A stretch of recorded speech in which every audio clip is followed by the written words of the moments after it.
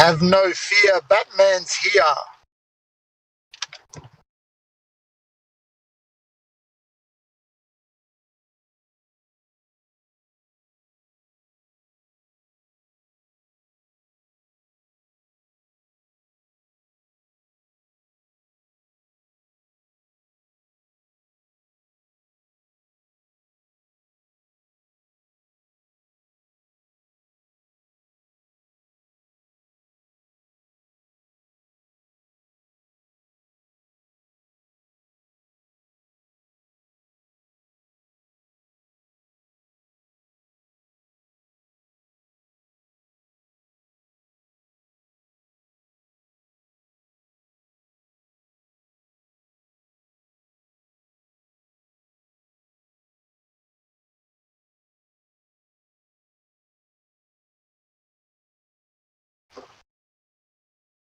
Is it seriously this quiet?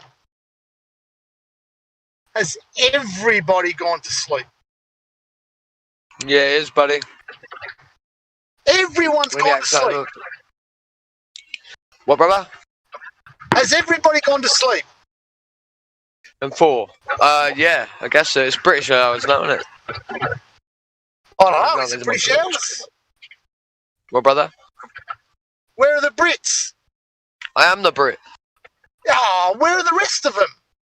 I don't know, mate. Come on. Guess I'm not enough.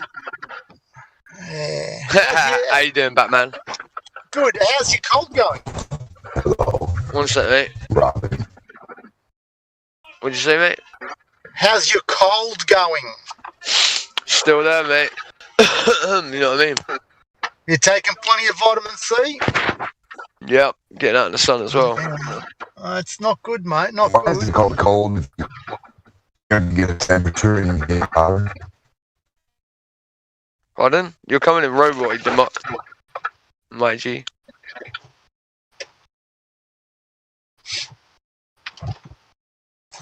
I think he said, why do they call it a cold?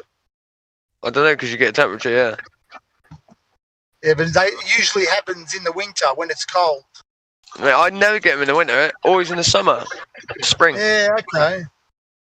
It's weird, isn't it? Yeah, very weird. Oh, I've had a few colds in the summer as well. Yeah, I always get them. People say it's pollen and that, and I'm like, it's not pollen, because I'm not allergic to that. I've lived on farms, mate, like proper, like inculcated inside the bloody pollen. Oh, well, they call it hay fever down here. Yeah, that's what they call it here too. But I haven't got that. I never had I it think when it's just temperature and humidity and shit like that, you know, because if it's cold in the morning, your nose will run a little bit if you do certain things, you know what I mean? And just sometimes it'll run and you get... Makes sense. Yeah, I copped hay fever after I had eye surgery. Never had it before then. Oh, okay. Well, yeah, your eyes and your nose are connected.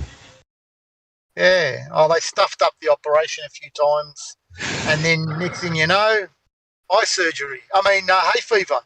Every year it's so bad. Oh. Your ducts, terrible. Your tear ducts. Yeah, just like running all the time, itchy. I don't sneeze. It's just my vision goes all blurry. Oh, it's terrible.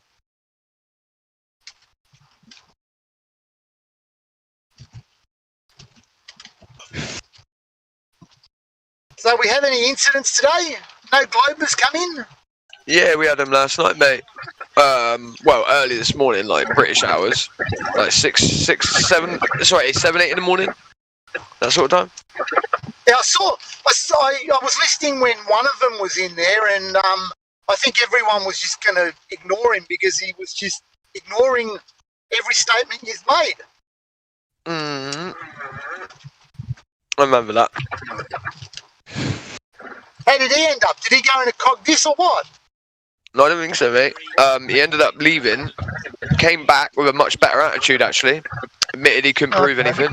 He made a few concessions, yeah. Okay. It's a good result in the end. It's amazing. They have nothing on their side, yet they want to debate. They want to debate the fact with nothing. I don't understand it.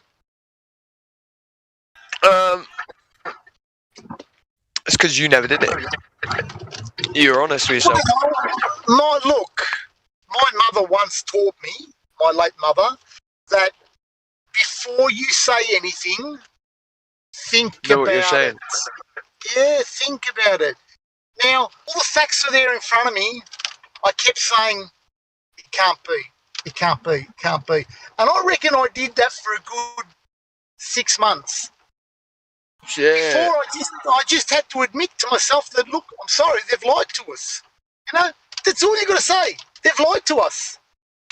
Oh, I would have loved it if I had this stuff to at the beginning. Listen, I've always been a geocentricist. I'm not saying I always thought of it as a flat plane. I never thought it was orbiting around the sun.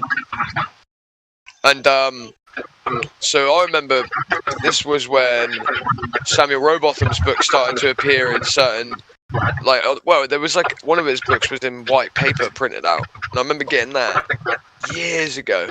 And the next thing you know, Eric Bay started making videos and shit like that, and then yeah, it made sense to me straight away. I'll be honest, but I'd already read Samuel Rowbotham's book. And then on top of that, it was just like I was already a geocentrist, so I wasn't that invested. So this sort of the cog disc, the cog disc that everyone talks about. I never really had the cog disc of, oh nah, it can't be. So I was never invested,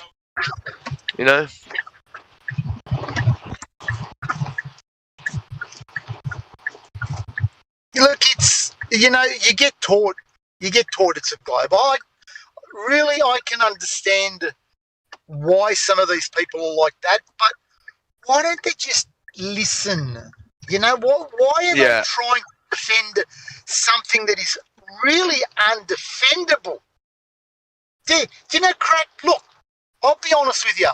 If they wanted to prove that the Earth was a globe, and let's say someone like, what's that fella that's got the pilot, Wolfie 6020. right?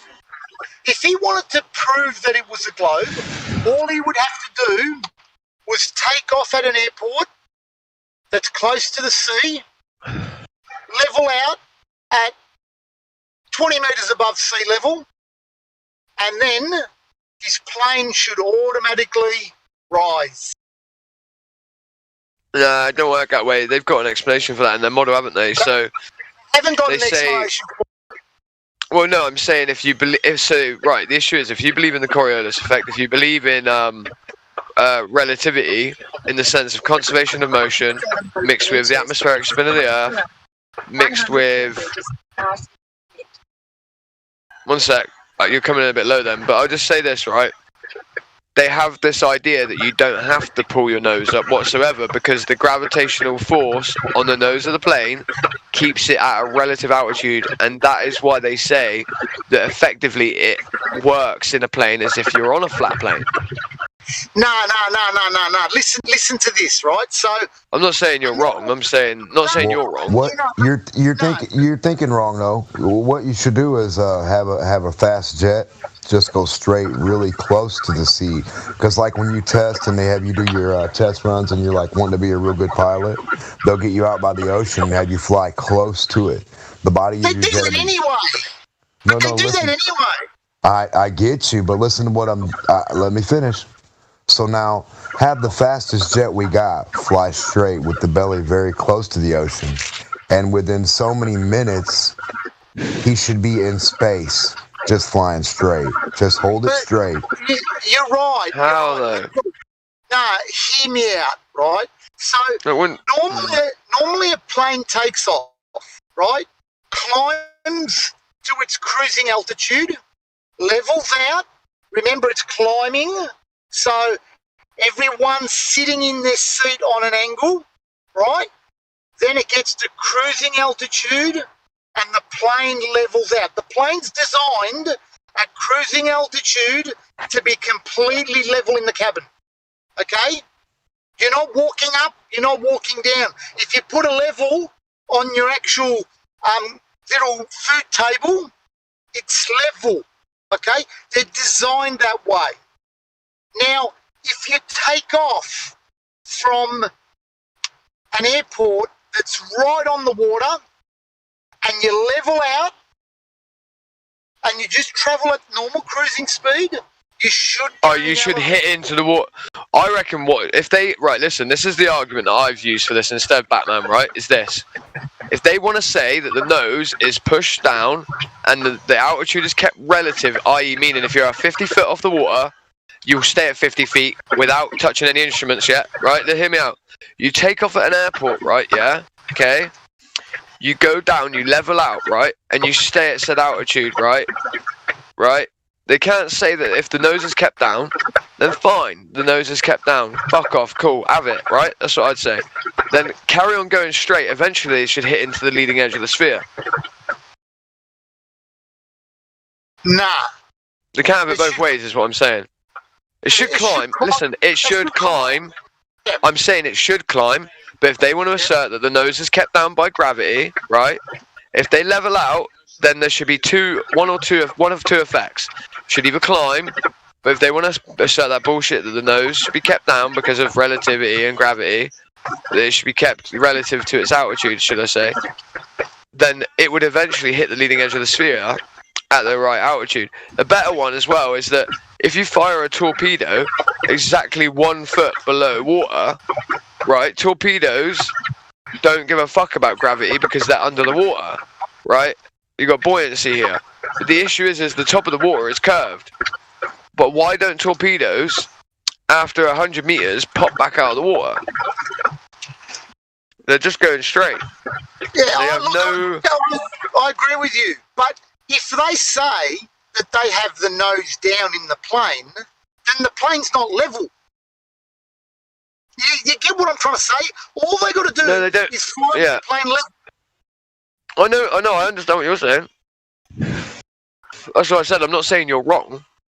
I'm saying it won't convince them because they believe in this idea of relativity of motion, as in you stay relative at a relative altitude.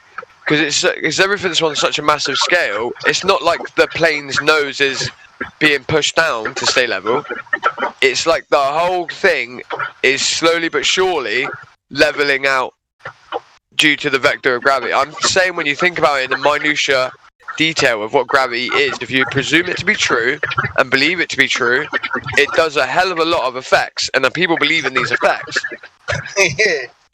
So unfortunately, it's hard. We should color code the effects and write them all down on paper and draw little color coded circles around the ball for each effect and what it's doing. A different color for each one. Exactly. And it's such a minor force. That would show you a rainbow of gravity. Basically, yeah. No, listen, we'll just create the colour black, right, for every force and every effect that they have. And eventually we'll create a rainbow of all the different effects. And then we'll colour in the effects due to their colour. And we'll just end up with a big black line that's flat. Right.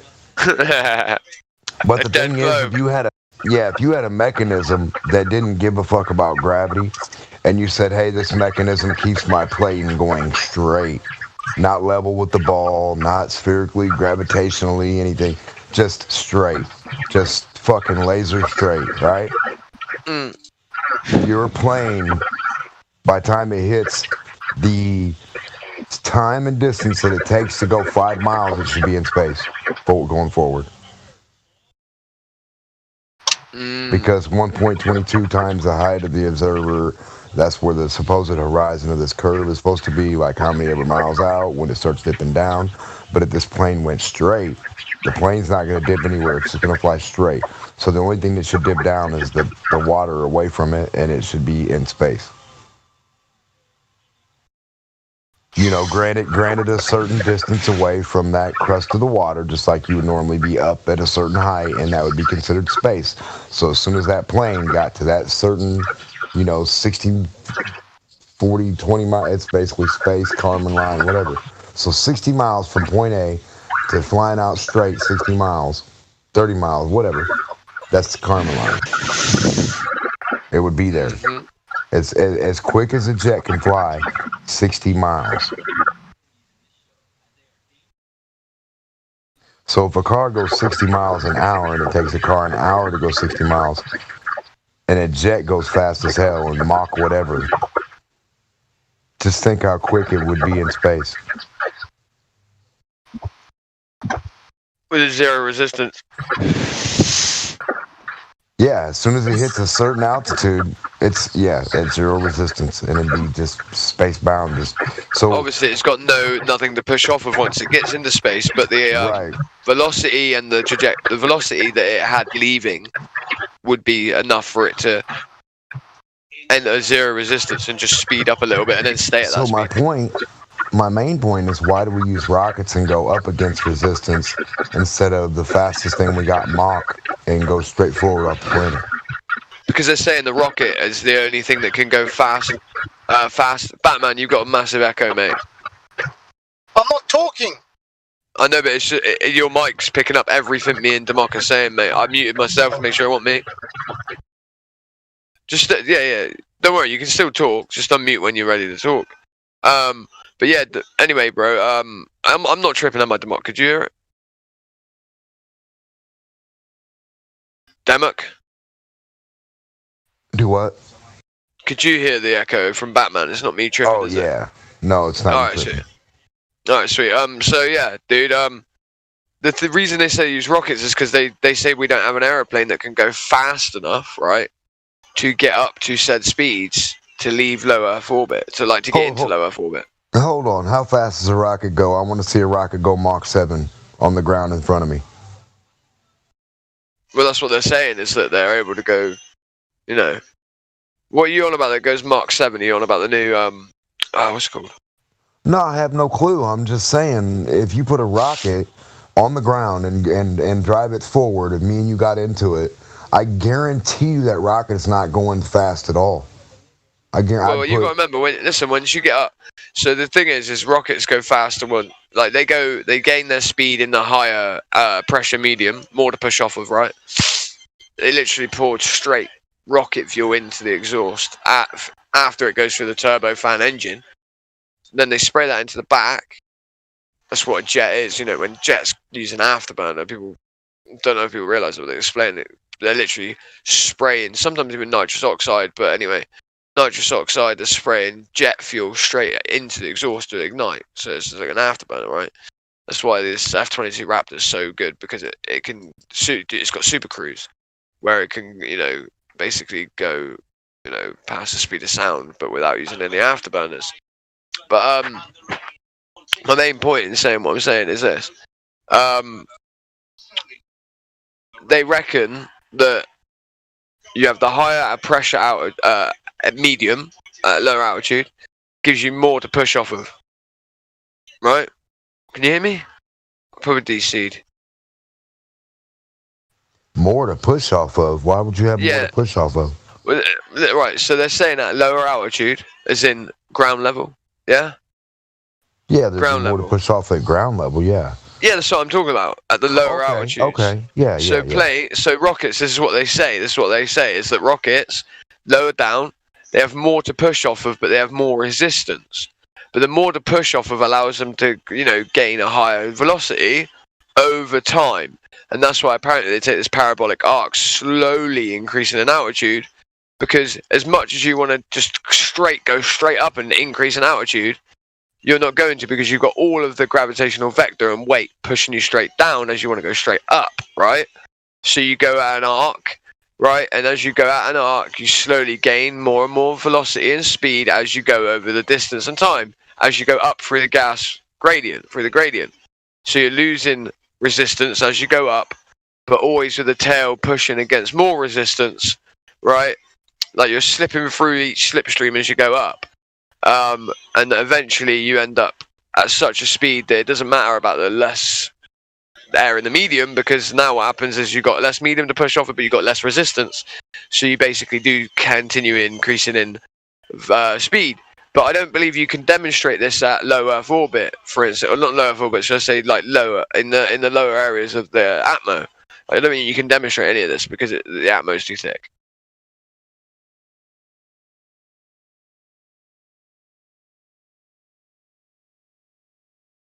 Did I disconnect? Okay. No. I was just listening. No, I just don't. Yeah, I don't see how that works right. I just. Oh mate, I'm not saying that's my opinion. I'm telling you that's what they say. No, that's I know literally, that. Yeah. I know no, that. I'm letting you know. I'm just letting you know that wasn't my opinion. I'm just saying it for everyone, really. It's the global rocket ratio. Yeah. Rocket science. Yeah, that's what that is. Yeah.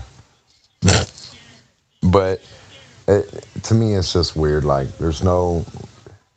The source of fuel is used through those containers that are as big as the rocket. They can use up to 2 of them. Drop those bitches. Yeah. And then. You know, and well, then the SR-72, dude, goes Mach 6. You know what I mean? The SR-72. And the X-43 does Mach 6. The Rel Skylon does Mach 5.4. The Wave Rider does 5.1. So with the weight, Lynx does Mach 5. So the weight, speed and weight ratio, like a smaller car, smaller bullet, you know, to me, I don't see how a rocket is going to do more than that. I really don't. Because of the less resistance and drag on the wingtips and everything like that. So, like, look at this plane. Yeah, let me post an image for you a sec, dude. And it's the weight overall, right? The rockets, what happens with them is that they get faster and faster as they use less fuel because they're lighter, right? And then, you know, do you see what I mean? Like, it's just like a thing stuffed with fuel. I know that's true based on the way rocket-propelled grenades work, but... It's just like a balloon. Yeah. That's a balloon that you let go in front of you. Yeah, dude. Look at this. But the balloon goes faster. Look at those 2 images a sec. Like, look at that. So, you see the plane there? No, you see the plane at the bottom? No, I know, but I'm saying, like, every little kid... not quick. No, listen, this is to back up your point, brother. That plane there is slower than every plane above it. And it's got... So, I don't know, mate. This is what I'm saying. There's something to what you're saying, because you would think that plane at the bottom, having less of a wingspan than all the other planes above it, those are the like, some of the top planes in the world, quickest planes in the world, right?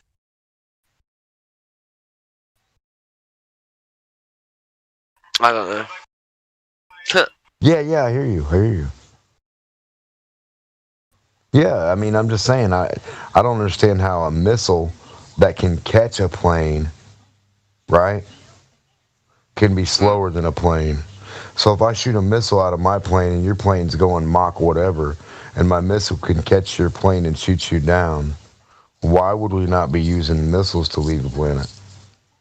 Apparently we are using missiles. That's what a rocket is, isn't it? Yeah, but it's not the same thing. Well, I see what you're saying, like, attach a missile to a plane, right? But you can't fit a person in a missile. All a missile is a much smaller rocket. Do you know what I mean? Obviously, it will have pop-out finials and wings, some of them. Some of them don't, like a Sidewinder as opposed to an AIM-9. Or, you know... Right, but you get that these motherfuckers catch the plane. Yeah, of course they do, because they're fast as fuck, and they leave a plane already that's going a certain speed. And then they have a highly powered fuel, and the whole thing, the difference with a plane is it has all these mechanical parts in it to be more controllable over time by a human. Do you know what I mean? So it's got a lot of redundancy inside of it. That's why fly-by-wire has changed everything with UAVs. Like the SR-72 can be completely flown without a man in it, right? But like the missiles, they all can, yeah. Not all. Like for instance, an F-15 would never be able to be. Well, you could fly one, but you'd have to have a highly powerful machine where in the cockpit that literally pulled on the actual rudder wire systems. So they have hydraulic wire systems that run along, which takes some of the strain and weight out of it, right? For like the trim, the flaps, right? What's pulling on them right now? a person is in an F-15. Oh, so you don't think you can get a robot that can lift like the same as a person? Oh no, you can. That's what I just said. Okay, You'd have to put. That's what I'm saying. You'd have to put a highly powered. The point, right? The point is, it becomes redundant at a certain point. Yeah, to put about 400 kilograms of weight into a plane. Yeah, to pull back to pull all of the wires. It's better. You might as well just use a person. Do you see what I'm trying to say?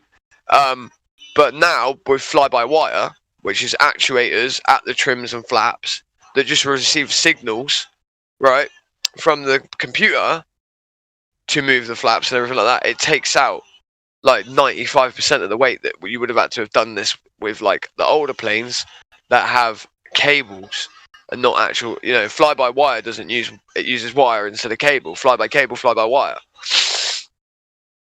Right. So the new stuff is all fly-by-wire. You know what I mean? All the old stuff is fly-by-cable. So it's a lot lighter to even work with in the beginning. It's strong and light. Yeah. Well, yeah. Now you don't have. It doesn't matter about the weight now because it's just the same computer.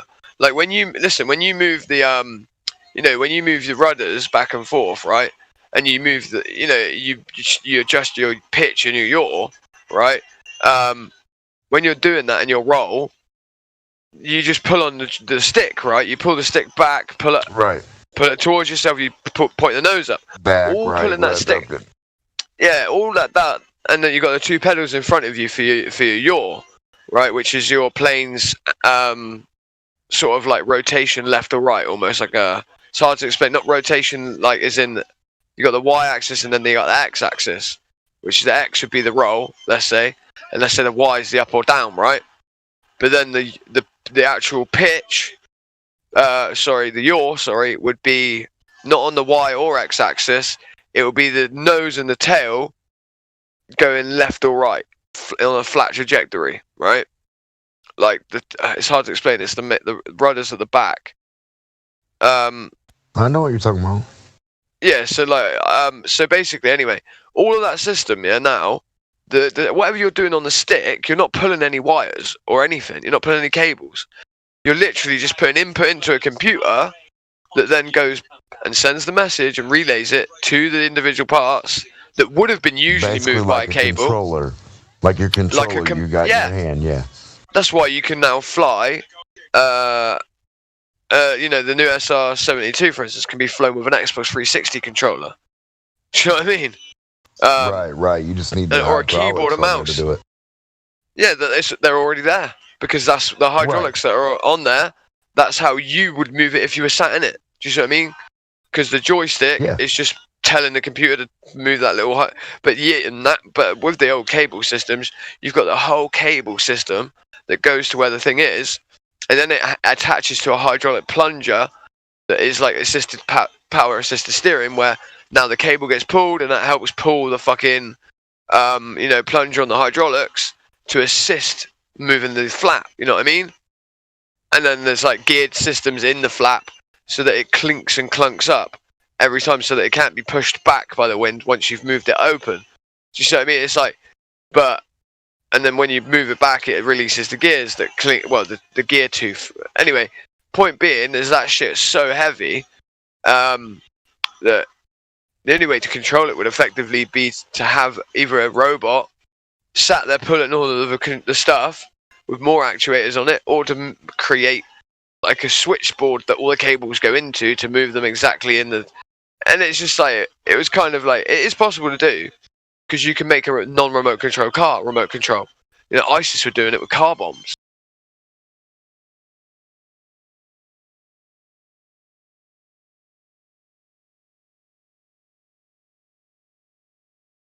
Yeah, Demok, I don't know, man. It's you there? I keep thinking no, I have disconnected this time. No, I just listen quietly while you're talking. No, it's just that I always disconnect, mate. Like every time, because I'm going on to like different windows and like looking at something.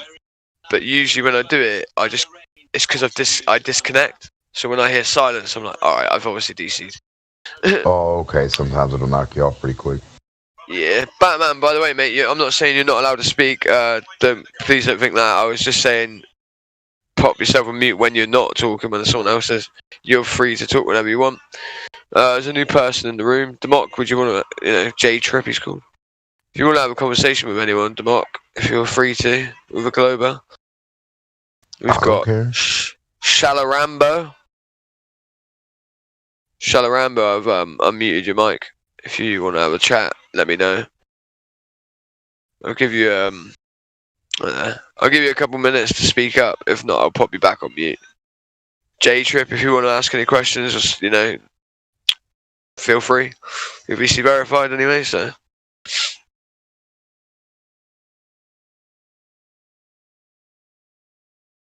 But yeah, it's very interesting, isn't it? Missiles. So what do you think the difference is, Demok, between a missile and a rocket, other than the size? Like a missile, I feel like the reason why they're able to be so effective is because planes are, within a certain range of the plane that they're chasing in a dogfight, right? For instance, and they expend a lot of fuel very fucking quickly, right? And they don't. They're not the same as rockets that have long distance capabilities, like ICBMs. That's what I'm saying. Like, the idea is to get a big plane, like an Antonov 225, get up there, get up to high speed, and then release the thing from that. Oh, no, not even that. Well, you know how you have a problem with the, goddamn it, the resistance and, like, the non-resistance and then, like, the fuel and shit like that? So take something as far as you can out to space, and in space, even if you can't ignite something to shoot it, you can still have something like spring-loaded. Oh, this is what the hydrogen cannon was about, mate. Have you seen that? So I come up with an idea to a base. So, right, so the highest... I had an idea for the ocean to shoot something into the space, yeah. Not water, so... power, yeah. Well, you could use steam power of the ocean for pressurized sea. But this is literally something that was done. So a German rocket scientist created this big gun. You don't even need that. Well, I'm saying you don't even need that. Atomized hydrogen, mate. Like, you don't need any of that. Listen to this. Take a tube. Listen. This is really cheap and easy. Take a glass tube, right? And me and you get inside the shell, right? Like a ball shell, like a shell, right? Inside the liquid.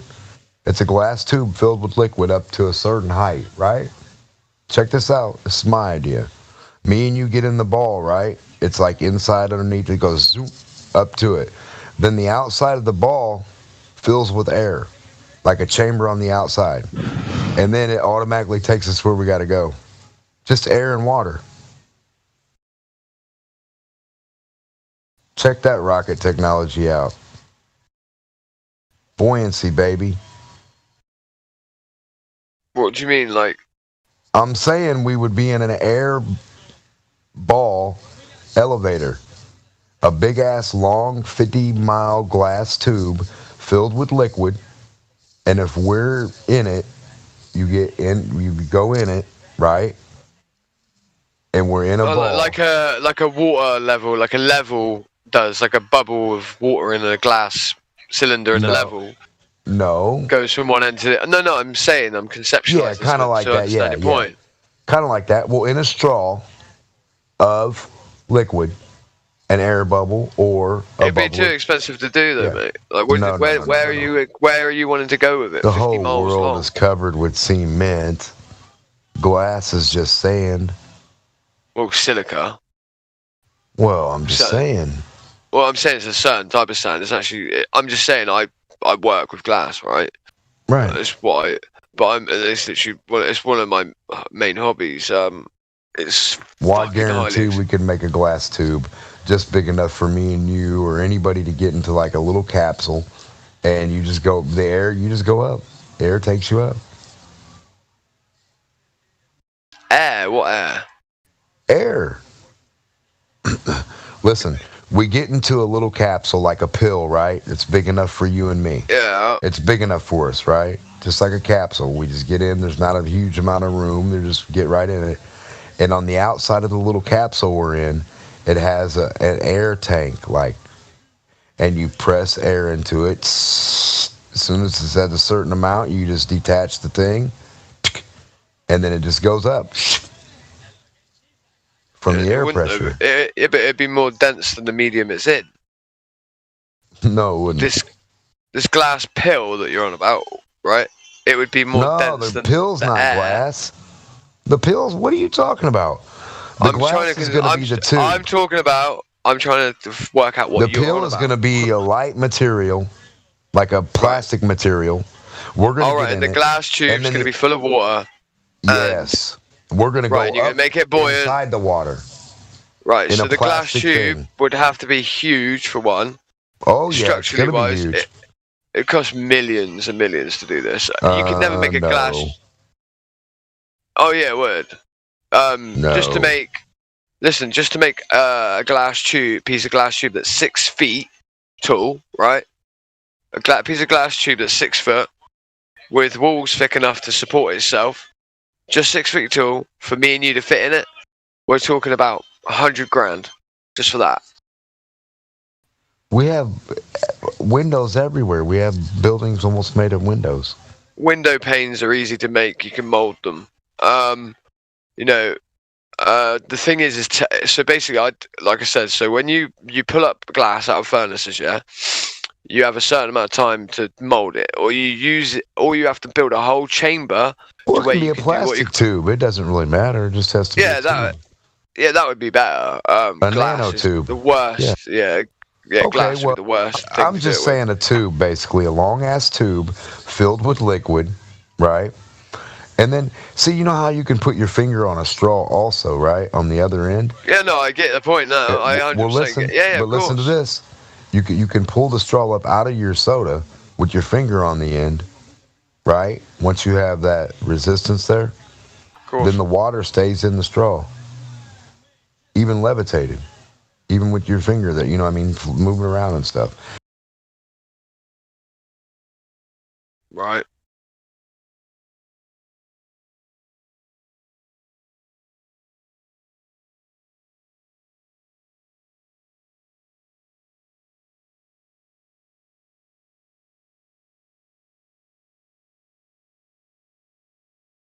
Doesn't putting your finger on the top of the straw stop air bubbles from rising in it, though, doesn't it? Stop air from rising in it? Yeah. Like if I was... Yeah, I think so. Yeah, it does, yeah. Yeah, no, that's not for that idea. That's just for another idea. Just to hold weight and to be up there like a space motel. Now you get it? Yeah, I get what you're saying. Space motel with liquid. Yeah. You'd have to go up there first. All kinds of and shit. then Right. you dock it and attach once it attaches. And you keep the top covered, and it will hold itself there. Space pool. But anyway, I'm just being funny with just ideas that I've had. So, but yeah, we just get into like a little capsule, like a garbage can, if you will. It doesn't have to be nothing crazy, just a little plastic, whatever. Really light I'll be material. honest, I would never get into it. And air. It'd just be like being in a basketball. As soon as I release it, you're going up. Well, we'd have air inside of it, and it would have air on the outside, and you just shoot right up. I'd be scared shitless, mate, to go inside of that, I'll be honest. It'd just be fast as fuck, man. We'd be strapped right into the little ball. And you can use a brake, magnetic brake. Oh, but my idea for a missile. You know how missiles need to catch the other plane? Yeah. Put a magnetic tip on of course, yeah. It's been done, actually. That way it's been done. Well, yeah, exactly. It makes sense. That's all I'm saying. But magnets obviously only have a certain proximity, even electromagnets. So the way it works is you have to have a guidance system, and they use this for shape-charged... Well, you use it for shape-charged ones, basically. That's the way it works. So what they do is the missile, it gets to close enough proximity, but even this electromagnet is highly powerful. It only starts to actually stick when it's about a foot and a half away from the metal. Right, that makes sense. Yeah. But the reason they do it is that the basically it ends up sticking to the portion of the airframe where the exactly where the fuel is in the afterburner, if that makes sense, like or the portion behind it. and basically it's almost like a cylindrical piece of metal with a flat bit on it, and it's like a cone that goes backwards, yeah, right, attached to a ball socket joint. You don't see it because it's inside of the nose of the actual missile, right? The nose is made of basically like really, really thin carbon fiber that has like chamfers into it, so that it shatters as soon as this magnet locks on and it starts hitting something.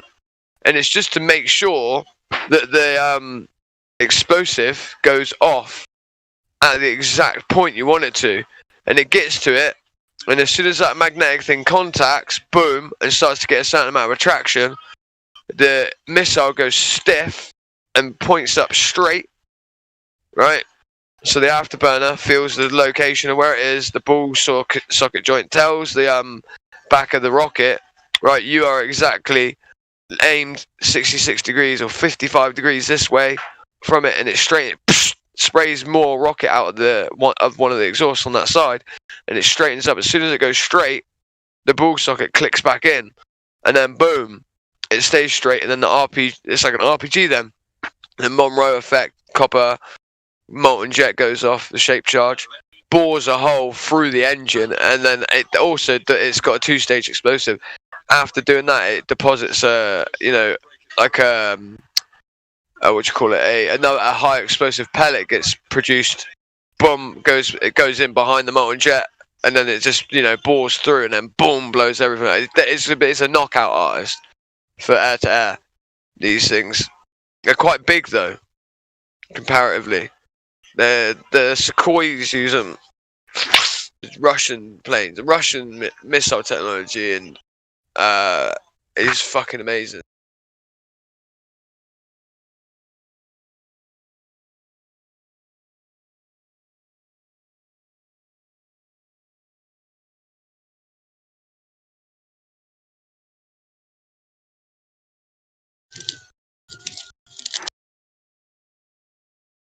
Mic check.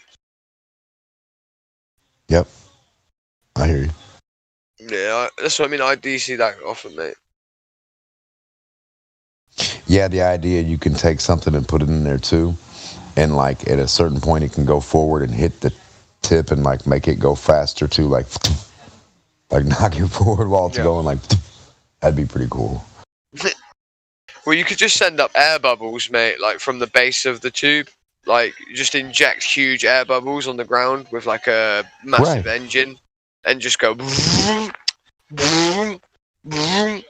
and you just stagger it. You know what I mean? As in like a certain amount. And so as you're rising up, you just end up getting like an air pocket underneath you that would just keep pushing you up higher and higher. Well, not just higher, but I mean faster. You gain velocity and speed. And I've always thought it would be a good idea too to use the ocean, like the tide comes in, like just have the whole tide just push the fuck out of some shit, man. Just crazy, like dig anything. You know what I mean? You can use the power of the ocean, but like they keep talking about this as in like a sky elevator, right? They keep saying it like a sky elevator to the moon, right? For instance, and I'm like, well, you can't really create a sky elevator to the moon because apparently the Earth rotates, right? But you could create an elevator somewhere in the ocean that gets at a certain point, the tube is very close to the moon. And from there, you could essentially have a way of, I don't know, they say it's quite slow, the orbit, I guess. So that, if it starts off at one side of the sphere to the other, there's got to be a way of something like attaching to the top of the elevator as it swings past, grabs hold of it, it hooks onto the moon, and then the moon carries on and goes away, and then you get attached to it that way. But then you'd have to have the technology to get to the moon first to do it, and vice versa. I'm talking about their bullshit that they chat about getting these elevators. It's all impossible. It's all impossible to do. Like the whole landing on the moon thing. If you could land on the moon, they would have done it already, and they'd have nukes on it. You'd have loads of different forms of weapons that would be on that thing. So everyone says, "Oh, the dark side of the moon." The Japs went there, and I'm like, well, if the Japanese really went there, every nation state in the world would be all saying, we're so worried that Japan or China, whoever it was that went there, it was Japan or China, they would all be so worried that they'd strapped a nuke to the back of the fucking thing. It's unreal. That's all you'd hear. Or that they'd be able to shoot you from the moon, because the idea of all their bullshit, you know, the gravity and all that. If you were on the moon, Wait, you just drop a bomb. No, you wouldn't even need a bomb. You'd only need a big chunk of steel. That's what I'm on about. A big bomb. Chunk of that steel. Is a bomb. And that's what a bomb is. Oh man, big chunk of steel, bit of explosives in it. A 10-foot brick of steel would fuck the world up so bad. It would just. No, it wouldn't. It would just bury itself, mate. It would just hit wherever it hit, and it would just go down. And stop eventually. I'll be honest. That's what would happen. Obviously, if it hit a bridge, the bridge is going to die. What about a big-ass diamond? It doesn't matter what it's made of. It's only going to go a certain speed. You know? And it's just going to bury itself. Right, but the thing is, what if you hit the building with it or something crazy, well, and they can aim? Now, you can't shoot them back. Well, no, of course not. You have to blow up the moon. Especially if you put it on the dark side. Like, that's what I'm saying. If you could get to the moon, I'm telling you, they would have a little, you would literally just... McDonald's. If someone... Well, you wouldn't even have McDonald's. I'm just saying, the first person that gets there is going to put a load of weapons on it. Intercontinental ballistic missiles and shit like that on it. Missiles that can take down any other jet that leaves the world. A bug zapper. Yeah, basically. Yeah, a big life-size bug zapper, and anything came around that motherfucker.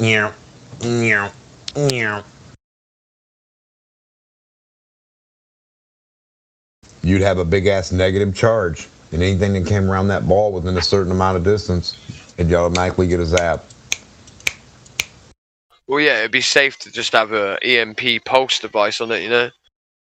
Because the EMP device, though it's electrical, doesn't get affected by the EMP. Like, you can get them that don't get affected. They're inside a Faraday cage, the electronics that power the EMP device. And then, like, you know what I mean? And you could power it using all sorts of different forms of power, you know, nuclear power. We pretend that all of the shit they say exists. It could be nuclear powered, right? It could have an EMP device on it, right? That's effectively EMP, electromagnetic pulsators out from the actual device, outward. So it doesn't break the device, so you can continue to pulse these things. Spheres are very good at deflecting any form of pulse or radar or wave. They're the perfect stealth shape. That's why I never will believe that they fire radar at spheres and get a report back. Because you need a. That's why they take out all of the right angles off of planes to make them stealth. Because you fire radar at something and it doesn't have any right angles or any hard degrees. Yeah, it goes right back. Yeah. Well, yeah, but the best stealth shape is a sphere. Right, but it's the same as the diamond idea, how you have a point. It's like two pyramids connected. You have a point at the front. It's like firing a bullet back to itself. It's the same, it's symmetrical design. It goes, It can't tell the difference, basically, just like a sphere. Yeah, exactly the same thing as you're saying. Yeah, so it's just about deflection. It's the same as like sloped armor when they why the Russian T-34 when that came out when it came out, the T-34, the tank, it was lighter weight than all the other tanks, right? Okay, and it had thinner armor than most of the tanks. That's why it was lighter. But they had sloped the armor not just on the front like the Panzer had. It was everywhere. So they'd made a tank that had armor capabilities similar to the fucking Panzer and the Tiger, but weighed like, a third of the weight less, because they sloped the armor everywhere. They realised that if you put a bit of steel, right, at 45 degrees, now you're not just trying to penetrate something, straight across, are you? If it's 5mm thick, stood up straight at the 12 o'clock position, obviously at the 10 o'clock Yeah, position. if you put points everywhere, yeah, you're gonna have to go against through that point to get to the. And then the base tip's metal. got, and then the Right. tip hasn't got full resistance, has it, in all directions, like homogeneously. When it hits something flat, it's got the same amount of resistance in all directions to slip off. I mean, you know, you angle that shit, there's less resistance going up, powerful least resistance, so it ricochets off. You know what I mean? And Right. that's what I'm saying about a sphere with radar. Yeah, is it's like that's the hitting the way tip radar of a pyramid. works. Yeah. Yeah, With a this is bullet, the same thing with Yeah, exactly. So like, it's the same thing with radar, dude. Like radar hits a sphere, right? You hit, you know, it fucking bounces off. You're not getting a report back. You're not getting it's what you would call a paint. So you call this the paint. It's which is the actually going to echo. carry around it. Yeah, To it will bounce hit off it. would give you a report. It's going to carry around it with no report. It won't go round. Listen, it won't report because it will hit the sphere. It will carry on around it, scraping Right. against it, and eventually, when It's the not sphere gonna then bounce starts back. to, it won't bounce back because when the sphere starts to drop off away from it, right? When it will hit it. Let's say it hits the middle of the sphere. It will, whatever way is the least, there's always going to be a millimeter off of hitting it flat, on the space. So it's If either you have going to resistance, you're going to tell there's a shape there. It's just going to hit and go smoothly around, and then as soon as the sphere starts to drop away from that radar, it's just going to fly off into space. No resistance. It's going to be like. Yeah. So I don't believe it when they say they use radiation to measure the distance to anything, that they receive back an echo. They say that they bounce radar off the ionosphere. How the fuck are you firing radar through the ionosphere then? They don't. They're retarded as fuck. They're not. Two can't be true. Well, to get a report back an echo, right? Yeah, you have the waveform that's called a sawtooth wave pattern in radar, pulse radar. So sometimes they say it's the absence of the radar in front being sensed by the radar wave behind. That's how they know they get a report. And I'm like, well, if that's the type of radar you're using to measure the stars, that's the exact same type of radar that cannot pass through the ionosphere. And you're definitely not getting any report or paint back through the ionosphere after it's traveled all that distance. No, nothing's going to magnify it to bring it back. There's no fucking way. We have to shoot it with an amplified amount of fucking power to get it a certain distance. There's no way it's going to go that distance and then magically come back with But you don't need it. Listen, with sawtooth pattern, you don't need it to come back, right? Because with sawtooth, you're only measuring the wave in front. So it's like it passes it back like a relay, yeah? Almost like, well, this wave has this much distance from the other wave.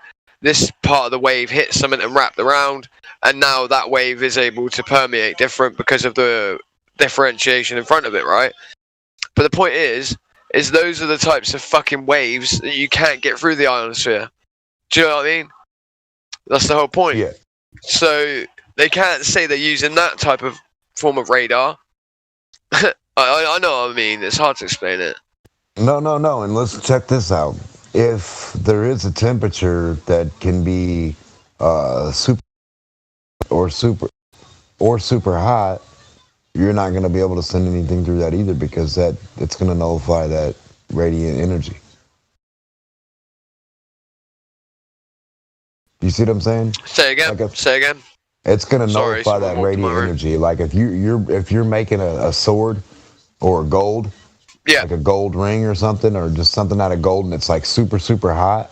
And I come take a Pop-Tart next to it.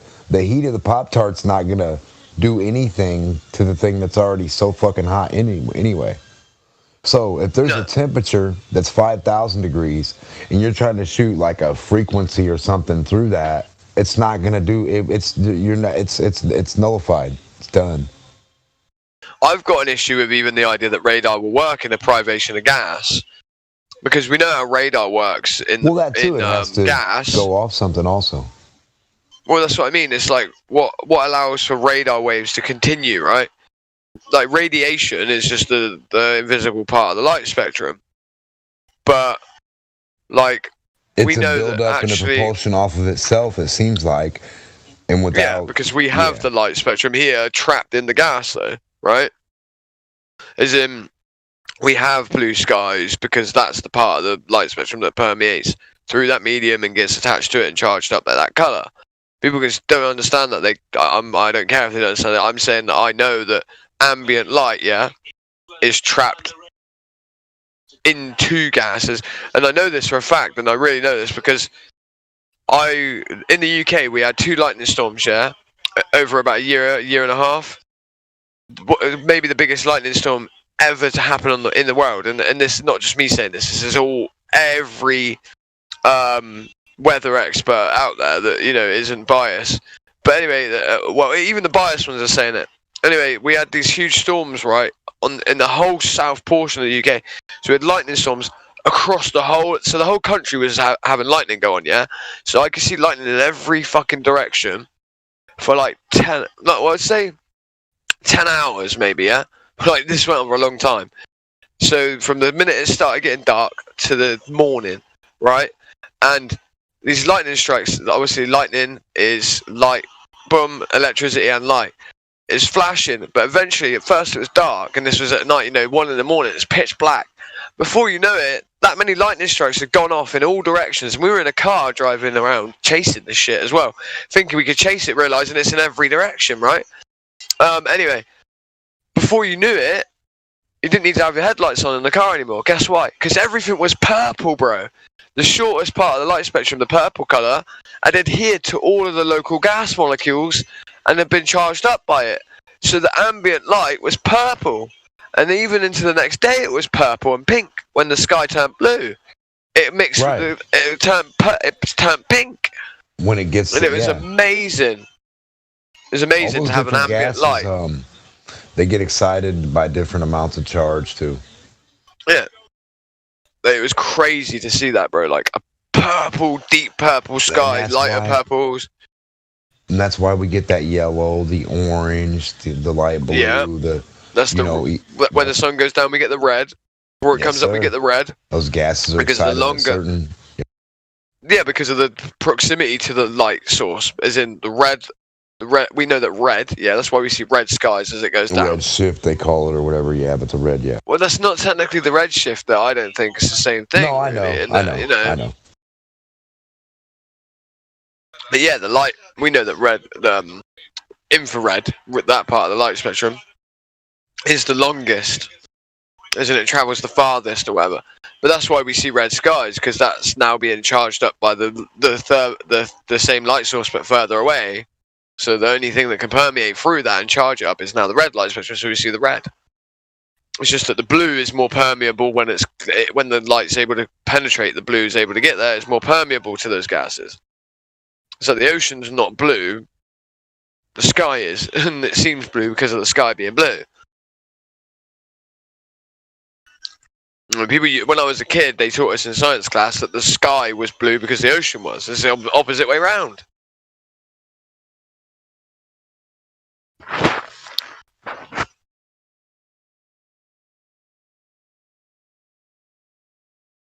Yeah, water's a mirror. Even though it can have coloration of its own, it's also a mirror on the surface. Yep. I'm like, why would they teach us that backwards? Because even science admits that the ocean's blue because of the sky. That's not like controversial, like I'm saying the opposite of what they say. But I'm saying that lower level of science, they don't tell you that. They teach it the other way around. I'm like, why? Why do that? Because they don't want us to know the full nature of the world we live in. I feel like. You know what I mean, Demark? It's bad, isn't it?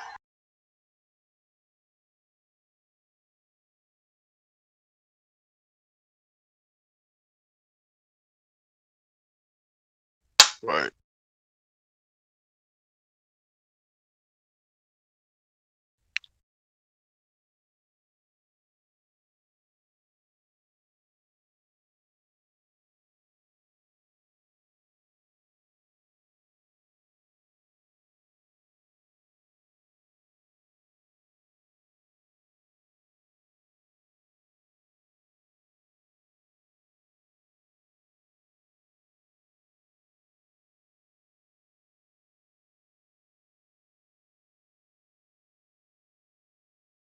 T the G, I'm gonna unmute you.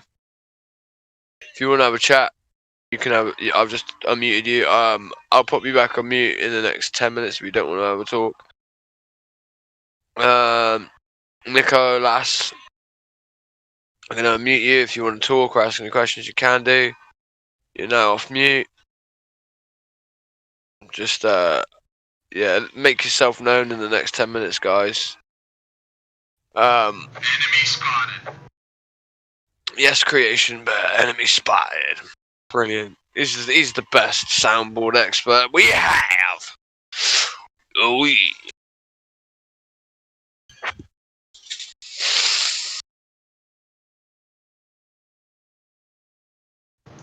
You underestimate my power. Hello.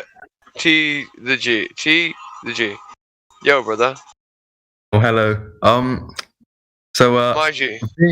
oh, yeah? I said my G. Sorry, mate. Oh, no, okay. So, you know that thing you were saying about the sky being blue? Yes, buddy.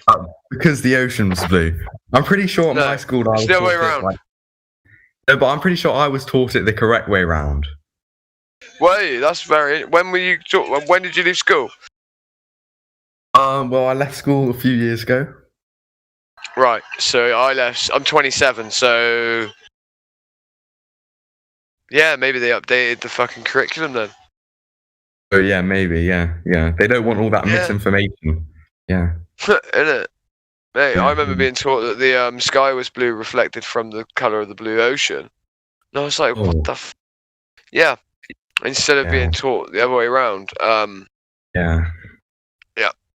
So so what's the main reason that you believe in the flat Earth? Don't believe in the flat Earth, mate. Nope. Black Swan. Oh, you don't? Black Swan. There's no beliefs. It's not about beliefs, right? If you know where your keys are, you don't have to believe where they are. You just go get them. Oh, what? So do you know that the Earth is flat? Yes. Oh, okay. Well, oh, okay, wait there. okay. Wait there. So yeah. it's contrary, right, to your observed reality that the Earth being anything flat. It's antithetical, in fact, to it to think that it's a spinning water ball in space. If you woke up with no other form of information, you would not go out, look at the horizon, look at the sky, and then instantly think, "Oh, I'm a ball."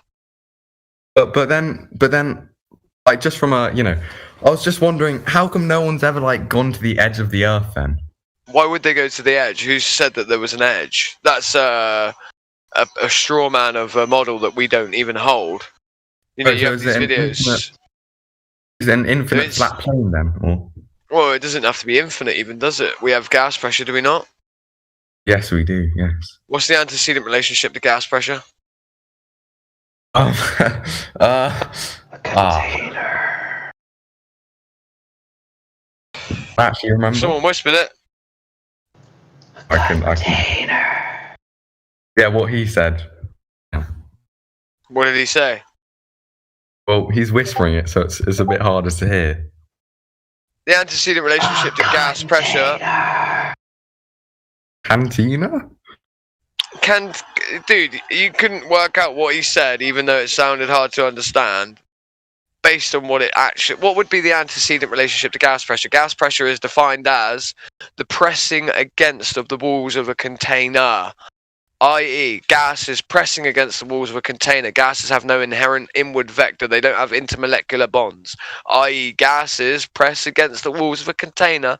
They double back on themselves in order for us to read a pressure rating with an inward vector with a barometer, right? Yeah, sure, yeah. Yeah, sure. Do you understand what I said? Yes or no? Yes, I do, yes. Right. So if gases have no inherent inward vector, right, and the antecedent relationship to gas pressure is containment itself, right, at that point, why do we need an infinite plane or an edge? Would it not mean that the edge itself, if there were one, would be part of, let's say, a containment section around it? Meaning containment. Isn't it kind of just a simpler question? Like, surely someone would have like been to the edge of the Earth. No, it wouldn't When be you the edge say of it, the would it? edge, like you've been there or you know what that is. So I don't think Well, no, anyone here because- would say the edge. Like we know what that is. So you're saying it as if it's a thing or you know. Oh no. what I've never it been is. to the edge of. I've never been to the edge of the Earth, but So maybe don't I don't really claim know if the there is an edge. Yeah, but Stop saying that then. Oh, okay. Like, Wait, no one's claiming an edge. So do you guys know if other planets are like what do you think other planets are? Like, do you think they're flat or round? What does planet mean? What is wandering stars? Are they not? What are stars? I mean, I don't Like the really sun. know. The sun's a star. Would you say the sun is like us? The sun's a star. Planet. Not really, because Exactly, sun's a because star, yeah. it emits light, right? Yeah. So the celestial bodies above us, right? All seemingly emit light, right? We don't emit light. Big difference between us and a lot of the celestial bodies.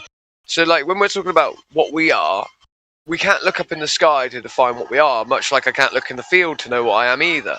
Because if we did that in relational, if we were to use relational things, objects in relation to, it would be like me saying, oh, okay, there's a fucking tree, therefore the earth is a tree because I'm like a squirrel on this tree, the earth, right? The earth we do not see looking like the celestial bodies, right? I don't think planets do emit light. Isn't it just the light reflected from like the sun? Well, that's what I'm saying. The sun itself is what? What is the sun? What's the moon? Well, the sun's a star, yeah. Well, And it don't emits brush past the light. part where he said that You- the planets are wandering stars. That's an important point you brushed past.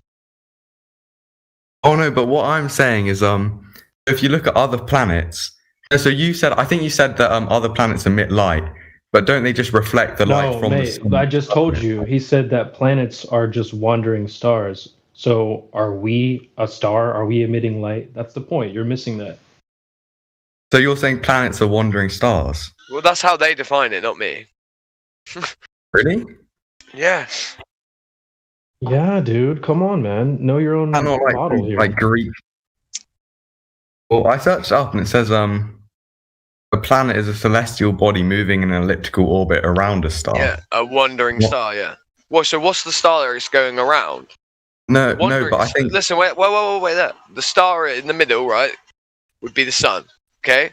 The planets going around the sun, yeah, regardless of whether they're emitting their own light or not, right, are wandering around the star. So they are wandering versions of the star. The sun itself is a wandering star anyway. Not all planets in our solar system revolve around the sun. The sun itself is in an orbital path around a center of mass that doesn't exist between it and Jupiter. Jupiter and the sun orbit around a center of mass between the two of them, a location between the two of them, in our model, that is. Jupiter and the sun like orbit around that. Did you know that? Oh, yeah. I know the planets orbit the sun. Yes. No, the sun itself orbits around a center of mass that doesn't exist with Jupiter. Jupiter doesn't orbit the sun, is my point.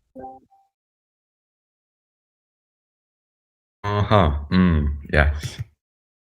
No, but Look I that don't up. think the planet isn't a star. That's the point. It's because a star's like made up of like I think it's like hydrogen that burns into helium and then like so forth. Oh, does it? That's a very Well, that's what they specific tell and you. advanced claim.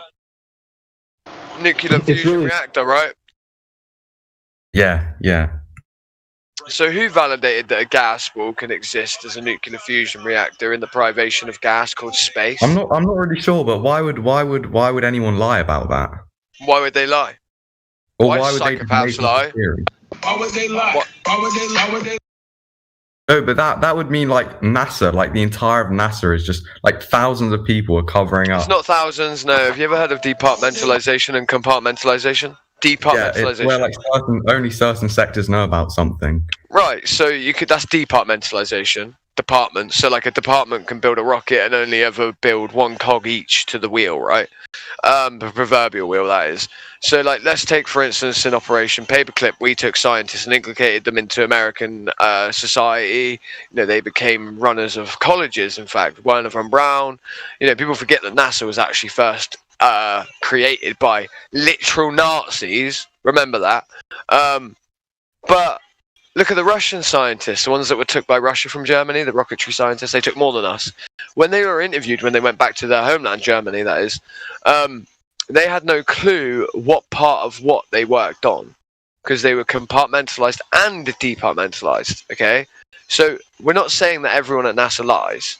So people would say, well, where are the whistleblowers from NASA? Would you like me to refer you to a whistleblower from NASA? Because I know two.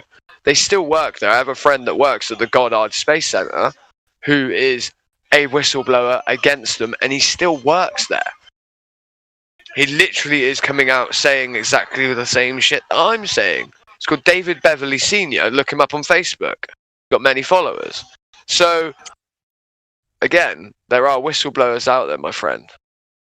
We are the whistleblowers. There are people lying. Yes. How long have you known that the Earth is flat? Or like, 5 at years what age now. did you realise that the Earth is flat? I've been a geocentricist for years since I was born. I've never raised a heliocentricist, meaning that we are the centre of the universe and everything orbits around us, not the other way around as us orbiting around the sun. So that's been my whole life. I became a flat earther when I started seeing Samuel Rowbotham's pamphlets and books being placed in certain libraries and different bookshops. Read it, realised it made more. Not only did it make more sense, I understood that they'd hijacked the idea of perspective. When I say the idea of perspective and the vanishing point, I mean that a 6-foot man starts to disappear from another 6-foot man at about 3.5 miles away, which is actually the same calculation used to the distance to the horizon, which would be 1.225 times the square root of the observer's height in feet. So at 8 feet, the horizon should be 3.48 miles away, right? Based on your angle to resolve said horizon. So the distance to it changes based on your angle to resolve it, meaning how high up your observer is, or your camera, for instance. So that is the same exact calculation, i.e. 6-foot observer, 6-foot man should start to disappear at 3.5 miles away. That's the same calculation and formula therein used to calculate the distance to the horizon. So that was a formula that was derived way before the formula for the horizontal distance. So they hijacked the idea of the vanishing point to make it appear as if we lived on a sphere.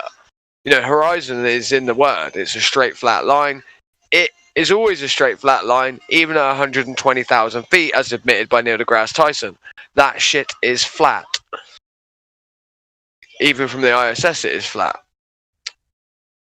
So, been a flat earther for a while now. Flat earther is kind of a bit of a pigeonhole term, because we have debunking videos of the likes of people like Vsauce who misrepresent what we even know to be true and base it on a model that we have yet to even design or derive, that we probably wouldn't derive because models are not reality. I would say the heliocentric model itself is actually in and of itself void of even having a model. Can anyone show me a globe model or a heliocentric model that actually purports or reports exactly what is said in said model? We don't have a model. There's no point. No, they don't have a model, a working scientific model that incorporates everything. No. Wait, quick question. Hasn't it been proven though that the Earth is curved? No. Nope. No. By like nothing validated. But How? are you just asking a list of questions, or are you internalizing or accepting or conceding to any of the things that he's saying? Not really. I just hear waffle. It's insane. Like in 5 minutes, you just keep asking huge questions and then moving on to the next question. Like, okay, cool, step to that answer, moving to the next. He's not waffling if you're a good listener, right? He addressed everything you said. If you need it dumbed down, you could ask for a more simple explanation. Well, I'm just wondering if he's accepting these answers. In 5 minutes, we've talked about 3 completely, vastly separate things that involve lots of different working parts. Yes, Fuzzy. They go completely against everything we've all been taught and learned, and he's just like, okay, next question. Do you understand what the things that you're being told?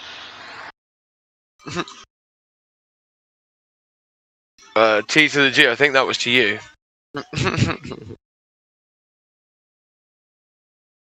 T to the G, brother, that was for you. that question. Well, if he doesn't know he's being addressed, maybe it's me. Maybe have I disconnected? Mic check. No, you're good. It's all Yeah, good. you sound good, Crack. Thanks, dudes.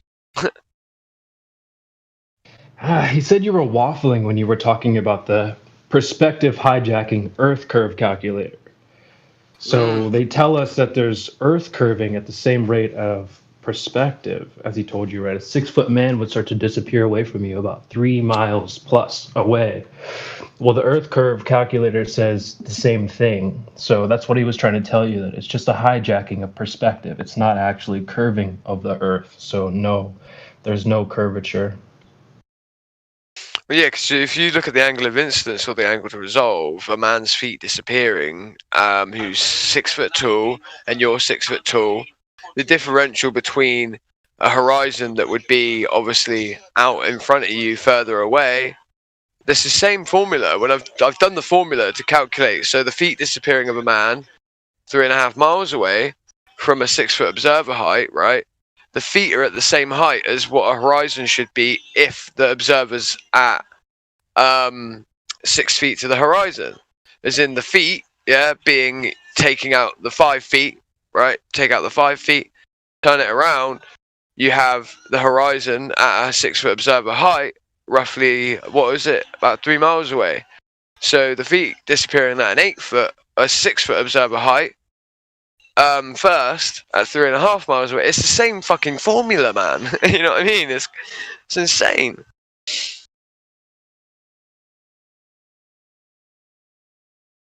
It's so obvious to see. And then they talk about space as if it's a place you can actually go and test these gas balls that for some reason have coagulated and coalesced all out of hydrogen, because the Big Bang itself started off with just hydrogen.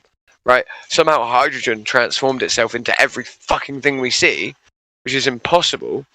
Somehow random speciation of, you know, basically gas all the way up to what we are now is vastly, irreducibly complex machines that would first need all of their individual parts. We can't even get an amino acid to turn into a protein to interlock with the 8 million expressions to the next protein created from another amino acid, and then thus it's exponential. It's got a square law on it. These two proteins that are connected to connect to another two proteins in order. And now we've got 32 million expressions of rewriting and copying and pasting, essentially.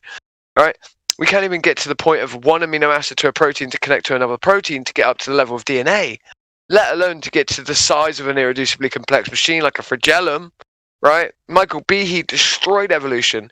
You need evolution, and you need every fucking thing therein from the evolution to have existed and came from just hydrogen. This is ridiculous at best. The same way the globes claim is ridiculous. You know, how is it that we are not experiencing all these different vectors of motion? You know, the sun in its own orbital pattern around the center of mass between it and Jupiter at roughly what? Something like, it's a ridiculous speed, but then and then we have us at 1,040 miles per hour at the equator. We have us going around the sun, right, at what, 65,000 miles an hour or more. The sun and everything else in its solar system doing over 1 million miles an hour in one straight trajectory line, coming out and expanding with the universe from the emanation of the singularity of the Big Bang. Then we have none of these vectors are felt by the inner ear, the vestibular system, the three semicircular canals in our ear, but we can sense what, not even 0.111, 0.00001 degrees of motion of head tilt, because the canal's liquid changes. But yet somehow we've evolved to not experience all the different vectors of motion and all the different grasps of our vector from the different gravitational bodies that are closest to the leading edge of the sphere where we're stood at different times, because it orbits apparently and the Earth rotates. It's like, for fuck's sake, it's so obvious, it's unreal that this is bullshit. You can't have a lower tolerance of motion and feel it in the inner ear and know that you've changed angle, and then have a different thing that changes your angle to a much greater extent or degree, but yet you don't detect it. You either evolve past the point of detection of motion, of angles, or angular motion at a certain percent, or you don't. And the percent would have to be that then you wouldn't be able to detect your head rotating 1 degree even. because you're changing in angle more than 1 degree every fucking split second.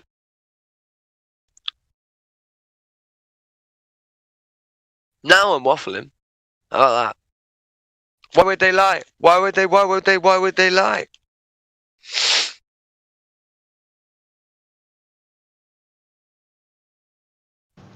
Why would they lie? Cheers, bro. The better question that guy needs to ask himself is, why would they ever tell the truth? If you're in control of the whole world, why would you tell your slaves the actual truth? That's just silly. Yeah, even I wouldn't do that. If I was a dictator, mate, you know, everyone would love me. Because I'd make a fucking law where they loved me, or I would design the world in such a way that they would have to love me because there would be no other route. No. You give them the choice to love you, but really they give you the choice to either love you or not hate you. Those are the illusions of the choice that they're given. All right, we have a new guy to the room. Velocity 9 TM. You know, I've unmuted you, dude. Let yourself be known in the next 10 minutes, or I have to put you back on mute. Usually we VC verify people up in the VC check-in 1. Yeah, you've put yourself on mute. That's cool. So I'm guessing you do not want to talk. That's fine. But yeah, dude, if you have any questions, just ask away, brother. But no, yeah, the better question to ask yourself is, why wouldn't they lie? And the fact is T to the G is this.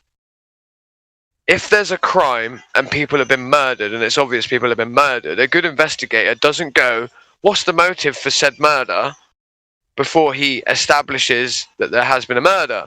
All he needs to establish that there's been a murder is the murder itself. He doesn't ignore the murder because he can't find out the motive. You don't work backwardly that way. You don't go, why would people lie about this thing? If I can't find out why they would lie, then I will then back off from the question altogether. No, there's been a crime. The crime's established. Later on, we can talk about the individual motives when we get the guy in a fucking witness stand and we cross-examine the prick. He still might not tell us why he lies. We are not diviners of all thought. We are not mediums. We are not mind readers. We cannot divine the thoughts of psychopaths and why they lie.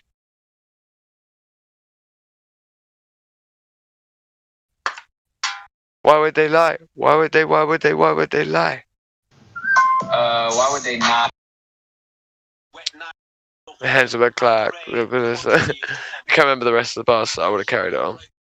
I know, right? I just know the part where he's like, and they know it's a clock. Yeah.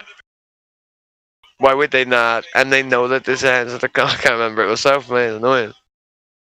They plot and derive.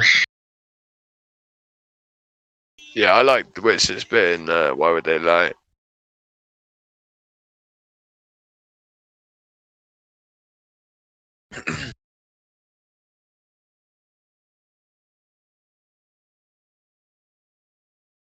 No offense to anyone else, but I think Chemo took that one. Mate, he sounded just like... Have you ever listened to Devilman? No, mate, no. If you like Chemo's bit in that, mate, oh my god, type in Grime, Devilman Grime, in YouTube quickly. Listen to Devilman. He used a flow similar to Devilman's flow. You're not ready. Get 2 in the head and 4 in the belly. But yeah, he used Devilman's flow basically. He didn't use his flow, it's just his flow as well, but it's a very similar flow. Right, we've got someone new in the room, us man. Alright, it might be T to the G's friend, because it's like, oi, T, the G, us man, you man, better know about you man. Right, us man, I'm about to unmute you, brother. My G, us man, you're unmuted. If you have any questions, just ask away, brother.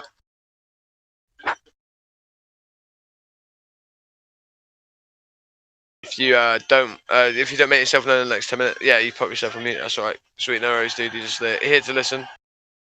I'm imagining that T the G is probably invited Velocity and us, man. I might be wrong. No, I'm not. You know, presuming anything. Why would they? Alright, I'm gonna have a game on FIFA, mate.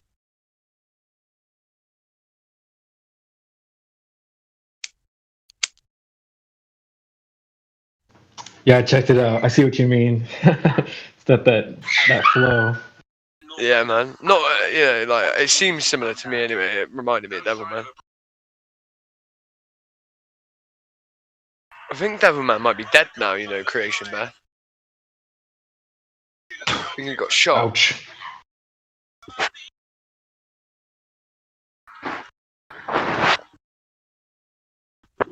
Is it Devilman or it might be someone else? Where's the gas? One sec, lads. Be right back.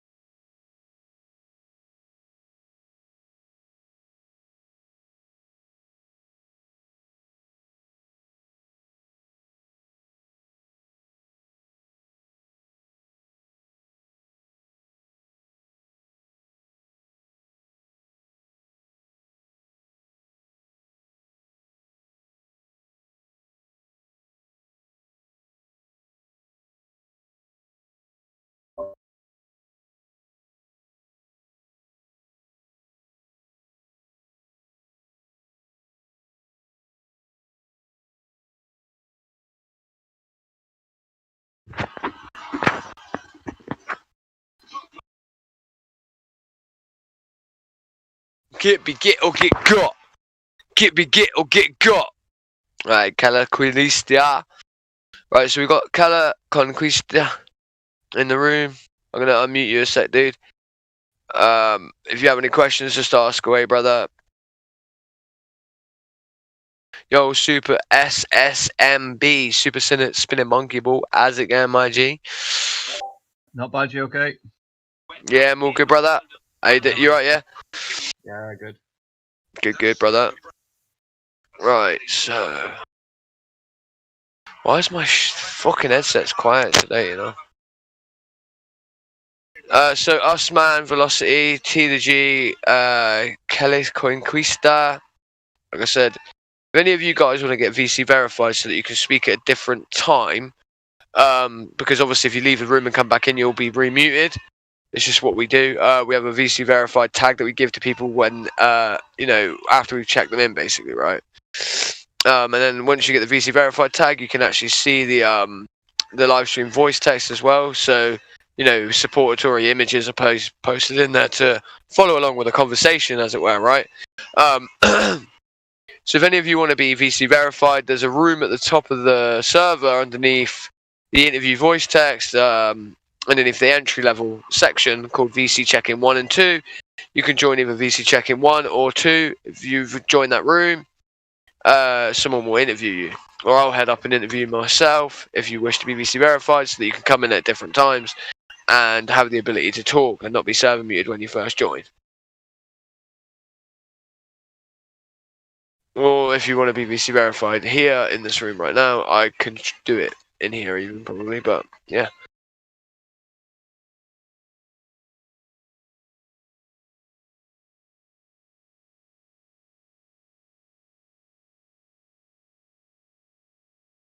Right.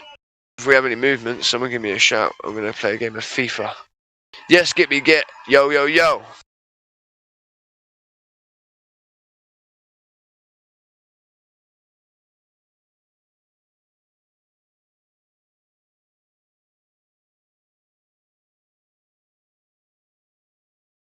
You got me, get or get got. I love saying that now.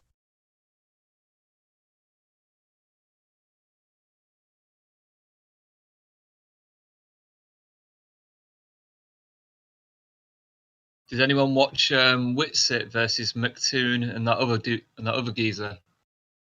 Witsit. When was this? It was like 2 days ago or something. It's on that McToon's YouTube channel. No, I'll check it out, mate. I'll check it out. McToon's the moderator, and Whitsit's debating the other guy, but Mattoon just gets involved and starts debating Whitsit as well, and he just he absolutely destroys them both. Yeah, it's easy enough to do that. You know what I mean? Like, because once you know your shit, you know your shit. And if you can just quickly talk and rapidly talk over other people, they're not really going to be able to string a sentence together anyway. And Wits is fucking brilliant at that. Yeah, you know what I mean? Well, McToon's useless, and the other guy's even worse. Yeah. Quality. Oh yes, Roger, my G. How's it going, Rog? Yeah. You all good, brother?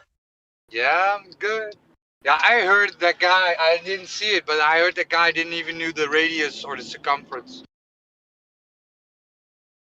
Oh yeah, he didn't know anything. He was just stuttering and mumbling, and McToon's giving him all the time and benefits in the world. McToon's asking Whitsit for citations. He's not asking the other guy for citations. It was like really unfair as well, and he still handles them both, completely destroys them. If you've got the video, post it in the live stream. Voice text. I'll quick look for it. So basically, McToon is doing it for the super chats, right? Yeah. He doesn't even care. He doesn't even care, man. He's a cunt. Like I said, a lot of these people are crackheads or out to make money. Like crackheads are. They're arguing for the dopamine hits that they receive from their brain. They're addicted to the noradrenaline, dopamine, acetylcholine, and the serotonin.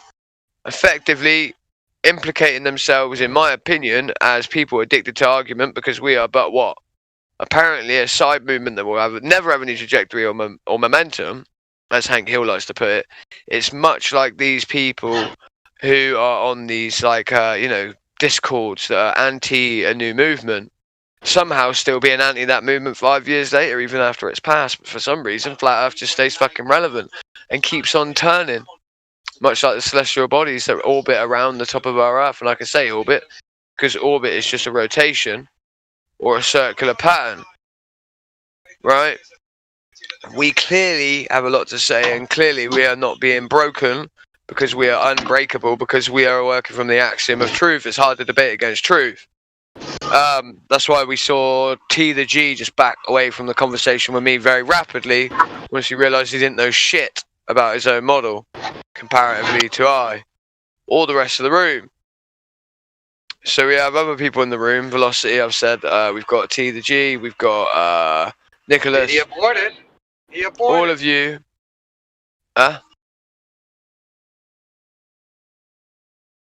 We have just entered Cala Conquista. Yeah, I unmuted him a second ago, actually. And then he didn't muted. talk. Cala Conquista. What's up? Oh, I just unmuted him again. Yeah, I already tried to introduce him to the room, and then he left, and then he come back, and I muted him again. Nick, everyone that's in here is able to speak, basically. I've unmuted them all. Velocity as well. If you guys have any measurements of curvature drop over distance, hook us up. 82 per mile squared, or 1.225 times the square root of the observer height in feet. Let's get a crack-a-lacking. If the Earth was a globe with a radius of 3959, then every distance to the horizon cannot be more than 1.225 times the square root of the observer height in feet. Where do we measure this? Or any of you even ever seen it? If you're being honest with yourself, would you say that the horizon always comports with that formula of 1.225 times the square root of your observer's height in feet? You being, let's say, a man between 5 and 6 feet tall would know that basically anytime you're on the coast or on a beach, for instance, right, you being honest to yourself would know whether or not the horizon itself comports with said formula, i.e. meaning the horizon should never be further than 3.5 miles away from you, because the only thing you're ever going to be really doing is standing or jumping. So, are you being honest with yourself? We have Liafro. Beat Singh. You're unmuted. Liafro Duki, you're unmuted. What's up? Hi, what's up? Okay, Beat Singh. Aye, don't Yo, make him speak. what's up? Beat Sing will make like a fucking unbearable noise. You don't want to listen to him. All right, mate. Calm down. So, welcome to the server. What brought you What's here? up? Well, what brought me here was my unfaltering belief in the fact that the government is just useless. I need to find somewhere to finally feel free to express my anti-establishment viewpoints. So you think you're on a globe, right? No, not particularly. It's a Why not? scam, No. I tell you. It's a scam. Clearly a globe, right? It's clearly a ball, right? Well, if you think that, then I don't know why I you're have here. a map on my wall of the world. Well, Flat. well, the map's flat. That's correct. Yeah, the Why map's would you flat. think it's not a ball, Beating? Why would you even think that? Well, because it's kind of obvious, isn't it? It's just Why? like you can look around. You can look around. There is no curve. There is no curve, Yeah. okay? What? But they show So? you these space pictures, right? Yeah, but who controls the space pictures? That's the real question. Who controls them? We don't know. Why would they lie? Why would they lie, Beating? Like, we don't. Yeah. Why would I they mean, lie? they've got. And the I don't people that know. control the space pictures, why would they lie? Well, that's a question you have to ask yourself. Why would they lie? That's the question that we need to ask. We need to figure out a way of checking whether they're lying, and right now we just don't have that. Nah. You know? Well, actually, we do, but yeah, like your complete mistrust in the government is helping you understand why they would lie, right? It's well-founded mistrust as well. That's a well-founded mistrust. Yeah. Exactly. I mean, I'm gonna come one on, second. like, Dude. Let me set. I just got to sort something out because the live stream sounds like shit. So, is it Beat Sing? Seek guy 04. Yeah. Basically, dude, you've got a really bad echo on your mic. So if you That could go is and push true, the yeah. talk, either go and push the talk Yeah, or okay. keep yourself muted when you're not talking and just unmute when you're ready to say something. That would be most preferable. Thank you. Yeah, carry on, guys. Fuzzy, you want to carry on talking? Why would they not lie, right? Why would That's they it. not? Why would they not? Why would they? Why would they not? Why would they not? The hands of the clock. But Why would they lie? Beating, Why would? Why would you? So you think you observed? You said you observe a flat and level plane, right?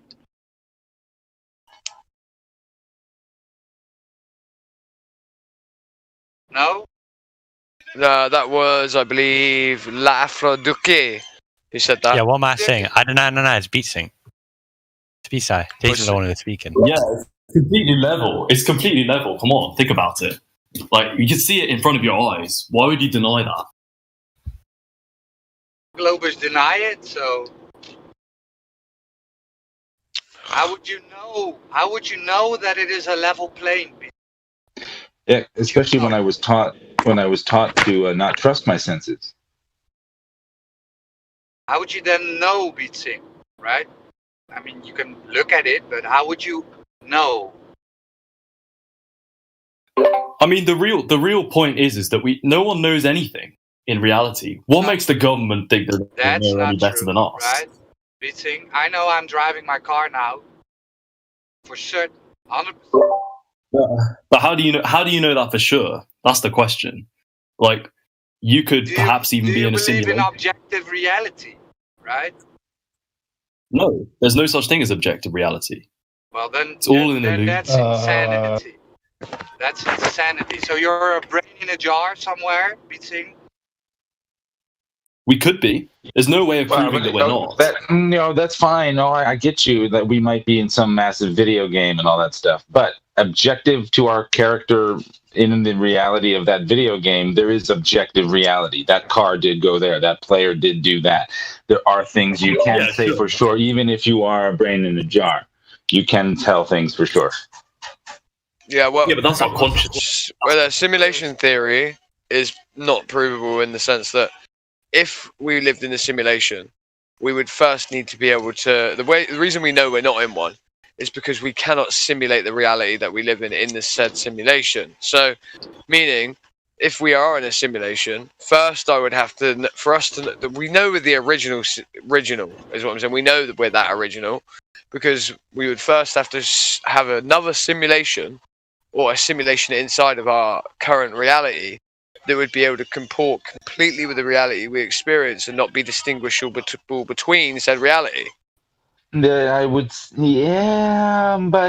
say that just because you and I can't recreate this mechanism doesn't mean that someone else hasn't or can't, or we can't replicate dreams, but we all know what those are, and we all can verify that those are at least happening or at least perceivably happening.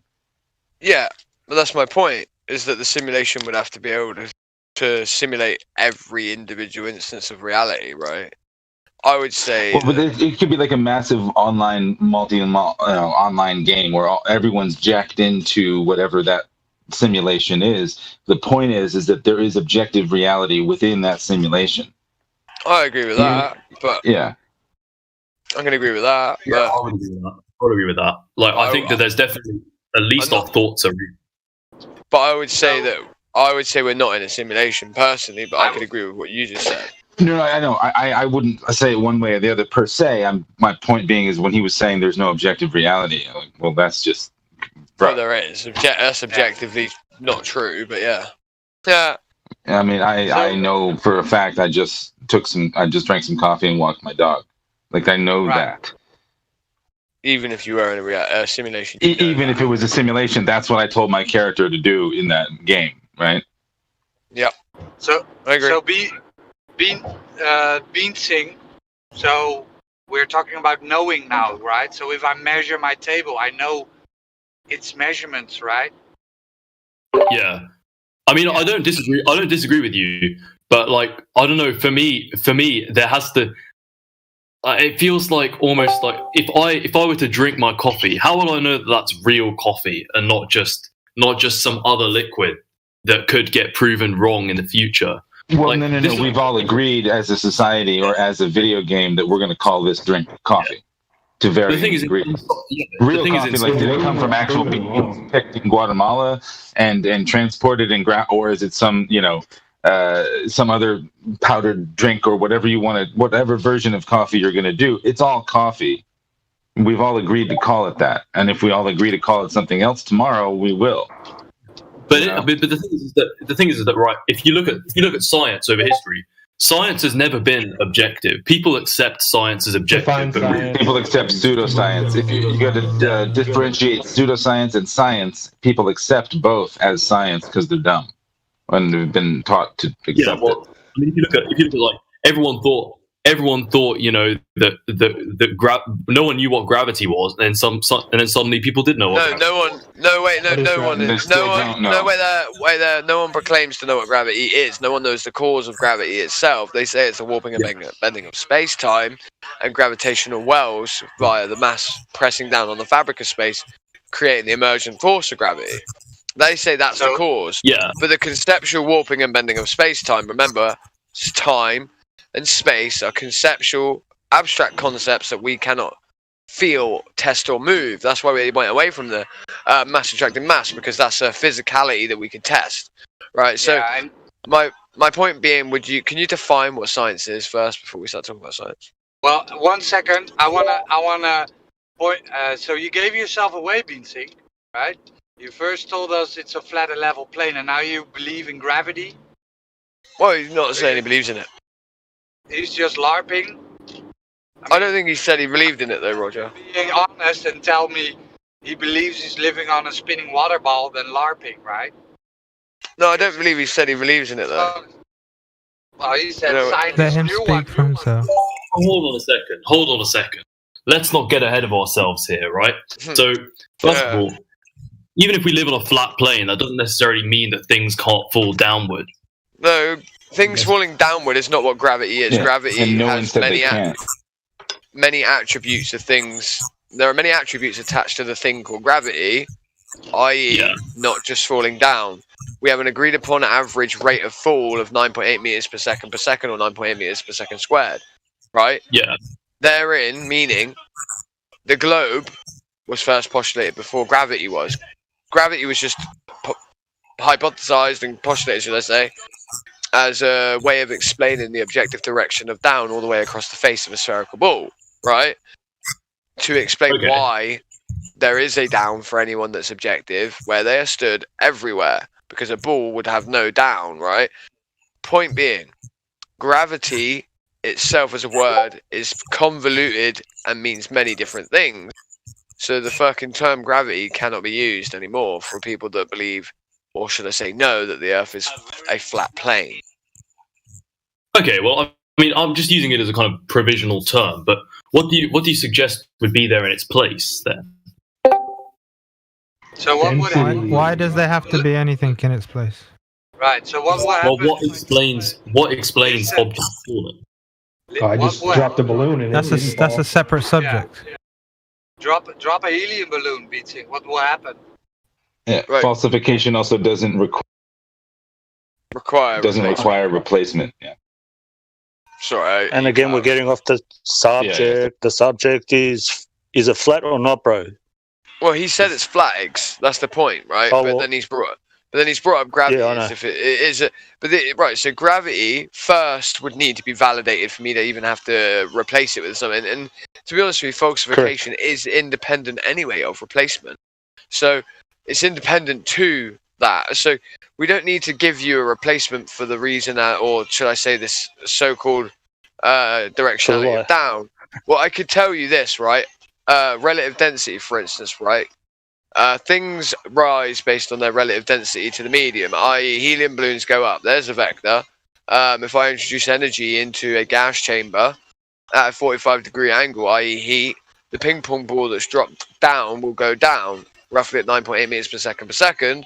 Once it hits the denser gases that have been excited by the heat, its trajectory and vector will change based on the fact that those molecules are more excited, and will fall at a parabola and will turn off to the 7 o'clock position and eventually right itself back to the 6 o'clock position and fall back down. Again, a change in vector based on the medium. So relative density is something that we know we can use, or should I say test and measure, to explain vectors, up, down, sideways, whatever.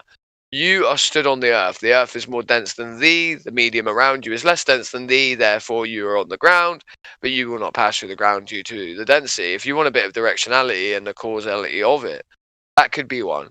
But then again, what causes relative density itself? Is it density? Nobody knows. There you go. Well put.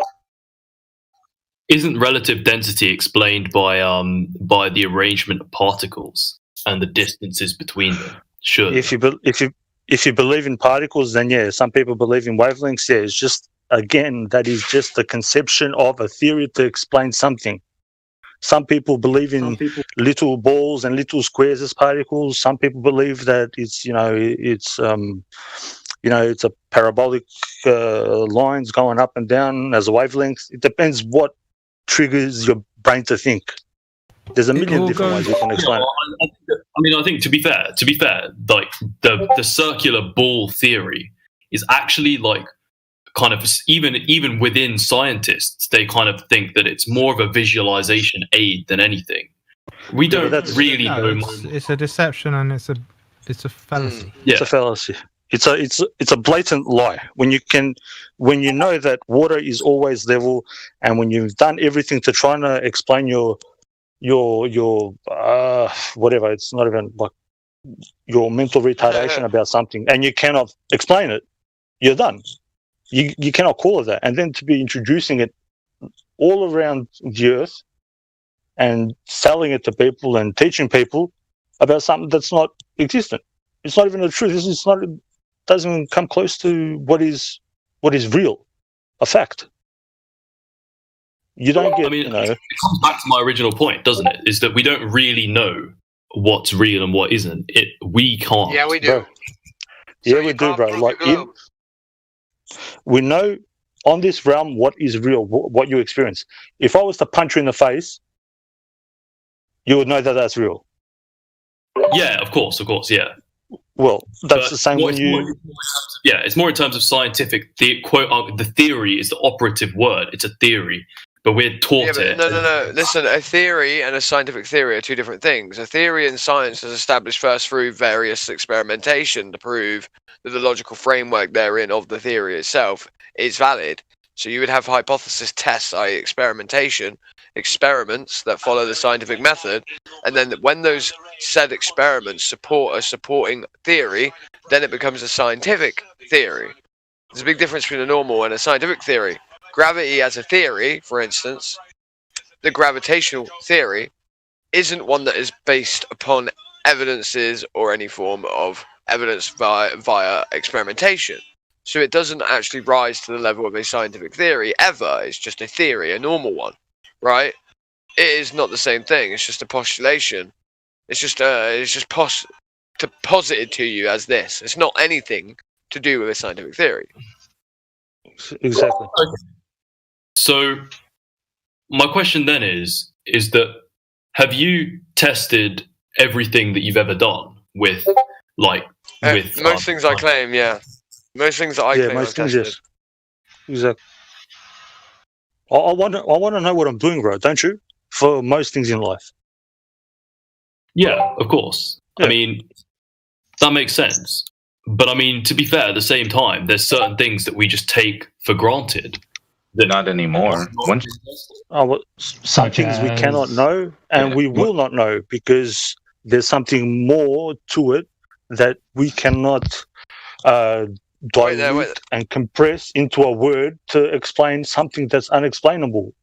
You can't take a metaphysical thing and make it physical, like light. People talk about all this bendy light. People don't even know what light is. So what are you talking about? We don't assume a lot of things now because, especially once you learn that the government's lying to you about a great many things, you stop trusting that kind of stuff. Exactly. Right, Roger. Now I know he's LARPing as a flatty. Yeah. You know, people lie because they know the truth. I said now I know he is LARPing as a flatty. I let him speak for himself. And now I know he is, yeah. People lie because they know the truth. If you don't know the truth, there's no lies. Because you're just speaking what it is.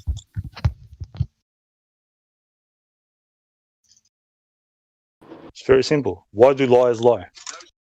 Because they know the truth. Otherwise, it wouldn't be called a effing lie. Yeah, and we're not saying that every person is lying about the Earth and it's the reality we live in.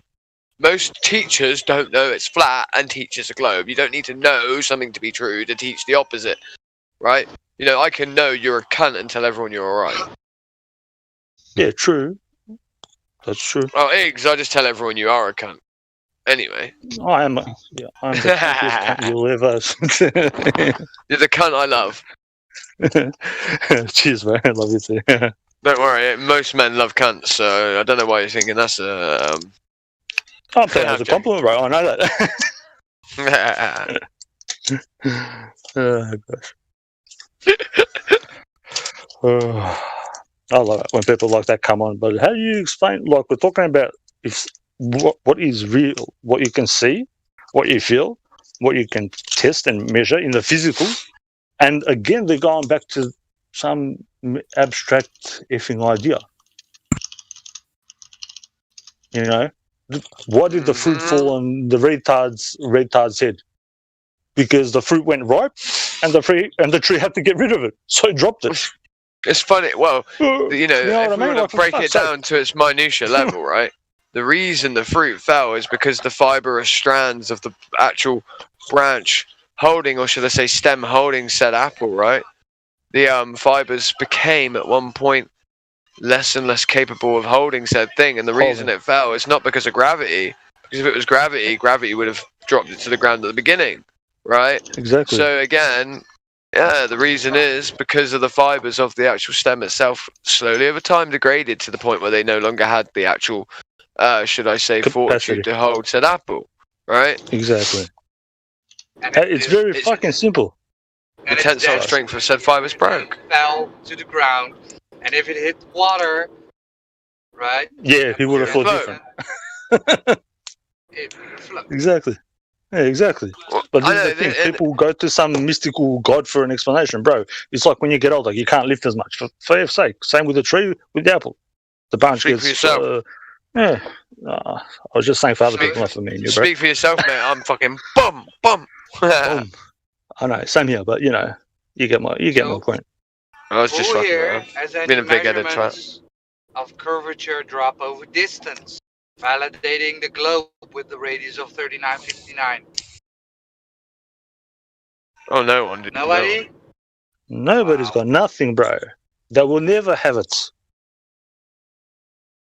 They will never have it. Has direct measurements of the Earth rotating around its axis with 1,000 miles per hour. And I asked these other idiots a simple thing.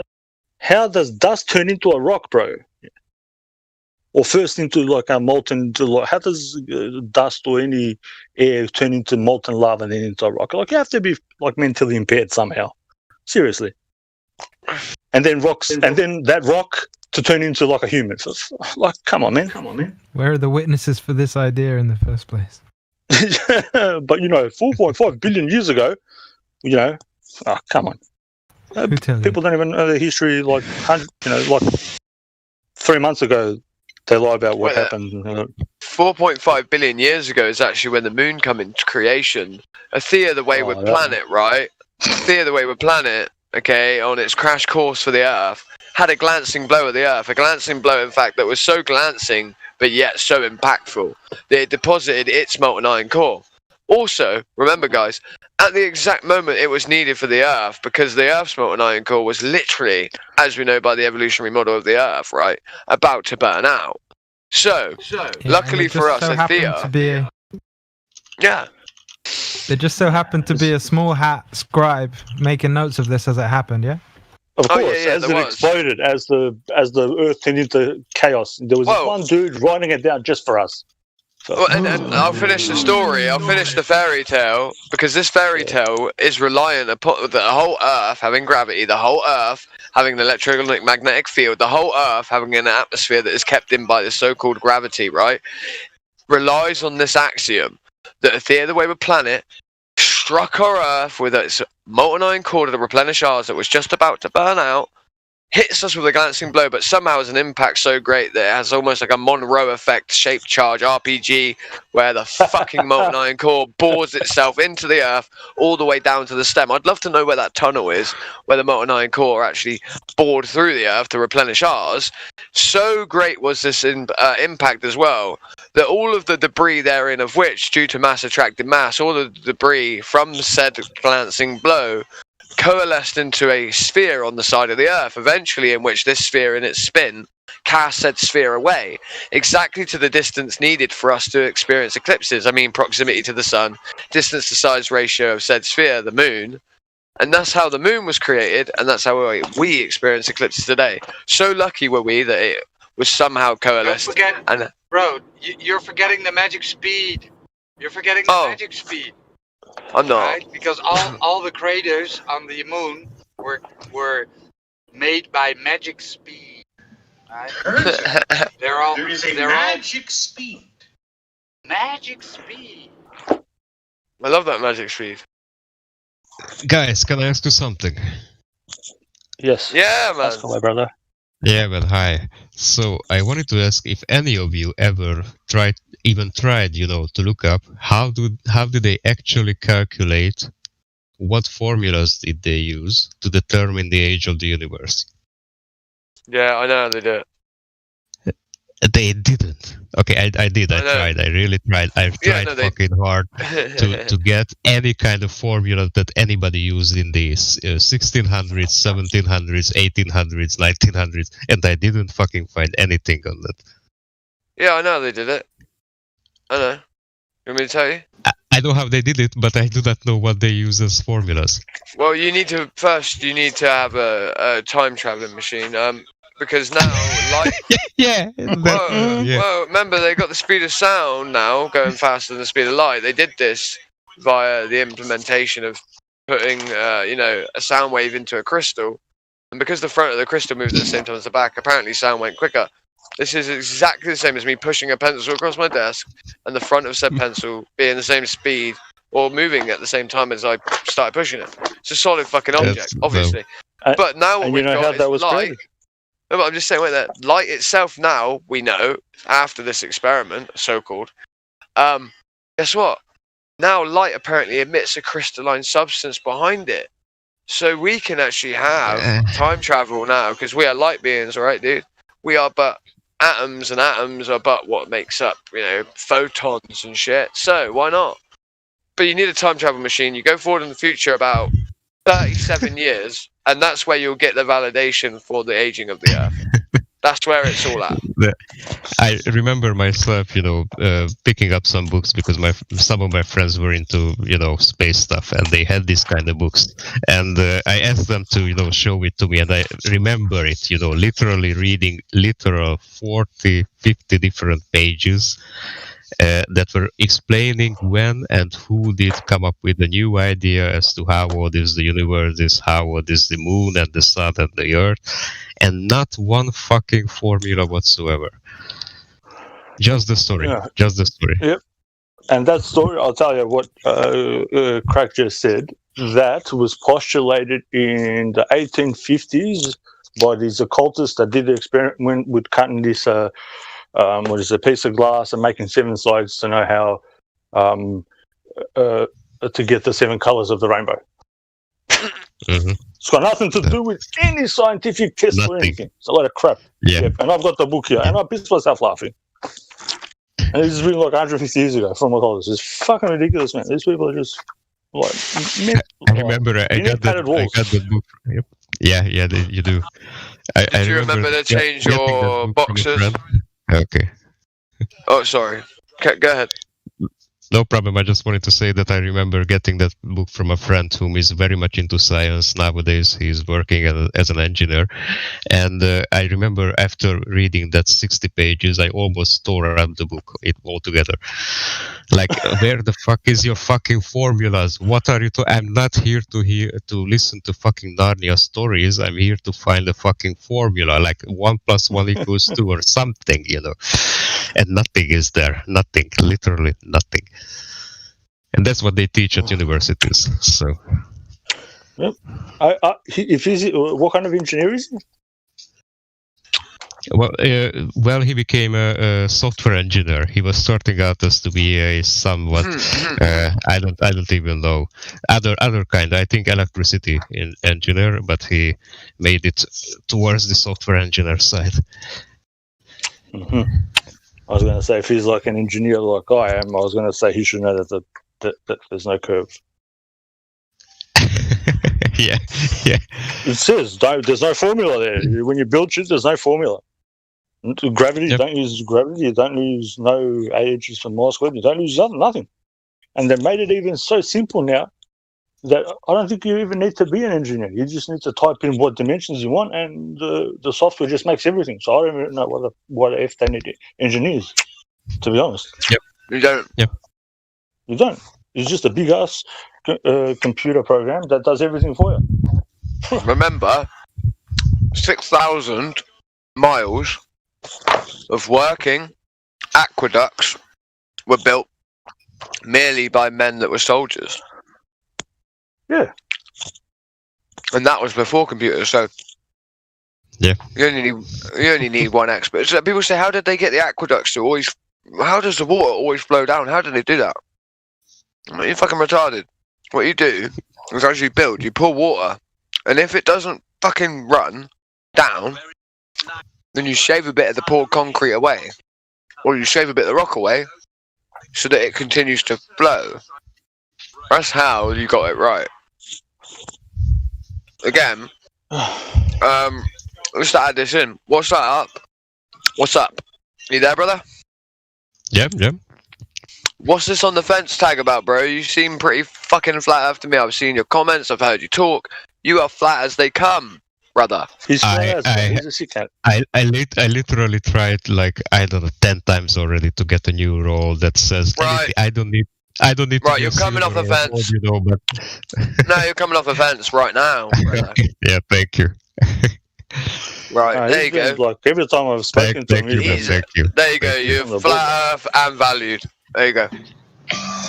He's awesome. We get rid of this. Yeah. Yeah, I like this guy a lot. He's a complete gangster. He's got good opinions. You're actually valued. I see you all the time in here. So yeah, welcome to FE, brother. And you've also got your value tag. I'm going to take away your link and image in bedroll. Take that away. You don't need that anymore. Okay. And your name will now be a different color when you type. Yeah, we have Very a good. ton Thank of you new very much. people now. So, Kala Conquista, do you have anything to add? Defend your ball. Come on, you conquistador. How did you come to the North Americas? You, Kala Conquista, you there? Okay, now we have Trevor Nam, you're VC verified. What's up? Yeah, hello. Hello. Hello. How are you doing, man? Okay, I had one question. What about Elon Musk and SpaceX? They have made so much investments on space. Have you heard him say? Looks so ridiculous and impossible. It has to be real because it looks so fake. Have you heard him say it? What? Haven't you heard him say it? You know Have you heard it's of real Robert? because it looks so fake. You know it's No. real You can because tell it looks it's so real fake. because it looks so fake. Yeah, but what about NASA and astronauts going up there? What about them, bro? What about them? So what is your question? Trevor, yeah, what's your question? What about Elon Musk? If I saw him, I'd run him over. What about him? NASA make 100 million every 30 hours. What about them? Yeah. Let him answer. How much are they ripping off the people? What about them? Catch me outside. How about that? No, I'm talking about what about astronauts making them their career on space and art? Is that all fake? Did you hear or- Neil deGrasse Tyson say that there's no astronauts? That there's no space? Neil deGrasse Tyson he said there's no astronauts that don't go to space. Yeah, basically, Trevor Nam, listen. They've never claimed. It's very easy, right? The place that they claim to go cannot exist. So whatever you see on your television, right, or on your screen, that's not real. Because for them to claim to go to a place, this is we call this the outer vacuum of space, right? Space is a vacuum, they claim, Yeah. void of matter, of substance. So how can this place exist next to a high pressure system? The Earth is a closed system. We cannot leave the Earth. Dun dun dun. It's pretty simple, right? So first you need to validate that you're on a ball, right? You need to measure the curvature drop over distance, 8 inches per mile squared. So if it is not curving, it cannot be a ball, right? Mm-hmm. And then we have the second law of thermodynamics and every other gas law that states that there has to be a container for gas pressure. So if you want to violate gas pressure without a container, then we would like to have a demonstration.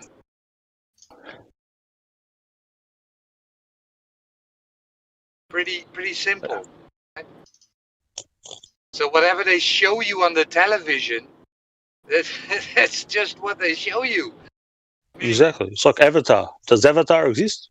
The place? So you mean that there's nothing like SpaceX going to the moon and all?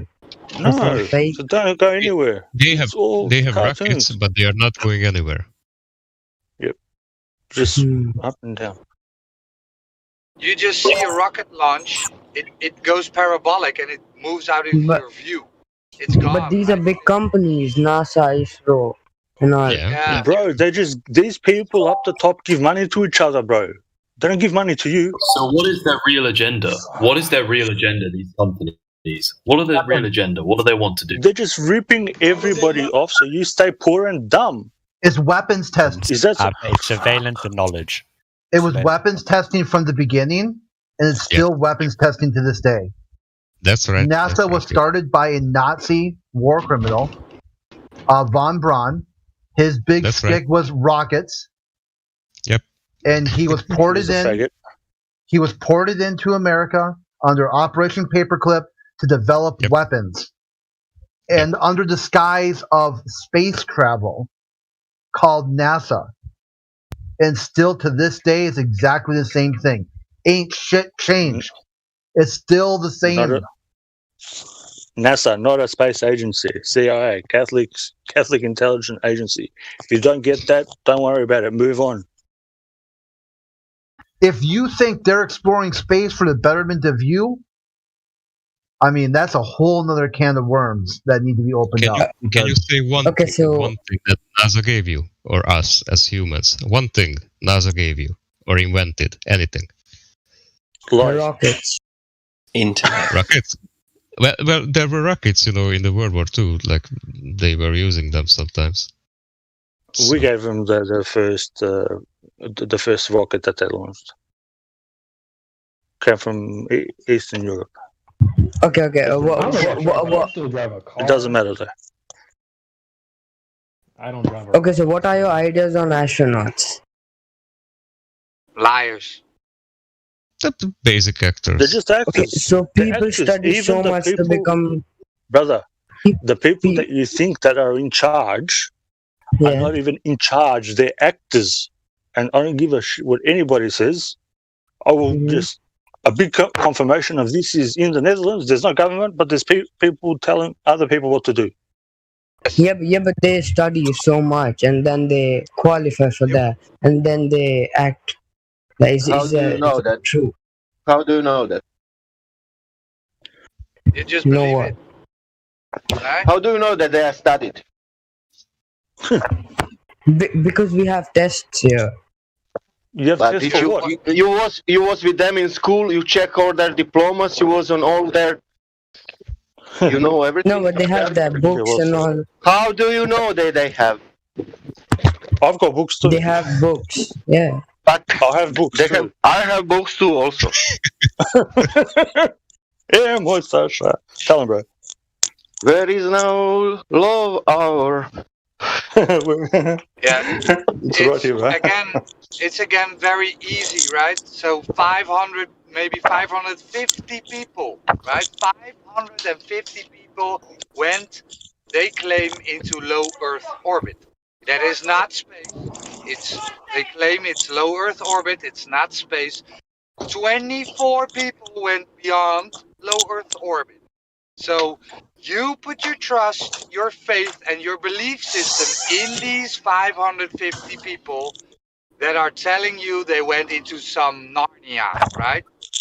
50 years ago. That's a big piece. And they can't do it now. Yeah, they did it 50 years ago, never again. And then they turn around and tell you they didn't go there. We didn't go there. Of course. And then they tell you they did it for peace as they bombed the living crap out of third world countries in Southeast Asia, ramped up a domestic war on terrorism or drugs, and cemented a southern political strategy that has divided the country ever since. Oh, and then he punches a reporter. Yeah, and then when the reporter asks him about it, he punches. Sucker punches. They didn't do shit for peace. If somebody lies to you once, at the max, you wouldn't trust him. How much times does somebody have to lie to you to get it through your thick skull that they're fucking liars? Venom, can you tell me something that they do on the ISS itself, on the International Space Station? What do the astronauts do besides just floating around? Yeah, I don't have the answer because I've never been there. Yeah, right. That's I know. Ridiculous. I know what do you they're know doing. Do you know how much money they spend to spend them up? Do you know how much money is for the NASA to send up people to the International Space Station? Mm-hmm. It's like millions of dollars. Right? But for example, 20 years ago, they could not make bubbles in ISS. Yeah. 20 years ago, they didn't turn around so easy like now. Now they can turn around wherever they want. They can go in every direction like the gases. They can even fade. Yeah, they're like smelly farts. Did you know that people in ISS fading? You know what is fading? No. They are disappearing like a ghost. You know. In one moment they are disappearing. Do you know how you can do that in real life? Only if you're God. Otherwise, you can do that with video editing or something. Then I am a god because I can video edit at any time. I don't get it. What if? Okay. On the point. What if they realize 1960s that we are in closed system? Wait. Excuse me, I have some work. Can I go? I'll catch up later. Okay. Sorry. Okay. I can post you 6 hours of if you want to watch NASA. NASA. Go ahead, Bean. Like 1931, Universal Pictures with the spinning globe. You know, Universal, Catholic. That's what it means. Universal. That's what the CIA is. Get over it, people. For F's sake. There's a bunch of private people that are fighting wars against each other using everyday normal people. And everyday normal people are in these cults, and they don't even realize that. They're in various different cults. Fucking wake up. These people are doing this, these people are doing that. And everybody's helping them. Pay taxes, use their Federal Reserve notes. Come on, man. Give me 50 million per day. I will be near Saturn, man, tomorrow. I will make that. Not even the ones in control, though. What if humans are just like a subservient race, and that actually, there's some higher being controlling all of us? We don't know that. We don't know that, do we? They could be. We don't. But there's no aliens. There's no such thing as aliens. It doesn't need to be aliens. It could be something living among us right now. Like human. I can say to everybody, just because you don't see something with your physical eyes doesn't mean that it's not there. And why are you saying the aliens on there? Exactly. Where do you see aliens? Where do you see aliens, right? The only aliens I see are retarded people that don't think straight. Hey, wouldn't it be a little bit stupid as a creator to actually involve yourself into the creation, like put yourself into time and space? And I'm not talking about the space that they claiming to have reached. I'm just talking about why would the creator put himself into the boundaries of his own rules? It would be stupid. Yeah, exactly. He doesn't have any rules. He's the creator. I don't know. Right. That's just oxymoron, And that's why we can't get any proof of him, like show me a picture of God. Yeah, exactly. If you have me a picture of love. Show me a picture of love. How do you capture love? Right. if there's an image that you attach to God or a limit or whatever, an attribute, you have given him limitations. Yes. You disgraced him. Simple as that. Yep. Yeah, exactly. That is idolatry. An image is an idol, so people need to stop that. I think that's my thoughts of it. But, what can you do? I can show you God. No, really. Let's destroy the first weapon. All weapons. And I will show you the God in that moment first. That will be the first moment when I'm showing you the God. Then let's go on with other things. Let's clean conscious. Totally. But who will? Yeah, some Who will do that? it's a creation. Everything a part of it is a part of you. So, but there's people that want to deny it. So that's what it's all about. We can only, because we are in the frame of the great picture that he painted, we can't really get behind the boundaries where the painter is actually staying and viewing the whole thing in a different way. You know, we are not the painter of the painting. We are a part of his painting. So there is no way to, you know. Exactly. Yeah. You can only by poetry and by paintings you can convey an idea, and that is not meant to be literal. Right.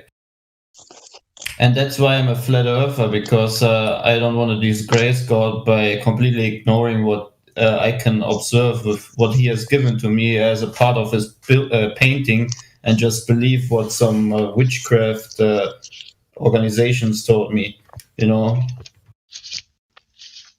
Exactly. This some serious gourmet shit.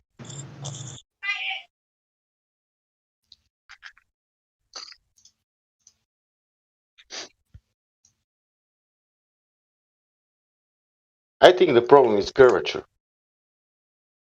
It is. That is the biggest problem. Because that's the biggest problem. Yeah, but horizontal means and then curved. Everything. It's a new kind of horizontal. It means curved. Fucking idiots. Horizontal means curved. Yeah. The only time curvature is good. Yeah, but we find the solution to realize. Has anybody spoken to Alexi?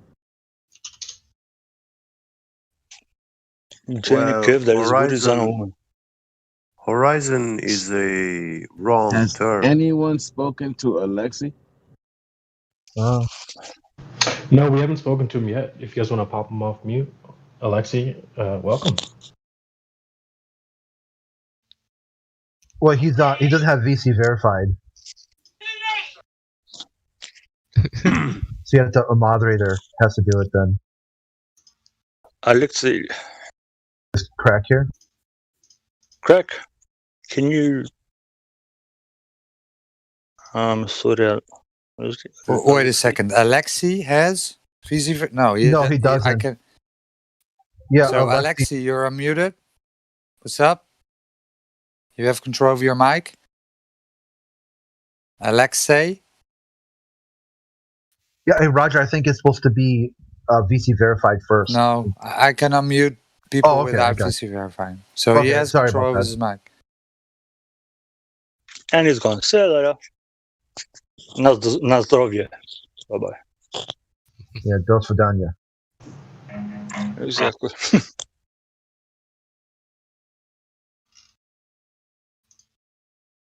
Пожалуйста. Бас. Спасибо.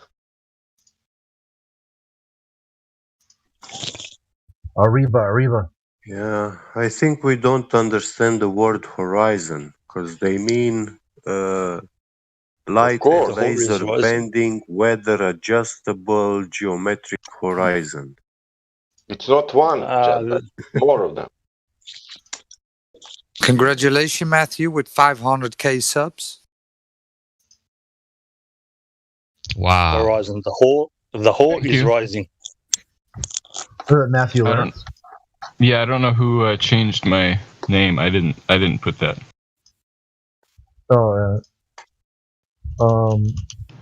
Humble in Yeah, I victory can't think of and that. defeat. Can someone drop the link to the YouTube channel? Just do a math professor April Fool's prank, and you should be able to find me.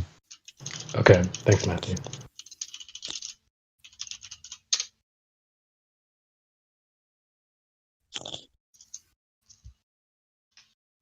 Oh, you're that guy. Oh, you've wow. seen Yeah, I have many times. It's great, man. It's great. It's great. It's Oh, always great when thanks. you can reach more and more people by adding a little bit of fun into stuff. So that's great. Yeah, that's what I try to do. Thumbs up. Thumbs up. Thank you. All he has to do now is get on the level. Get on the That's level. I did leave a link to this Discord in the description of the one that I did about the moon.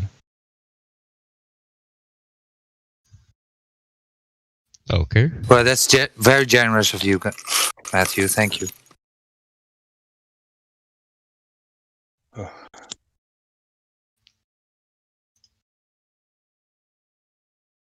Alexi's back. Come on, speak. Yeah. No, he's muted. No, he's not. No. He's muted. No, I unmuted him. Yeah, I mean, need to sometimes unmute to make it work. So Alexi, yeah. Hello, Alexi. What's up? Yo, do planets emit light? What?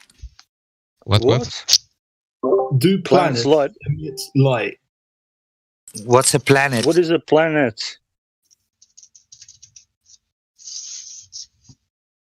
What is a planet, Alexi? Yeah, what's a planet? Like the Earth, innit? Oh, is the Earth a planet? It's a plane. Are you sure, Alexi? No, it's a plane. Just delete the T, okay? Delete the T, man. Then you got it right. Yeah. You need to have curvature for... Yeah. To be My bad. And Yeah. Earth, put the H at the front and it's got heart. So Wait, so do we orbit around the sun? we don't move, bro. What do you see when... Alexei, what do you see when you look at the sun? A dot. Yes, but what do you see it doing? Not moving. Okay, bro. So when I look at the sun, well, when I look at the sun, I see it move, right? I see it moving over my head, right? Across the sky. Alexi, when you see the sun, do you start falling down? No, he's orbiting 66 miles per hour. Yeah, but you said it right. Yeah. Do you get dizzy? I don't know. Yeah, but that's the speed. Yeah, of course it is. The same with the tilt, 66.6. Yeah, but 1,000 Yeah. miles, not 66 miles per hour.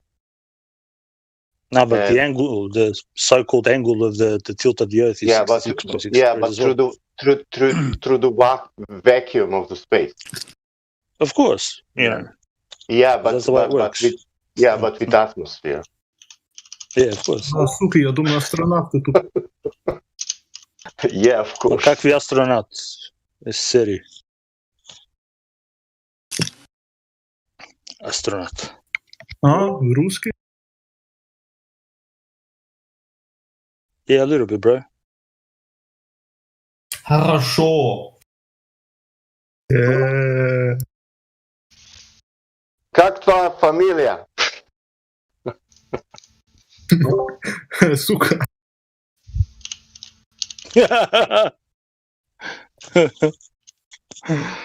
Hilarious. Just a friend of mine just sent a video of this nun, like in Central Park or something, talking about like, hey, like nun Judy, why are you here? And she's like, I'm here to do some good old fashioned slut shaming.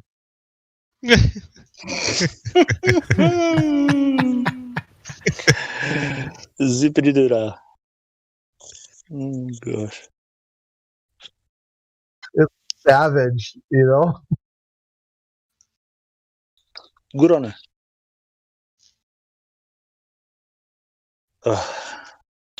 So, Alexei, do you have any questions regarding the flat Earth or the globe one?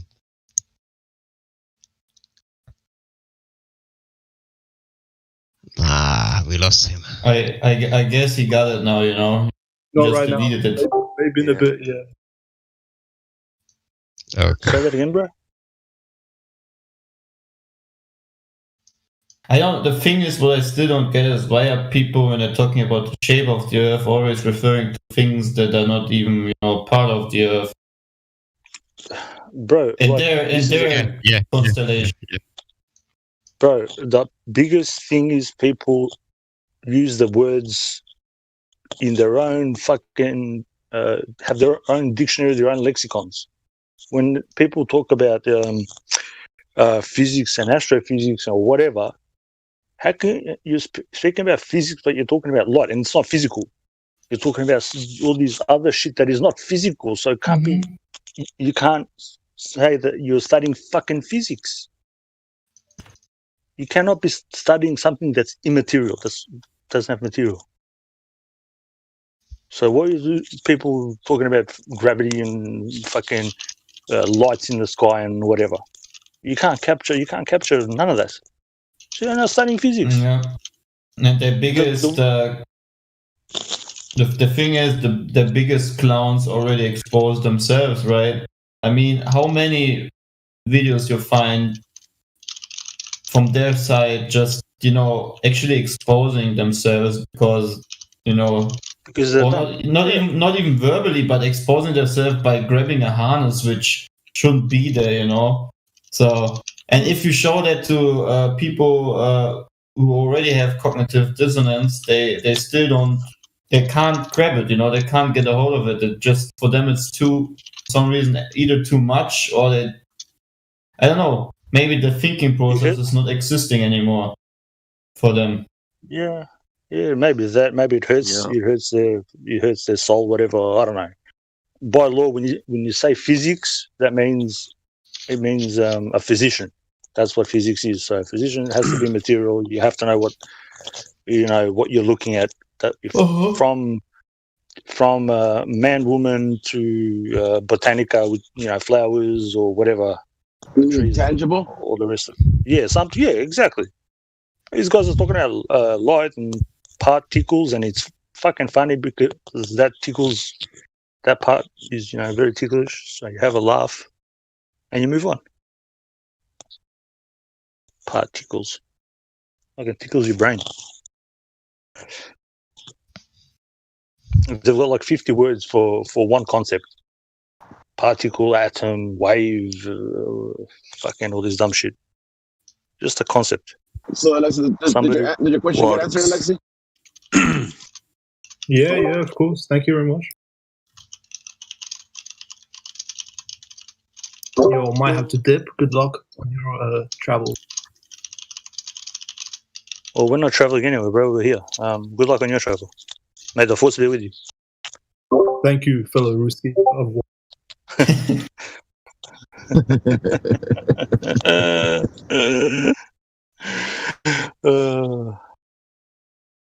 It's good fun.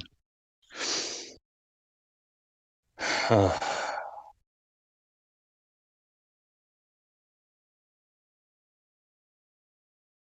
don't know what we're going to do with these people. Oh, me neither, man. I mean, there are literally so many YouTubers making videos against the flat Earth, but they can't go to conversations with actually flat Earthers because they would be destroyed. Well, now I see NASA astronomers making YouTube videos against the Flat Earth Society ones. They're getting desperate. Other name. Well, never mind. He just took off.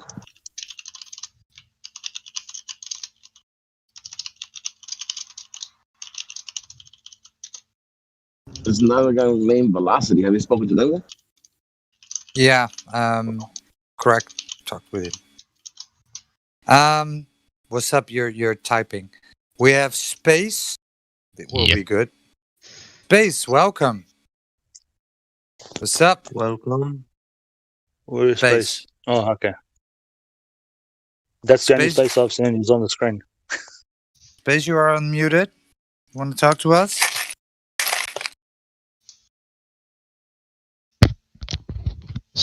Boys, do you want to talk? Not yet. Yep. Have you got anything valuable to contribute to us?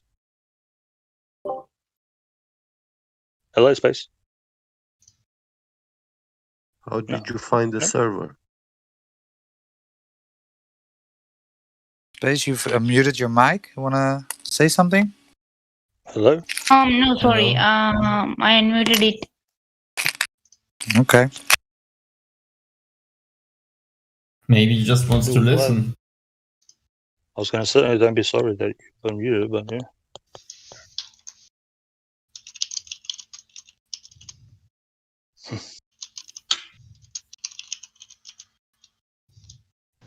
Why are you running?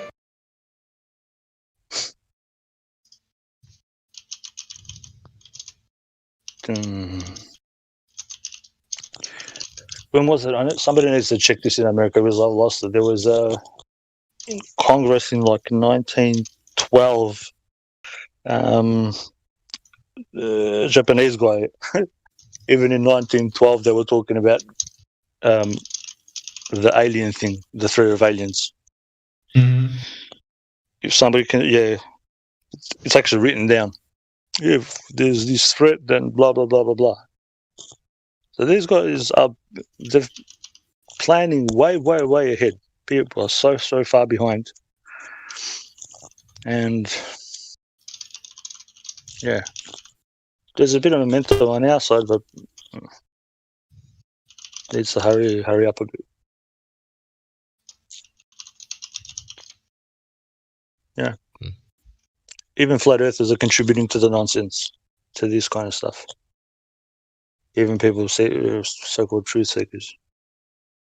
What drives me mad is I try for a long time to show my brother proof of the Earth being flat, and recently I also showed him like laser tests and all that, and actually really good laser tests, and he calculated itself through the Earth curvature calculator. I mean, a multiple of it.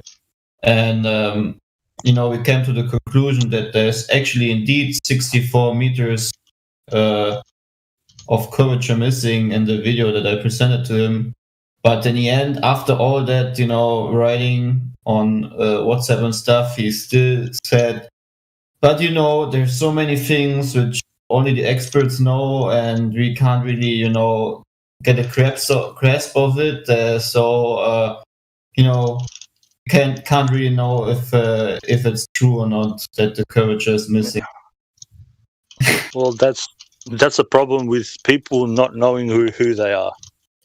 If you don't know who you are, then you have to start from yourself. You know who you are, then you know where you live, and then you can go on. The thing is, I know that my brother is not really that my brother is not stupid. I've learned a lot from my brother, and he was also pretty critical all the time towards many things which came from the government, especially when he was younger. But since he studied and since he, actually has a great job and stuff, he doesn't really, he isn't critical anymore, even with the whole Corona situation and so on. It's really weird. Yeah, it's because if people speak up that have got something good going for themselves, they think they're going to lose it. It's selfishness. Right. It's what it is. I'm not saying your brother is like evil. No, please don't take it the wrong way. It's just I've seen it with my relatives too. The government this, they do that, but now about this, they all shut up. It's like, right. Mate, like, come on. Do you think you're going to be left out? First they come for the poor people, then they came for these people, and I didn't speak up. Then they came for the other people, I didn't speak up. Then they came for these people, and so on. And then they came for me, and there was nobody to stand up for me. It especially changed since he started working for German news channels and stuff here in Germany. Well then. If like he's in the now system, when I try to give him certain sources, he's like, no, the source needs to be from there and that, and you can't trust that.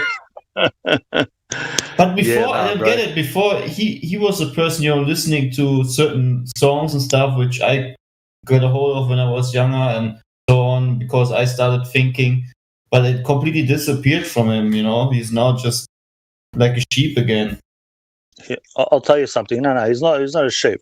If you go, I'll tell you this from my experience, if he's working for the TV or the media or whatever, something that's semi-important in government, he can't speak anything what he thinks, because he'll just get replaced. The people up the top do not want smart people below them. They want dumb people. You know, right? That just listen and do as they're told. And it just gets pushed down to everybody else. Like if I went there or you went there or anybody else that, was trying to do. No, you're right, I guess. It's also the fear of... I guess it's just the program you're running in, He needs to be that way suddenly, so he can do his job, Imagine doing your job and you would actually disbelieve what you're writing and doing. Well,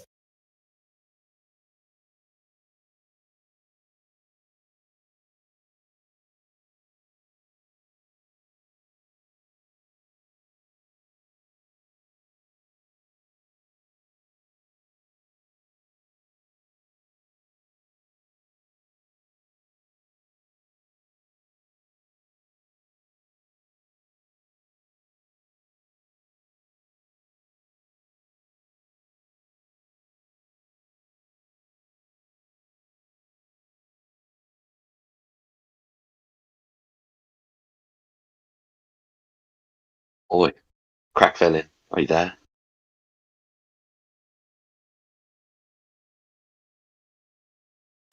Yeah, I think he's AFK. Gosh damn it, Crack Villain.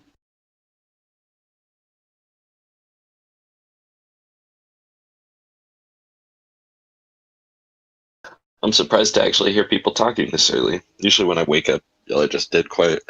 Not early for me. It's almost 6. It's 5:30 for me. Oh shoot! Yeah.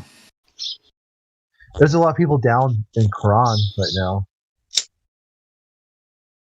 Oh yeah. I don't go to those pods. Easter, man. Yes, it is. Yep. I have to. Christos Voskreσε. Vaistinu Vaskrese. Istinu Vaskrese. Yep. People don't know that today it's Easter. Yesterday was Easter. Today it's Easter month. Yeah. Yep. People miss it. Dude, IGZ, you're too fucking funny. You literally had me in tears the other day. I was actually crying. I hope people listen to that, because I reckon that was the funniest shit ever, what I did yesterday. I know I'm giving myself a pat on the back, but that was fucking hilarious. What was that? You know what I'm talking about, right? Yeah. Yeah. With Johnny and Hillier. Yeah. I melted their brains. I did it for like 4 hours or something. 4 hours I was on it. Everybody was making themselves laughing. Dude, I think Johnny knew it was funny, so he just wouldn't respond to you. I don't think he could handle it. At the end, it was just like, whoa. I'm gonna come. No. I come now. Have another one, Johnny. Dude, that's where I started crying. Like full blown tears were coming out. Even I was laughing as I was saying it. And then I think I even scared him. I was like, shut up. I was full yelling, and then he goes quiet. He usually tries to speak over people. Then I'd put on the girl voice, and he'd be interested. I'm like, hey, Johnny, I like you. In a girly voice, and he's like, who's this? I'm like, hey, Johnny. Oh, God. He was blasted. Have another drink, bro. It was the voice that you did it in, though, that killed me. Oh yeah. The voices. I was so fucking weak. I honestly, I don't think I've laughed like that in freaking, like, the last person that made me laugh that hard is since gone, but that was like 4 or 5 years ago. Well, to be honest, thank you. God bless you for saying that. But yeah, that's what it is. So people have a laugh. You know, we're all in this community together. But you know, sometimes we need to give each other a bit of crap to have a laugh. That was the whole point of it. You know. So I put on the voices and all the rest of it. So yeah, I encourage it was everybody definitely to the right. It was definitely the right time and the right place for it. And sadly, I don't think it was being recorded because Helio's internet was down. So I think maybe the later end of it probably, but that's when they were trying to quiet it down. So you might find like a bit of it, but that's it. Damn. Yeah, I thought about that too. Could have been used. Those sound bits could have been used for something for a good song. Oh, big time. Big time.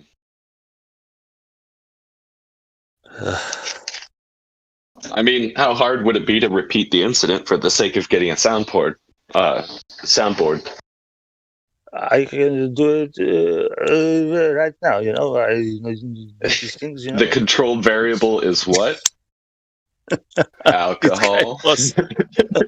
It's chaos. Chaos makes everything. Okay. No, dude, I was so happy that freaking Michael was willing to like let it kind of run through since the live stream wasn't up. That part was funny too. You could see him just kind of like, all right, let's see where this goes. That shit was funny. Yeah. Battlemo was good. He he contributed a little bit, but yeah, he let me go. I was just I couldn't help it. It was there, you know. The door was open. I went through it. Dude, I wonder if he remembers how funny that night was. There's no way he does. I don't think so. Maybe you might remember little sound bites. But when he comes on, I'll remind him. So it's all right. I'll remind him. That's what it's all about. When he hears you do the voice, he's probably gonna start having flashbacks or something, dude. That shit would be funny. You were that guy last time. No, fuck you! I kill you. Where do you live? You know who I am? You know who I am? I can do these people. Everybody love me. I know everybody. Dude. Love me. The way you did it, okay? The way, like, literally, it's so hard to explain. Okay, what I pictured exactly when you said that to him was like the bar scenario, right? Johnny's sitting at the bar and he's just going off, and you look at him and you go, "Have another one, Johnny." That was gold, that bit. I like, have another one, and he's like, "Yeah." And you could hear the drink poured in the glass, and he's drinking it. Another one will make you feel better. That's right. Have another one. It's good. At one point, I think I heard him chuckle when you said that, so he knew where it was going. It was good. Because I was like, it was like every time he said something, I would repeat it, and he was getting a bit annoyed, which was funny too, because I was kind of prodding him. So that was fun. Dude, I was surprised that like everybody kind of caught on to the same vibe pretty quick though. And nobody took it too far. Nothing went like too far out of bounds, and then it just slowly transitioned back into debate talk, which was funny.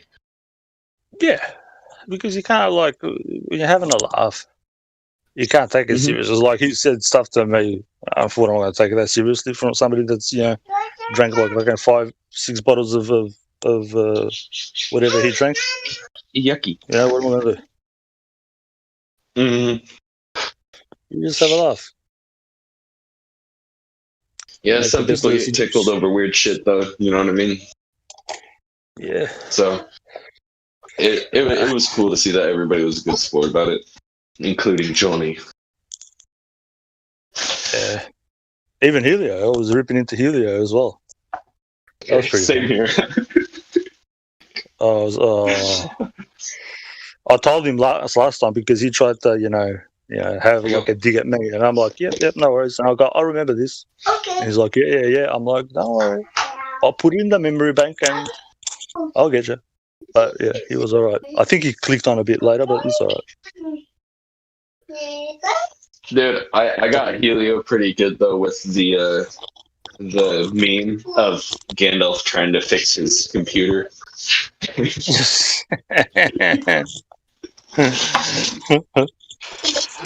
Poor Grandpa. He left and then he came back on. I think he might have been a bit. He realized, and then he came on again after.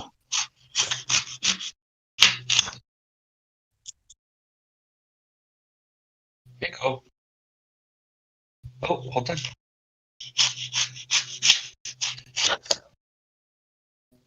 Look.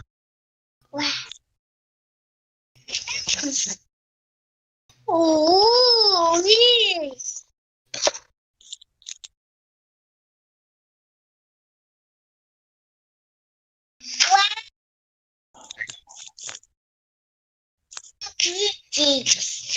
Mom.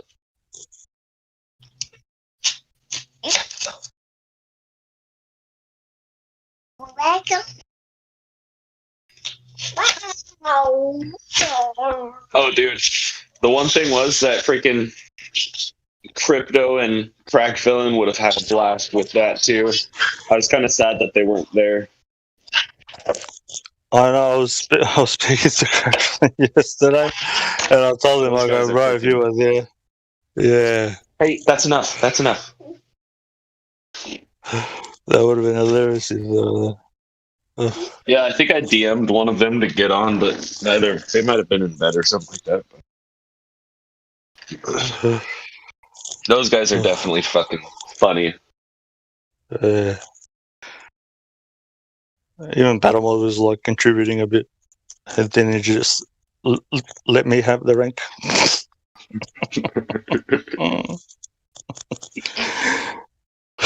You just see background noises of laughing. Oh. And then freaking Witchcraft came in with the the very the cousin. Oh yeah. Yeah. My cousin, he wants to sleep with his cousin or something. Yeah, Witchcraft. he was fucking funny, dude. Yeah, he was good. He's good. He's a funny character, I'll tell you. Oh yeah, I love that dude. I've known him for quite a while. He's definitely funny. I just spoke to him, I think, in the last few days, but yeah, he's funny. He's good. He's good value. Definitely.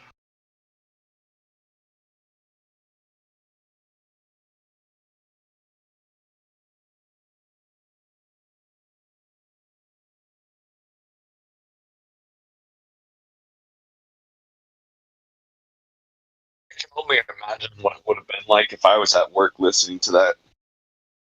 Somebody in here probably was, though.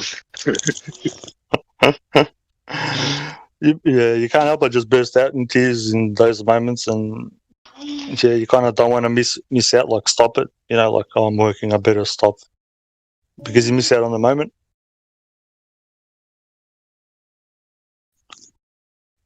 Yeah, I'll do that sometimes. There's been some funny shit that happens in here, and I don't know. I'll be out at work, just start randomly laughing, and have to try to keep my cool. That one. I don't know if I could have pretended. I probably had to have taken a 30 or 40 minute pee break or something. How long did that last? Like an hour? It was just an hour of just tears. Oh, with Johnny, that was a good hour and a half, bro. I reckon. I think that was a good hour and a half. Probably lasted more, but full on, probably an hour and a half. I would have missed it Okay, so I literally at the very, and you could scroll back through the text and verify this. I literally was like, hey, you know, why is the live stream down? Because I was about to transition from having it on my phone to going on the YouTube live stream just to still listen so that I can, I don't know, still get some of the debates while I fall right to sleep. You know what I mean? So, and if I don't have it on the TV instead of my phone, then my alarms won't go off and I'll be late to work. So that was my goal. And then I was just waiting on Helio. Truth Prevails told me, oh, it'll just be a couple minutes. So just stayed a little while. I was like, oh, okay, whatever. You know, it's getting kind of late. But so I ended up staying up until like, I don't know, I want to say like 2 something in the morning and having to get up at 7. I was not happy about that, but it was still fucking funny. Sorry, bro. I wouldn't have changed it. Yeah, no. But I almost went to bed. I almost did. I would have missed it. Even Truth, she was in tears, bro. Even she was laughing. She usually wouldn't stuff like that go on. She's not stop being the instigator, but she's still laughing, which was cool, you know. She went along with it. It was funny. It was funny.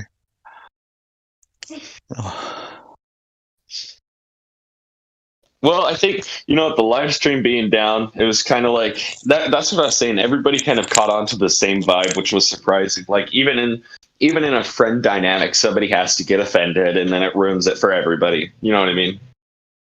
Yeah. Somebody's butt hurts about something, you know.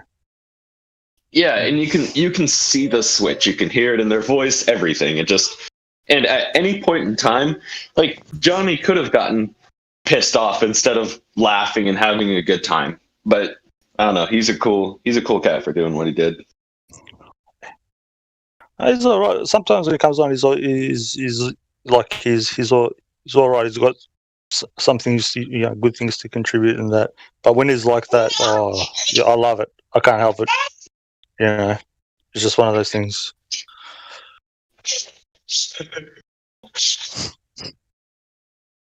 We meet again, Johnny, as soon as the next time he drinks. Bro, I'm telling you, I'm waiting. Next time he comes take the on, live stream down. Oh yeah. As soon as he comes on, bro. As soon as he comes on, I'm telling you, straight up, I'm onto him. Even Helio too. Where's Subway? Subway. I was talking about Subway for like fucking like half an hour. No, more, probably an hour. I go into Subway. I like Subway. Subway looks good. I'm like, bro, what does Subway have to do with the price of fish? Yeah, but you know, and I'm like, so I just went along with the Subway thing. What can you do?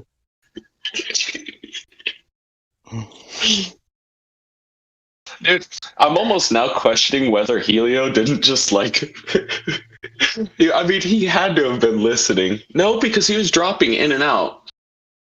So maybe there were times where he wasn't listening. Yeah, I think it was listening. He goes, I heard like stuttering, but that was me going over the top of Johnny. And I think he cherried after. Till I said it out loud, I don't think most people realised it was me. I think only a few people. I think it was Truth and Battlemod, and then I made it known that it was me. And then Battlemod was pissing himself, and everybody was just in stitches. Like, it's me doing all those voices, pretending to be like 6 different people, and Rumpus, pretending to be Johnny at the same time. The whole time. That's why I was trying to freaking get you to say certain things, because it was fucking funny. Dude, I just wanted you to do the have another one, Jerry. Yeah, buddy. Dude, that one was fucking funny. And even after we got the live stream up, okay, shh, quiet voices. Yep, okay. What? What was I saying? Even after the live stream came up, it was like people, hey, come on, hey, eat apples, eat your food. Nope, no more quiet voices, okay? Okay. Okay. Uh-oh. That's cute. Big monster. Huge baby. How old is little Taka? February, March, April. He's turning 3 in 3 months. 3 in 3 months. Oh, yeah. Boy or girl? Boy. My son is almost 3, and my daughter is 7.5.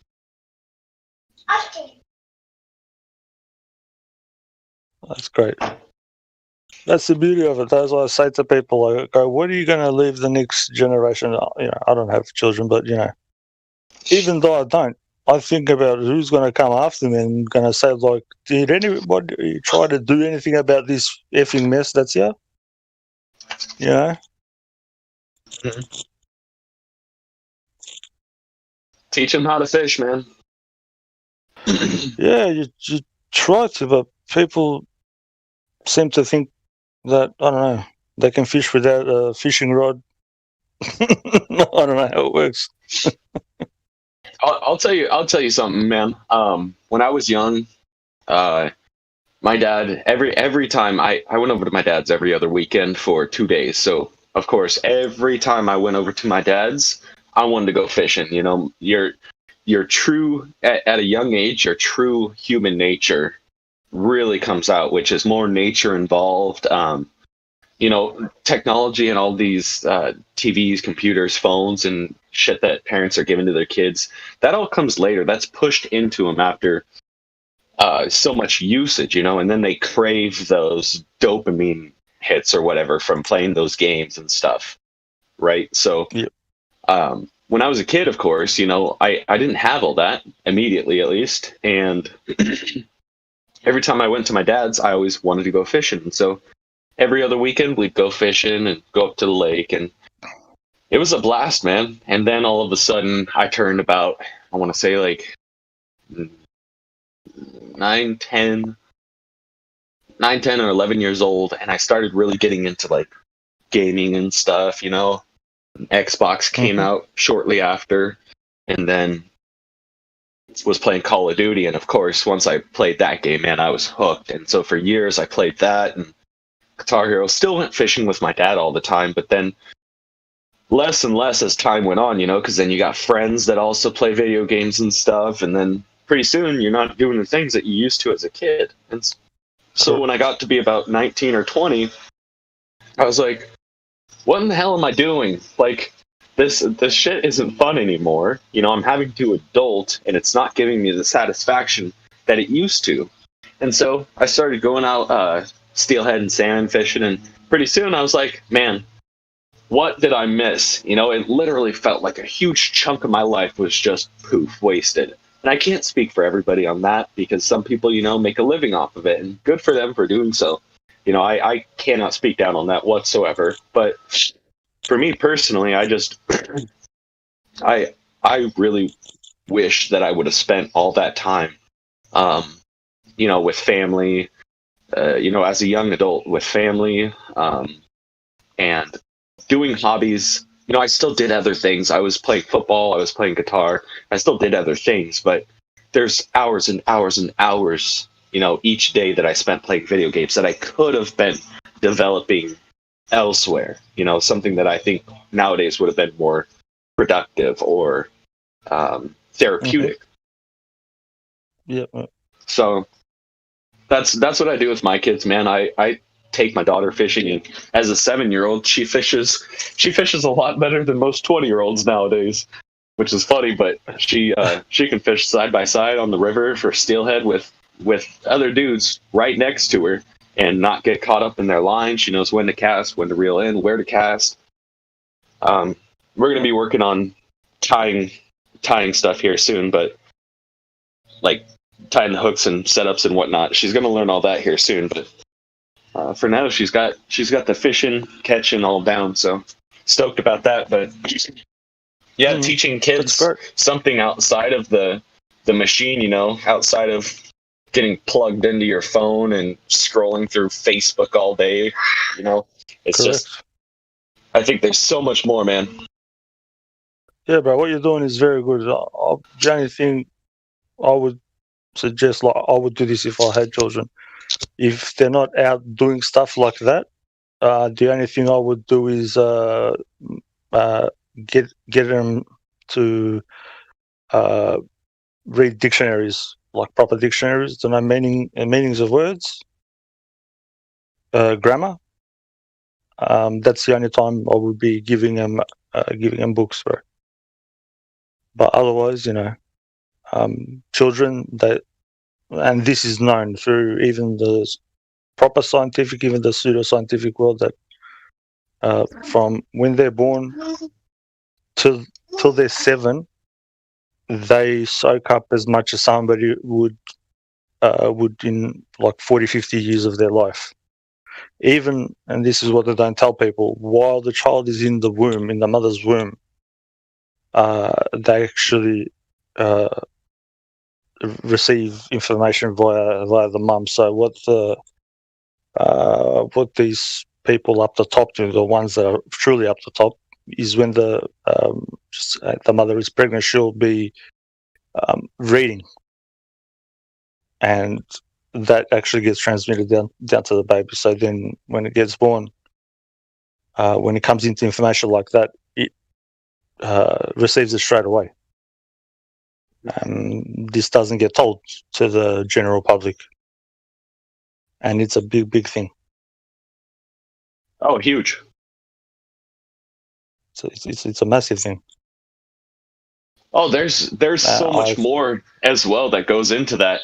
So much more that they don't teach kids growing up. You know, they teach them all this other stupid busy work crap, you know, to give them, like you said, you know, the higher ups want people that are stupid under them. And so the school system is literally turning people into just people that can do regular jobs, just to be average Joes. You know, that's where they want the mindset of people. Not to say that they're afraid that people could surpass them, but if people are stupid, they're a lot easier to control, as we see nowadays. And what we saw was probably the result of propaganda being pushed into their heads for, I don't know, our heads for 10, 20, 30, 40 years. And then finally they're like, well, you know, it's time to take them. Yeah, well, I was, I suppose, lucky, or you could say gift or whatnot. Me, I never fell into that. And the other part was I was stubborn. You know, like I said what I thought, and I got, you know, booted out of my classes. But you know, I finished school at the age of 15. Finished even a degree while I was at school. So,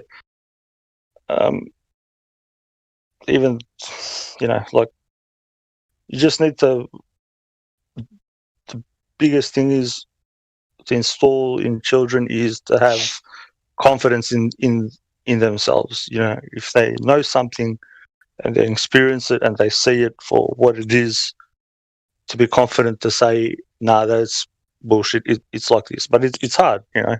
You have peer pressure and whatnot, and all the dummies around. You know, like I never could accept no space or no evolution. You know, I called the teacher a monkey myself. I go, you know, if you're a monkey, I'll go, good for you, man. I'll go climb trees. You know, go speak to your relatives, the apes and whatnot. I'll go, my family are made in, you know, divine. I go, that's a lot of crap. I go, I actually said to the teacher, I go, it's a theory. I go, it's a theory. I go, why the F are you saying this? And at that time, I told them, I go, they did tests. I haven't read it. I go, they've been doing tests with where they put the single cell organism and they put it in those machines and it twirls around and all the rest of it. I go, no actual so-called cell, what they call a cell, duplicates, doesn't go into 2, 4, 6, 8. So the whole theory is you can throw it down the toilet. I go, it either mutates, which is the same, mutation, adaptation to the environment around. I go, that's what it is. I go, but teaching that monkeys, people came from monkeys, but I go, they're still monkeys. I go, it makes no sense. I got booted out because I told him he was a bit of a. And actually, I actually liked his science teacher, like me. But I got booted out because actually, got personal. I thought at that time, I took it personally. So then they had to do like. How do you not? When you're young, it's so much harder to you're still developing skills and tools, and as you grow up, you get those. But it's kind of it's kind of on the teacher's side to be the mature one at that point. But when you attack their beliefs, even as a kid, you can see how adults act even in here when their beliefs are challenged. Not attacked, but challenged. That would have been the proper wording. You know what I mean? So the maturity should have been on his side to claim, not yours. Yeah, true. That's exactly right. But he should have saw my argument, which was a factual argument, which it's scientifically done, and it's right there. So one cell doesn't go into 2 into 4 into 8. So you can't have evolution. You cannot possibly effing exist. Oh, it takes very simple eyes to see that too. Very simple. Yeah. I mean, just you know how most of the FE debates kind of begin with, what do you see? What do you feel? Use your senses. That can also be used, I believe, towards kind of seeing, how do you say it? Seeing whether we really evolved from apes or not. I mean, you have so many different instances, a baby is birthed into water, automatically floats and cannot sink or drown. You have instances like that where it's written into them to be able to do that. I've always thought that the animal instinct was pretty anti-evolutionist theory. I've always thought it funny that plants, they like how everything acts together, right? You have, and nothing against vegans and whatnot, but you have everything acting as a way to feed each other, right? So you have insects that are, it's so hard to explain, but when you look out, it's a chain of command, and you see plants that reproduce via using the wind. Like, who would have thought? Plant limb gets chopped off so it heals itself. Weird. Like, what, did the plant all of a sudden fucking decide, oh shoot, this might be useful? Oh, I accidentally healed myself. Let me put that into my gene because that works. When did it decide to make that change? Like, just if people just used simple eyes just to look out instead of carrying this bag of pride and knowledge that the world tells you need to be better than one another because that's what gets you somewhere, which nowadays it does.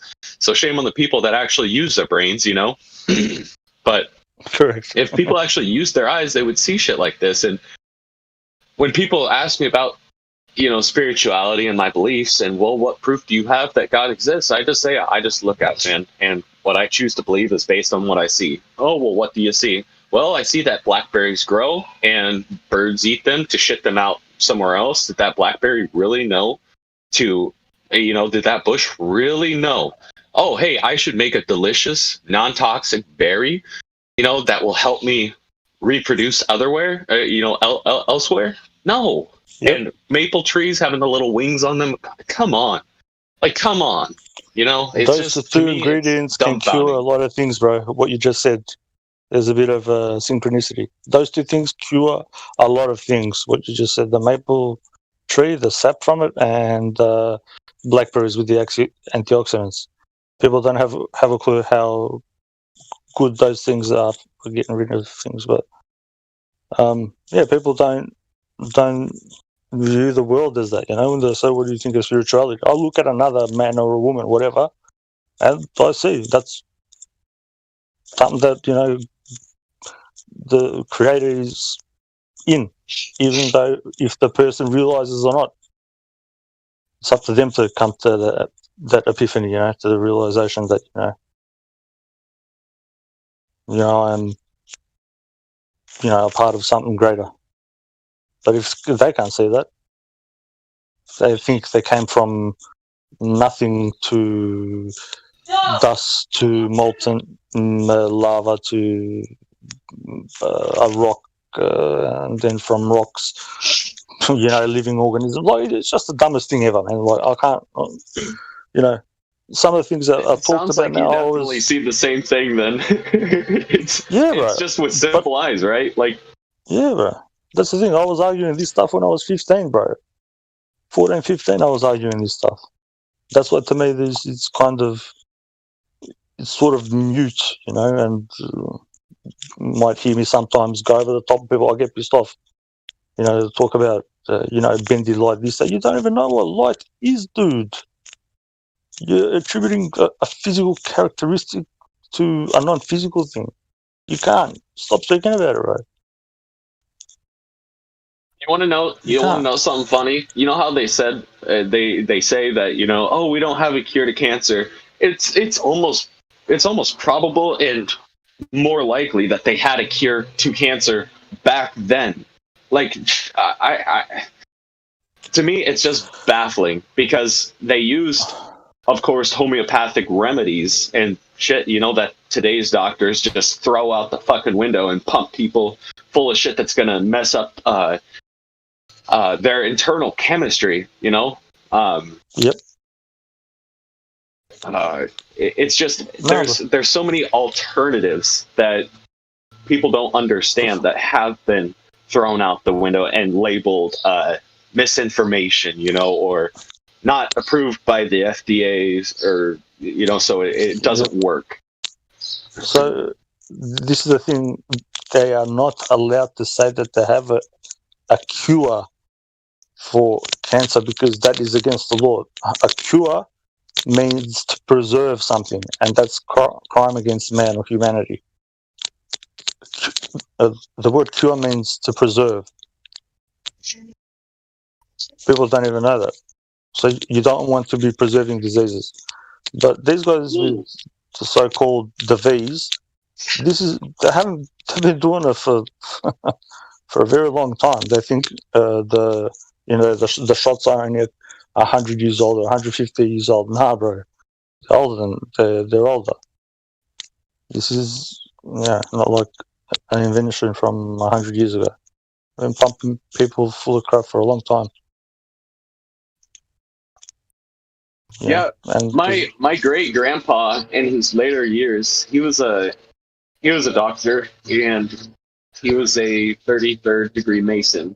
And I didn't know that, of course, until he died. But before that, I always thought like some of the stuff he would, talk about or say was like, really, how would that work?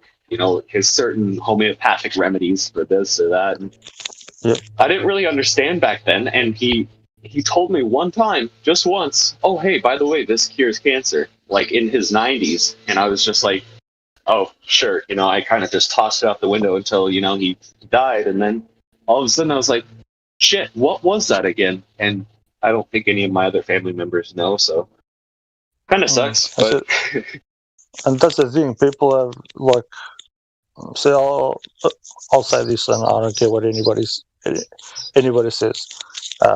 Masonry has gone bad just like religion. Masonry was actually for the people. It's you becoming a better man. That's what it means. So, there's 3 levels to it, and people got taught, and that was everybody's.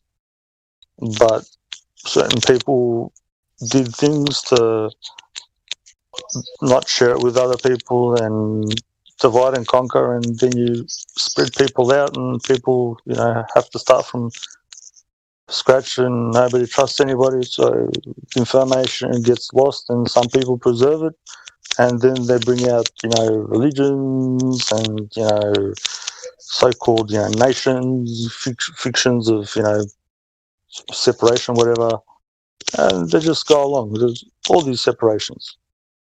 Separated people with language and all the rest of it. So but that, like anything else, is meant to be for the betterment of man. Like that because Masonry is a religion, and if people actually knew what they thought is the same stuff as other religions, but it gets corrupted just like everything.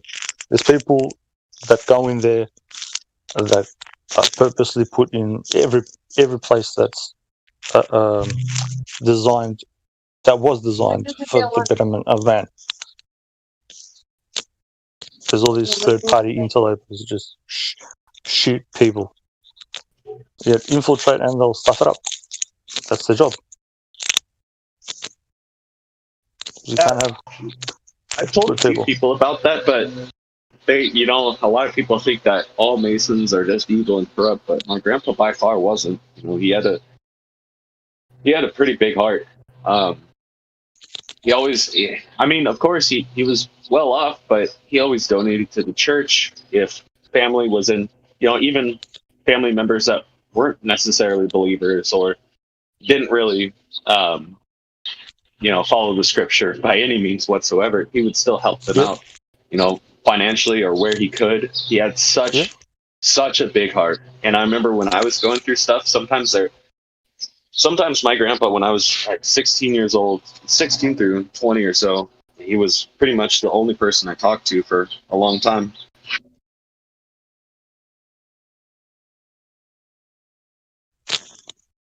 You there? Or did I drop out? No, bro.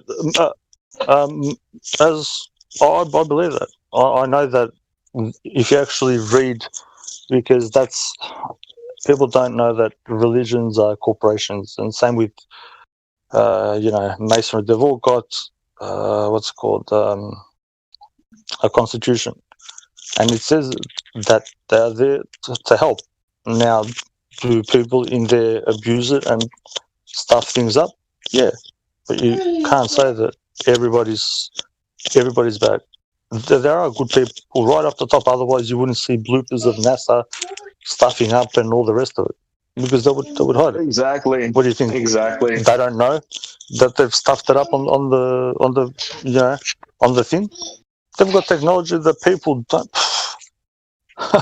can't even fathom, bro. This is the thing. We are minimum 100 years behind in technology. What even anyone can conceive in their mind.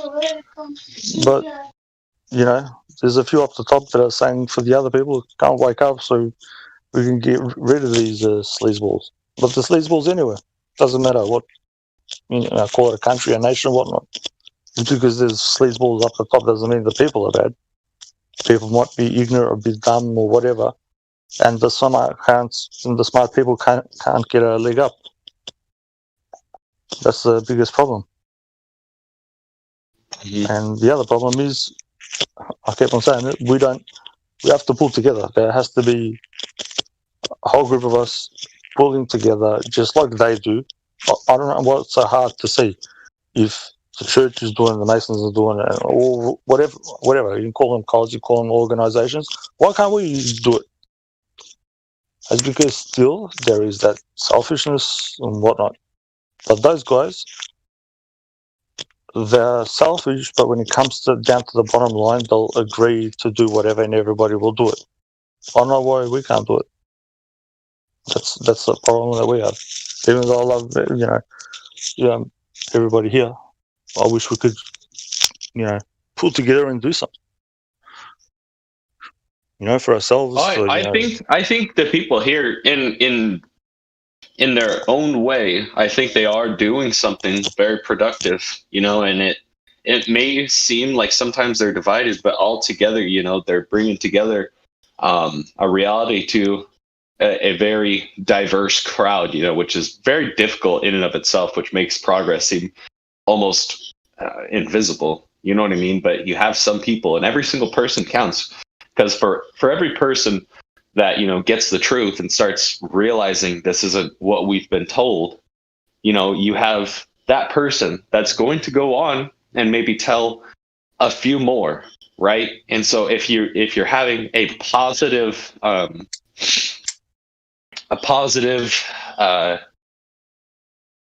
what do you want to call it, incline of truth and reality, then at some point, either the truth is going to come out or it's going to be censored so severely that at that point it might cripple it. You know what I mean? But if a person went their entire life without telling a single person the flat Earth and knew about the truth, I would be surprised. I'd be shocked. Sup, Jim, bro? I'm not taking anything away from anybody. It's just saying, like, there could be more done if people were just, I don't know, just thought outside the box. Actually, can pull together in a different way. Like So Oregon. Yeah, I get you. You get me? That's why these people are up to top, because they've come together, they've established a goal, and they're committed to it. And once you're committed to it, that's, you know, you can't, you don't move away from it.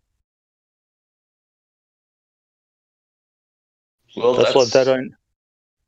And I bet if you, God bless your grandfather, I bet if he was alive, he would know that over there in the Masons, I know this for a fact, they don't talk about religion or politics because they control it. That's why, you know, you can believe in, you know, put a label to any sort of God and whatnot. They know that there's only one creator. This is a funny thing. And they know who it is. Just because other people pervert it. But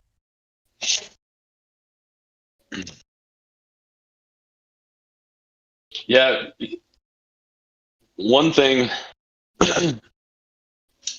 that my grandpa always made very clear was not to pervert the Bible. And, you know, if you're going to take one bit, you know, you got to take all of it. So once you start seeing all of the, you know, a lot of people nowadays they're so quick to throw out one piece of the Bible, right?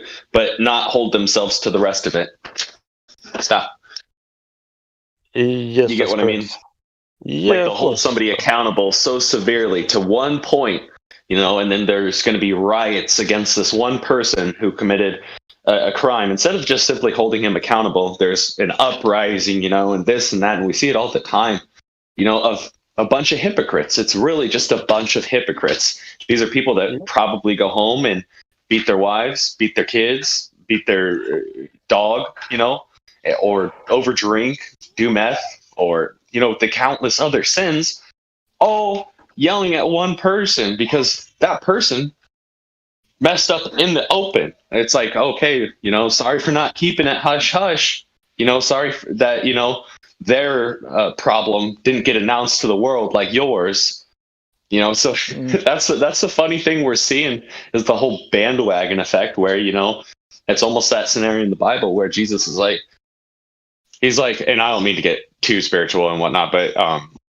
where he's like, you know, for those who haven't sinned, you know, go ahead and cast the first stone. And we see a lot of people casting stone when clearly it's just obvious. You don't have to be, you know, oh, well, maybe these, you know, I can't judge them. Maybe they are perfect. You know for a fact these people that are doing this, and I don't know. It's just, I try to aim to not be part of that bandwagon crowd. Well, there's, you know, I've read all of them. Doesn't matter what it is. I've read, you know, a couple books, Bible. You know, it was my Easter just like yesterday. It even says in the Bible that it's going to be changed, and people are going to take stuff out and put other stuff in. You know, so you know, there's an actual like truth and fact to some things, but they won't. They've hidden it, and that's the big issue, you know. When you see something that's copyrighted, you can't copyright the word of you know, the supreme being. Yeah, I don't know. Mm-hmm. But branching off of what we were talking about earlier, man, another thing that they, in regards to the school systems and stuff, what they're educating kids on.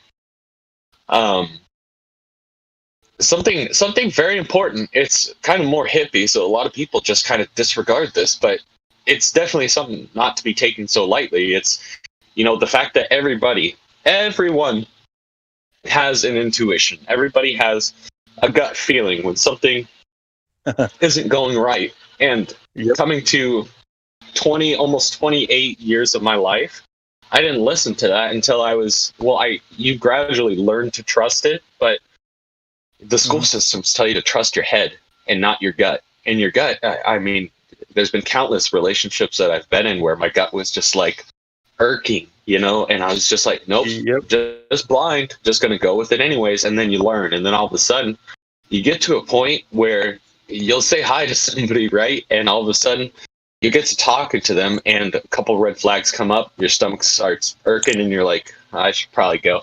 And all of a sudden, it starts happening to you at the most random times, and just start listening to it. And pretty soon you start avoiding all kinds of trouble. Your life goes a little bit smoother. Of course, you still have problems, but the gut instinct, man, they don't tell you to listen to that throughout school. They don't go, okay, kids, so you have this thing, right, where, your body can actually sense what's going on for the most part, and we believe it to be, your subconscious that controls most of your body is actually smarter than your conscious self, the person that you think you are, your subconscious can kind of read a situation and it'll tell you when something's not right. And at that point, your conscious decision making self has a choice on whether to follow that feeling or to proceed, Yep. So that conscious thing, I said to everyone, what is that gut feeling, that conscious thing? That's that little flame that's talked about in the Bible, if your light be, if the light shineth within you, make it shine brighter so everybody can see. That is the, call it Supreme Being, Christ, whatever you want to label it. It's saying to you, wake up. You shouldn't be this or that or whatnot. And what you say, the incidences, that's what's it called? It's synchronicity. Synchronicity. If you want to get to know that this is, people will say, well, how coincidence this happened? No, that's synchronicity. Things happen if you want to know. Exactly. If there's a supreme being, I try not to go that far fetched, but I'm happy somebody else sees it. Like truly, people think that all these coincidences just happen. I tried mentioning that a while ago, but no, that's so true, dude. And it even touches on areas of deja vu. Oh, I feel like, no, that's just mass synchronicity. How do you think people did prophecies back in the day? People that would, see things. I believe that 100%. They were just well in sync. Learn to trust that gut, and pretty soon, and I only use subconscious because I don't have any other name for it technically. But I'm fine with whatever label. Either way, it is what it is, and we're talking about the same thing. But that same thing, when you're synced in with it, it starts leading your life in the direction that you need to go. Thus the path. You know what I mean? Yep. The way. Mm-hmm. The way, and that's the thing. It goes from there's, even the up the top, the scientists know this, but all the occultists know it. So man is threefold. You've got the body wants one thing, the mind wants one thing, and the heart, which is spoken about in the Bible, when before Jesus goes away, says, "I'll leave you with one commandment to keep. Love your Creator, love your Father, and your brothers and sisters." So he just tells you that is the most powerful thing. Your heart, your gut instinct. What you feel that is, what's in your heart to trust it. Your body will want to eat, 3 kilos of meat and chocolate, and whatnot. Your mind will say, maybe I shouldn't eat it or not, your heart will say, you know what, you've overdone it, stop eating it. But what are you going to listen to? The body, the mind, or, the consciousness that's trying to pop out of you? That's the thing. No. Exactly. No, looking back, I can't speak for everybody, but I can definitely speak for myself. I don't think that there's one time that my gut was really wrong.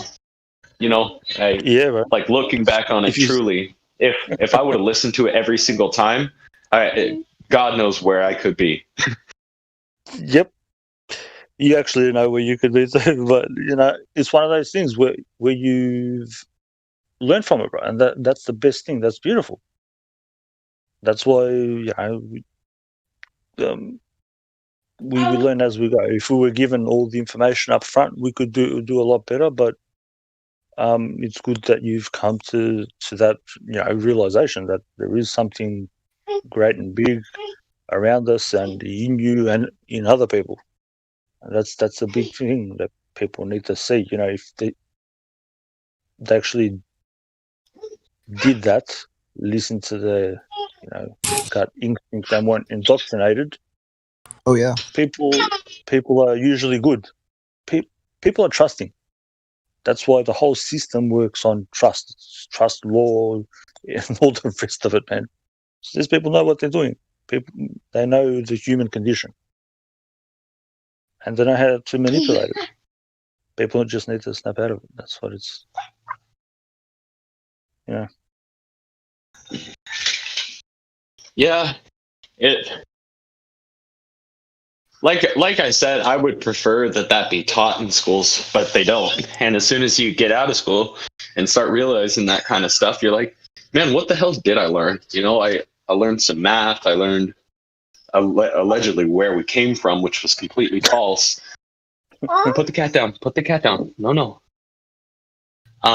You learn that, and then it's just like, okay, now I have to relearn everything, because apparently everything I was taught besides 2 + 2 being 4, which some people will still argue, stop it, was false. You know what I mean? Like the whole thing, if it's based on like bad roots, the rest of it's just going to be false. That's why when I've said this before in here, but one of my buddies that I actually got into the flat earth and some of the other truths that are going on, he initially said, well, I don't think it would affect me either way. That was kind of his not really counter argument, but way to kind of like, still keep me as a friend without sharing the same beliefs, until he saw what I was talking about. It was kind of like, well, I don't think it would really affect me either way, even if it was flat. And I was like, bro, and after I showed him the video, I was like, so, one thing I want you to think about is the fact that everything that you learned in school was based on this religion that the government, shows you, like NASA and all this stuff. It's all false.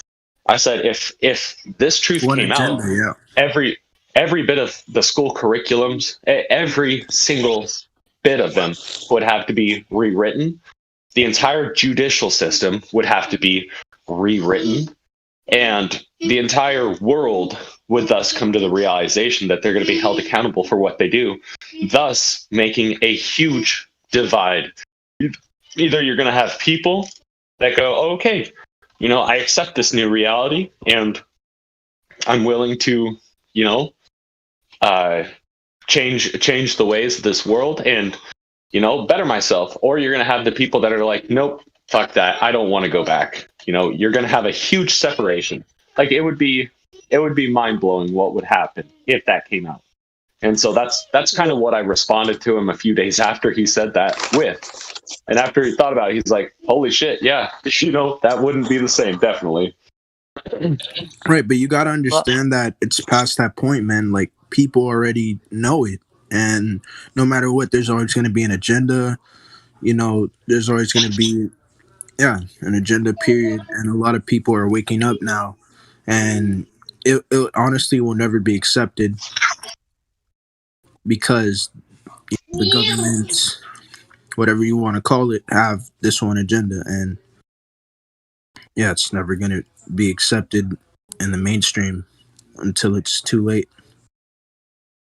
Oh yeah, I agree with that. Well, this is what I said before. If people came together, imagine us pulling together and making a school. Oh yeah, and you actually teach the people what they're meant to know. Yeah, but nobody, I don't know, if people don't want to do it, people don't want to invest. You know, it doesn't even cost much. It costs a bit of time. If everybody put in some hours and a little bit of money, it won't cost, F4. But do people really want to change things? The governments will try to stop it, bro. Nah. If you do it in the private, they can't stop. They can't do squat. They want you to think that you can't do these things, but you can. It's a private school. You teach whatever you want. If I can interject just really quick, kind of important. So it literally begs the question, have we seen this before in history, or has this just been leading up to what's going on currently? One thing that we know for sure is that governments and kingdoms and yada yada have all collapsed due to big government or takeovers from other countries. And, we've seen huge, governments just fall because of big government and uprisings. So it literally begs the question, has this kind of stuff been leading up to now, or have the people come to realizations in the past and thus fought back against, what was happening like we see today, and that was the fall of their governments and whatnot. You get what I mean? Like those are the two questions that come to mind with me. Have we, is this just part of the plan? Is this what's, been happening, or do we still have a chance to fight? Because what we see is the middleman getting kicked out. With big government, you see small businesses fall, and then the people rely on pretty much government-owned stores, government-owned everything. And so at that point, it's like communistic slavery, right? People get sick of it. Yep. There's an uprising, government falls. Like, has history just been repeating itself? Yeah. Or, has it led up to this point? Bro.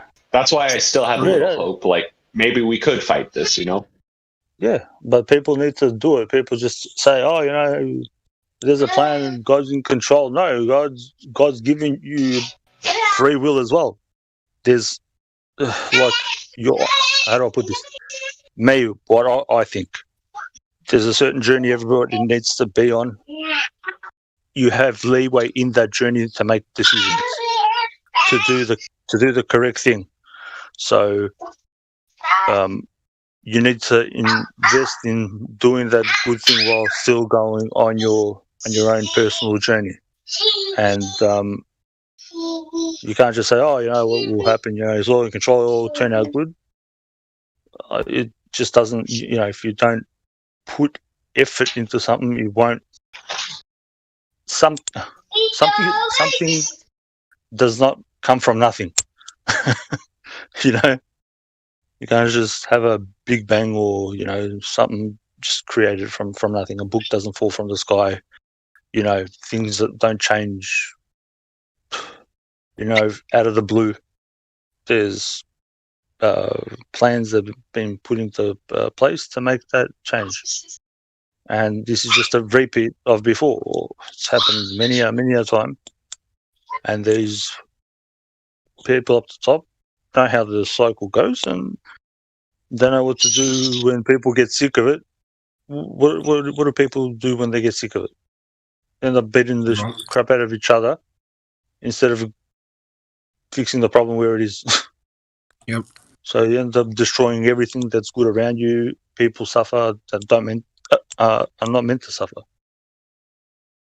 And the ones at the top still stay up the top. You might get rid of some people, whatever, but they've got other people to replace them. and they'll just say, you know what, we'll wait a couple 100 years and we'll be back to the same point. There's a time and a place and a season for everything, as it says, in the scriptures. So these people know that. Now they're pushing the envelope for to do a certain thing, and people don't wake up. They've got mental chains around them. Maybe when they see the physical chains, they might do something. But that's a little too little, too late. Yeah. You don't want that. Yeah. No. You do not want that. You don't want to start from beginning again. A lot of the people, you see it because you know the truth, but a lot of the people saying, "Oh, well, God will handle this," and I don't doubt that God does prevail, and I don't doubt that God does have His way. He never loses, bro. But like I said, or like you said, like He gives us the free will, and that's what people aren't understanding, right? So if everybody knew the truth, then part of that would come into play, and they'd go, "Holy shit, I've got to do something. I've got to wake people up." It would turn from, "Oh, you know what? Our entire government is taking over and whatnot. God will handle it." It would go from that to, "Holy shit, no, God's on my side, but I feel like He would want me to do something." You know what I mean? Of course. God, we are the vessel through which He works through, bro. It's very simple. He's a part of everything. Nothing can be alive if He is not in there. So the vessel that you carry, that you are in, the meat suit, that just will, fall apart. But the rest of you won't. Yeah. He doesn't make anything that can be destroyed. You can't. So that's the thing. There is a bit of Him in every single a person out there, and people will get the realization of that, and then say, "Wait a second, all right. If what I know to be the Creator is unconditional love, also you can't see suffering and let it go on. You have to cut it out." Yes. So then you have to do something. There's always a way to do something without, going around shooting, killing people and whatnot. Might take a little bit longer. The thing is that, the globalists, they have made it that way. So, the only way to actually, make any change is through violence, through those type of ways. So, yeah, and that was put it in the heads of people. Yeah, I get what you're saying, bro. Yeah. Oh, sorry. What were you saying? No, I get what you're saying. That they put it in people's heads that the only way to make change is if we go and bomb the crap out of people, even though you don't know their situation or whatnot, because these people are bad, and we'll bomb the crap out of them, kill them, and then we'll put our retarded people that suppress us to suppress them. You know what I mean? There's all these different private factions, and they're private. That's why you take an oath to join these organizations. It's private. You can make something private and they can't touch you, and they know this because it's not for everybody. Once something's private, and the other way to make changes is by voting on something. When the government taking the votes is the one lying to the people. Like, see, who was I explaining it to? Like the Constitution. Like I'm not from America, but I know it. Back to front and all the rest of it. And America has never been independent. They've always been still a part of Great Britain. The vote. What do you have? Elections, but you have a vote. You should be casting an electoral vote. You shouldn't be what's it called. You have those people from every state that cast the electoral vote. Right. So something they are in charge of the whole process. Doesn't matter what everybody wants. If just say me and a person were up there running for, just say president of the USA. If I got 60 million votes and he got just only 30,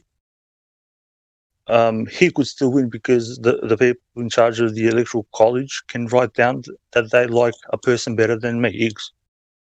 And that's the way it works. So if you look at it, it's perfect. People just don't even want to do a little bit of research. Last time when Trump won, Clinton had more votes than Trump. Why did he win? You can just Google this simple Google search.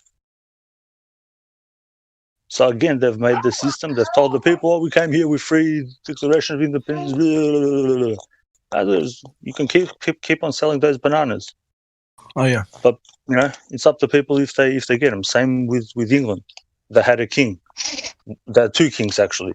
One was the king of England, the land. Apparently, he claimed the title, and then the other one was the king of the English people. So this is the thing. Once you dig into there is proper, books, say, history that will tell you the truth. It's up to you if you want to delve in it and look into it.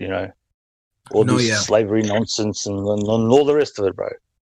People still sell slaves today. You're going to tell me that one people were only slaves, or that this happened, that happened. They're selling stories again. Well, really quick, one thing I wanted to say in regards to teaching people about the truth, if we look at some of the examples that we've had in our past, and everybody, I can guarantee, unless somebody was very unfortunate, I think a majority of people can look back and say, oh, I had this really cool teacher that, I really looked up to and really admired. And the one thing that all those good teachers had in common, hey, quiet. The one thing that all those teachers had in common is they had a general care for other people, and I love the people. That's it, bro.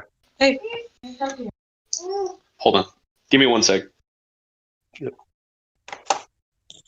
he's got a great point. A love for people. If you don't have that, then you're no good.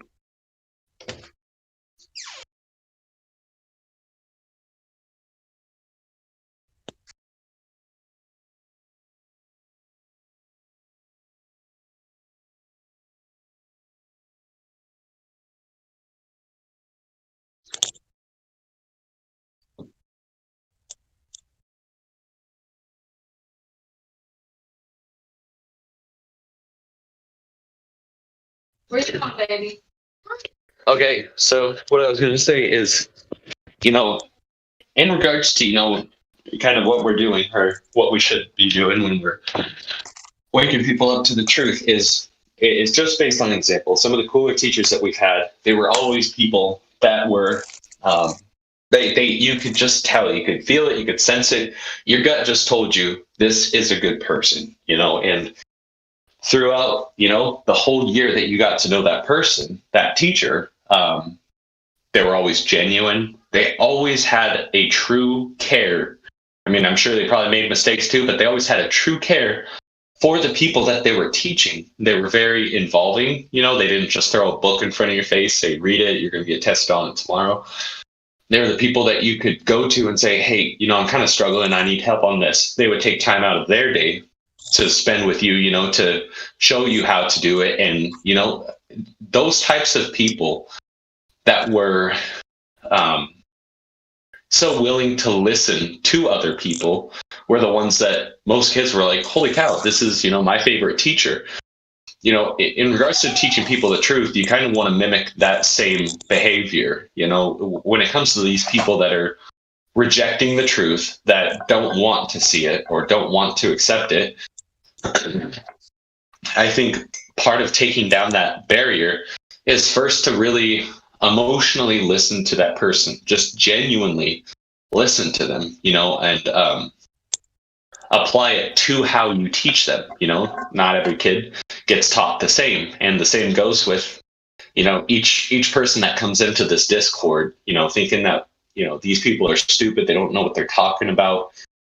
they're all people that need to be taught differently, and if they were heard and addressed kind of based on the information that we know, how stubborn are they, how talkative are they, quiet, are they shy, taking all that into account, you can address that person a little bit differently, and having that genuine care for somebody almost leads them to believe, why would they lie? If they genuinely care about me, why would they lie?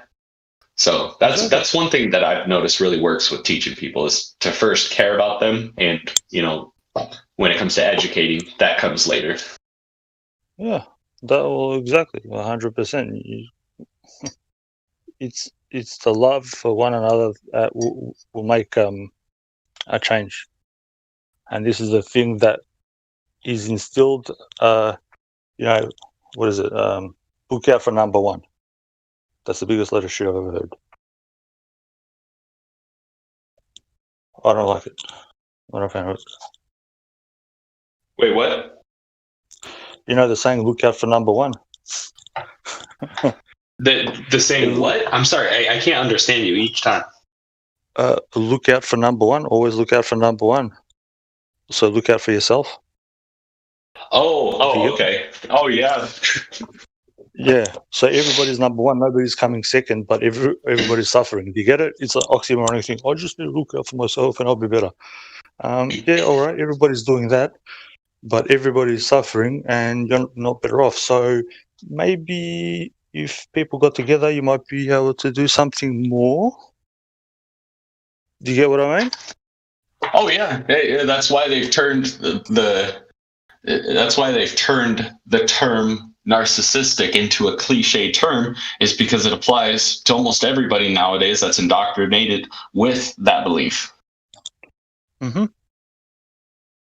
That's correct. They've told us look out for number one, but narcissist they're working call another narcissist a narcissist? Exactly. Why does another liar lie? Because he knows the truth. Do you get what I mean? They tell us, you look out for yourself, number one, and you can achieve anything. Load of crap. If that was the case, then why are these pricks working all together in groups? If that was the case. Sorry, guys, I just had a fucking debate about Foucault's pendulum. You heard about that? Oh, no. Oh, no. You know about that, right? The pendulum. And how to use it. Bro. Yeah, that's ridiculous. There was this one guy. They don't know that it's been discredited as fuck. It's just a demonstrational thing, and it's it's fun to look at. That's all. Even science says it doesn't matter anymore because it's flawed, even as a theory.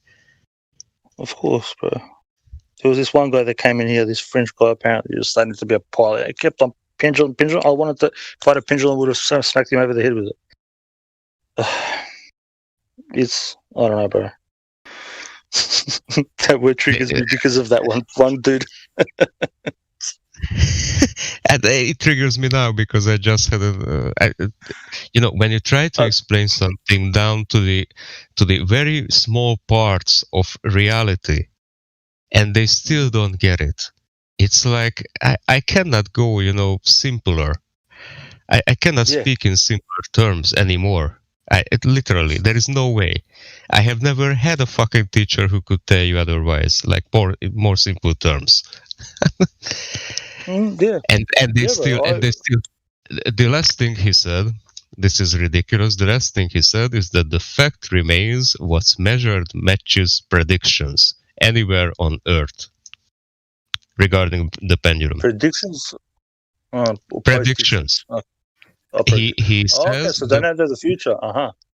The 15 degree. So he says the pendulum can be a useful tool to measure the 15 degrees an hour rotation. Now, I told him that the pendulum stops within a day, which means that the acceleration is negative and it's a deceleration, which means that you can, whenever I choose to measure it will be different. So it can be 15 degrees, it can be 0.5 degrees, it can be 90 degrees if I want to. It only depends on when do I measure it. That's all. It's ridiculous. It's not a representation of anything real. They took the 15 degrees. Yeah, the 15. So the 15 degrees, what they claim for the physicality, only comes from the model itself. Yeah, not even from the model. It comes from the astrology, not astronomy, astrology. It's with the lights in the sky, how they vary up to 15 degrees. So they've taken that and that too. Yeah, that too. And they've slapped it on there. It matches up. Yeah, the main thing is that the globe model is kind of hard to argue with because they have a lot of, physics there. They put down the maths to it. Einstein was actually the biggest trickster of mathematics. He was a genius, but he just used his geniusness, to decept people. That's all. The problem here is that that's why it's kind of hard. It's not that hard, but it's kind of hard to how do you say it? To dismiss the claims that the globe model has, but it's not inevitable because it can be very much disregarded, like a lot of things, like the pendulum. It doesn't make any sense. Yeah, not physically. You can't, as we keep on saying, they've taken a metaphysical, something, a light in the sky, and you try to attribute physicality to it. It can't be done. Like, I don't know. Also, when Globers say that they did this and that kind of experiments in lab in high school, you get that sometimes. That's like, what the fuck do you even mean? No, no, you didn't. They dissected a frog and they know about something or other. They've never used the microscope or anything. For example, my physics teacher, had a Cavendish model, like a small one that you can carry around. The Cavendish experiments model was about, two masses attracting each other. So it was like a small representative model of the Cavendish experiment.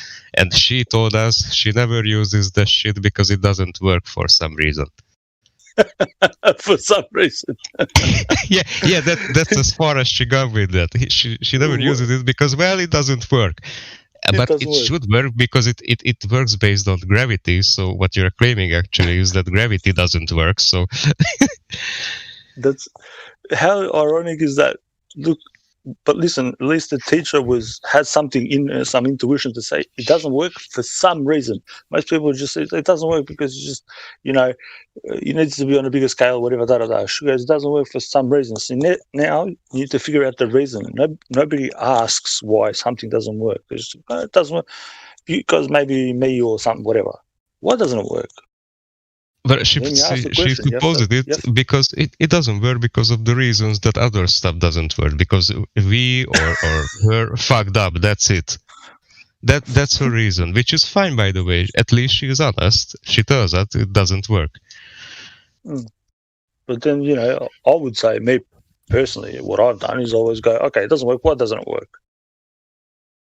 Yeah, of course, I'm like that too. Yeah, by the way. You have to Yeah, exactly. I know. I've spoken to you enough times, to realize that you are like that. I always have to ask why. If this isn't that, then has to be something else. I want to know. Because I'm missing out on something. Something that might be important.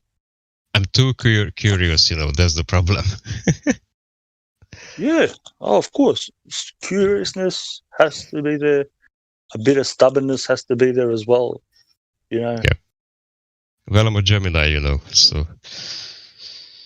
Okay, I'm Sagittarius. So. Sagittarius. Oh, then because I know I actually do know a lot about astrology. I'm not gonna just reveal why, but I do know a lot about astrology. I need to speak to you then. I need to speak to you because I'm looking for. I'm dead serious, bro. Because I know quite a bit, but it's just I need help with something. Well, basically, that's a lie too on the West. And how is it presented on the West? Yes, I know. Because I look at it differently. So, good. We're on the same page then. No, if you are a Sagittarius, then it means mainly due to my experience with where a lot of people, a lot of people, talking to a lot of people about astrology and making, notes. Well, for a little while, I was actually making notes about people and some predictions that I had about them due to and because of their astrological signs, not just their sun sign, but by mainly their moon sign. And sometimes I looked up something other. It was always different, but I try to experiment about astrology, and it usually works out. So as a Sagittarius, you are very much connected to, let's say, the least talking about metaphysical stuff. You are very much into that stuff. You have very good intuitions, and you usually use them, and that's why you have it, way better than other people. Because whatever we do, we get better at. So that's the main thing. I fall into the that's by the West, the Sagittarius, but I fall into Ophiuchus. I don't understand that last word. Ophiuchus. I'm pronouncing it wrong. Ophiuchus. Can you write it down? I have no idea. Yeah. Thank the you. guy that holds the really snake. Quick, I'm taking a shower right now, but I had to unmute myself just to say I'm a Sagittarius too. I think it's extremely ironic that we were talking about what we were talking about in correlation. I've always thought that the horoscopes was a bunch of bitchy shit, but I'll definitely listen now. You guys got my attention, so go for it.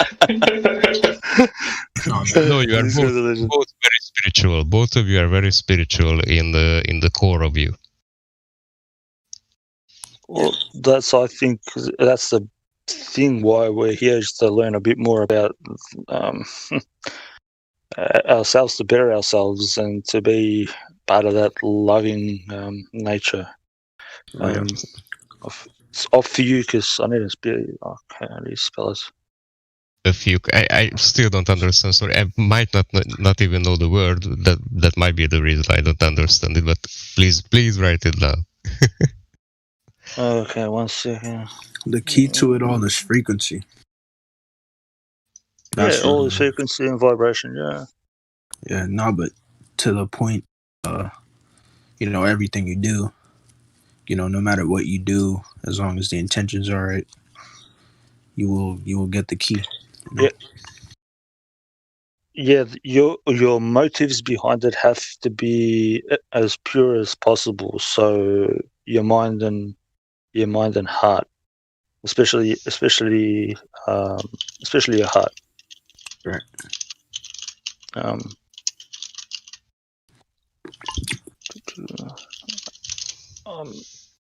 Yeah, it's a star sign. Before there was 13 star signs. That's why you go by the what's it called, the sidereal calendar. 13 times 28. I just DM'd you what's up the name of it. I've never heard of it, but yeah.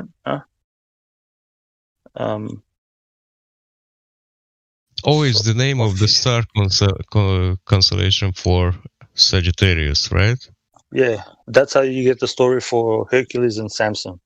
The bite behind the ankle, because you've got what's it called? What's the star sign? It's Capricorn. That bites. It's got the sting in it. I'm missing out my star signs. Well, that I have no idea about. There are a hell of a lot of different constellations that you can draw up on the sky. So, yeah. Well, that was part of the main one that was taken out. So if you go by the sidereal one, you've got 13 and 28. So 13 months, 28 days, and everything falls into. You don't, there's no such leap year, this, that, whatever. And before that, they used to use the 8 times 3. So you have from midday to 8 o'clock, from 8 o'clock till 4 o'clock in the morning. You know, that's why you have midnight. But now midnight is the beginning of the day. How does that make sense? You get what I mean? Kinda, yeah. So we say midnight at 12 o'clock, but really they say it's the next day. But if you use that 8 times 3 way, so every 8 hours, if you start at 12 to 8 at night, then from 8 to 4 in the morning, usually when the sun would rise, if they don't tamper with the clock, from 8 to 4, then you have it's literally the middle of the night. So you have midnight. Mm-hmm. Like that one. It's not bad. But that's good. I'd like to actually maybe pick your brain one day about a few things. Okay. I you know, like I don't like to put, you know, say, oh, I know everything. This that. When you find that, you know, another person that's like mine, that's got great intentions and love behind it, you can always learn from everybody and anybody, as long as you're willing to. Yeah, you can certainly you can. Yeah. And just sometimes even the way somebody says something might trigger something in your brain or in your heart to say, oh, wait a second, I was thinking about this thing all in just say a couple of different ways, or maybe depends if you're one track minded, you think of it only in one way, but I didn't think of it as in this way, and that, you know, will change something good in your life, if you get what I mean. Mm-hmm. Yeah, that's right. Yeah. I'm not a coincidence theorist. I believe in synchronicity. You know. Yeah. Even Einstein, there are a lot. There are a lot. Yeah. Einstein, his quote: "Coincidences are a way of God remaining anonymous." Einstein. It was Einstein. Wow. Yeah, Einstein said that. Yeah. You know what I mean? So. Yeah. Of course. Yeah. Certain things, you know, even when you look back, you say, oh, this happened, that happened. Oh, if I only did this. And you think, wait a second. Was that signs? Was that something that happened by accident? Or do these things happen because there's something behind it? Do you get what I mean? Yeah, I do very much. I looked into all of the esoteric stuff because of what was happening in my life. So yeah, that's the thing. They've taken these things used to be a part of everyday life. They used to be in the Bible. Yeah, but they take it away. They've taken it away from us. You know, if he's left the lights in the sky for us to know about seasons and this and that, there's something behind it. You know what I mean? It's giving us a heads up, something to learn, to know about yourself, how to know thyself. You know, if you've got some weaknesses here or some, you know, strengths, what to use, what to correct, and to be more towards, you know, the center, you know, Polaris. You pull more into correct. If you take the C out of correct, it's erect, to be upright. So, yeah. It's all right there, if you want to say it. But you know, if this demonization of things, you know, oh, it's all. One thing I wanted to add to the intuition is, it's, you know, one thing my grandpa used to do is he would just, at the time, he would ask me just like sometimes just random questions, it was just like point blank questions. And he was very, very blunt with his questions. Like, you know, most of the time people would go, well, why would you ask something that somebody could clearly lie about? Well, not everybody, a majority of people aren't great at lying, and you can sense when they're lying. I'm saying most of the time you can just ask somebody a question like, hey, you know, do you think this is true? And you can sense whether they're telling truth or being deceitful. There are some people, however, that are very, very, very, good at lying, and most people don't practice lying. Like it would to come across a person like that, you would have to come across somebody that practices lying as if it was guitar or piano in order to encounter that person. That's thought, bro. I'll tell you straight up. Sorry. And what I'm going off of is pretty much if you want to know where you're going in a job, for instance, just ask your boss, hey, do you think I'm going to get somewhere in this company? And if they're a relatively good person, you're going to sense bullshit over that. If it's bullshit, fucking quit and go find a different job where the boss, you go to the boss and you say, hey, before I get hired, if I work hard, if I show up every day, if I show up on time, if I am extremely good with people, will I get somewhere? And if they answer yes and it's truthful, fucking might be worth sticking it out. But you'll see some of those really high up people, they are very good liars because they've practiced it religiously. So that's what I'm saying. It's kind of like tit for tat. You got to be careful with it, but at the same time, it's few and far between because, like I said, those people, they practice it day to day. Yep. I guess it wouldn't hurt to be around some liars every once in a while to strengthen your BS detector. You got to have a strong BS detector if you're going to be around. Yep. Once you are everybody has that written in them too. Correct. It's if you use it or not. That's what I said, bro. I agree with that. You have a bullshit detector. It's if you pay attention to it. There's something that's got like that feeling when something eats at you. Even that nagging feeling. If you have a feeling of whatever about something, then something's not right. And you have to, notice it. Do you get what I mean? It's the wrong word. Well, that's the problem. That's what I meant. That you guys, as Sagittarius, do have by default that kind of senses in yourself. Yeah, mine's pretty high, bro. But most people, other zodiac signs, they do not actually. You have it the most. You have the best ones. Bullshit detectors? Yeah. Yeah, for example, into any kind of, literally any kind of intuition. Yeah. I know mine's been pretty good. That's why I never believed in evolution and globe. So even from the start, I was like, what? You come from nothing comes from something into dust, into molten lava, into a rock, and then there's this and that. From rocks come monkeys, and then this. What? Get kicked out of class. You can't tell me that. Well, it doesn't make you can't. I was going to say you can't even make a movie about it, but you can. You have to be. You have to be like, I don't know, bro. It's a form of, I don't know, suppression, and it comes from everywhere.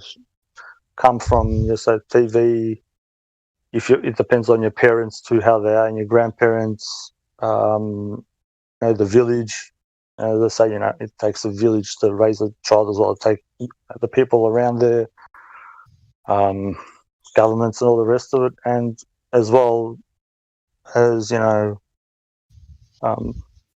if the creator's giving you a gift, how much you use it, or pay attention to what you have too. Yeah. Me as well. There's stubbornness in me, and I found a way to use the stubbornness. Do you get what I mean? Yeah. So I made sure it wasn't for, not that it didn't backfire sometimes, but most of the time I'd convert it into a positive thing. Don't just get stubborn and try to make something work because it won't, and you get that gut feeling. And it tells you, stop doing this. And it's like, all right, I can be stubborn to get smarter. If I see something that doesn't look right and doesn't feel right, then why isn't it right? Be stubborn about the other things in life instead of the things that make us, think about and worry about and all the rest of it. I hope that makes sense. I don't know if it did. Oh yeah, no, definitely. And the intuition, like one time when I had a supervisor, way back in the day, and you gotta take my word for it. But he was a racist. You know, he was Hispanic, and he didn't like white people. You know, nowadays I might kind of be able to understand why, but I'm pretty much like the most generic white person you could picture in your head. You know, like a beard, white, blue eyes. Like I'm just the standard white person, right? So I'm working at this job, and I always had this bad gut feeling. I mean, I would get back from break, like I would literally have to run to break and back just to grab a smoke, all within 10 minutes, and it was a 2-minute walk, right? So I had to literally kind of half run while being inside just to get outside. And he was, "Oh, you're late." I'm like, "Man, come on." And he would just nitpick me over the smallest thing. So one day, you know, and I'm the type of person, if somebody else messes up, I'm not going to say anything. If it's something within my power, I'll just take care of it. I'll just go clean it up. You know, no problem, bro. We're all a team here. And that's the way I operate. But one day, man, I mean, I'm human, so God forbid I make mistakes as well. So he goes up, and because I was working in sanitation back in the day, right, using chemicals and whatnot at a food distribution company, and a big one at that. And so we'd go through and clean all the machines, the processing belts and whatnot. And I had missed something that was just beyond tiny. Oh, okay. You know, you could wipe it off, spray a little soap on it or chemical, and boom, it would have been done. But no, he took pictures of it and was like, "Oh, I'm going to show this to the boss." Keep in mind, for no reason. I was a good worker, always showed up, was always on time, you know, but he just did not like me. I always got that bad gut feeling. So, if I would have just listened to my gut feeling and just pulled the, you know, "Oh, I should probably just avoid this person," you know, then it would have gotten me somewhere else. But instead, the way I handled it really pissed me off. So I was like, "You know what? Jose?" And I was like, "Look at this machine, the one that you cleaned." I ripped it open. I said, "Look at all that stuff you missed." I said, "But I don't say nothing about it." Went over to the other machine, ripped it open. I said, "Look at all this stuff that you missed." But I don't say anything about that either. I just clean it up. "Oh, we're going to go talk to the manager," he says. I said, "All right, you know what? Fuck it. Let's go." So we get let's do it. 10 feet from the 10 feet from the boss's door, and he stops. And he at that moment, during that 2-minute walk, and I shit you not, he goes, "Okay, I'm sorry. I'll delete the pictures, you know, and I apologize." I was like, "All right, it's okay." And from that day forward, he never messed with me again. In fact, we became good friends. All after, you know, there's a time and place, and how you interpret the gut feelings is severely important, because with gut feelings and whatnot, you could have the either fight or flight option. You know, do I fight this or do I run away from it? And so it's also important to know how to interpret them. Like, all right, what is my gut telling me to do? You know? Yeah, man. Some people are just racist, man. You know, or some people. But that's even a construct too, bro. Well, where is everybody running to? Where is this race? Exactly. Where's the race? How long is this race, bro? Is it a 100-meter sprint? Is it like 400? What is it? 200? What is it? Race is a construct too, bro. I never thought of it. There's only mankind. You get what I mean? Exactly. There's only man and woman. That's it. Yeah. You adapt. As I said, that's why I gave that. See, this is synchronicity. That's why I gave that. What's it called? Talk about how the cell either mutates or adapts to its environment. So if you move to different places around, if it's hotter, you get darker. See, that's what I should have told him. I should have said, you know, what's with this divide? You and I, you know, there's only 2 races, man and woman. You and I are on the same team, brother. We're fighting the same enemy. That's why when I say, you know, this is good, because this is the best way I've found to say to get rid of this whatever race means in everybody's head. It's all a construct. I say, where's everybody running to? Where is this race? So I want to see it, because there's all these races, all these runners, all these racisms. Honestly, who's the quickest and where they're running and where they're planning to go? Why is this race being held, bro? Like, at the end of the day, like, I find it, doesn't matter, what Motorboat Gym? Well, or am I pronouncing it right? Yeah. Motorboat Gym or boat gym or Yeah, motorboat gym, whatever. boat gym. Okay. Yeah. No, however you pronounce it, it's fine. I have no idea. So No, it's okay, man. It's okay. Xbox. So I wanted to ask you, which zodiac sign are you under? I'm an Aries. Aries. Oh my, yeah. Okay. Yeah. You know what I mean? Okay, nice. Yeah. But no, some people say that I don't act like an Aries, so. Because most people have no shit fucks up idea what are zodiac signs because they read, I don't know what kind of bullshit news, and then that's their point of view about the whole zodiac theme altogether and topic. Right. Yeah. Yeah, they probably don't know shit. They're just, reading. I was talking to myself again. How great! Sorry, oh man, no, sorry. I dropped out and I was talking to myself. I'm like, all right, maybe I'm saying something that's not valid. I'm like, I better go out and come back in. Shit. Oh god. Sorry, buddy. Sorry, boys, to interrupt. No, it means actually one thing that is for sure, for example, based on my experiences, which is again is quite broad. So if you would write down, each by each all the zodiac signs in order as they come up in a year, then if you would pair them in a way like everybody, you would move everybody that is at the 1st, 3rd, 5th, 7th, 9th, and 11th position. Those are the guys that think alike, and the other party also basically thinks alike. What I mean by that is that, for example, Aries, Sagittarius, Geminis, Aquarius, and two more, which is the two other Leos, and one more.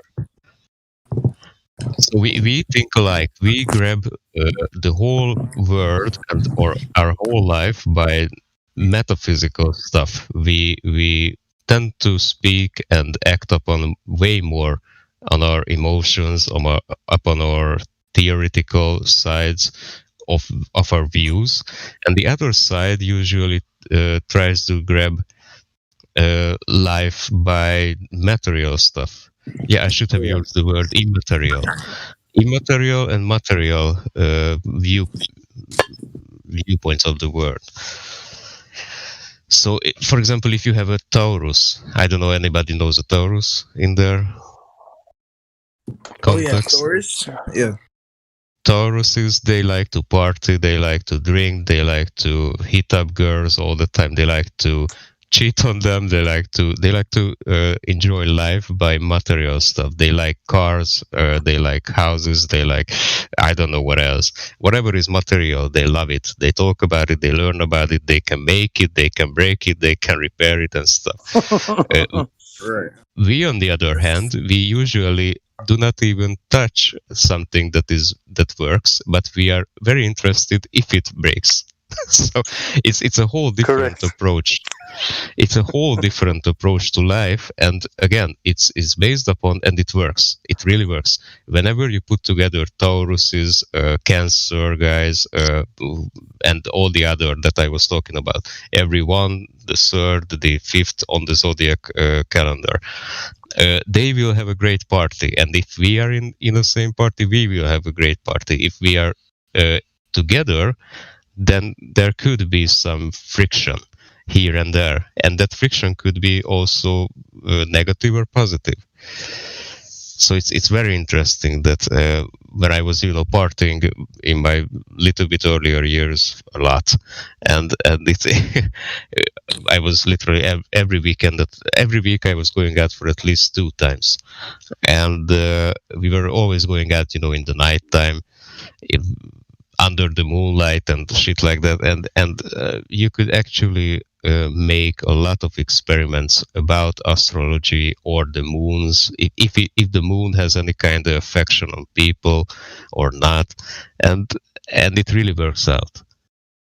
Yeah, that's what they call lunatics, because the lunar makes them tick. It does. Right. It really does. Yeah, I know. Whenever I in a fight or there was a fight next to me in some kind of club, it was always full moon. Always. Yeah. It's coincidence that on a full moon, crime rate goes up 30%. Every time. Yeah, of course it is. Yeah. Every time it's a coincidence. On a full moon, it happens regularly, but it's a coincidence. That's what we call coincidence, right? That's the definition of coincidence. Yeah. You don't say it's synchronistic, every full moon that this happens because of this. We don't know why, but it happens because it's metaphysical. Some people might have a better understanding than others, but people just don't want to look into it. Yeah. No, they do not. Have you had a look at the moon recently? Have you realized, is it just me or is it like a lot brighter? Oh yeah. Sometimes it's brighter. Yeah. Sometimes it's very bright. Paying attention to it. Yep. Yeah, it's a lot brighter than it was before. So nowadays I can see a little bit of a ring around, some sort of an aura around the moon that is a little bit blue. And I remember it because even as a kid I was looking at the sky very much in the nighttime, like all the time. I was fascinated by it always because it's so beautiful, and we had way less clouds in Hungary back then, and it was always beautiful. So I looked at the moon a lot of times. Actually, I was looking at the sun a lot of time as a kid, and Same.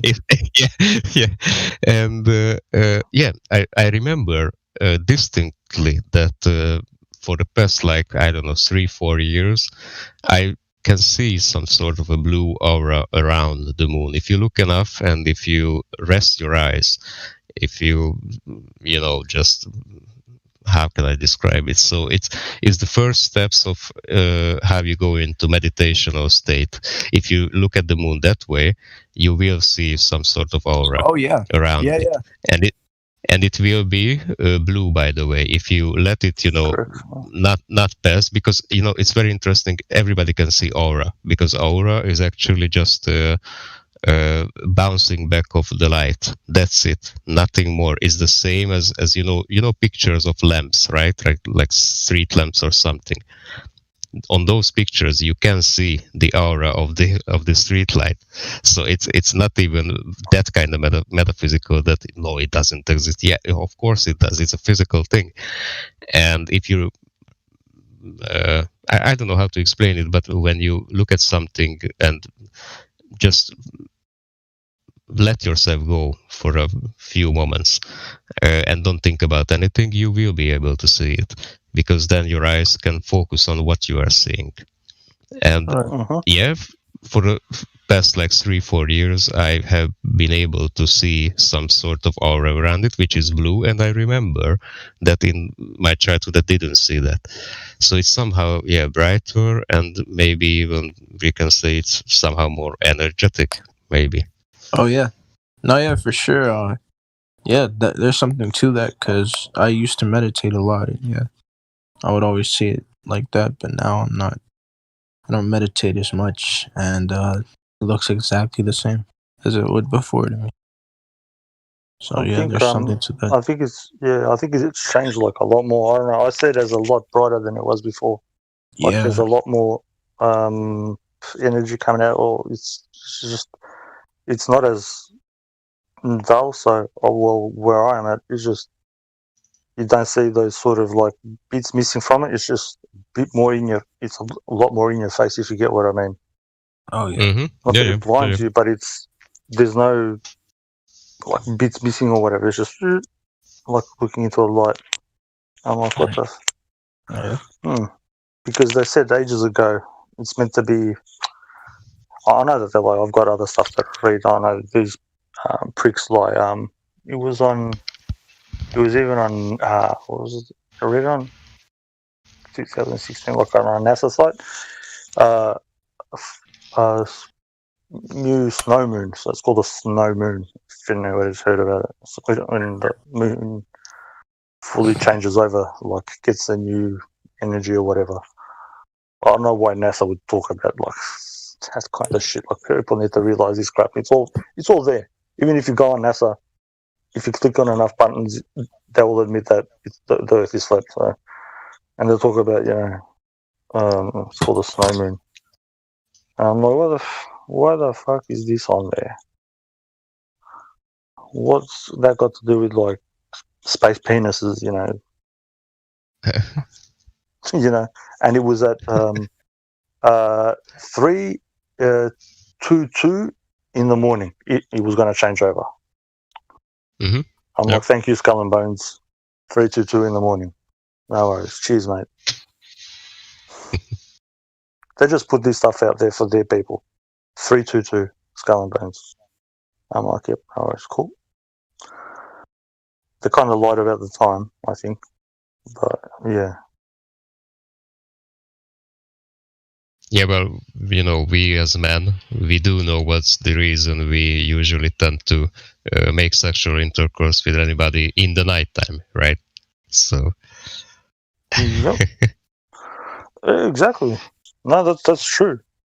And there's 7 planets in the Bible. It says, the people have not unsealed the 7 seals of the book, and there's 7 stars that are, those so-called wandering stars. Your 7 chakras, actually, only meant the moon, by what I said, because that's when the moon is up. That's what I meant. Oh yeah. I just went a bit more into it, like as in. Yeah, you did. Yeah. As in, those ones affect you too, because they've got certain things that they do during certain times, and they emit certain things just like the sun and the moon, and it has an impact on you. Yeah, and that's it. Yeah. People get told that it's a rock. How can a rock affect you? Why is this? Because of Mars and Saturn, we get affected here on Earth. So how does a rock affect, something else that's trillions or whatever light years away? Yeah, that doesn't make any sense, does it? No, nothing. But it makes sense if it's not the way they say it is. If let's say it's some kind of electromagnetical thing, then it does make sense. Yeah, that's exactly. All of a sudden. Correct. Yeah. All of a sudden, there's something to it. Yeah. There's something to it. Yeah. I need to show you some of this stuff that I got. WhatsApp. I reckon you'll love it. You will love it. Okay. I've got some great You stuff. can send it to my DMs, or we can talk about it sometime. Yeah. Yeah, for sure, bro. Whenever you're free, I'm free, bro. It's hard to kind of say a few people. It's deep. It's deep. Yeah. So, yeah. Some people might, ooh. Okay, for example, this is my one example that for example, a Taurus, he won't really be interested about this kind of stuff. For example, they tend to not care. Scorpios are the same. Capricorns are on the edge, on the fence about it. They sometimes do care, but they do not care because of what the implications are, but just because how interesting it is. And then also the Cancers, they do not care also. Pisces, they do not care about that much. They care if they can use it. If they care if they can use it, but we care because we want to know how the world works. That's a whole different approach. Yeah, because it's not taught. We want to know because it will have implications after this, meat suit, whatever it is, after this. you know, this is just whatever. You're here for whatever, and then you know you're going to go elsewhere. So people are important the after part than the here. Not that the here is not important, but you have to how to put this well, so it doesn't get put into. You have to prepare, context. maybe. Yeah, prepare, because actions here affect actions there. So that's the as above, so below. So whatever here is whatever there. Yeah. You know, I said to when was it? When a few times I've said it. I said to people, I go, why did they study? It's called astrophysics. So astro means star, so the planet. They say physical, astrophysics. What do they study? You know, they say there's, billions of stars, but there's billions of people on Earth. What if that's a reflection? Yeah, I just looked it up because I wasn't sure about it, but the astro itself is actually means, first and foremost, celestial objects. And that's a very important word, by the way, because celestial object is not the same as a rock. So exactly. So why are these people? Yep. Why are these people apparently studying astrophysics, or they're just maybe lying and they're saying astrometaphysics? Why? You know, why would they study something like that? I have to look up what was the first time the astrophysics became an individual field of science. Yeah, that when they put it into the mainstream. When was it? It's been not the quite a while. mainstream, but the very first time they came up with the idea, let's make a scientific field that it's called astrophysics, and it tries to explain how the celestial bodies work. That's not the mainstream. That's a different thing. Yeah. Okay. Oh, it's been around forever. I'm not sure about that. Changes. Oh, yeah, true. They say astrology. That's with astronomy, but I don't know. No, this is just astrophysics. That's what I'm talking about. Physics. Yeah. I get you. Yep. Yeah, I get That's you. I'm just babbling on about something else. I've kind of gone on a tangent about the other one. If you find out, let me know, because that's actually quite interesting to know when they actually started.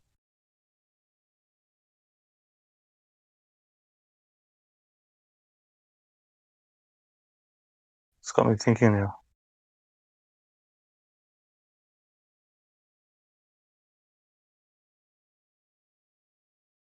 I heard there was even this astrobiology or something or other now. Apparently, they're making up fields that that there's nothing to it, and they're teaching stuff about life on other so-called planets. How the fuck do you study something that you've got nothing to study for? There's no evidence of it. You haven't been there. You can't go there. There's nothing that's here that they've brought from there. But yet they're teaching it in university this dumb shit.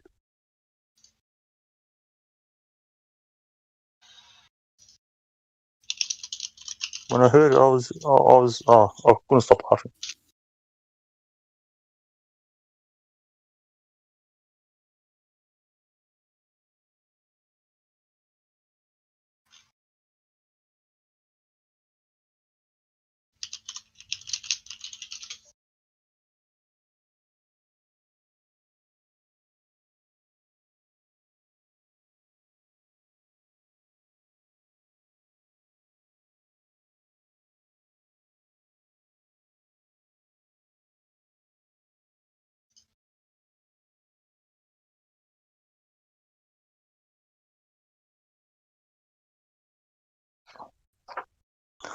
This is my head in now.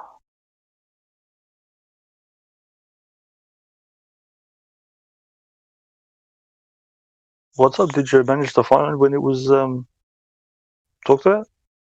First? Yeah, I'm in the midst of it right now, and it was somewhere in between 1860 and 1930. So I was right, it's not an old scientific field at all. It's derivated from astronomy and physics. Physics, now that's an older one. Physics is an older one, but astrophysics is a new one, kind of new. It's like 100 years old. Scientific field altogether. That's what I meant by what I said. It's not even, like an old knowledge or scientific field whatsoever. It might be a bit older, but that's when they write it down. So I reckon this is, I think, my personal thoughts on this is more people that wake up. These, I don't know, I can't even say that. So, these people have got a different motive. Yeah, they want to stop us being connected from up there. So they're even trying to find out more ways to disconnect us from up there. And like I've looked into like other technologies, when you see like the so-called 5G and what the actual Space Force is all about, it's about the transmission of energy. It's got nothing to do with people going to space. It's actually having the right to carry information from point A to point B through the Ethernet, internet, whatever you want to call it. And I don't know if they can blanket. I'm sure they can. If they can blanket beams across, so there's interruption. I know they can do stuff here. They've messed with the Schumann resonance because I follow that a bit. And sometimes it spikes up to like 16, 20, whatever. And it's ridiculous. And I feel it. And then I have a look. I get this massive like ping in my ear. Feels like somebody's like, it's this high pitched tone. And then I look and see like there's this massive white space. And it's just gone up to like 20, 30, whatever. Ridiculous. So the main thing is that the astronomy existed before for thousands of years, and physics existed for a few hundred years, but astrophysics has been around only for 120 years. And that's actually adds up with all kinds of deceptory things. That was it usually was most of the things were started back in the 1900s or the end of the 1900s. Like think about evolution. That's 1870 or 74 when it gets widespread. So a lot of things were started at that point in history.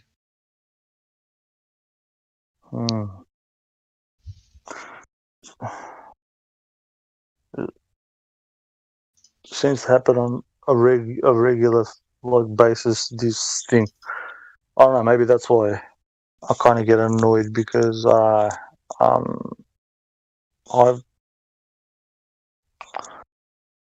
actually, if you read certain books, if you try hard enough, you can find this information. Not that books are all truthful and what the rest of it, but it's out there. And my gut feeling says that it's happened fucking quite a few times before. And now is the time that people can actually separate and be free. But are we going to take the chance and do it? I don't know. Or you mean that what will humanity do about it? All this shit. Yeah. Yeah, if they do something or not. Well, I'm not really not trying to depress anybody, but as things I see are going, I have not much faith. Yeah, I know. Sometimes I have to admit I lie to myself. Sometimes you have to lie to yourself, which is not good. I know that I am. I'm like, yeah, maybe. Yeah, but you know, there is such a thing. It's called accepting something. Yeah, I know. Yeah, I know, bro. I know. Just sometimes when you step into knowing, it does hurt. Experiencing, it does hurt, you know, it does hurt. Yeah, it feels not just for you, for everybody else, and it's like, why? You're looking, but you're not seeing. You're listening, but you're not hearing, bro. It's like, look, just please, and if everybody did a little bit, it will be sorted. But I don't know, it's not happening. So then is that, you know, when I say, you know, I lie to myself, you know, maybe, you know, I know that I'm bullshitting to myself. You can't lie to yourself, you know what I mean? Yeah. It's just so you don't fall into that hole of, you know, oh no, and you know, da. You know, what's the point? You know, suppose, you know, everything that you do has got an effect. Even me and you speaking out like this, maybe will trigger something in somebody's mind for, you know, to think about, you know, certain things. Yeah. Yeah, that's why I talk to people about this kind of stuff. That maybe some of this kind of shit that I'm talking about, it will trigger something inside him or her. Yeah. Yep. Maybe. Stuff. Yeah. Astrology gets taught to actually the ones at the top have to know it. Oh, they surely know. They use it. They use this shit. So. Oh no, it's a must. It's a must. Yeah. It's a must. It's a must. So why would they tell you it's evil and bad, but they use it? Yep. It all comes from the same, you know, creator, whatever you want to call it, God. So these people are using it for their thing, but they're telling you it's evil and bad and for whatever. But it says in the books it's there for good. I don't know. It's kind of, I don't know.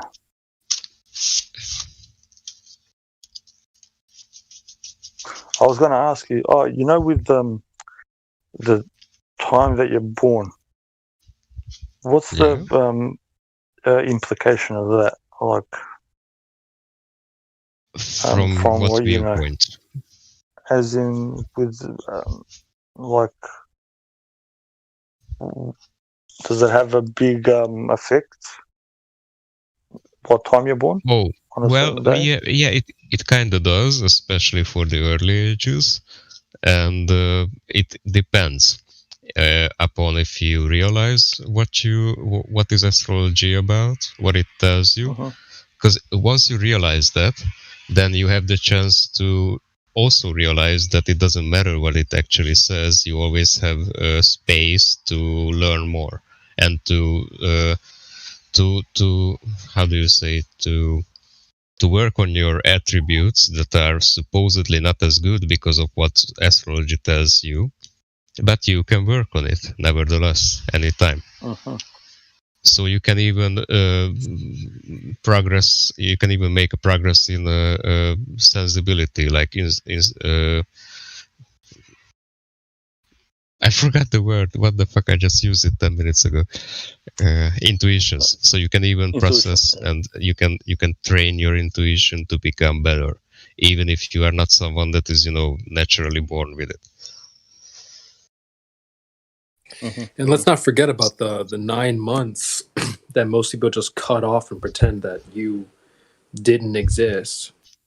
Some cultures actually count that extra 9 months. So what I did was kind of like trace back to where my 9-month mark would be, and it actually is right on my mom's birthday. So sounds legit.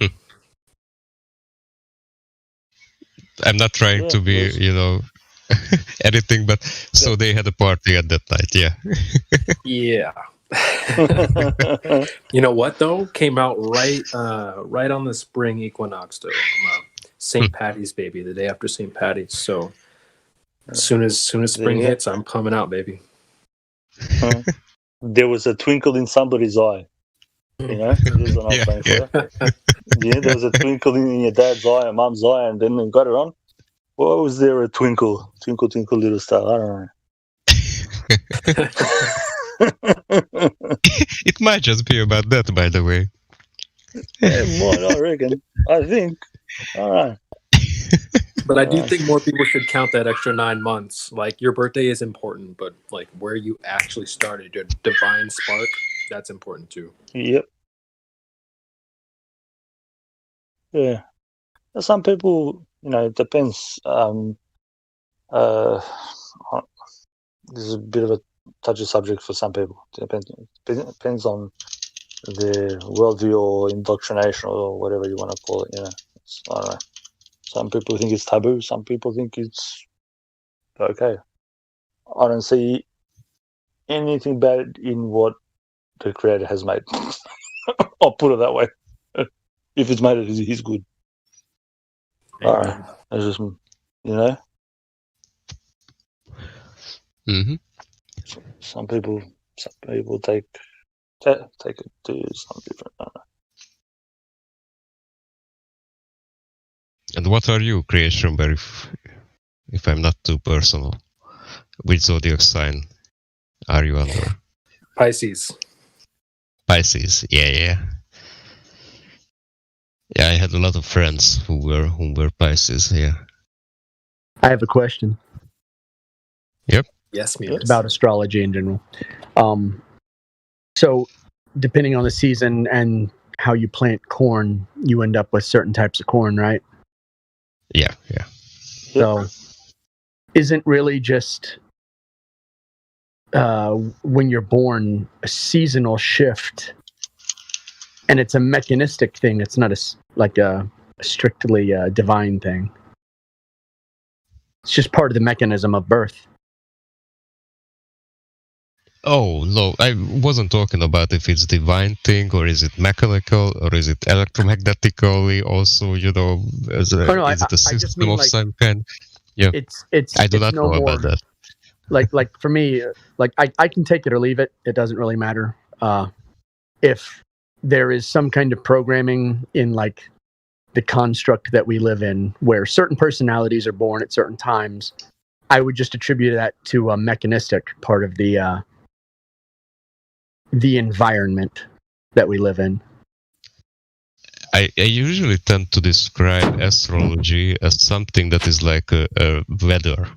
So when you have a weather forecast for anything, for a sunny day or a rainy day, it always depends on you. If you would go out in a rainy day bare naked, or, you know, dress up really much. Okay. So I think this is where I probably diverge from astrology. I think you can say that certain personality types are born at certain times, but I don't actually think that has any bearing on their future. No, that's how I started out, by the way, when I usually was talking about it, is that that's what I referred to, that on the West, they lie a lot about astrology, and for money reasons. They tell you what, like horoscopes, don't buy in. That's a load of bunk. No, nothing can tell you the future. Yeah. That's what I meant. There's actually, no future, right? Yeah. Like people, when I tell people I'm a Capricorn, they're like, "That fits." I'm like, "Okay, I guess." They know because they read the horoscopes yesterday. Right. I guess they say a Capricorn is like grounded and conservative or something. No, it's not grounded, by the way. What Capricorn's a goat, right? What's the goat? Well, it's a symbol. What's the personality type? Not what's going to happen. What's the personality type associated with it? Yeah. Well, according to astrology, actually, you tend to make your actions upon material stuff way more than you do because of, you know, abstract things, but you still have some sort of connection afterwards, if you know what I mean. Yeah. So you get your kind of info, that your inner info somewhere. You feel it a lot. You have experiences about it, but you usually don't talk about it, and you maybe act upon it, but not certainly. So an insufferable skeptic. Kinda, yeah. For example, yeah. That is what I am. If the shoe fits, Mimas. The what? If the shoe fits. The shoe fits. Hey. I guess you just got to wear it, right? Yeah, it's kind of like when people present me with like we'll be talking about ancient structures, and rather than go to the anything beyond what we know, I'll first exhaust what we know. I always take a conservative view of things first before I move past it. If that makes sense. The scientific worldview first. If I can't explain it empirically, then I say, well, maybe we can explain it through logic or philosophy or something else. But I always try and exhaust to the empirical first. I see that in you quite a bit, actually. Yeah. It's funny because the Briggs-Myers test that I took had me at an INTP, which is the exact same thing. Interesting. INTP, That's a good test. INTP with a type A personality. Which I know that's true. That's pretty interesting because I'm a Cancer and I'm an INF. We all think you're a Cancer also. And it fits really but I seem to have this ability to switch from introverted to extroverted quite easily, which I don't understand even myself. Yeah.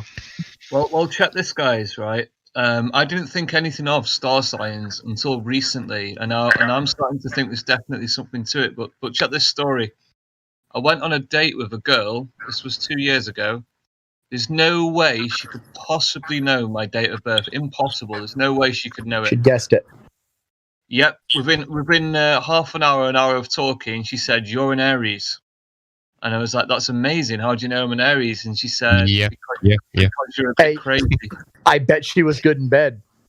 Yeah. I tell you what, I do that to girls. I do the same shit to girls all the fucking time. Look, I tell them within 5 minutes, what are you? Yeah. I'll be honest with you. I don't put any stock in it any more than I say, if you plant during a certain season, you'll get a certain crop. That's about as much stock as I put in it. Yeah, no. That's not how it works at all. I think I liked what you said about a mechanistic kind of thing, Mimas, but I think it's a spiritual mechanism involved. Well, I mean, it's a mechanism of spirit, is what I mean. So your personality, who you are, is a spirit. It's not a physical thing, right? It's not an empirical thing you can prove. So I would say. And by the way, I was just going to say, if like aggressive or conservative personalities are born at a certain time, and then maybe more free-spirited ones are born at other times, and those are just like the types that are put into, like, inserted into like the things that we call brains and everything. That's all I see it as part of the mechanism of how, like organization, like it's organized. It's not disordered. It's not chaos. Everything is in order. So and there would naturally be a season. Oh, sorry. Yeah. So if I was if I was a designer of a system and I had an algorithm that said such and such would happen here, such and such would happen here, such and such would happen, and it created an ordered cycle. I just see it as that, as part of an algorithm of a designer. Mm-hmm. Yep. Yeah, and that's why numerology works. I could agree with that. If you just look at the word, if you go phonetically, the algorithm, you just go phonetically, all go rhythm. If everybody goes to the rhythm, exactly. Yeah. You know what I found? I'm sorry. You know what I found interesting? Somebody mentioned that their approximate time of creation, let's say, before we're actually born, the 9 months before, it turned out to be almost exactly on my mother's birthday also. There you go. The twinkle in the eye. Well, my daughter's birthday is our anniversary. Nice. There we go. That's pretty cool. So what's 9 months before that? That's the day we got married. Oh, 9 months before is the day. No. She a few months in got pregnant, and then on our first anniversary, she was born. Not sure. So a few months before you got married. Yeah, that's February something minus 9 months. I can't remember. Is that a significant date? No. It's not a significant date. Could be. I mean, it could be somewhere. If you look at the Chinese birth calendar, that's a perfect predictor for everyone we've tried it on for if you're having a boy or a girl. There's so I mean, like, I don't think the stars are what control it. I don't think it's the stuff. I think people see the organization and falsely attribute the organization itself as to being the cause of the organization. That's right. Is the whole system correct? I don't attribute cause to the stars. I don't attribute cause to to the patterns. Those are all things that were caused themselves. So to me, they're just part of an ordered system, and they're proof of design. Could just be one little element of it. So you can't look at one element and say, "Oh, this is the cause." I think it's a much more complex system. Well, it's like if you played the original Elder Scrolls, there were procedurally generated dungeons. So it could build a dungeon just based on the information that it already had in it. And so it was ordered, it made sense, it had a layout, but it was also at the same time completely random. So to me, that just speaks to that there's definitely a mind that designed everything, is specifically because there's organization and everything. And nothing is the cause of itself. Right. Design, information. Yeah. Doesn't come from nowhere. That's a very interesting. I thought about doing some writing about information itself, going really in depth about what information is, where it comes from, what is it, you know? Yeah, just make an atheist brain melt. Just ask him what's the source of information, or what's the cause of information. Right. That's what I ask everybody, bro. I love that. I say, when you think of something or when you say something, do you actually think of it? Where does it come from? Yeah. Or does it just like pop into your head? Is it put into because of just say indoctrination, or some things just you blurt stuff out? Well, see, the problem with the problem the atheist immediately has with your argument is that for them they're moving away from atomic theory and into quantum field theory, because they understand that things aren't made up of particles, they're made up of information. It's everything knows what to be, down to the so-called microscopic level. Everything, for some reason, knows what it is supposed to be, knows how to form everything. So where did all the information come from? And so they talk about these filaments and these strings that are just on like a theoretical level, like information. So that's why they're trying to move away from their particle theory of electrons and stuff, and trying to move over into something else. Like, are you saying that's what the atheists are doing? They're trying to move away from, well, they've recognized that particle doesn't work because they still need information. And so they're moving into quantum field theory, because in quantum theory, the information can exist and be transmitted. But that presents an even bigger problem, because what's the source of information? Right. Organization. They're going to have that's the biggest problem. It doesn't help them at all. Yeah. Yeah. So, like in quantum, it's these little strings that are not real, but they're vibrations. They're string vibrations, and that's how they're defining what's sending the information and how things know what to be. And it's like, well, like, even if you want to say it's all vibration, my dude, that requires information. That requires an informer before that. Like, the information cannot be the source of the information.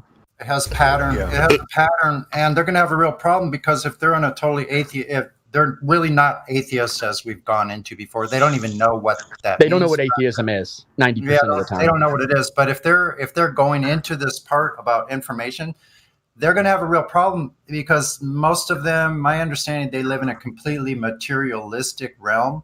And so information is not physical, but yet it still exists. And it creates patterns, like patterns derived. See, the ones up the top do, and they want to disrupt information. That's what I'm. My, from what I know, is that's what they're trying to do, and to disrupt the, informer, as you said, or the person relaying, or the things relaying said information. Doesn't matter if it's from what we call the Schumann resonance or from up top with this 5G and shit going all over the place, if you get what I mean. Sorry to interrupt, bro. Go ahead. Oh, yeah. Fuck shit.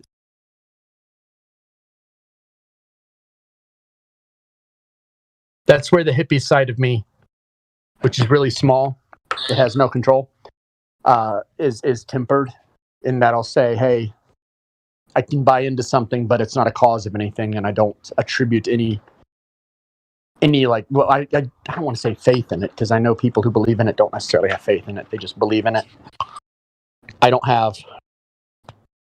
It doesn't lend any weight to me other than being just part of the mechanism.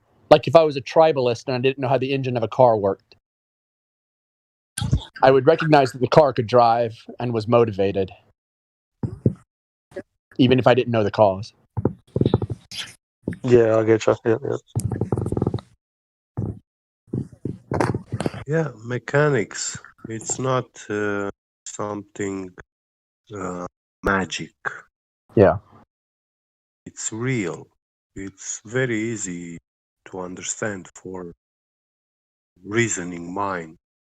I planted my onions in well-manured soil, and now I have sweet onions. Yeah. Quite logic. Yeah. Yeah. The logic comes from the word logos, so there you go. Yeah. You have to attribute some logic to get to the understanding of what is meant, what information you're given to then proceed to do something with it, I suppose. For me, aspect of creation, but it's not the creation itself that I don't know, worship, I guess. I don't know what the word is.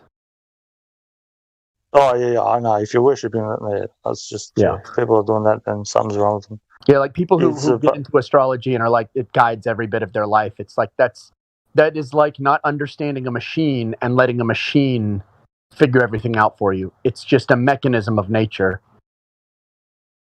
And so you can better understand yourself. Yeah. Yeah. It might help you figure out, there's these things there's these inner workings of how these gears fit together, because that's what we are. All the different personality types are just gears that are all meant to work together, but not the same way. Right? Yep. It's like a transmission. You don't have the same gear over and over and over. I'd say it's something more like family.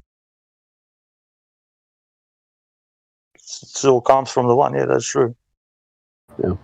The ones at the top know 12 tribes, 12 families. And all families are equally important. They are special, unique. Serve a different purpose. Yeah. Yeah. It's like different gears. Jobs. Yeah. Gears that work together, spin in opposite directions. Yeah.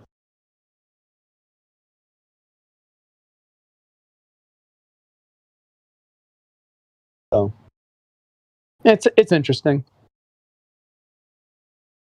That's I think this is the reason why in the Bible, for example, God says, you can look at the stars, try to understand them. And you never will. Never be certain. Never make predictions like you claim to understand them. Yeah, anyone who's making predictions, I'm writing off as a huckster. Yeah, he's a fool. One day there will be a war, and someone will say something mean. There's Nostradamus up in here. We better hope that.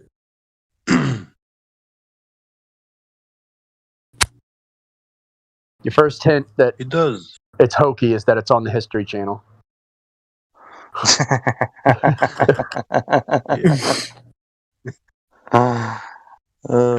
Today we look at the Nostradamus effect, which I'll be honest with you, History Channel is a huge guilty pleasure of mine. I watch the worst, dumbest stuff on there, and I love it. And it is literally to veg out. I will watch it and laugh, and I love it. Yeah, that's what it's there for, bro. People don't get it. I watch Monster Quest, and I'll watch How It All Ends. Like, what is it? And mega disasters. Like, one day when Yellowstone erupts, the Earth will end. There will be an ash cloud 100,000 times worse than Krakatoa. I love that stuff. It really is, bro. I've heard a few Americans go, "Oh no, Yellowstone," and I'm thinking to myself, "Bro, like leave that Yellowstone shit alone, bro. Like, come on, man." I'm like, I hope people eat that shit up. When it does blow, I hope I get to see a good view, a good light show. Oh yeah. I always wondered why they. I haven't looked into why they named it Yellowstone. I can only assume because of all the sulfur. Yeah. What fascinates me is that when I see these documentaries, I see that they are really afraid of these things.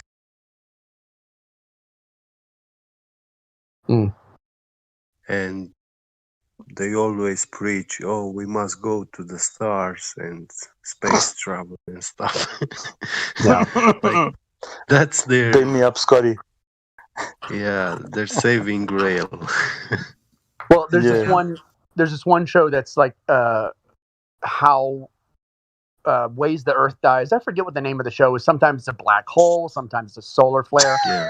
And they're always like one of them the core quit spinning, another one the sun went out, and it's like it's all so dumb. And they're like, in the Arctic, there's a place where they have all the genetics of Earth stored. If we can send that into a satellite, Earth may be remembered by an alien species hundreds of millions of years later. Wow, I know. Boy, they kicked the can way down the alley there, didn't they? Yeah, but that's an actual episode, and they actually say that, you know. So, and then sorry, Nemus, go ahead. Go ahead, you. There's have you seen that Life After Humans? And it's Earth with no people. Wow, and Life After People is great. Yeah. It is so awesome. I love it. What the fuck? Suddenly steel structures are falling. I noticed that.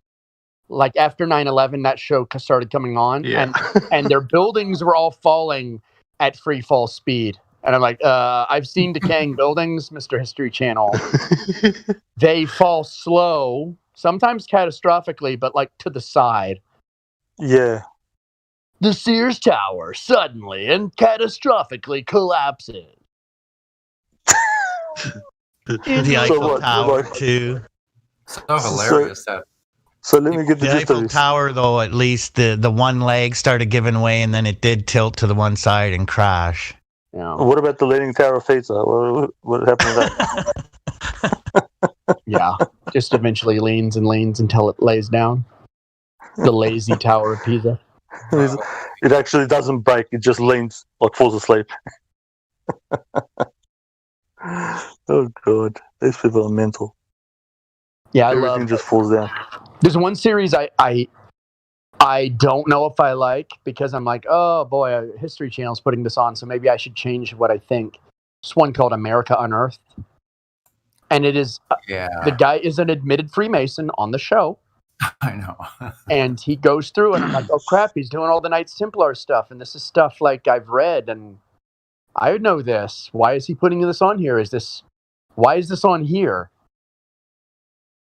Like the Templars coming over to the U.S. in the 11th century. And I'm like, yeah, that did happen. Why are you putting, why? But he's framing it in a different way, I think. He's trying to control the narrative and all that, you know?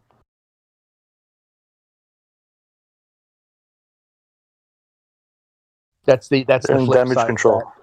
Yeah, it's damage control. It's the framing. It's the framing part. Yeah, I get you. It's I the watch framing. it too.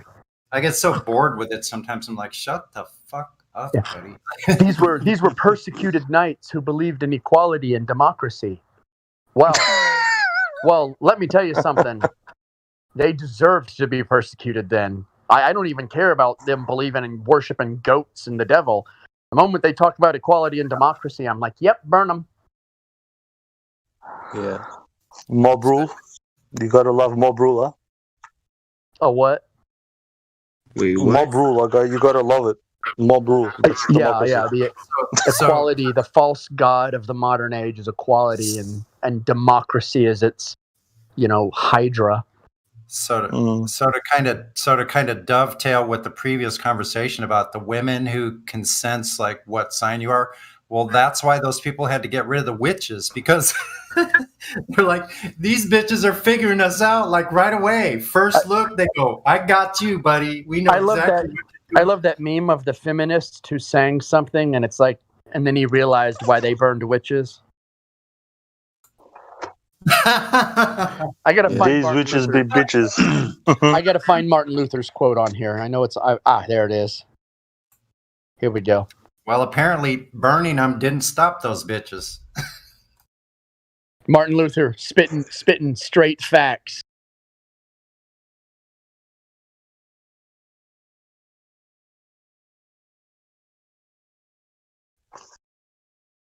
The woman is half child. Whoever has a wife should consider himself a warden. The woman is also a crazy animal.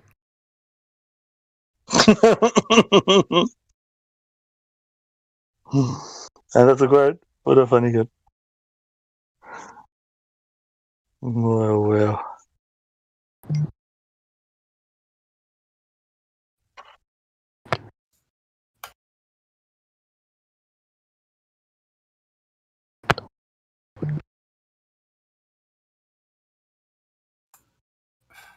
I just finished watching it was a series from Netflix from 2018.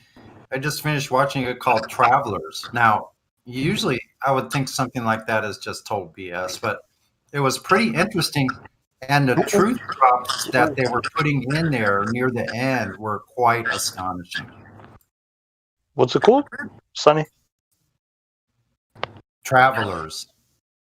All right, y'all. I'm going to go get the food with the fam. I'll see y'all later. All right, take care, Memes. Later, Memes. Yeah. See you, man. Where the F have you been, Sonny? Just I don't spend as much time on here. I had a family member staying with me for like a month, so I was just focusing on that and just everyday living. I don't know, doing some bike riding, and like I'm planning on doing a long trip on my bike.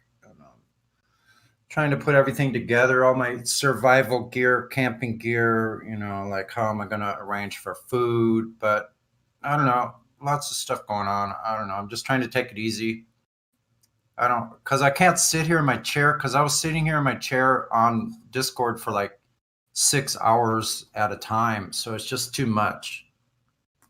Because I'll get stuck. I'll get stuck and I won't do anything else. Yeah. I get you, bro. I get you. It's just I used to hear from you all the time, and I was just like, where do you go? I don't know. I've got no other way of contacting you to see if you're okay. You get what I mean? Yeah. I appreciate everybody reached out and said, asked me if I was doing okay. Yeah, it's going all right. I'm doing well. Doing pretty well. Good to hear, bro. Good to hear.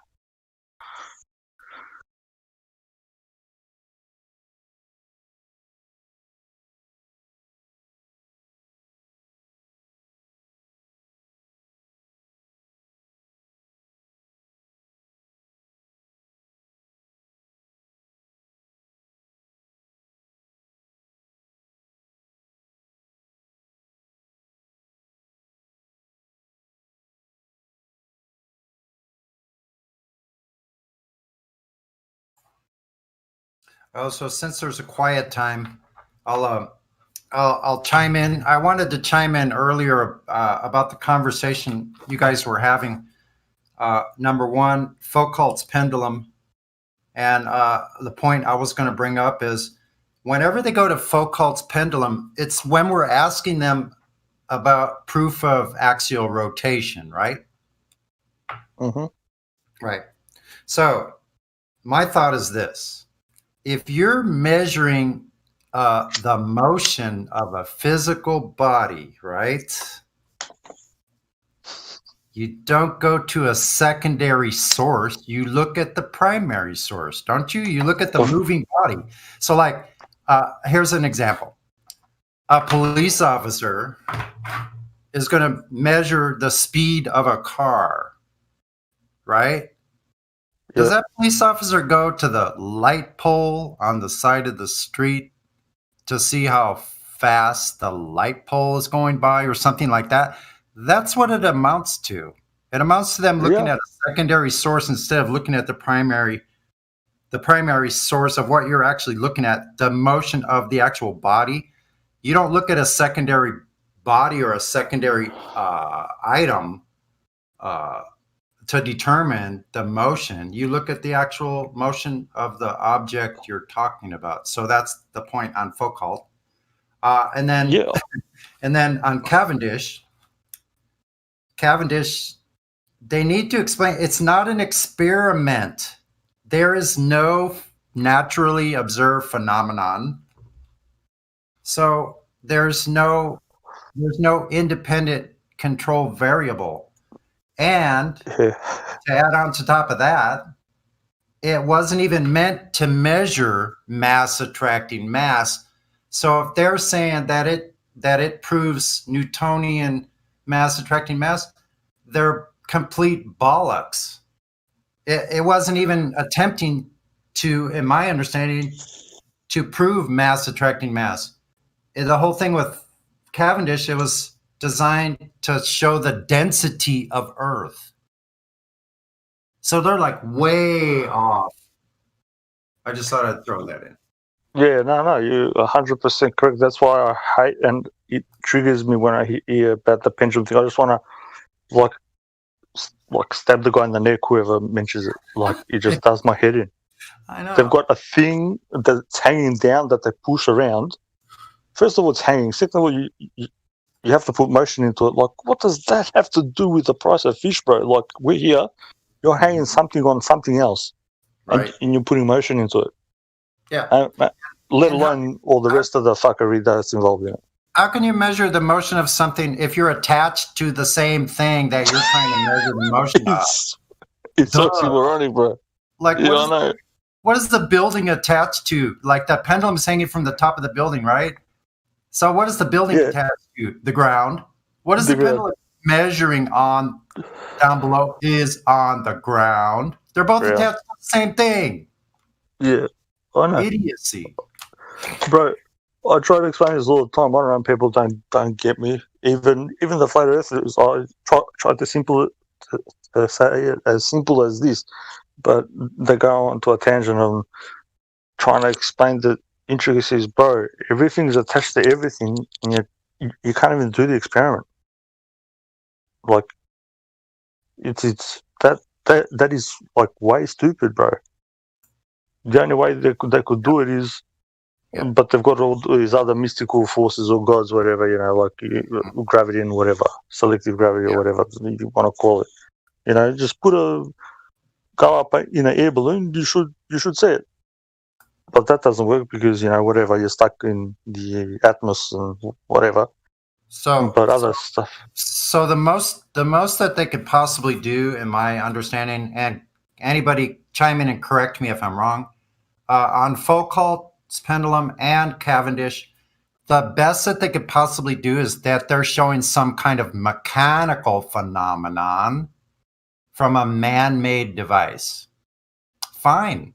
Just don't tell me that it's measuring Earth's rotation. Like, I'm just going to throw you back out, So say that sentence one more time so people can get it. I want you to repeat that one more time. So I think with Foucault's pendulum and Cavendish, the best that they could possibly say they're doing is observing a mechanical phenomenon of a man-made device. Beautiful. That's it. Because it is a man-made mechanical device that is attached to said Earth that we are on. Right. It's not detached. It's not independent of the place that we are on. I have a question about Cavendish. Will the Cavendish work with 2 ice balls or like 2 stone balls? Because it looks like they're using magnets when I see them. Well, you have to like redefine. What do you mean by work? It moves, right? It moves, right? So will it move with ice balls or stone balls instead of metal balls? I don't think it matters. It's just going to be showing some kind of phenomena that has to do with the mechanical object, the mechanical device. So you don't nothing moves by itself. So it doesn't occur in nature. So you don't have a naturally observed phenomenon, and you don't have an independent control variable. So you cannot perform an experiment with it. The only things that move organically, I don't even like the word naturally, organically, is living things that move. That's right. I don't know. I don't see any rocks moving. I don't see. Well, you can see rocks moving, like if they fall down a cliff or something. Oh well, yeah.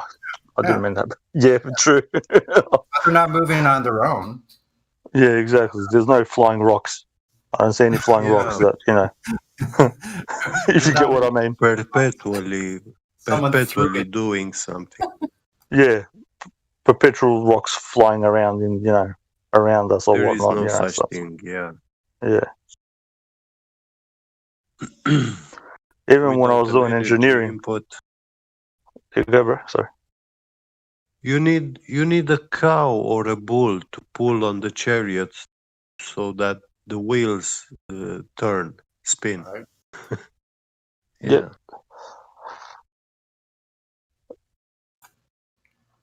The gravity proponents they're saying that the wheel's spinning without the bull. Yeah. There's a magic thing, and it's called gravity. Gravity is the magic bull pulling the imaginary wheel. I don't know if that makes any sense. Yeah, bro, it does. No, I get what you're saying. It's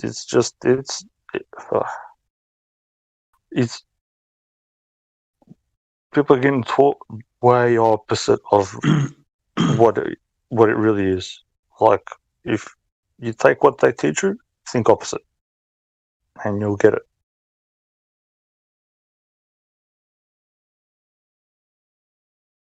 Fucking flying rocks and balls attracting balls. Balls. Yeah, balls. Well, it's all for the benefit of this corporation. The less you know physics, the more dependent you are on the corporations buying products and everything make. Right. You will not be capable to do it yourself. Of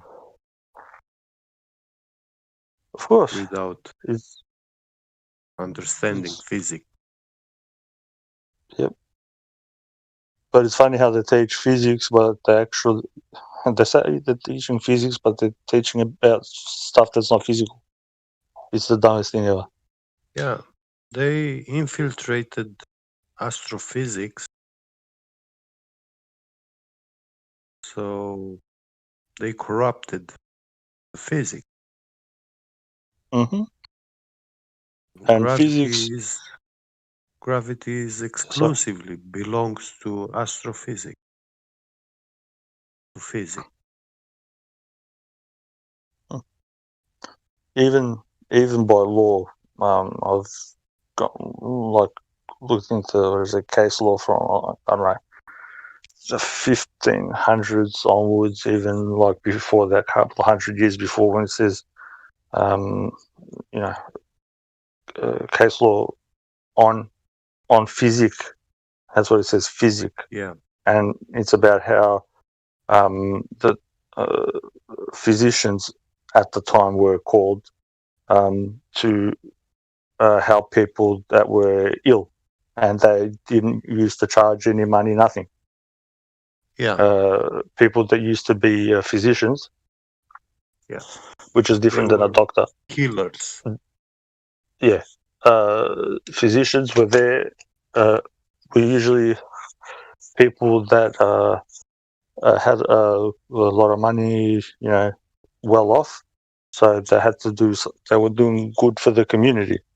So they would, they had the money to study it and whatever. So then they'd go out and help people who were ill and sick, and didn't even charge money for whatever they gave them to help them. The medicine and whatnot. That changed up until I think the first case was in like the 1870s or 1880s, whatever. Where they said, all right, maybe the person needs to pay for the medicine, and that's about it. And then a bit later after that, like, you pay for everything and we'll make you sick too. We'll make you even worse.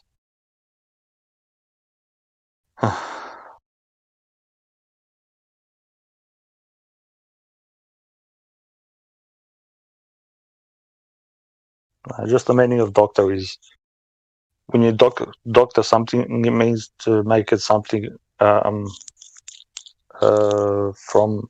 not its original state, to mutate it. So I don't know why you'd go to a doctor.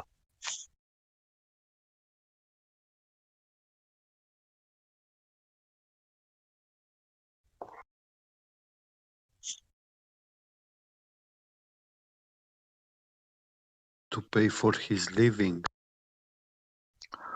Yeah. To give him your labor. Yeah. Yeah. People just look up the word. Like, people just look up the word doctor, bro. Like, it's not that hard to look up a meaning of a word, and he'll tell you the guy's not there to help you, bro. A physician is, not a doctor. I don't know how hard it is to look up how hard is it, bro, to look up? English is not your second. It's not your first language. Neither is mine. But fuck, man, come on. It's just look it up, see what it means. Not too difficult. By the age you're 40 or 50, they will start cutting.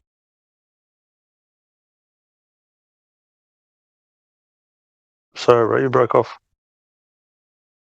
I say these doctors, by the age you are 40 or 50 years, they start cutting you. Mm-hmm. And when they do it, they fuck it up. Yeah. I'll tell you that for a fact. They almost fucking on my side's shit, but they made, bro, they actually cut into my eyes and stuff and made it like 2 times worse.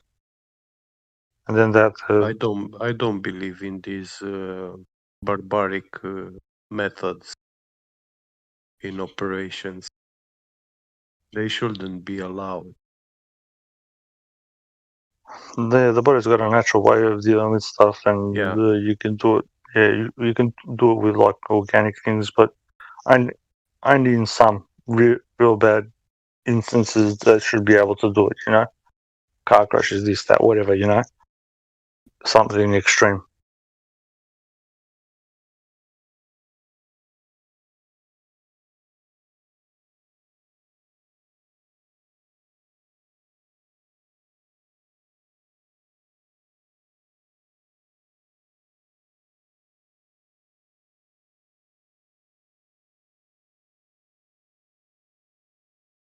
Did you celebrate Easter, Gabriel?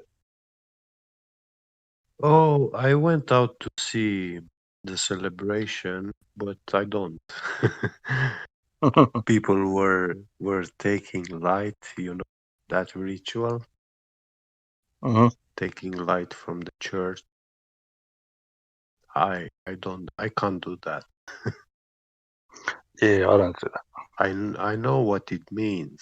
It's about the children that will catch the fire of Armageddon.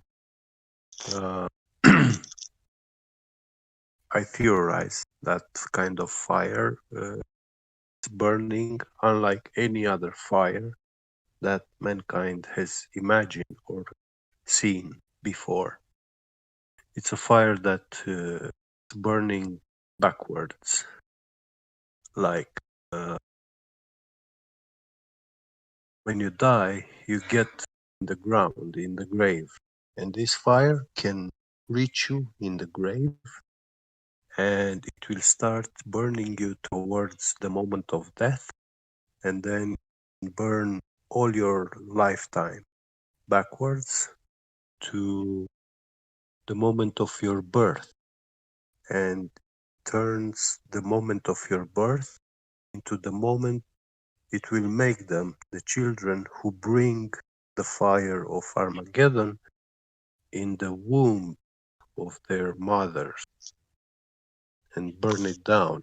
And through the seeds can burn all that evil, the fathers and stuff. But this fire also wipes out your name from everyone's memory, because you don't get born, so you get your name removed from everyone's that is alive. So this is what this ritual means for me, and I don't worship it. It's interesting. It moves every year, though. Yeah.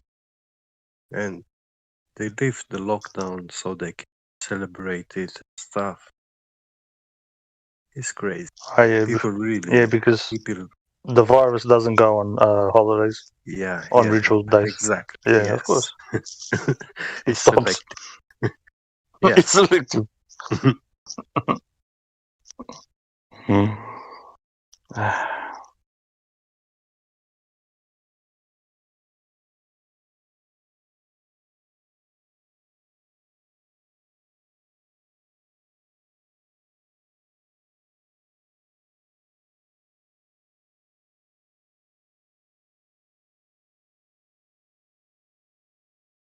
They've perverted it so bad. It's just meant to be about the bringing in of new life, and the next cycle of the year. So they've just made it into this retarded thing. They say funny things about this ritual. When you get fire from the you bring light home, but actually you bring fire. It is foretold fire of Armageddon, fire of destruction. It's not like the ancient flood, which actually washed the world from a lot of evil. But this it's kind of a fire purge. is gonna burn everything. Even this new world is destined.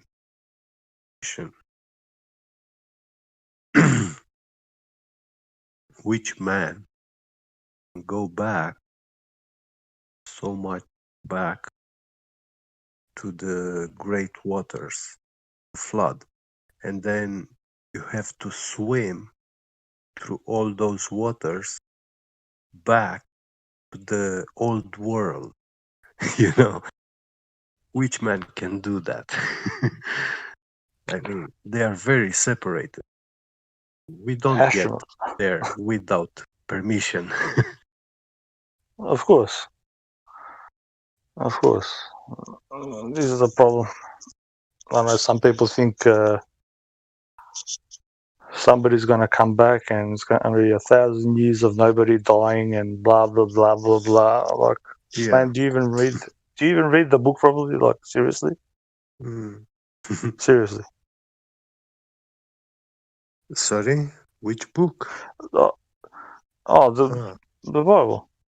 He's going to come back in the physical, and then everybody's going to live 1,000 years and happy, and then the devil's going to come out, and then shit will happen, and then it's a test for those who were here for 1,000 years. So if you're here for 1,000 years and you do something stupid, I don't know how that works. Will be a test for them, whoever goes up. Like, who wants to be living here like for that long? I don't know. Chance. Can you imagine being here for like 1,000 years ago? To be honest, no, but I can imagine like going inside a very deep, long cave, isolated, completely isolated. Like that, yeah. Yeah, I imagine like that. Yeah, okay. All you do is like turn from one side to the other, and drink water. Yeah, but 1,000 years in this world, in this evil, wicked system, that constantly feeding from your labor. Why? Yep. Why should I work for them? Yep.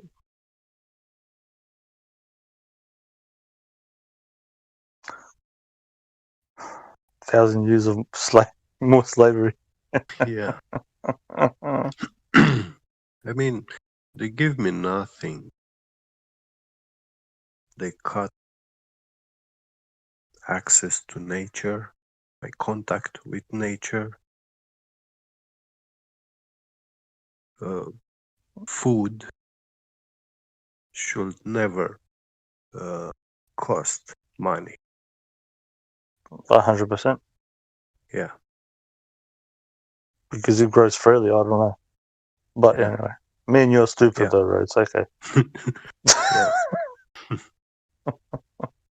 I'm evil spirited, yeah.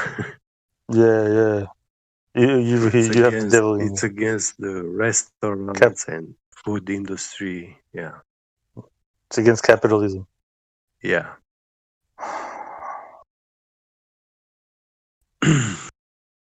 They've made it impossible. Like, it's bad.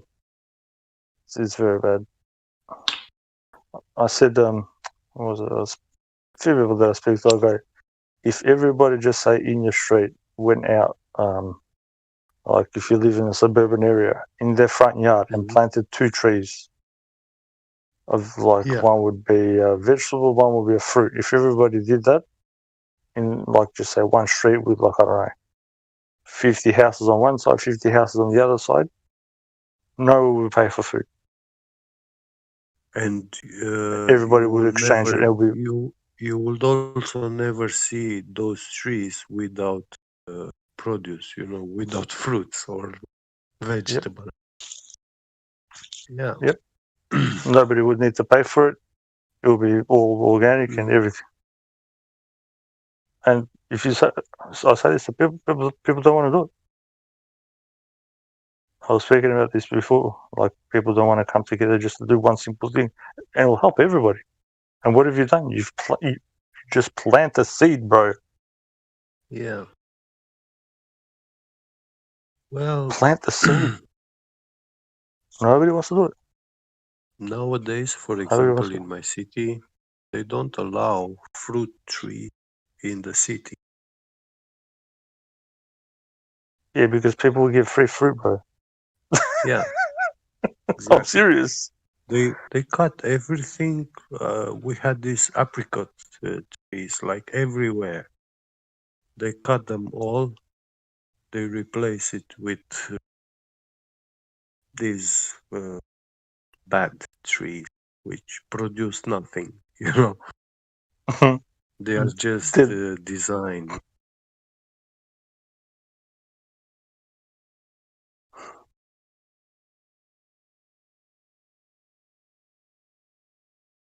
Like here, we've got like a few big places like botanical gardens in the city. There's all flowers and shit. No fruit trees, no fucking nothing, and nothing else. They call it botanical gardens. Yeah. I don't know what's so botanical about it, but they've got some nice smelling flowers. Botanic, it's a Romanian word. Yeah, it means like the trees, like yeah, plants. Sorry, plants, trees. Plant life. Plants, yeah.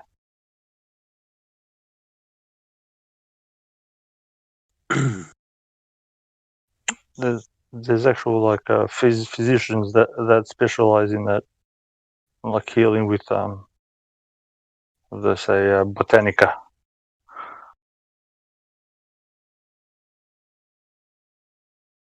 You know, it's a very interesting thing. We had olive trees in ancient times, and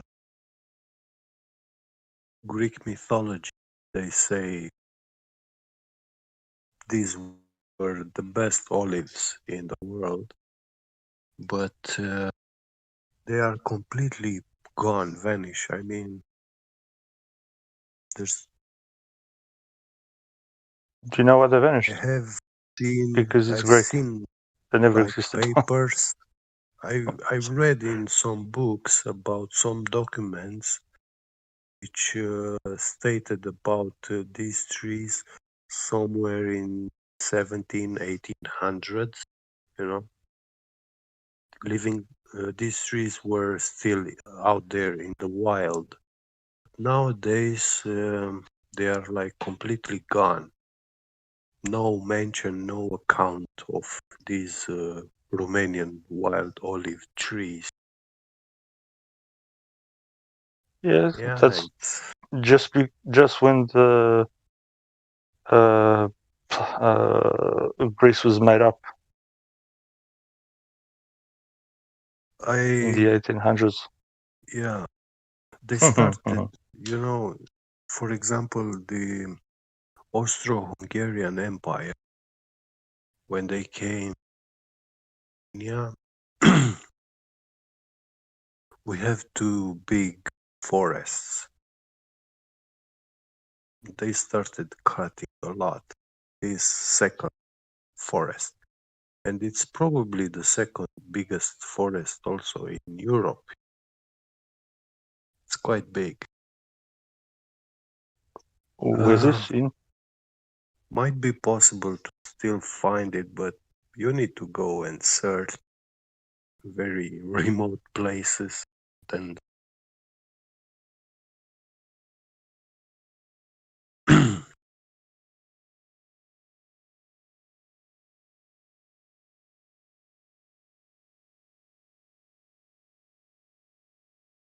they were often found in this Danube, by the Danube River. Uh-huh.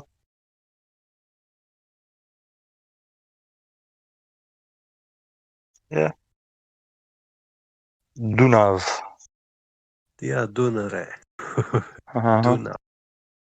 Mm. They did a genetic testing on the so-called Greeks. And if you go look, it's in Switzerland. They've got the best genetic places. They tell them that they're not got nothing to do with anybody in before that was living on that spot. That the genetics are from Arabia. From Arabia? Uh-huh. You can go look at it, and it's all comments from Greeks. You're wrong, this, that, and the scientists are written like, why are you getting angry at me? It's your genes, like we just did testing. And they tested the people from Macedonia. Like 70% of them, was it 70 something, 75%? the genetics, the genealogy,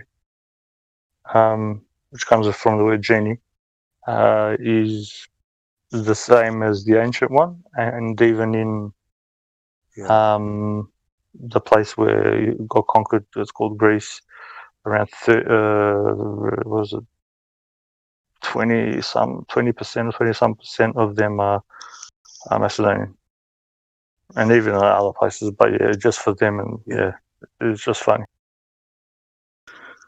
Well, I need to. you know, the You know how Macedonians, they are not people from yesterday.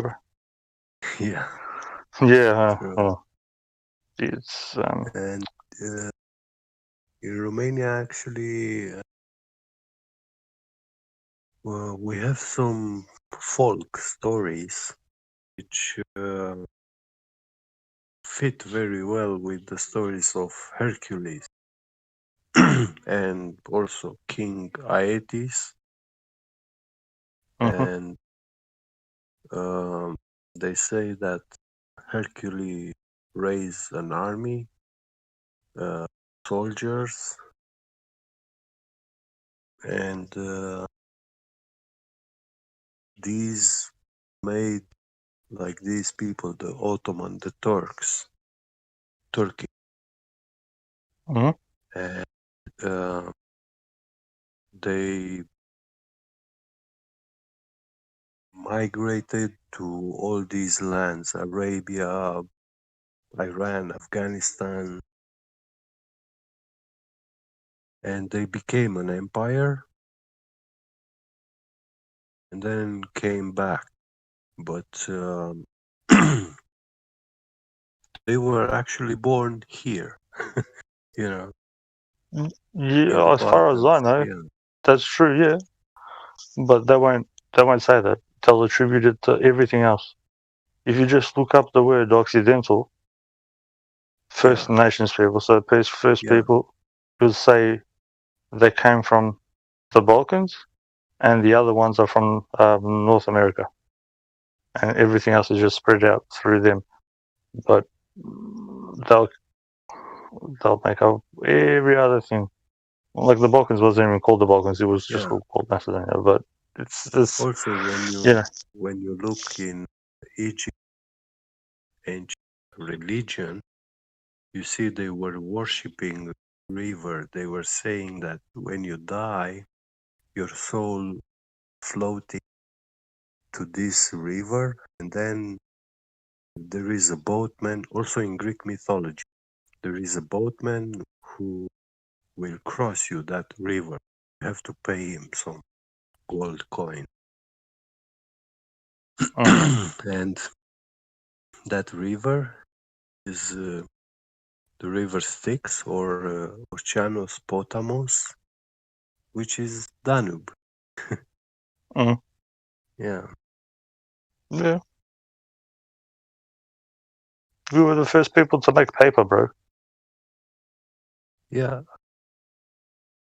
But they say it's been invented in China.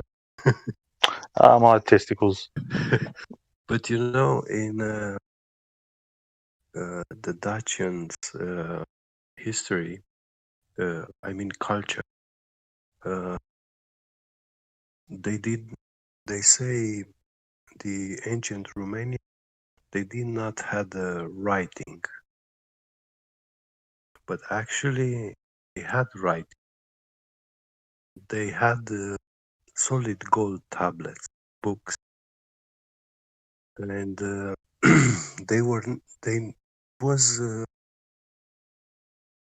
it was like a blasphemy to write on paper, because you could write any lie. And they said that when you write on gold, it must be true, because if you write a lie on gold, that lie becomes eternal, and it's eternally killing you and the other like you. You know, it's a bad teaching. Yeah. Yeah, that's because the gold is connected to, it's connected to the sun in alchemy as well. it's the most purest thing, whatever, blah blah blah blah blah. So, and this is why you don't find like papers and like these books. You find ceramics, on these ancient ceramics, you don't find writing. You find many sort of symbols and symmetry stuff, which spirals, which have a very good property. Like when you store water, these symbols are positive symbols. Swastika, these symmetric spirals and stuff. Yeah.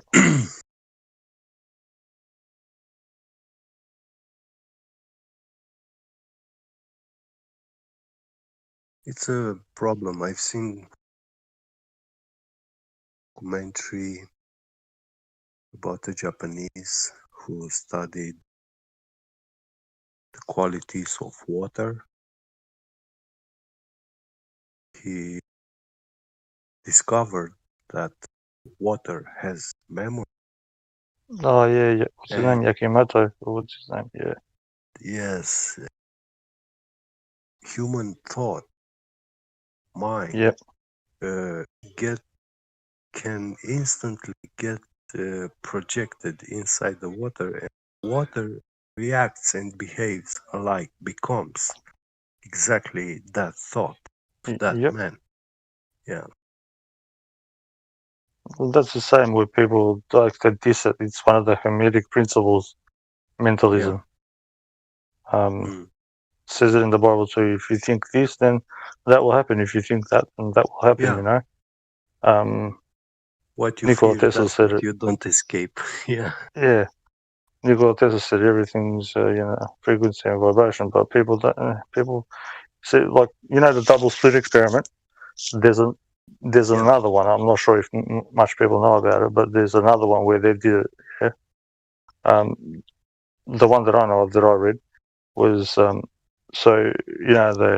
supposed photons. We'll call them photons, whatever, for the sake of that, for the sake of continuing the explanation.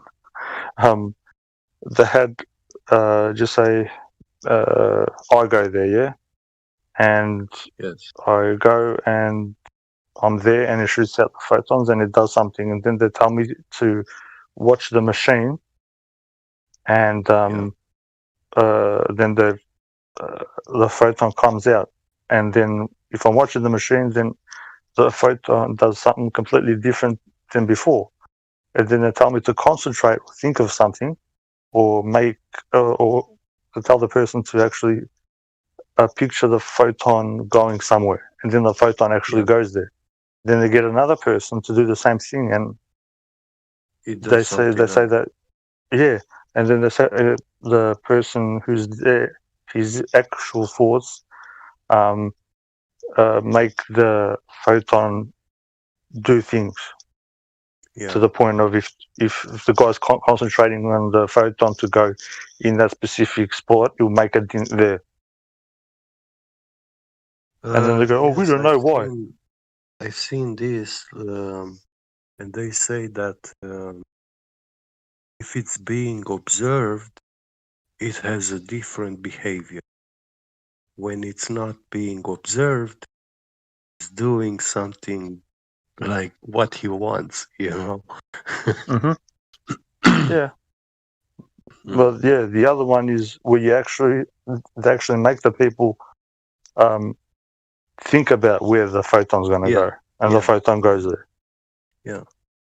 Or they say half concentrate on it, and then it does something completely different. So the person's thoughts have got control over this said photon, and they go, we don't know why it does this. What do you mean? You just proved that your state of mind controls it. What do you mean you don't know what the fuck is happening? And people go, oh, okay. How can you just like? Oh no, bro! When I start yelling, We don't know what happens.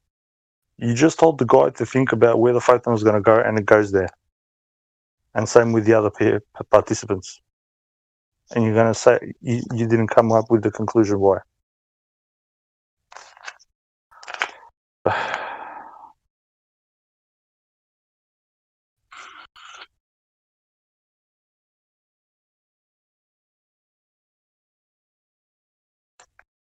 Lying pricks.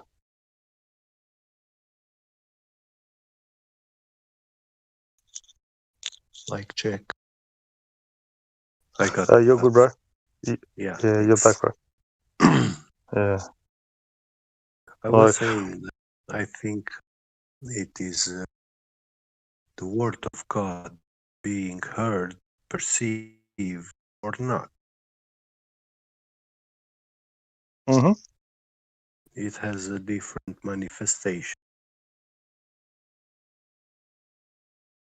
Of course, that as we were talking about before, so like astrology, or like I was saying, we're talking about intuition. I go, if you want to know if a creator exists, you just need to watch out in your life when things happen, what they call coincidences. That's just synchronicity.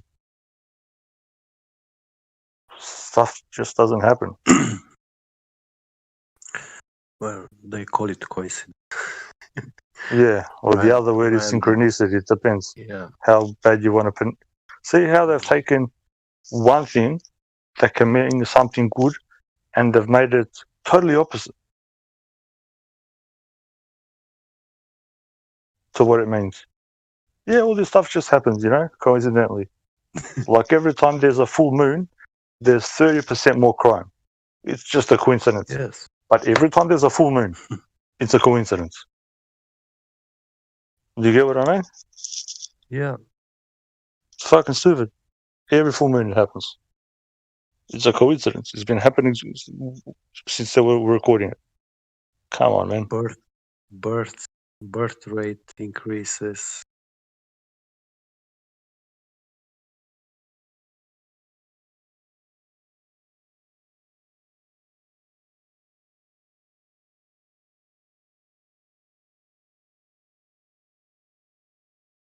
Have you seen the moon lately? Does it seem like brighter to you?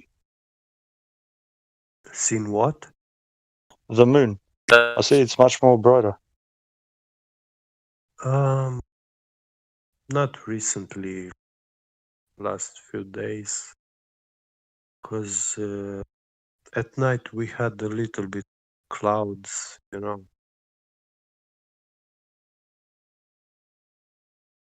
But I will try. Yeah, have a look for it. Let me know what you observe, because this, I don't know. I heard you. I heard you guys talking about it, and yeah. I already planned in my mind one of these days to check out. Also, yeah, it's much more brighter, bro. It's doing my head in. Like, I'm not doing my head in as in like, all right, why is it like more of a, why is it brighter?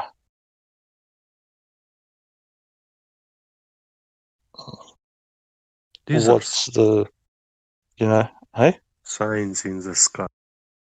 Yeah. And what's the ramifications of that? What does that mean? You get what I mean? You get what I'm saying? Yeah. It's just signs after signs. Wake you up. Yeah. Make you question, because, hey, it was like this all this long, and now all of the sudden it's different, and you're still not waking up. Yeah.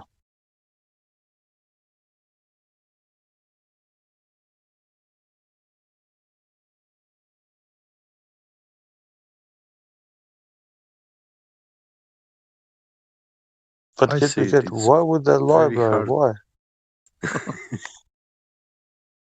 For slavery, for the master role.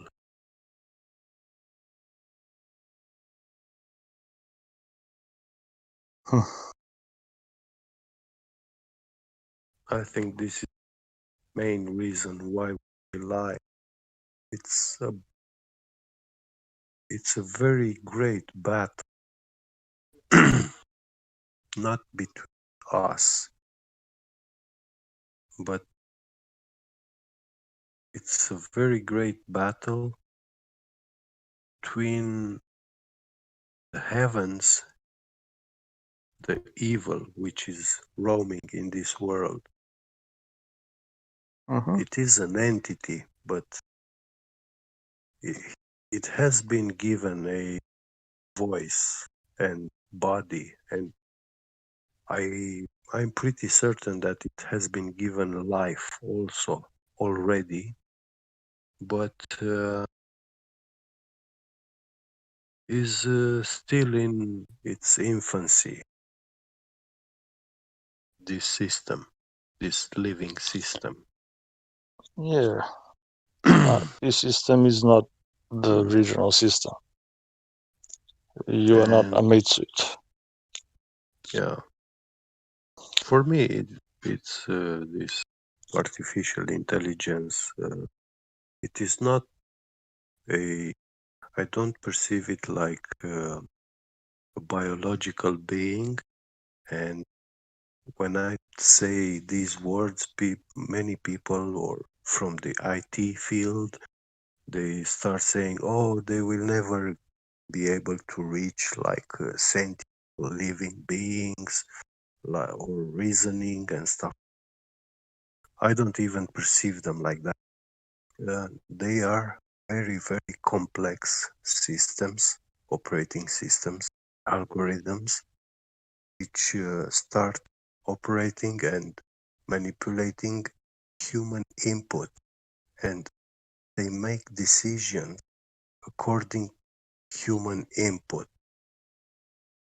It's just like a statue. It doesn't have like empathy, feelings, love, and all this stuff. They don't have it, and they don't. It's worth nothing. Even life, it's worth nothing for them. But it is literally a god, a very intelligent. Like he created Bitcoin blockchain.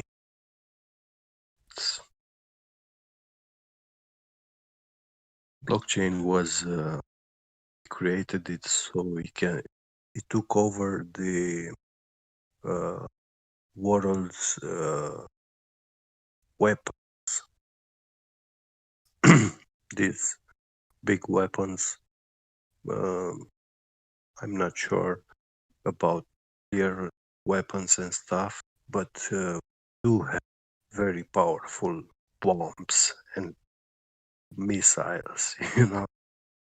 Bro, they've got stuff that if I mention it here, people think I'm fucking crazy. They've got stuff that can wipe out anything at any time anyway. Yeah. People aren't even conscious. The shit that you see on TV, that's public. It's got nothing to do with what's in the private. Sorry, we do continue. have like very powerful hydrogen bombs, you know. And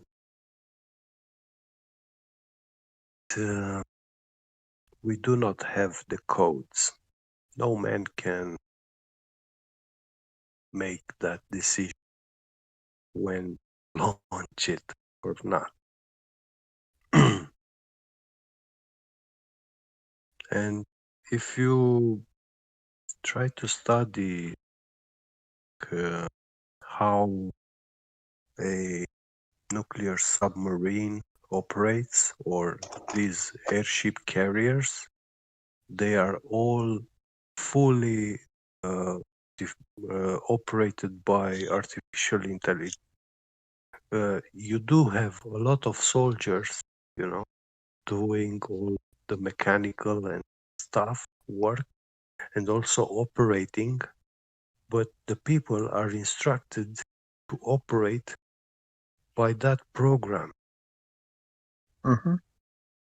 And they think they are in control, but no, they are just like driving how they were being instructed. But hydrogen, it only makes an implosion, doesn't make an explosion. It implodes. Well, or am I wrong? As far as I know, hydrogen, oxygen explodes quite very violently. I thought it implodes. do you get what I mean? Yeah, I know the meaning of implosion.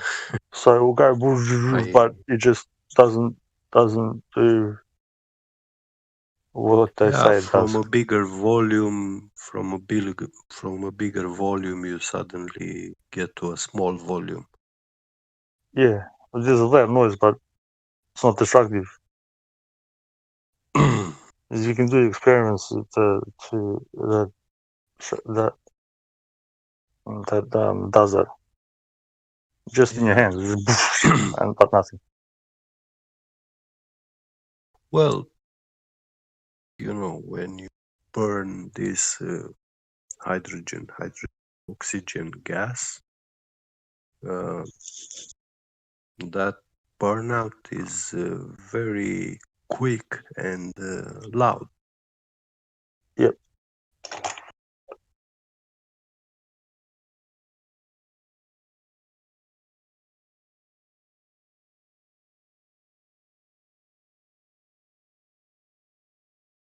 I did watch recently the Tsar Bomba video. Which one? Sorry, it which has one? been the Russians released, I think, in 2019, the video about the Tsar bomb, the 50 megaton hydrogen. The Tsar bomb, the Tsar bomb. Yeah. I mean, in the original video you see, but it has been like manipulated, altered. The original video has been modified, you know. And all that is left is this presentation, how that explosion did look like. The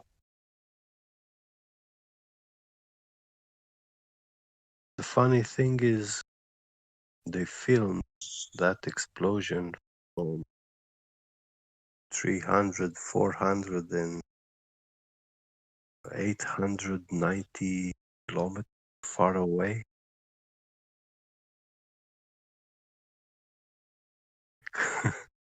How far away, sorry? The Black Swan.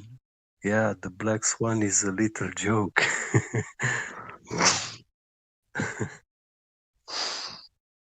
And where did they actually apparently do this test? It was an island somewhere in the sea, I think. How many islands are there that they're not telling us about? But continue, sorry. Yeah, I just thought I'll throw that's that a in. very curious thing. And there are islands which they go underwater for years and then they come out, you know, And bomb in it. certain years. Yeah. And just bomb it. Yeah, why not? What else are you gonna do? Yeah.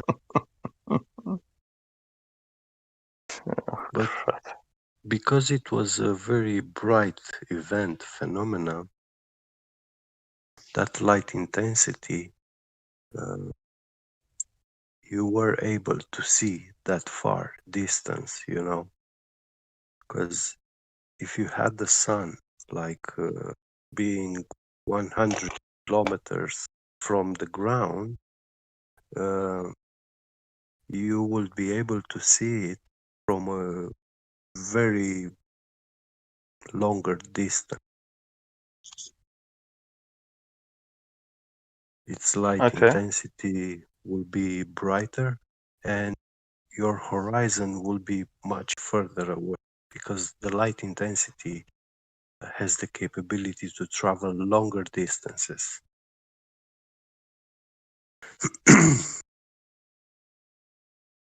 The sunlight, by the time it reaches the ground, it loses a lot of intensity, and then it has to reflect from the ground to your eye. And it's also a matter of the angle of reflection. When sunlight being cast on a surface, each ray, it's reflected 360 degrees. And the lower the angle, the more intensity it loses. So it cannot travel in very far distances. So you cannot see that surface from a very far away distance. But when you go up, then that angle of reflection is much bigger, and it loses less intensity at those angles. So you can see it much better. So your horizon expands. Interesting. Yeah, angular resolution.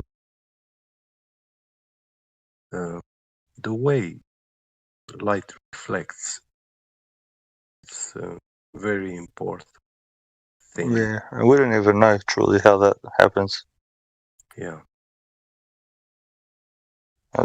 These idiots start talking about bendy light and spaghetti light and photon light and fucking all this fucking light when you can't even capture it. I want somebody. I'll give him $1,000 if they can bring me a jar of light. I go, when I talk about light, I prefer this electromagnetic wave. It's easier for me to understand it this way, and it can have certain behavior of like particle, but to completely to agree with that, I mean, you have to physically prove that to stop a photon and catch it between a scissors or something. Who was it? Somebody told me that what was it? What is it? Dark matter now. They said dark matter doesn't exist. So yeah. In CERN. Gravity. Yeah. I was telling everybody CERN is not there for what they think it is. They were saying that they were trying to make like dark matter. It's very hard to make, and to make it so they could have more energy and whatnot. So now that dark matter doesn't exist, what the fuck are they doing down there? People to think about. I was watching about 2 or 3 days ago a video of Neil deGrasse Tyson on the Big Thing. And, I told Crack here, I spoke with him about how Neil deGrasse Tyson now is denying the dark matter and calls it dark gravity. Like, for fuck's sake. For him, this concept made more sense and logic. Yeah. It's it's I say to everybody, just watch The Matrix, the third one. Yeah. When they go to save Zion. Zion. and they go through that little hole, and their ship. What does it run on? Like an electricity, just bzz, bzz, bzz, bzz, bzz, bzz, all the way. Yeah. Hey, IGZ, who's the other guy that's been talking? Oh, it's Get. Okay. Yo, if you guys are down, I wouldn't mind setting aside like a time, maybe every other day or, one day out of the week to be able to discuss stuff like this. Like, I enjoyed the conversations this morning and whatnot, so should definitely do it. I sent IGZ. I'm at work right now, so I can't do much, but just shoot me a message on what you think about that. Of course. Yeah, bro. Yeah, sure. That'd be great. I've been trying to say this for a while, like just expand the conversation a bit more. It's good for, like, flat Earth is just like the first step, but we should at least discuss other things. Yeah. So then we can maybe try to do experiments and stuff. Yeah. Because these other. Go ahead. Yeah. Yeah, I was going to say, because these other pricks aren't going to do it for us. Yeah. And if they've done it, they're not going to share it with us. That's what I wanted to say, that we have to point out all the fallacies they are making, like all these crazy stories. We have to point them out. Today, for example, I just saw a video from a ex-NASA astronomer, a woman. She was debunking a flat Earth video model, but this video, I'm 100% is from Earth Society. And she was showing a disk of flat Earth into space. Wow. With that concept model, and I did wrote in the comments like, that is the craziest thing imagine ever, Yeah.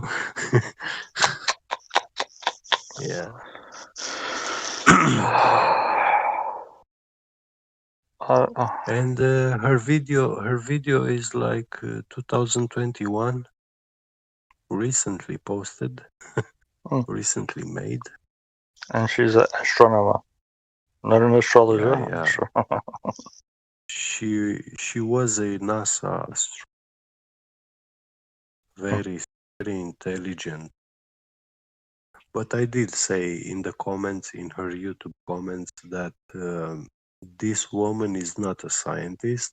She's a pseudoscientist because astronomy, astrophysics is not a science. They don't go by the scientific method. They have no empirical evidence or measurements or observations, I mean, observations of the sky, that's all they have. And then wild fortune telling. Yep. That's exactly correct. Yeah.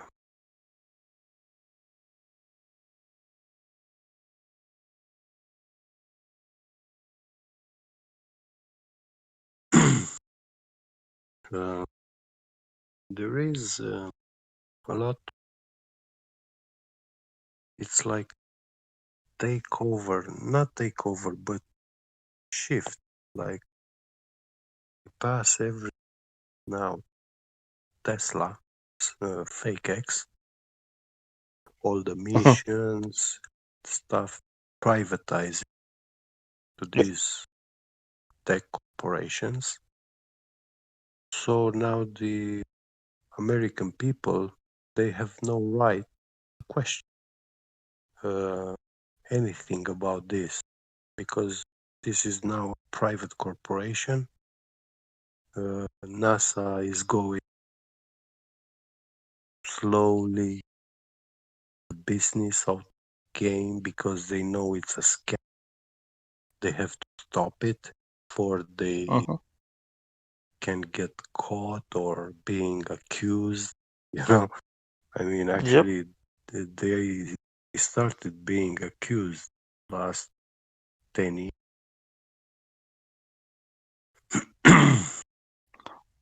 And this is the thing, up until now, they had no problem. Nobody was against them, you know. But now, too many people from all sorts of fields start accusing them of lying. Yeah. Mm-hmm.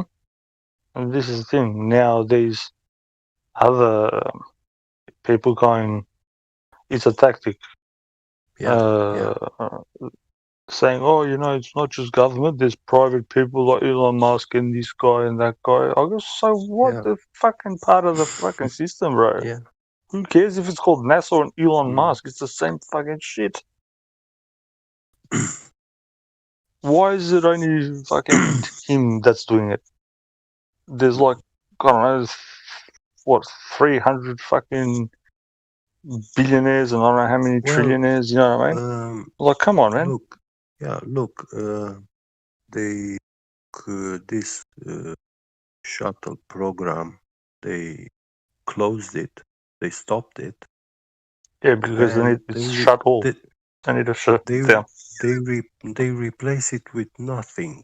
Like they completely shut down all this space exploration or whatever.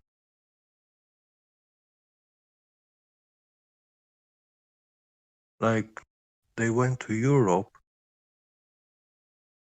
to ESA, to launch satellites stuff and astronauts into orbit in Europe. Yeah,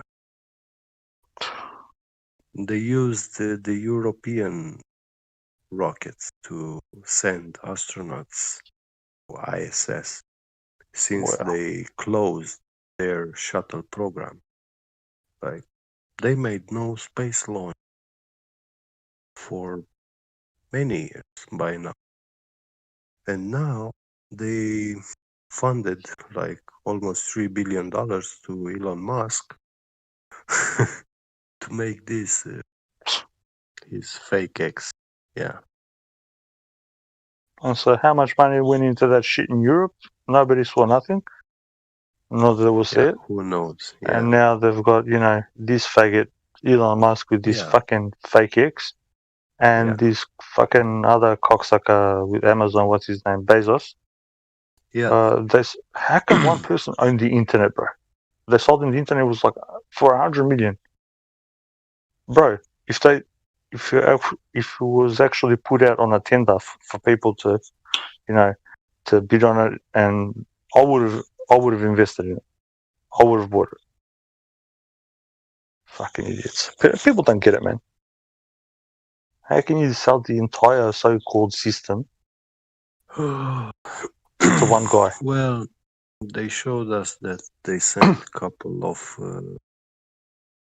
astronauts, you know, successfully. But what about, you know, replacement component, you know? And they haven't done nothing. They haven't done nothing. What's his name? DeGrasse Tyson said we don't send astronauts. They don't really go to space. Yeah. What we call space is not really space. You know, and all the rest of it, and you know, the vacuum of space. So what is the vacuum of space now? When it's like nighttime. That's the vacuum of space now. When it goes dark, that's it. When the sun is up, we're good. Yeah, the problem is they are not even cosmonauts, because going into cosmos. But to be an astronaut, you must go to a different star. That will make you an astronaut. Mm-hmm. When you go but to they can't do it because because an astronaut is not an astronaut. It's not a star. It's not something physical.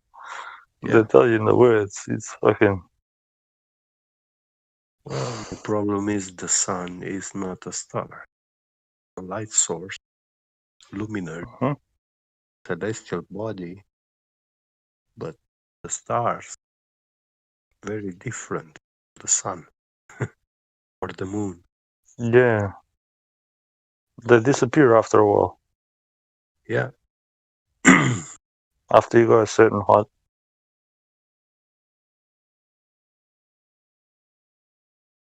But the sun doesn't. Then the moon too. Yeah, we don't see the stars in the daytime, and we don't see the sun at night. Yeah. Well, sometimes really you can see like some of them, but you need to have like good equipment to see. And in certain periods of like what do I call it? Certain periods in the calendar, whatever, or time, whatever you want to name it, you can see some of them. Yeah. For some reason that we don't know. Yeah, I know. Which is weird. I'm not weird. It's weird to us because we don't know, but yeah. I don't think they disappear. I don't know what happens. I think because the blue light has more intensity, so kind of. Well, I don't know. I could say it can be some sort of Faraday effect. This Faraday experiment with light, which a magnetic field can block propagation of light.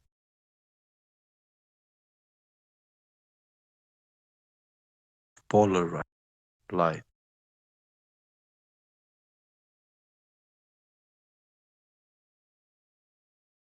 It can be something like that.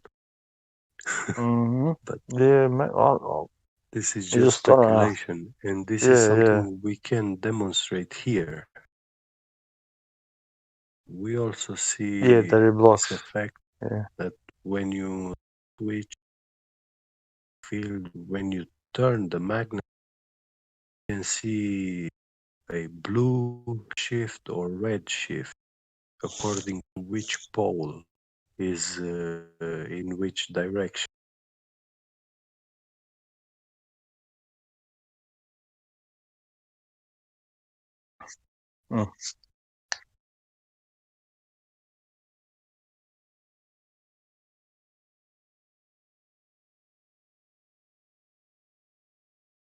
Is there any? When I saw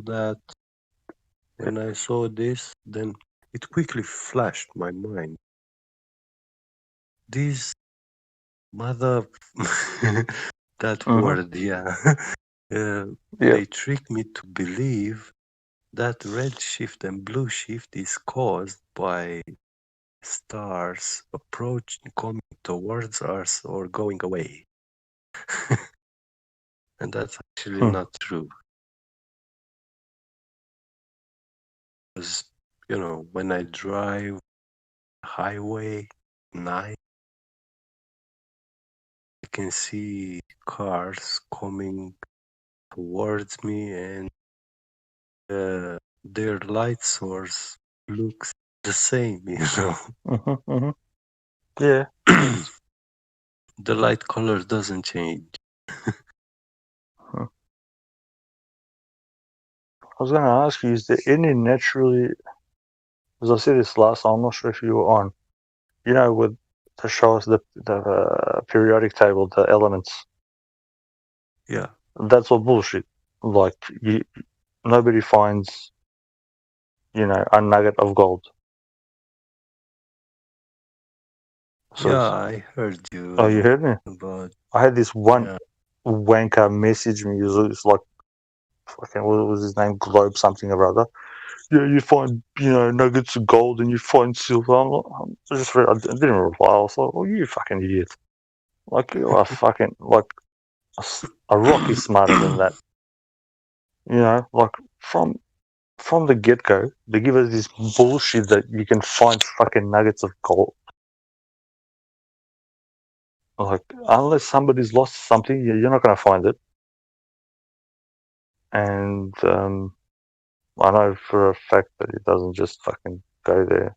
And even if you look up some of their shit, they'll actually tell you that they won't tell you the fucking truth, but they'll say, oh, we take this out and then we mix it with this and mix it with that and da-da-da-da, and then it becomes this.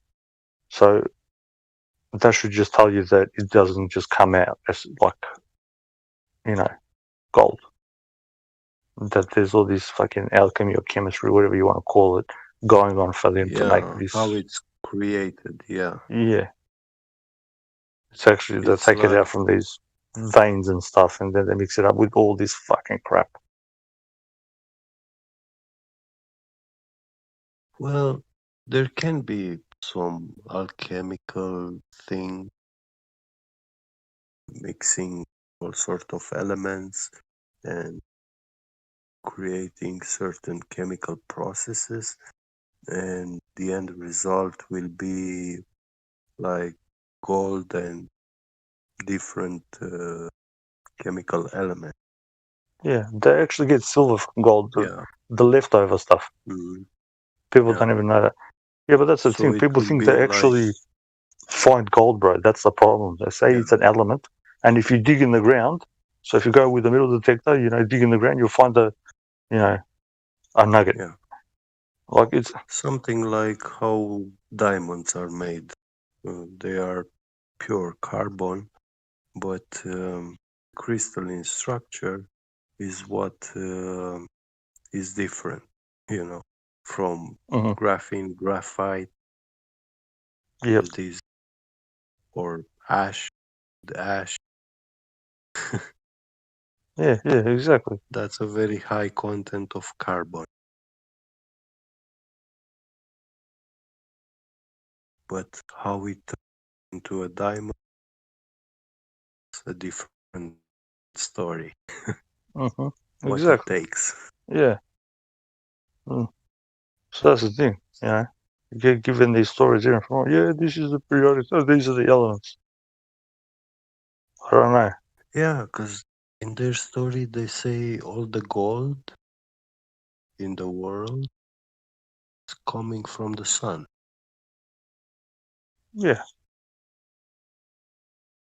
And the silver comes from the moon. But actually, reality, gold found like filament. It's like the root of a tree in the ground, the branch. So you find it's like veins. Things like those veins, yeah.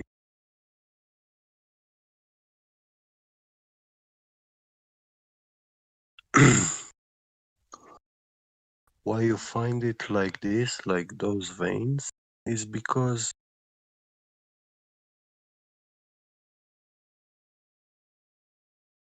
ancient folk stories, they say that and trees were making golden fruits. So those trees were producing all this gold in the ground. The roots of those trees were extracting. So they produce golden fruits. But one, the man invented agriculture and he started plowing the land for the first time. The land stopped giving its gold to the trees. And all these trees were just fruit trees. Were not making gold fruits. We're making just these fruits that we have today, which are very poorly nutrition. They're very poor.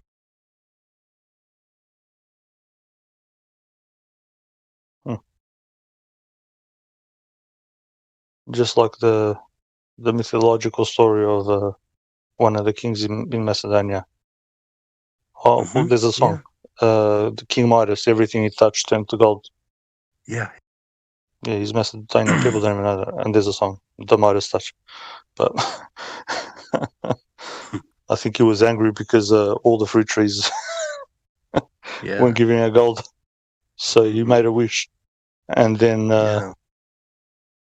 he was touching everything. It was turning to gold. But apparently it's meant to be good for your like brain or something if you make it into the well, if it's whatever atomic from particles. It's not good to ingest it as a metal in its metallic state. Yeah. Has to be subatomic, so-called. Even they make these, they call them monoatomic solution, like colloid gold. Oh, yeah. But these are nanoparticles, very small size. It does look red like the blood and stuff, but even that one is not good. Ingest it as is. It's not recommended. As a short therapy, it is okay as a medicine, but it's not recommended to do it for your entire life, But they say if you use it as a fertilizer in your garden, plant will extract it. Yeah. And the plants, trees, they don't extract all of it, only certain parts from it, which are good for the organic, for the living. Not all of them good. When you get such garden, yes, I think you this kind of super foods. Yeah, I've heard that when they did tests, and the soils that are good have like they said like gold Silver particles or whatever. Yeah. Yeah, silver also kills a lot of bad bacteria, diseases, and stuff. Yeah. Yeah, I don't know with these guys with purifying effect. Silver is the best for water keeping, store water. You put a silver coin or something in it.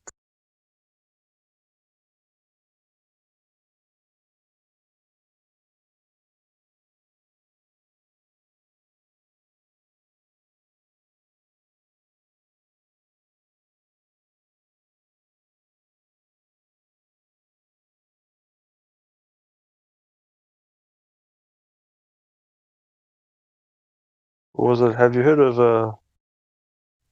Aramis? Aramis? Uh-huh.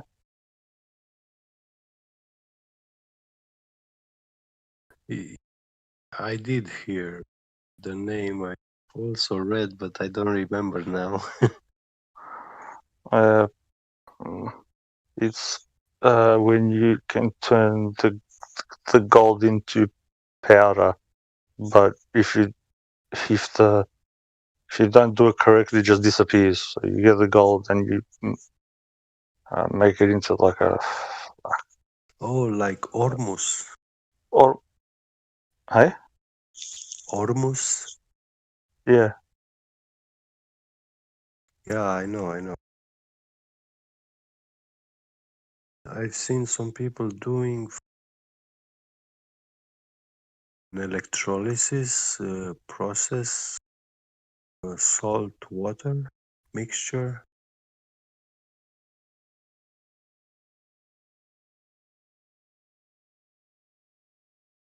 Is that the one? I've looked into a bit of it.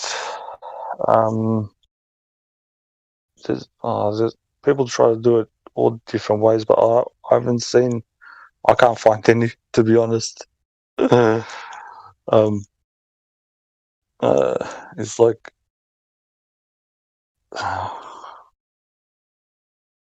it's. I don't know how to A describe couple it. years ago, I know it was a very big movement. People doing this Ormus stuff with yourself at home. But many of them, they were like very crazy, you know. Yep.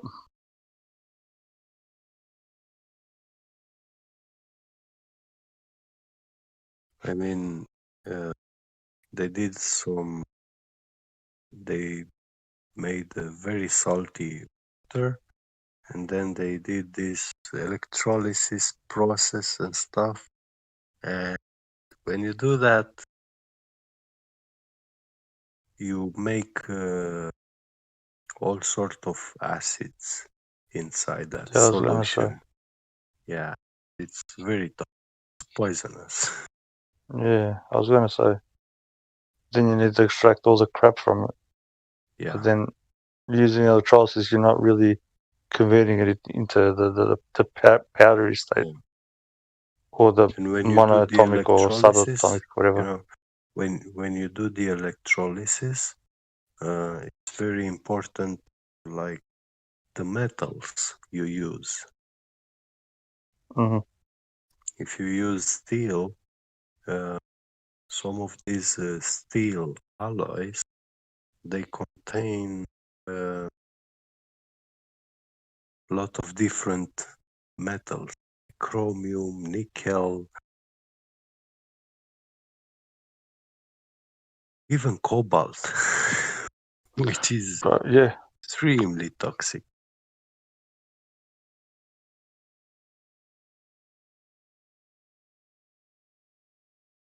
Even those so-called metals that don't like, there's a lot of mixing and that you need to do to get them. People just think you like dig into the ground, and there's like a chunk of fucking iron or cobalt or nickel or whatever. Like people are fucking. I don't know. I think we've reached the highest level of stupidity that we can. No, it's all extracted from stones.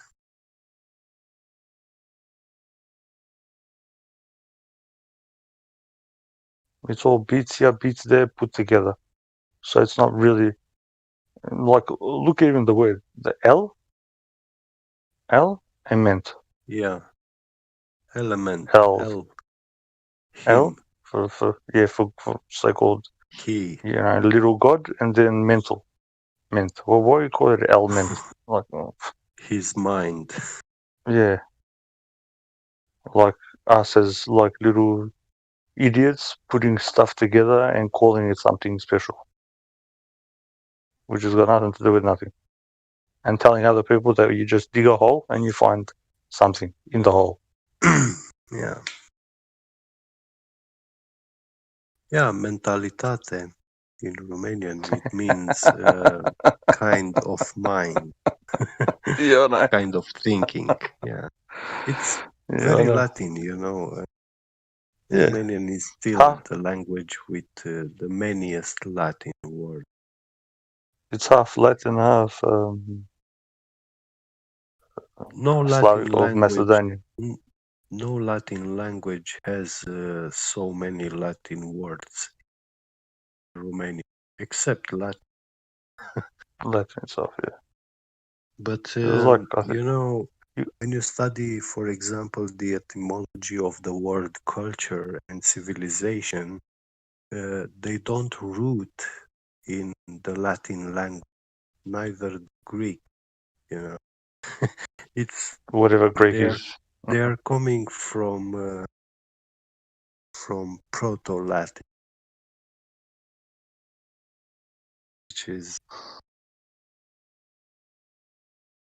I don't know where Latin comes from. We gave them Latin, but you know, they can say that you know, whoever Romans had invented it. Bullshit. Just like Cyrillic and Catholic and Latin, it's all fucking. I don't know how much shit you can give to people to make them smarter, but they still keep on getting dumber, bro. I don't know. It's a. Fucking... Have you ever heard of Zamolxis? No. This was a monk, like priest, from the Dacian, Thracians, Dacian.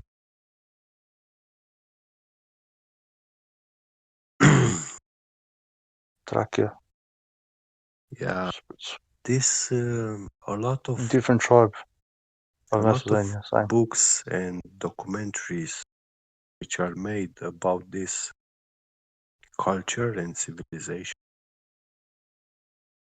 It's this kind of version which paganizes this culture.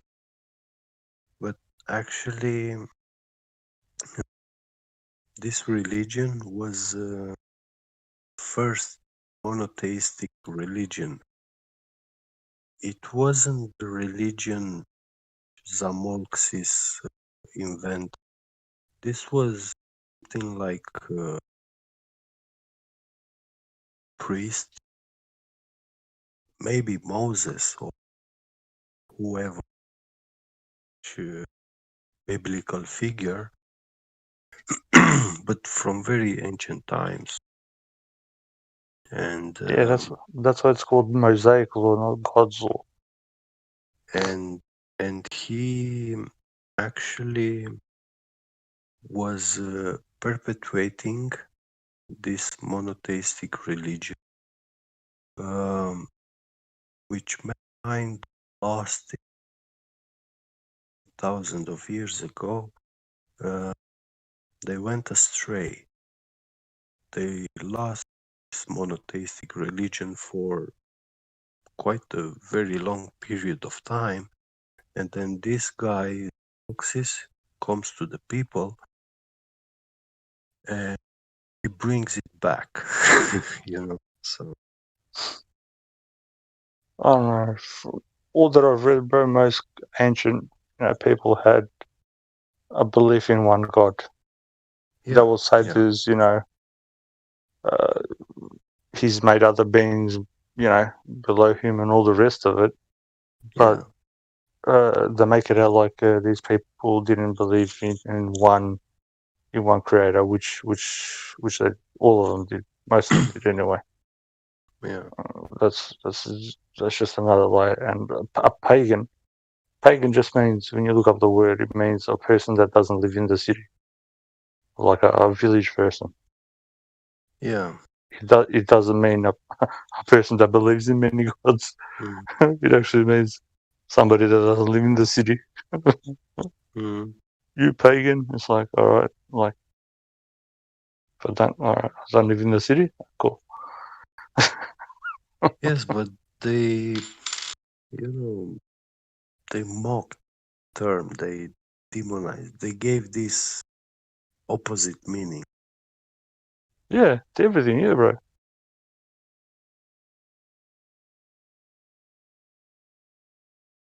Everybody spoke the same stuff before, bro. This is why some of the things when I say, let us go down there and confuse the language. The Tower of Babel story, everybody spoke the same language. Who is this dude that smashes everything and destroys everything? Nimrod? No. God destroys this tower, apparently. Like God is scared of us. Yeah. Come on, man. You get what I mean? He's building a building, for God's sake. What? We should be struck down from everywhere now. There's so many skyscrapers. Yeah. Do you get what I mean? Yeah, they call this is the force of evil, destroyer.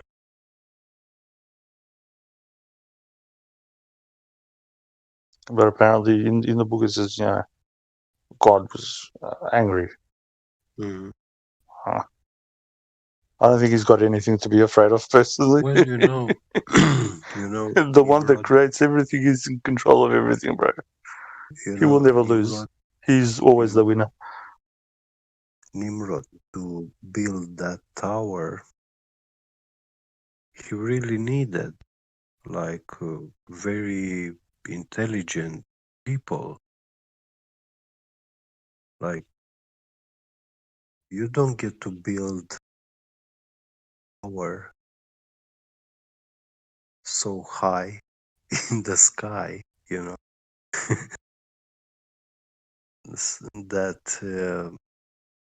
the angels in heaven, they start complaining to God, like, hey God, look, these guys are at our feet by now, they start tickling our feet.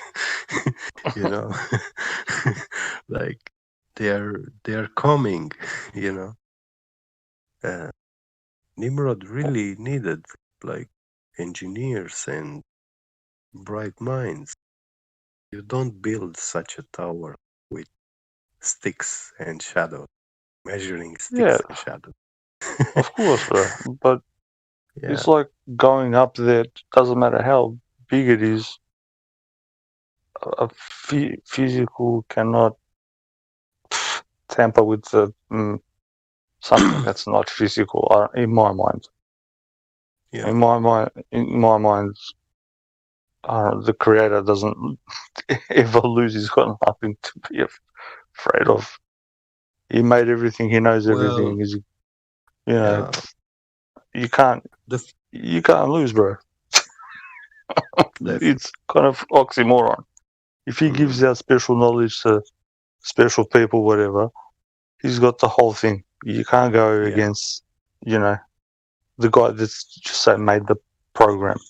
He knows the program back to front. Even though I give it to you, you might be able to operate it, but I tell you what, I can switch it up.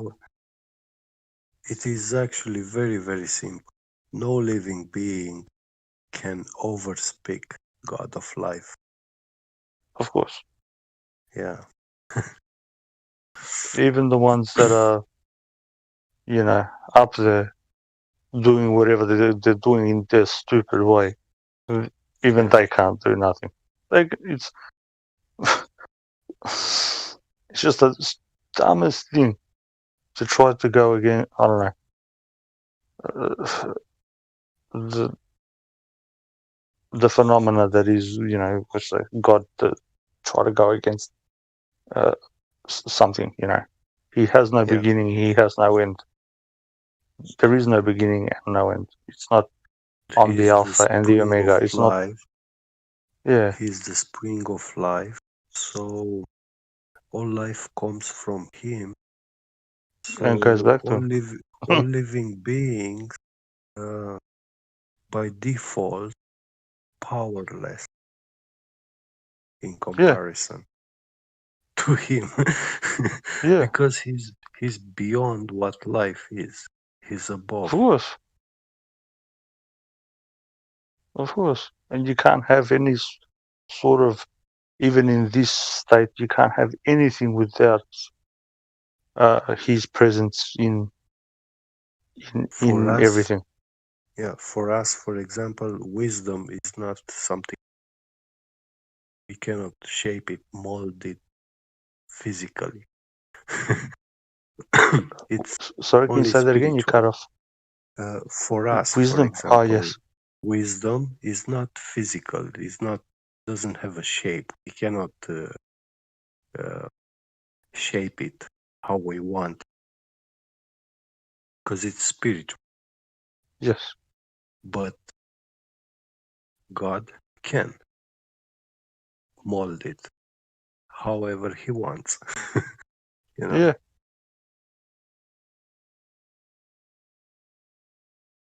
He can take, put in, whatever, Yeah. But I think, me personally, I think the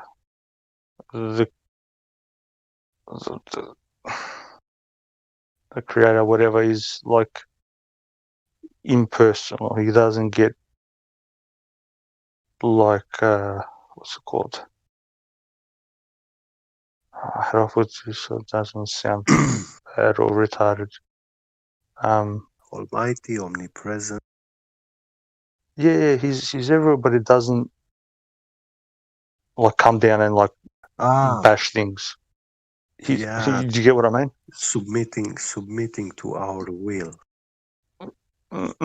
He's impersonal. He's there and everywhere if you notice it, but it's not like doof and he'll break shit or stuff something up or do this or do that. He's not a destroyer. No. Yeah, because he's beyond that. He controls everything, and it's love. It's pure love. It's like unconditional love, and at the end of the day, you've got nothing to fear. I think although the physical is all coming from him, it is not the necessary state or for life. 100%. Yeah. So he created physicality. It comes from him, but it got filthy, defiled. By default, nothing that is defiled or filthy or miserable or wicked can enter, he can come near his presence. It will be instantly obliterated, destroyed, by default. Yeah. By his Only power. love would come back. Yeah. Only the pure love will come back. Yeah. Yeah, I agree. Yeah. Everything that he creates is good by nature. But when he gave life, first he created the angels. He gave them their roles and jobs, what each one had to and also their hierarchy. But when he created the man, then he told them, okay, it was finished with the angels' hierarchy. So all the angels were supposed to come now and bow the man, because he was God himself, physical, his physical manifestation, existence. And down to the lowest point, yeah. Yeah, and you can, it's not a bad way of looking at it. Lucifer was much older than Adam. He refused to bow to him because Adam was like a young born for him, Lucifer was already 1,000 years old, by the time Adam was born. He lost his state. He got corrupted. Yeah, see, it's a difficult one. You've got whatever you want to call him, just they've translated him a million times over. But somebody that was, they're like God's son and whatever, or his right hand man, and they're obedient, this, that, just all of a sudden turns corrupt. I don't know. It says as well, they don't have free will or whatever, but they have to have free will to an extent. Yeah. How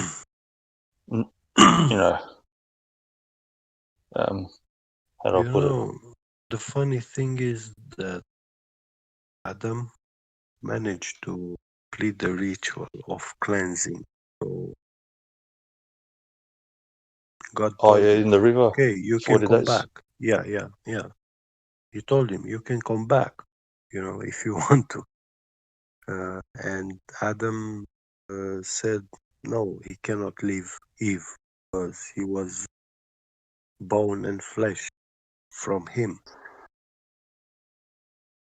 He stayed with Eve.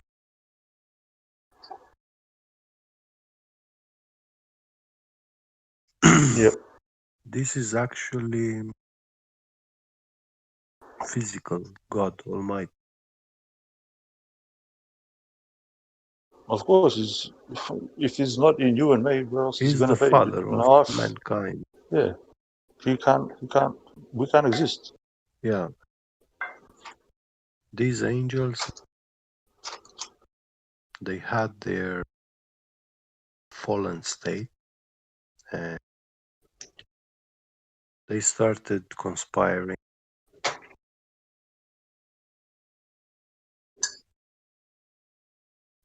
Practicing many evil teaching.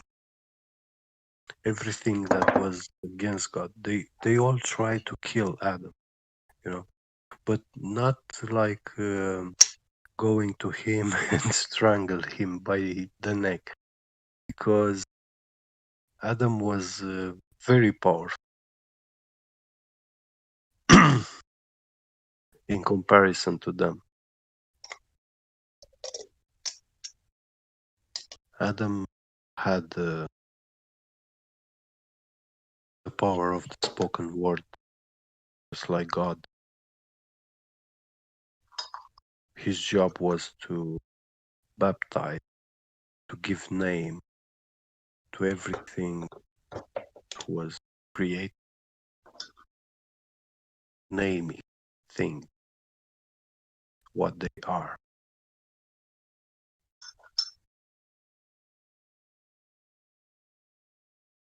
Yeah, there's a few different depends how far back you go. How your Bible is in one of the Bibles, the older ones. It says, yeah. So God, this is God. He took the animal, killed it, and wrapped it around Adam and Eve. This is what's written in the Bible. In the old ones, they've taken it out now. This is a fact. You can go look it up. They've taken it out. So I don't think it's the original one. Books out. Yeah, I don't think that whoever did this is not the original dude. If I can say that, I don't know. Because apparently there was animals here before man. Because if said God is going to kill an animal to put something over man was metaphysical before. Yeah. Which goes against every doctrine that is put out there. Well, not every, but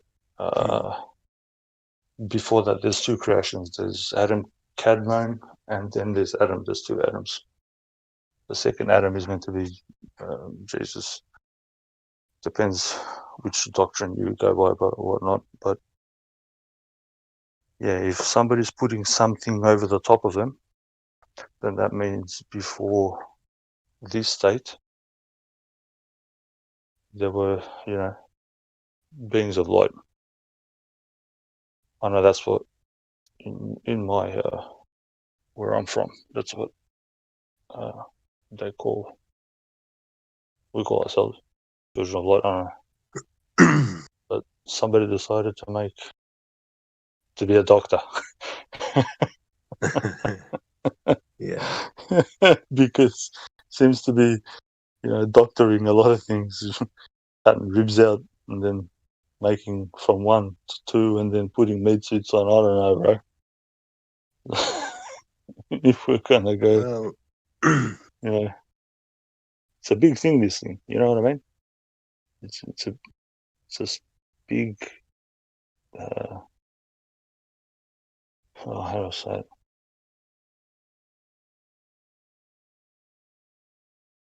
It's very, very deep.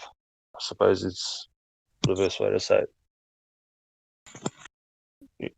It goes deeper than 100%. But the thing, why do you think Lucifer rebelled? He had the courage to against God. Yeah, and that's when he said. Why? That's when he said. That's when it's written down. It says, "Let us make image in our image and our likeness." Yeah. So it's him and his buddies, because God, the true God, can't make anything that's that can be destroyed. But our bodies, these meat suits, fall apart. So if these guys go do that, then God just says, "Well, you guys, you think I've given you some knowledge? Ha ha ha! I'm going to put my everlasting spirit, the essence of me, what's the best of me, in these guys that you guys made. Ha ha!" If you get what I mean. Yeah. Does that make sense to you? You can't mess with him. I think he was fool. Yeah, of course it was stupid. I don't know why you would. You know, Lucifer had a lot of knowledge. I see, for example, he's the angel of light. For example, mathematics, or is a different angel. One angel that team up with Lucifer. Mm-hmm. And also this angel of cosmetic art to beautify stuff, your shape, your aspect, look.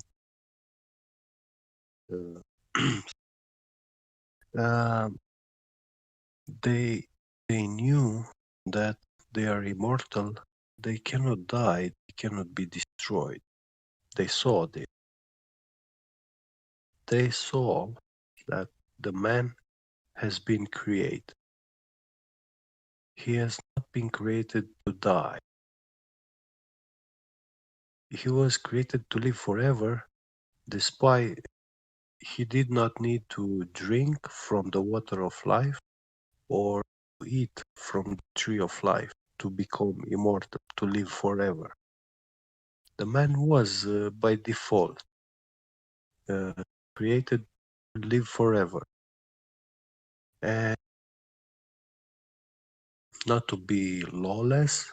He was given one law by default, so he was not lawless by default.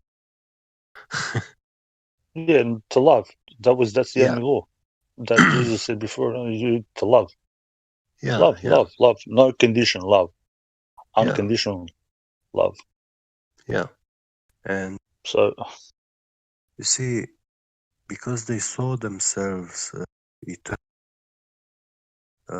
they thought they can overcome,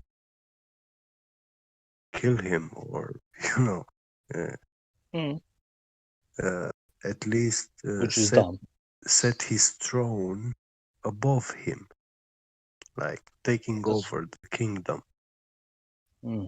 Yeah. For such a smart so-called angel, he's pretty dumb. Yeah, but you see, I've seen something very funny. God's creation. It starts with the creation and the word creation. When you think of creation, it means bringing into existence. One, bring into existence, it means to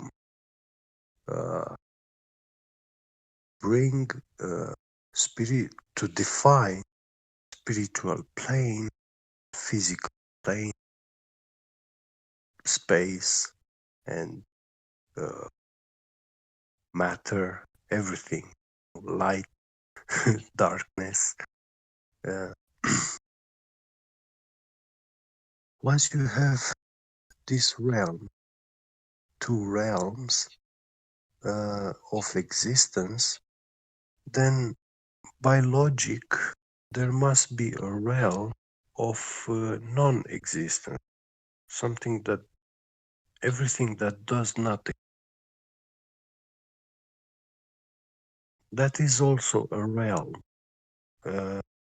It cannot be something like where there is enough space, because it doesn't exist.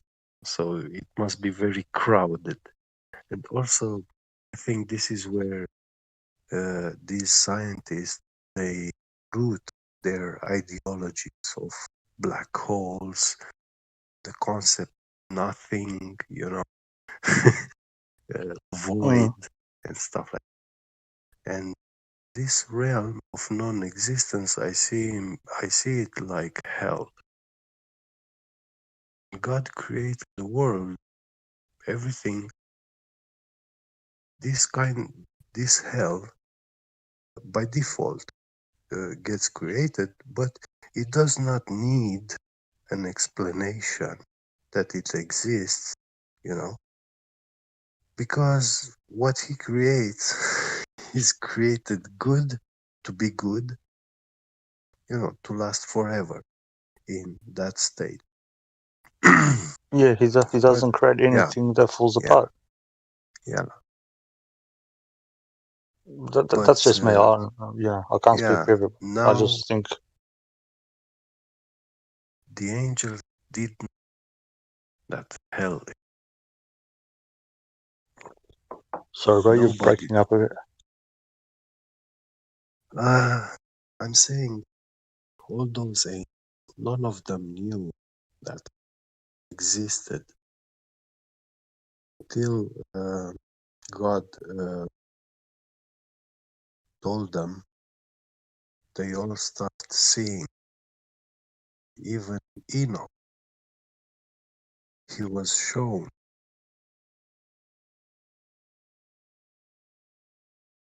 They show him the hell and the lake of fire also, Yeah, that's purgatory. Yeah. That's not hell. That means Yeah. going past. But Yeah. they also say that he went up there in his meat suit. So he's up there with the metaphysical and the physical. Yeah. He's by logic. I don't know. I can't take he that one. was that beloved. He was that beloved to God that he took and clean, He was so clean. He was worthy.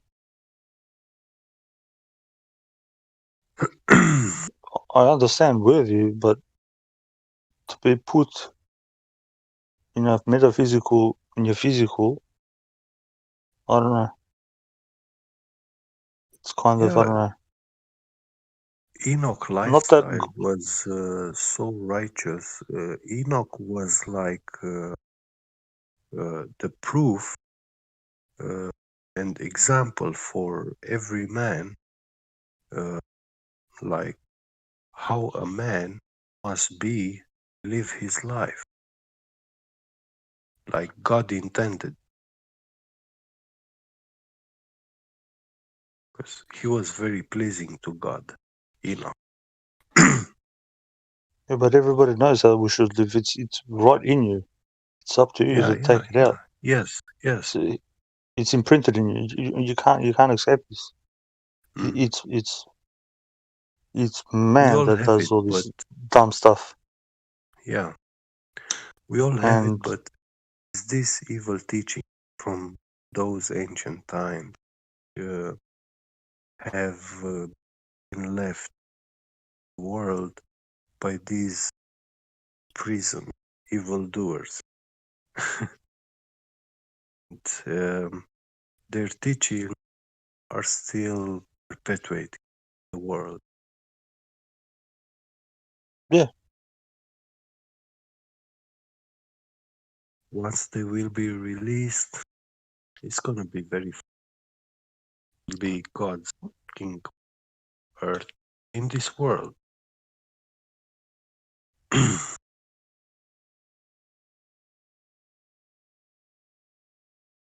To be honest, I don't. Lucifer. Yeah, sorry. When Lucifer comes back, he is very beautiful. He ain't ugly. He ain't scary. He looks very beautiful and seductive,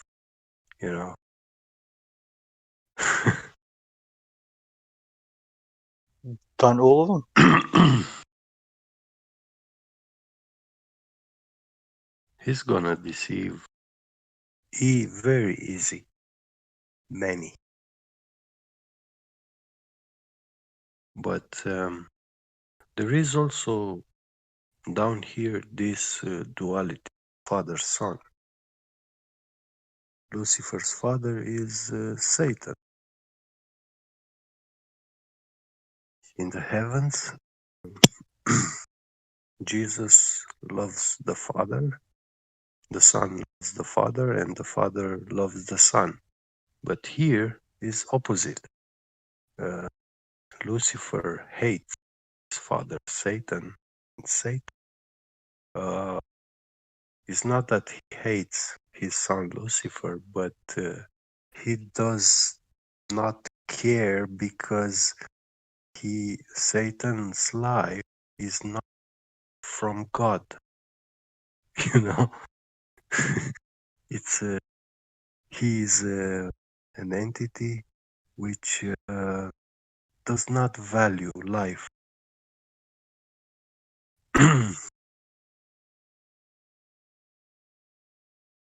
He might not value life, but he still needs to.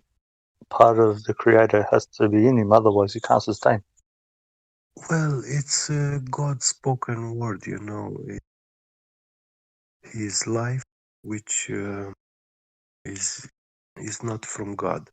So it must be life which is coming from man. The way God created man, gave him life and made him in his image, so the man can do this, create a body and give life into this body, but man is dumb. You see, this power of giving life, only God of life is right.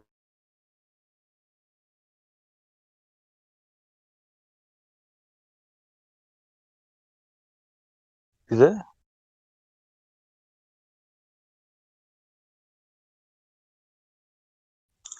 What happened here?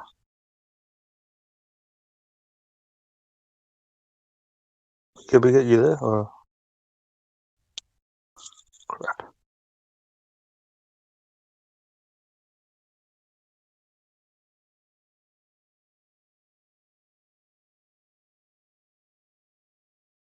Can we get you there?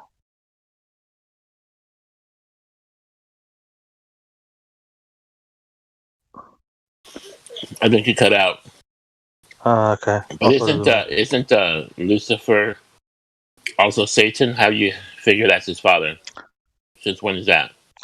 This is the thing. It's been transcribed that many times Like up till now, to the present version, it's been transcribed, I think, like 100 times because it's copyrighted. It has to have minimum so many alterations.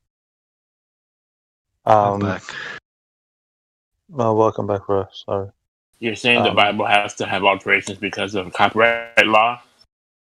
Yeah, bro, yeah. But they didn't do copyright law for how long? They didn't do it in the 18th century, in the 17th century. When? I'm saying minimum since King James. It's been that much. Before that, there's been hacking into it before that as well. You know, if you look at there's been a copyright law with King James. Yeah. And 100 translations.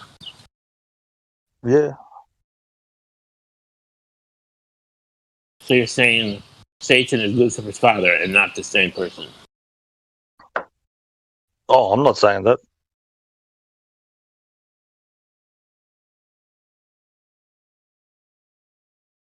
Well, it has to be, as in heaven, as above, so below. But mirror. Well, in the book of Job, Satan comes to God with all the angels several times, so it does say Satan in the King James. I'm not sure where Lucifer comes from. Like I think he's in the end of the book. I think Lucifer from Satan. Light Bear. Yeah, but does Lucifer appear in the King James where, when? I know Satan is in Job. Because you have Lucifer, the light giver, / Satan, the adversary, because that comes from ha-satanas, which means the adversary in old Hebrew or whatever language that was. So you have Lucifer, the light giver, which I believe comes from Latin, because that's one name for him. And then there's ha-satanas, which became Satan. And there's also the serpent from the garden that Jesus identifies this dude, saying that that dragon, that serpent of old, or whatever. Are those three one and the same, or is one the Father? No, they're one and the same for the adversary of God.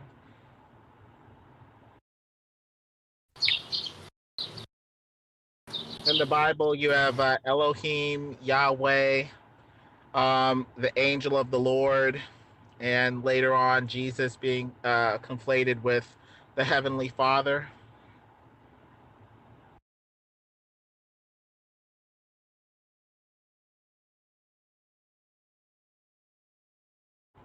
He is collectively referred to as Lord, but that's like a general title like King, Dude, Lord.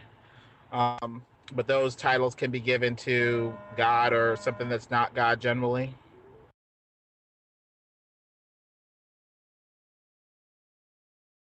I'd say the Greeks gave a new name to Satan. System.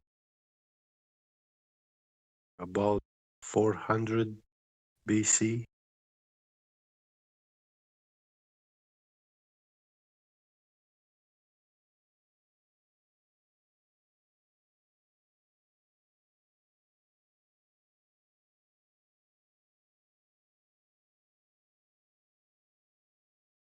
We don't know that timeline is accurate, though, as far as 400 BC. Yeah. I'll tell you. We could be missing 1,000 years, right? Well, they say that the Bible appears to be, with the books that we have on file, pretty well translated because they concord very closely over hundreds of years. So they say that the word has been fairly well preserved based off of the books that, concord with each other pretty closely. I think they say with the Textus Receptus, with the New Testament, it's like 97, 98% overlap.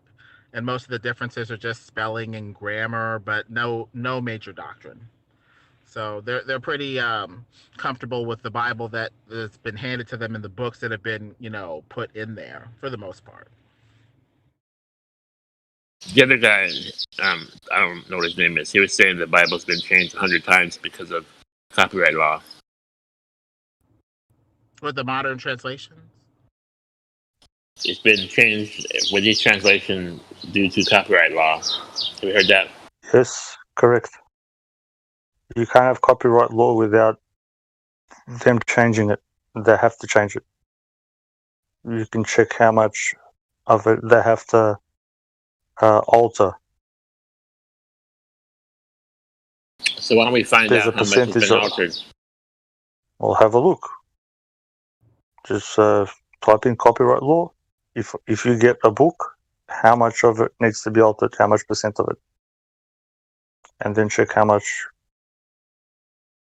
Whatever But book does that you like. copyright law uphold back in King James? Yeah, bro. So in that time they had copyright law. Yeah, of course they did.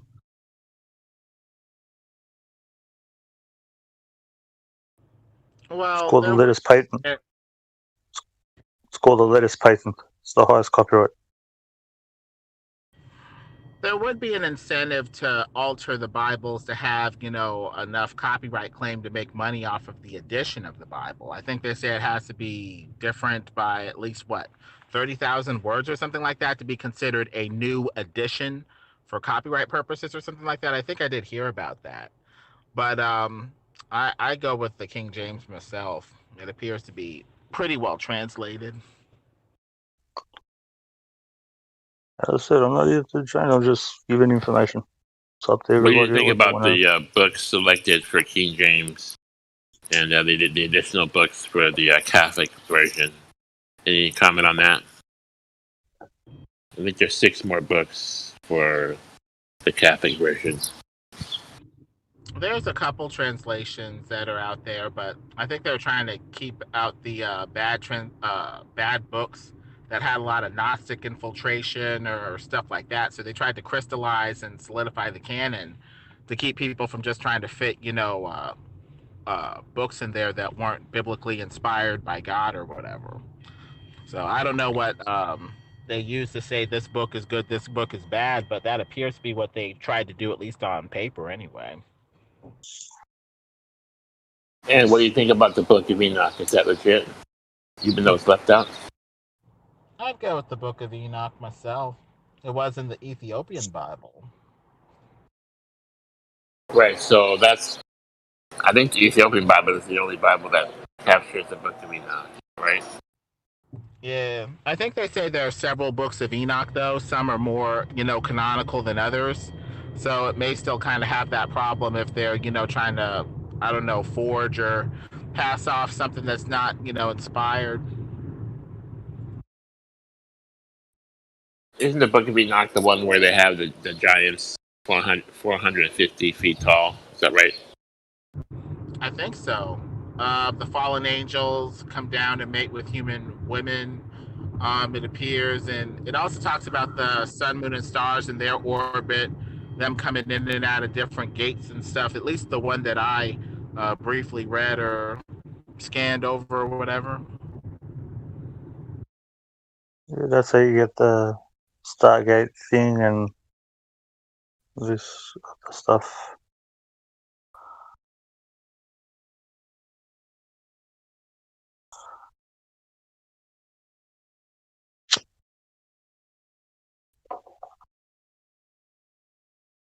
But I think even people in the Bible did refer to some of the books that aren't currently in there, like the Book of Maccabees, Jasher even appears to be alluded to. Stuff that's referred to by people that are considered historical in the Bible, as far as I could tell, would be, more or less golden as long as the text hasn't been, perverted or whatever. Even Enoch's mentioned in the normal Bible. But there's no. Even Enoch's mentioned in there, in just the normal Bible. But they haven't put the Book of Enoch. Is there a book of Judas? There's like some. Sorry?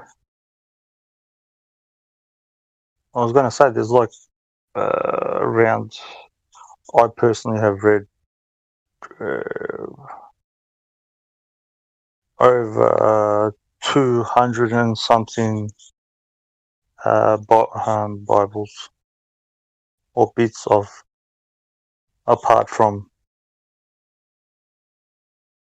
what is it, the 66?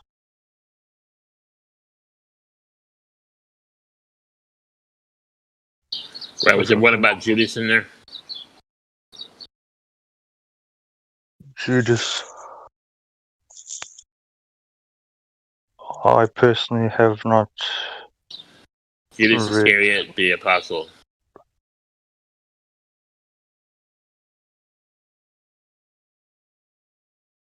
I personally haven't read one.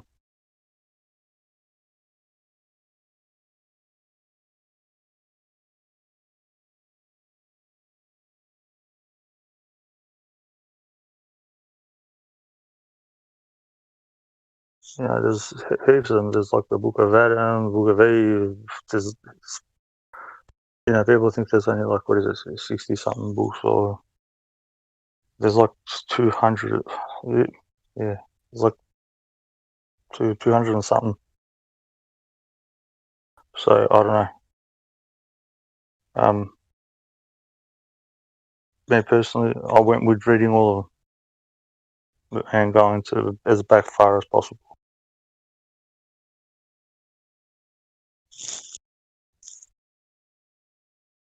This is when other men make decisions for other men, what they should know and don't know. I personally don't agree with that.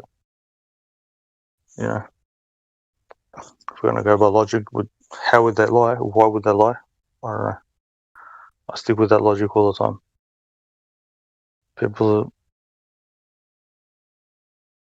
have lied all the time.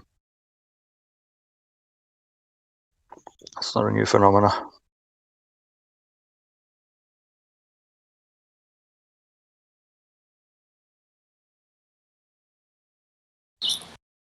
When I lie, it's because I want to hide something. Exactly. That's good. Well said, bro. I say people lie because they know the truth. So you have these people at the top that corrupt everything.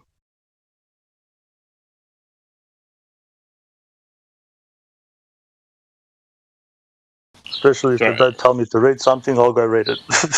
If you get what I mean. So are these people, or are they some kind of demons that are in charge, that are lying to us? Nephilim children, blood type, special blood type, or something? Yeah. Or regular humans? No, they're just regular. They're just demented, bro. They're just demented. That's all it is. You know. So they just want to keep on doing, amoral things. You know. And from there, everything stems down to us because of the people that are up top. You know. And it gets perpetrated. And people don't go and look into other things. Do you think they're hiding extra land? Oh, just when we were talking about before about them letting off some bomb in some island. Thinking now, why would they just pick? God knows how many islands. I don't even know how big, small, or whatever. We don't even know about that aren't put on the said map. We have to. We trust them with that too. I used to travel a lot, and you get on the airplane, and they tell you, "Oh, we're flying over this or that or this place, whatever," and I have to take these idiots' word for it. Really, I don't know what I'm flying over. You just see land down the bottom.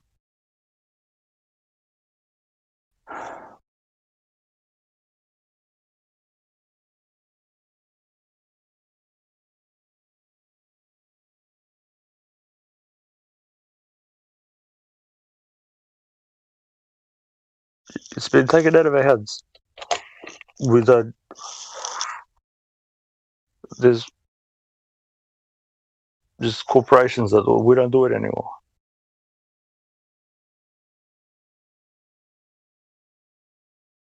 Sailing, traveling. I know it's one thing with the corporation the last, let's say, 20, 30 years.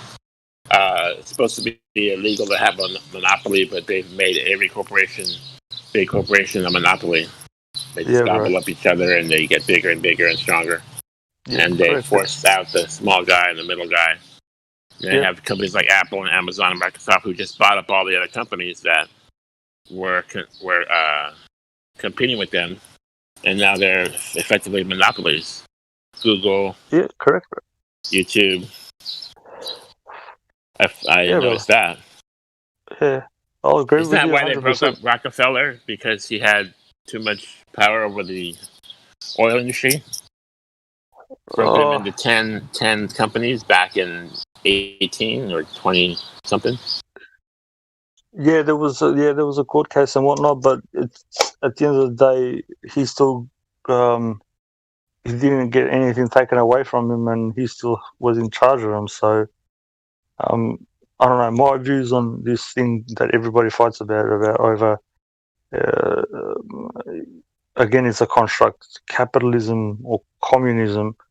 You still have only one person up the top of. That's why the game Monopoly was invented. You know, somebody's got all the money up the top, and those guys are still the same guys that take the orders. If that makes sense, do you get me? You're saying no matter what construct, there's going to be somebody in charge that's going to be corrupt. Yeah, brother. Yeah. There's a capstone on every pyramid scheme, right? That's it, bro. That's what it boils down to. Thank you, bro. Pyramid schemes are disgraceful, but that doesn't, you don't necessarily have to have pyramid schemes to have capitalism. Not true. Money's got to change hands. That forms a pyramid. Correct. You have the common laborer at the bottom, the worker bee, who puts all his time and effort to get paid little. Yeah, and he understands not how the pyramid works. The pyramid just shifts money around from hand to hand while you're at the bottom trying to get it. Exactly. But I thought a pyramid scheme was something very specific. I thought, the Amway scam. Isn't that a pyramid scheme? Yeah, that's what they want you to think. It is a pyramid scheme, but it works just like economics work. Yep. It works like a big corporation. So each man grows in money while nobody actually produces money.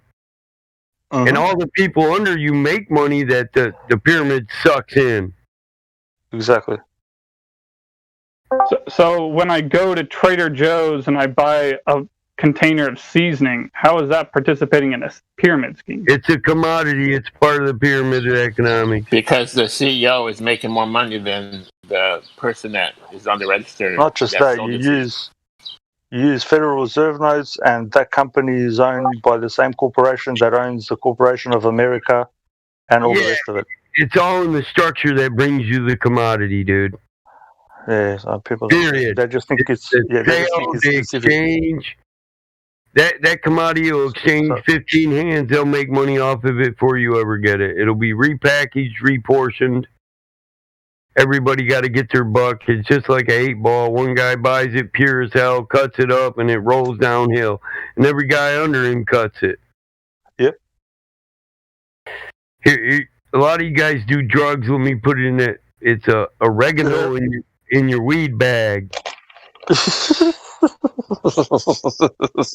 inositol in your cocaine. It's all the baking soda in your crack. Or Novocaine. But if you make all those things legal, then you can regulate them in a way where none of those things would be added. Well, 90% of those things that are added are legal, and you know what? That's wrong. Listen, you're just assuming that if it was legal, people would sell it in a pure state, and that's not true. Correct. So when I buy my crack, I'm giving to the almighty pyramid scheme. Well, they're the ones that made it, so yeah. Well, here, let's be specific. They call that pyramid scheme the game. So you're doing it for the game, yes. They don't even So deny what if it. you grow your own tea and then drink your own tea? I guess that would be a way of circumventing it. You're fucking the pyramid. Then you're a dissident. You gotta be dealt with. That's why they don't want you to grow your own vegetables and collect your own water, because then you'll be independent. You're a dissident. Yep. You gotta be sucked in by the vacuum of the pyramid, man. They're gonna fine you and tax you if you start doing that shit. Listen. A good tax slave doesn't create his own products. Damn it. A good tax aide, he needs. And when you need, you can be statistically entered into the supply and demand and accounted for in profit realization. Yep. That's why we have a shortage of water and there's droughts when there's the whole world is covered with mostly water. That's why I picked a profession, and so did my grandfather, wherein for at least another 1,000 years we'll know you need it. Earth is covered with how much asphalt? We maintain and repair it. Always going to need asphalt. Shit, the states, the counties, they got to move their highways, byways, commodities, policing entities, military entities. They'll always need asphalt. So what happens when they get a robot to fill your job? The flying car. Here, hold up. You said job. I don't have a job. I own the company, so I own robots. I own robots, then, bro. He's gone past the book of Job. The book of Job. Yeah. Better look into robots then, because it's coming next. I can't collect water on my property. I wish somebody would tell me that shit. That I can't collect water on my property. You know what I'm saying? Yeah. Even if I had robots, bro, I'd still need a team of technicians. Yep, correct. Because those Let things. a motherfucker roll up on my house and tell me I can't collect water. Let him try that shit. The thing with the robotic paving crew, they can't see when shit jams up. A sensor has to read the jam up, and the sensor probably be covered with asphalt bonding unit. What about robot technicians? Drones to deliver pizzas and drones to deliver your pizza in like a little. Oh my god! Here we go. This guy's still in the brainwash system, wherein they got the technology to build everything. You probably believe in artificial life too, huh? No, I'm just joking around. Oh, bullshit. To every joke, there's a bit of truth, bro. I know they got those drones that deliver pizza. I seen it on the commercial. They had a little car from the dude's house. Yeah. I'm like, what the fuck? Yeah. That's a store floor cleaner delivering your pizza. Yeah, scrubber. Yeah. I thought the same shit. Hey, bitch, get over here and buff my floor. Right. Clean the street while you're at it, Domino's. Get back to work, bitch. Same with those apparently self-driving cars. They keep on fucking smashing into everything. Self-driving cars, my butt crack. Hey, back in the day, we used to have street sweeper. That was a respected profession. Guys with brooms and mops and shit. They go out there and clean the streets every night. Yep. Streets used to be made up of I'm not sure what it's called in English. The stone that's hammered into the you put like a layer of asphalt and then the stone gets battered in. Oh yeah, spackle. You know what I'm talking about, bro? Yeah. Yeah, it's cheaper asphalt. Yeah, it's cheaper than asphalt. We put down bonding unit and then we crush rock into it. Yeah. I just have a store and my whole store would be vending machines. You walk up to the window, you see what's in it, A9, 5, 4. Don't come in my shit. Just put your money in, press A, whatever, and get your shit, and I'll put it in the store. D-Mock being in the observation room on a microphone. Fuck with machine. Right. I'll be out there in a minute, motherfucker. You hurry up and buy, you motherfucker. Jack machine. I jacked you. That's how I do it, motherfucker. You come in my store trying to rob shit, I'd rob you. Hey, Battle, I'm not sure what the percentage is. Sorry, bro. I was going to ask you, when you copyright something, how much percentage of, just say, of a book needs to be changed to be copyrighted again? How much do they have to pay me for my copyright royalties? Oh. Is that what you're saying? Oh, no, I'm just... Well, I had an example of that. Listen, I got drunk and I ran over a marker on the highway, and it fell down. And my first thought when I got out was, I could build a better one than that. You know, I'm a highway technician. And the next day, when I avoided drunk driving, malicious destruction of state property and all that shit, I thought, I should design that. So I made a carbon fiber one with a snapback gear system, where if you run it over, it'd fold over, and within 30 seconds later, or when it heated up, when the next day when it warmed up, it would create tension and it'd stand it back up, because it was just a knuckle system, a robotic knuckle system. And when it heats up, they expand and contract. It's kind of like a thermostatic switch in an old furnace. Oh, cool. So I designed this, right, and I copyrighted it, and a state next to me stole it. But then when I sued them, they ended up owing me 13% for my copyright. So it was only worth 13% of all sales. But you got to figure, dude, that they lined a few thousand miles of highway with it. I actually made good money off that. I'll be right back. My grandkids bitching at me. Okay.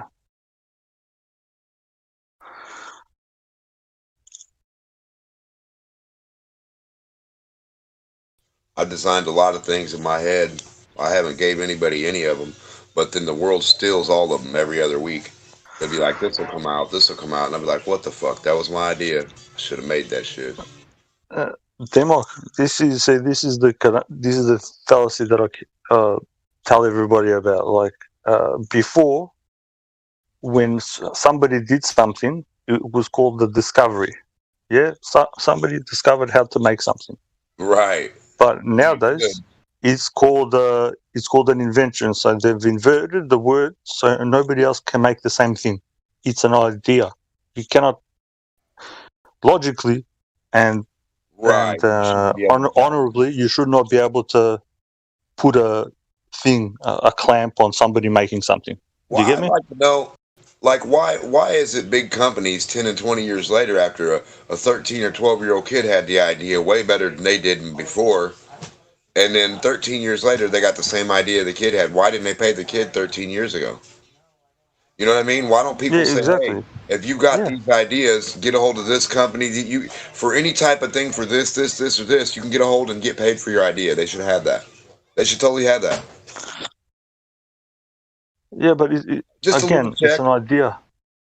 Ideas shouldn't be for one person or for one person. Right, but if you distribute, like say me and you make something and the whole world betters from it, and they say, hey, here's $5,000, thanks for making it, that was cool. Well, if we make something else, they'll just give us another check. You know what I mean? It's not like they owe us the world or anything, but they gave us appreciation. We gave them a thing. Yeah, well, listen, if there's an exchange like that where I don't know, it comes from a fund or something, they say, here you go, that's for the betterment of the world. Yeah, but these guys get to keep the thing that they're making themselves, and nobody else can make it. Do you get what I mean?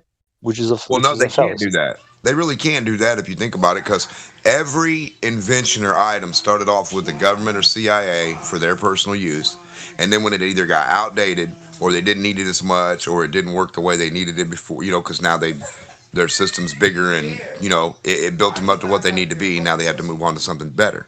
So it trickles down to us. Then we get the cell phones, we get the computers, we get the other shit that they were using.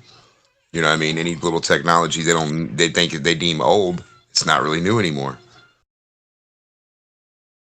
So slowly they'll give us the computers, the technology, the smartphones, the certain shit too.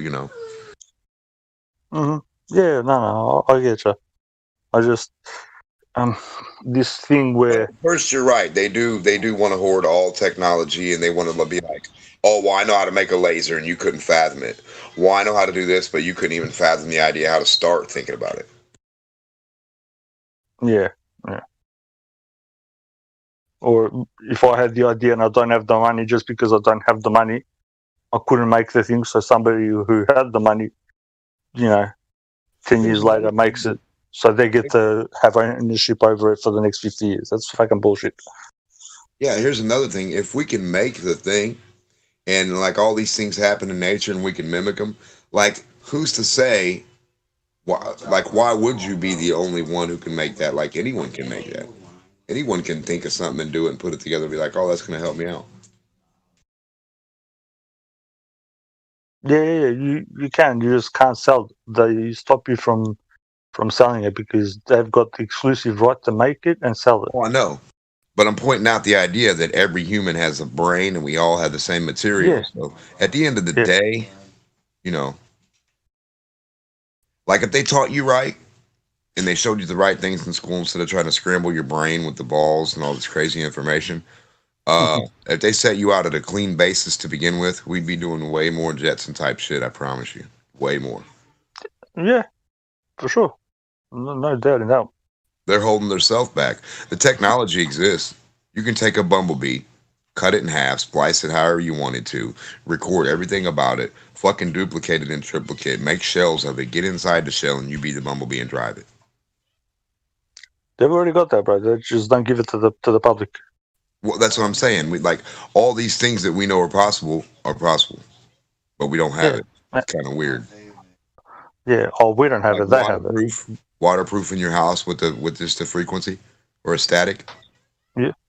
Yep. That's my idea. Why the fuck am I not paying for that? Do you know all governments would have been like, oh my God, back in this year, this time, to waterproof all their stuff with a sound or a static? They could sit it right next to the water and just play this little static, and the water would like not touch that edge. Think of the damn capability. It's a good idea, bro, actually. I'm just saying, for all kinds of shit, instead of waterproof material and all your shit leaks and your sinks and all this, have a certain material when the water goes through, just like the magnet, it doesn't want to touch the side of the pipe. It has an electrical effect. It automatically exactly. It automatically wants to keep that water in. I'll get you now. Yeah. And plus, without tubes, like if you live near a lake or something, you don't want your house to flood. Have like a little wall by your house called the fucking water wall, like a little U. And if you press this button, it fucking films the static if the water gets high, and it'll keep it away. Just like the guy who filled up an air donut. He filled an air circle up around his house, and he filled it up with water. Well, he started with air, and then he filled it with water. So the weight of the water kept all the other water back away from his house. This guy was the only guy who had his house unflooded and all the neighbors were flooded. And what did he do? How did he do that, sorry? Like an inner tube full of water, almost as big as his house. He had a real big inner tube spread around his house, and it was full of water. So all the other water, when it met that water, it stayed away. Oh, fuck. A smart prick. Huh. Yeah, but all this exists. I mean, when you can see it mimic in nature, I'm just saying, like, why aren't we doing, like, a lot more shit? Yeah, that guy was a little bit disappointed, though, because he could no longer practice archery in his front yard. Right.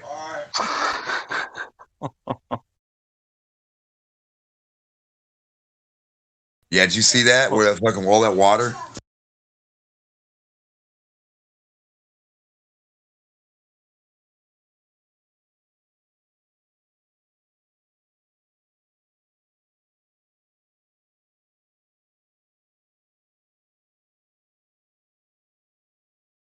Saw this. There was a guy. What did he do? I'm not sure what happened to him. He made it's like a filler for anything that's broken, dams, any concrete, asphalt. So you'd put it in, and the filler was some concrete mixed in with some bacteria, and the bacteria actually filled in all the cracks.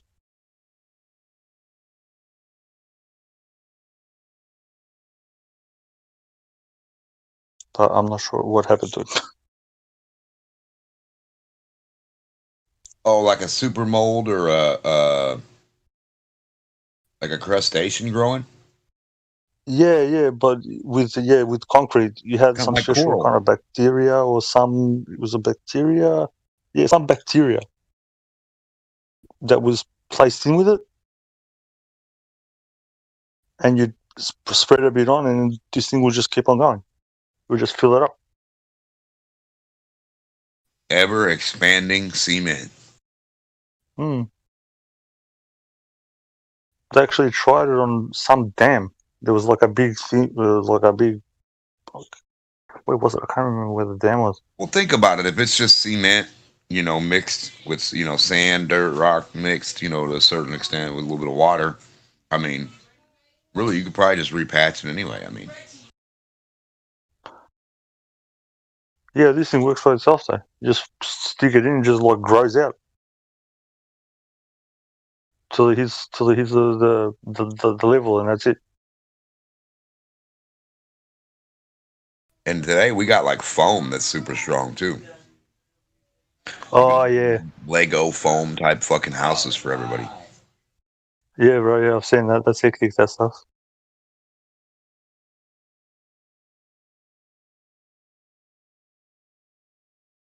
Just imagine, just deliver the blocks, Joe. All right, Bob the Builder, and we just got all these big. A Lego house, a real life big Lego house.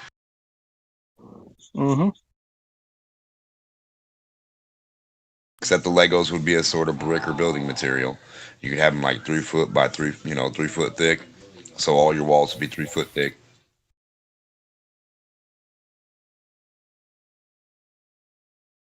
Or your foundation wall could be 3, and then your top wall going up could be 2. Slept right in the middle of that bitch. Yeah, there's a lot of stuff there. They've got so much stuff like in the private sector that fuck, man. Technology that'll blow your head. They have rubber material that's so strong you can literally live in a bouncy house.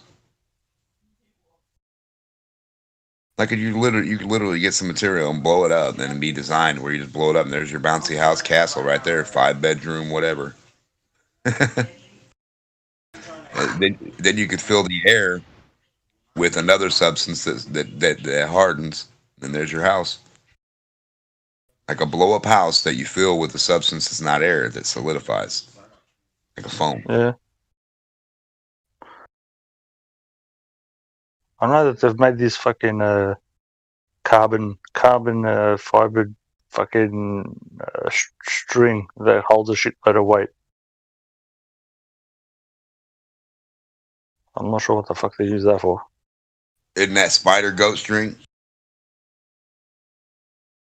We might be talking about the same thing, but yeah, it's like almost invisible to the eye, and it's like can hold, I don't know how many fucking hundreds of, or how many kilos, something ridiculous. Have you seen some of those spider webs? They're mimicking the design of a spider web, because I've seen spider web pull back tree branches, like a little spider web, clear as fuck, pull back a whole tree branch. You let it go and it'll fling forward like a slingshot. Like there's some spider webs that are strong as fuck, and you can't really see them because you walk right into them. That's when you look retarded, when you start waving your arms everywhere, and everybody's like, "What the hell's wrong with this guy?" But you walk into a spider's web. And they see a big fuzzy ass spider on you. How funny is that? Have you seen somebody do that? I've seen it. It's funny as like start flinging their arms around. Like, what the fuck? Dude walk into a spider web. I don't want to imagine what was on my neck one day, but I got in my car one day. I was walking by this big tree, and usually webs that get on you or something. It's a big tree. It's got a lot of shit in there. So I'm walking past it, get in my car and go to leave, and I feel something fuzzy on my neck. I just grab it and throw it out the window. I didn't even want to know what it was. You're better off. Oh gosh. What was it in? I don't know, somewhere in what is it? South America. They're building like houses with those 3D printers and shit.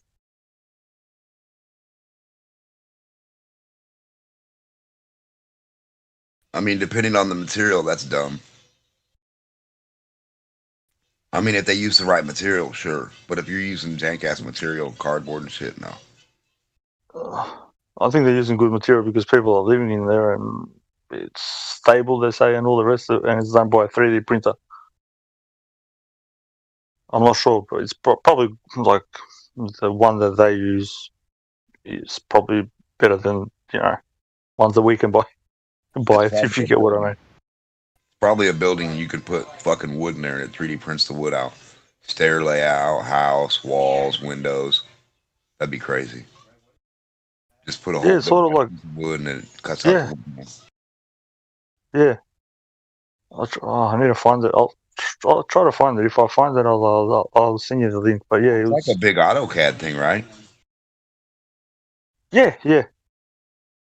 It's I've seen one example of a house being built with a 3D printer like thing, which was just a giant robot arm that had a hose attached to it that was slowly pushing out cement. So it was just layering cement on top of cement to build a house. Oh, okay. I see how you're doing it. It's just building up and layering it up. Okay, I see. That's not too bad. If it's doing it with cement, that's not bad.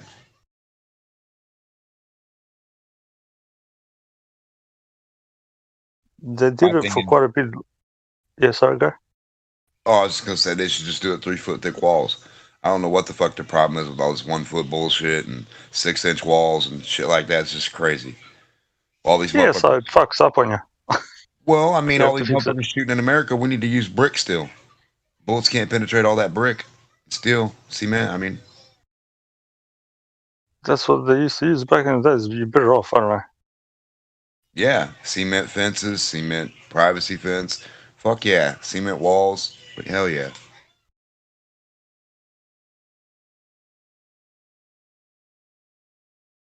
Less labor, you just get to work with that patch bucket and that bacteria. Yeah. You know, bacteria sounds like patina.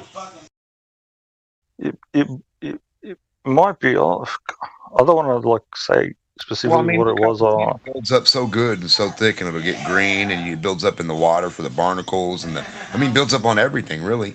So in a way, shit's gonna build up. It might be that one.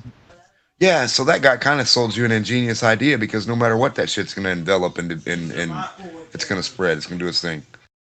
Yeah, it might have been that actually because you took some bacteria and stuck it in the cement, and the thing just goes just fixes it up like brand new. Yeah, and you also put other stuff in that cement too, bubble gum, cornbread.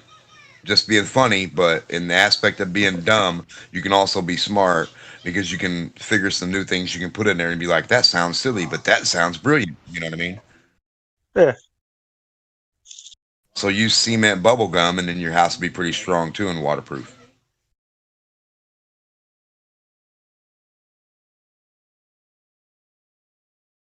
Cement corn.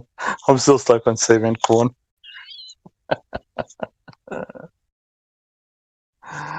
Good one. A spongy cement that has a little hair give to it when you push, like the sole of a shoe.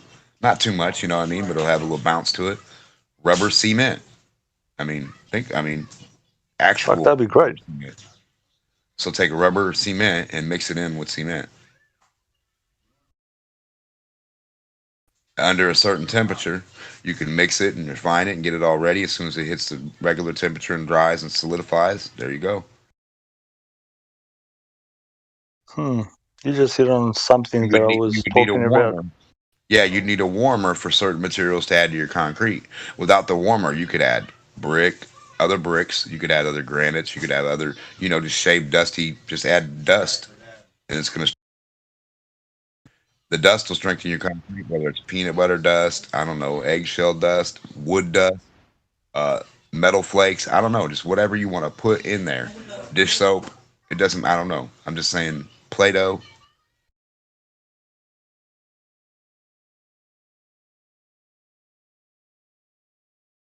But I mean, we're not mixing, we're not, I mean, we have all that, we have the earth of materials.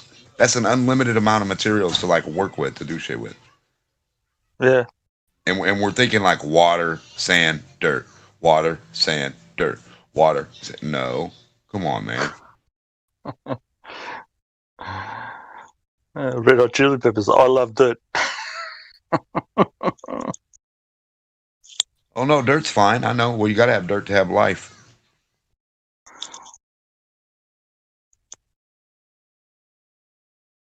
It's just a constant thumping of we've only got this and this is it, and that's, you know, people are just fine with it for some reason. Well, I'm saying when guys are sitting there and they're like, man, I've been using this cement for the last 70 years. I'm a cement company. You never thought to add a fucking waterproof material to your cement? You never thought to add a resilient material, a rubber material, a bacteria, anything. I mean, a shell, more sand to make it more glass. I mean, just anything to strengthen it. Like look at a gum tree or a rubber tree plant. Take a rubber tree plant and grind that bitch up and use it to build. The fuck? I was trying to think what happened to that dude, if that product is still there, or did that dude go walkabout and missing? But yeah, these big corporations, they make everything that doesn't last long at all, bro. That's how they keep on. That's how the pyramid scheme keeps on going, bro. That's another reason it's called a pyramid scheme. I mean, the pyramid's just a pile of fucking shit dried out, molded and dried out. Simple. If I take any dirt or any brick of any material and get it soaking fucking wet and just saturate the shit out of it, shape it, then let it sit, squeeze the hell out of it, condense it into its shape, squeeze all the water out of it, and then let it sit there and dry, guess what that's going to be after it was a little piece of putty or Play-Doh? It's going to turn to a solid brick. That's correct. So all you have to do is suck the moisture out of the material to help it dry, or that's what happens anyway. The wetness evaporates and that shit becomes interlocked with itself. But you also have to have compression. You got to like squeeze a little too. So squeeze it out a little bit when you shape the bricks, you know, like in a vise, and then pop them in place. And then there you go. That's all you have to do. Shape them, squeeze them, let them dry. As soon as they got so much percent dry, you're ready to stack the next ones on top. Yeah, they don't want to do that. People won't. Grounded up weed, just like take the hairs, just the little hair fibers, and keep smashing it and make a bigger brick. And just keep adding a little water. And they're like, what are you doing? I was like, I'm making a weed brick. I wasn't smoking it. I just grounded up a whole bunch of stems and shit. And it's like really fine. And I packed them together. But it works the best with the actual leaf portion rather than it does the actual bark. That's why it's weird to me we're using that and not the sticky. Like, have you ever stuck lettuce to the wall or tomato? Like, it'll stick. It'll adhere to everything. So anyway, so use that type of material and shit and build your material with that. And once it dries and hardens, it'll be fucking super, super good. Interesting. Yeah, just ground up leaves, grass, fucking lettuce, all that shit. When it starts to dry on something, like if you throw a wet lettuce leaf on your wall and you let it dry, that motherfucker will adhere to the wall like super glue. Same with the noodle, pasta noodles. Same thing. Why aren't we using pasta bricks? Well, we're in margarine, which is one molecule away from fucking plastic, so. Yeah, all that shit's plastic. All the oils and everything. It really, like in a fryer, when you go into a cook place, it just looks like gold lined up down the bottom. The more it builds up, the more it like compacts itself. It's like a gold putty, a gold, like, I don't know. It's just weird. And it looks like, and it's like the rubber cement almost. That's one of the properties. Shit, how do you know gold's not a portion of from oil or gas or whatever bacteria that was? That's what we were talking about this before. I was saying the periodic table is a load of crap. Nobody finds fucking gold nugget that's actually made. Like, it's a whole bunch of different fucking materials put together to get that. People think you just find the gold nugget. That this is how bad we've been trying taught. to say that, like they're down there finding gold nuggets all day. Bull fucking shit. Yeah. This is what people think. How gold is found. They have ingredients, just like Betty Crocker bakes a fucking cake. So when they're down there, they look for certain ingredients. Once they put them motherfuckers together and do a certain thing with them, just like a recipe, they make gold mix, gold cake. Alchemy, chemistry, whatever you want to call it. That's what I said, and some people fucking... I call it refining the metal. They refine it from the dirt, they make it, they produce it and bring it up. They don't pick it up out of the dirt like, oh, there's piles of gold everywhere right there. Bullshit. Yeah, but this is what people think, bro, because it's a so-called element, but really it's not. People think you just dig up fucking, nuggets of gold. Unless somebody's lost a nugget, you won't dig up a nugget. You won't find it. We live on top of all of our ancestors. Why would Todd let 10 bricks of gold be under my fucking house where he lived at that time and not picked them himself? Our dirt is built up on like the 18th century dirt.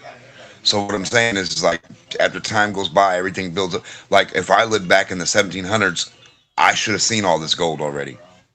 Yep. Why would I pass up a fucking big gold brick? That's what a gold rush is about. As soon as somebody seen it, it was done. Over. Yep. Mm-hmm. They have to dig in special places, bore out, and there's special veins that gold is made from. And what's in that vein? Places. All the people who ever found gold for real and sit there next to it know exactly what the fuck the material is in that area right there and what the fuck's going on. And then when you heat it up and you mix that shit and you heat it up and you mix that shit, and end result is gold. Yeah. And from the shit that's left over, you make silver. Or white gold. Yeah, white gold, then silver, then, you got platinum, you got all your other shit. Yeah, you make all that dumbass shit. Yeah, well, people think you find fucking blocks of it, bro, like a brick. But what I would say is, if you dig deep enough, no matter who you are, you're going to find a civilization, a bone, a person, some kind of something, like some old artifact, like somebody lived underneath where we're at. Now, regardless whether you're going to find some precious metals or not, I don't know.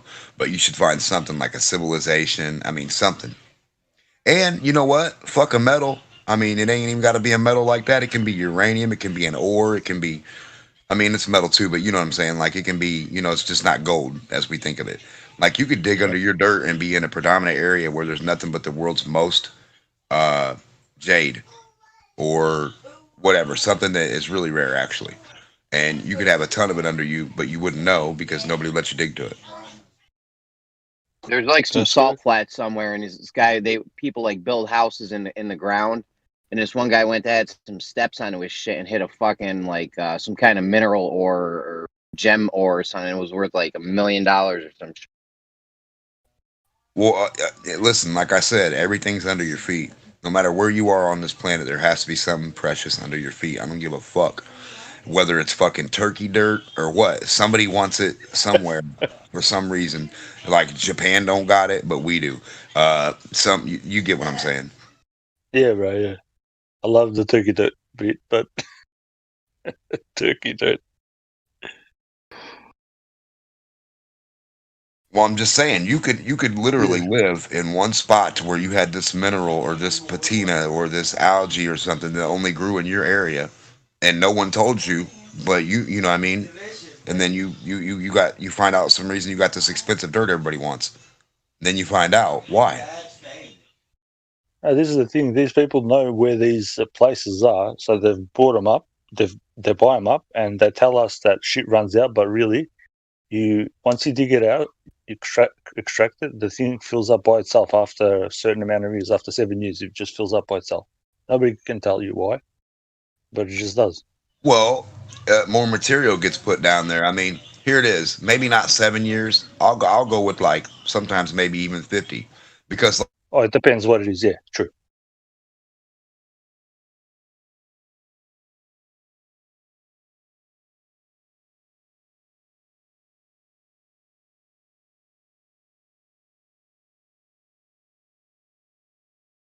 Did you drop out or was that me? Demak, how you been, bro? I ain't seen you in a minute.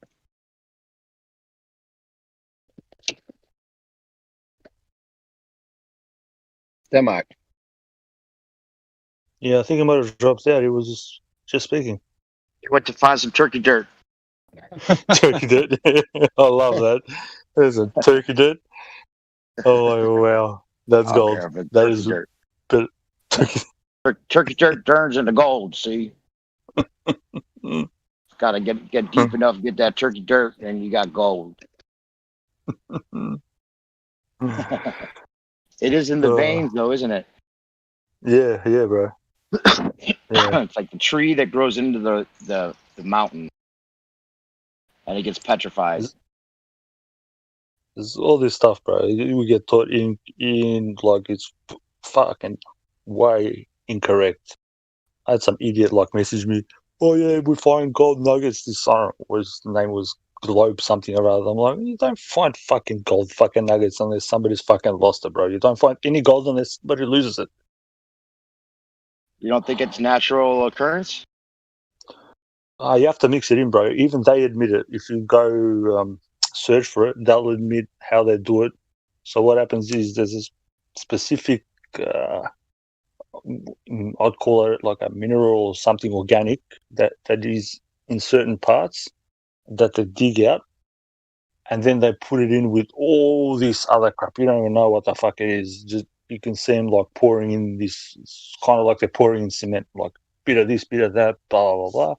They mix it in, then they purify all the crap, get like some of the bits out, and the shit that's left over, they actually make silver. And the shit that's meant to go in the bin, they actually take that, mix it in with some other shit and make silver. The thing is, they know what the fuck they're doing and they won't tell us. But they'll tell us, you can dig up a fucking, gold nugget. So, silver's a byproduct of making gold? Yes. Ah.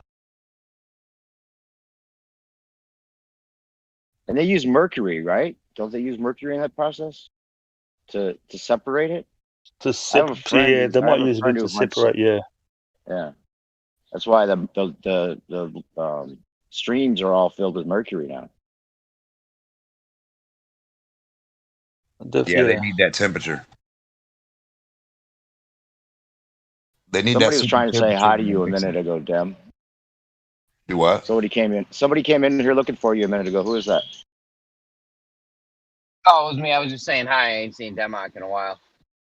Oh, hey, what up, Jeremy? How you been? Chilling. You ain't missing nothing over at Gem. Same old shit. Oh, I know. I can figure as much. Shit, I just been working overnight, getting about 20 an hour. I like it. Nice.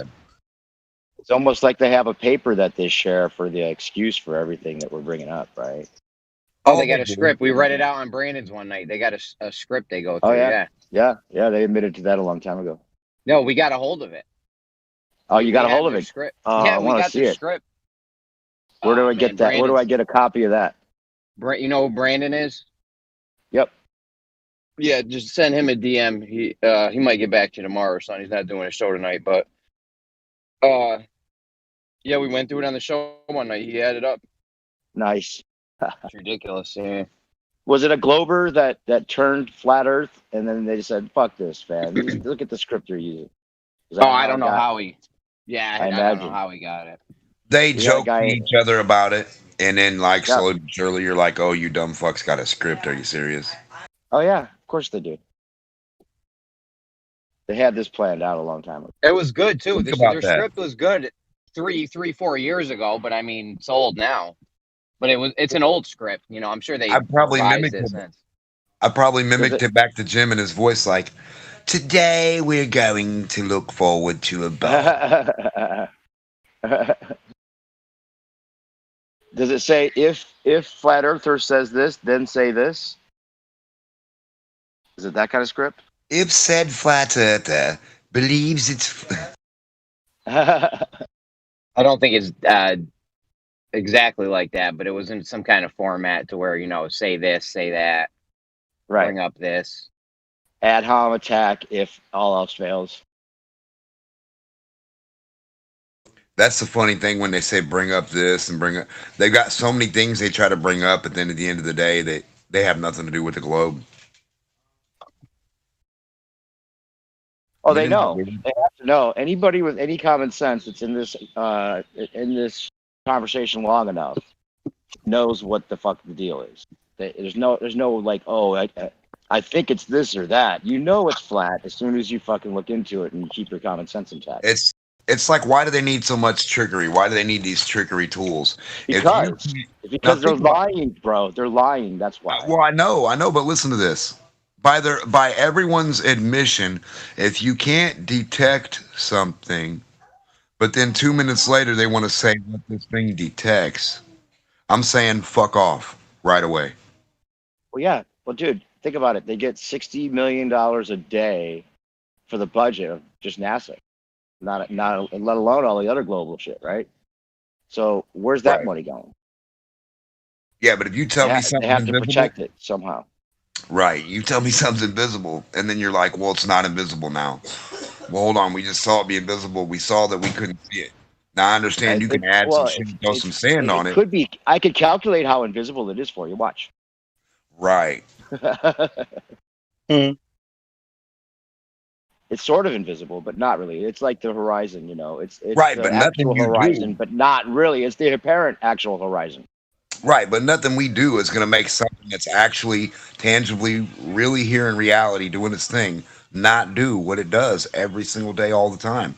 You're not going to explain the story to me and say, well, because the story I'm telling you that this thing you watch happen every fucking day doesn't happen. That's not happening right now. Something else is. Well, none of it's happening. That's the problem. They have to have a script for that reason. It's designed so that they made science into a faith. Right, to tell you about a spin, all this shit, inertia movement. Oh yeah, it has to be a story. Because then they have anybody that's science-minded a part of a faith instead of a knowledge. Yeah, it's a brick shithouse of retardedness to where you have to take apart this brick shithouse of retardedness, and in the meantime, you're begging the question the whole time. There was no point even worrying about that brick shithouse of retardedness. It was all just retardedness. All of these arguments are designed for you to beg the question, for them to appear gravity, all of it, defending something real. All of it. Angular momentum, velocity, listen, we have certain things. We have certain things, ways things works in physics like that. We know they fucking work. We know there's going to be resistance. We know this is going to happen. We know there's going to be less resistance when you do this or that. This is reality.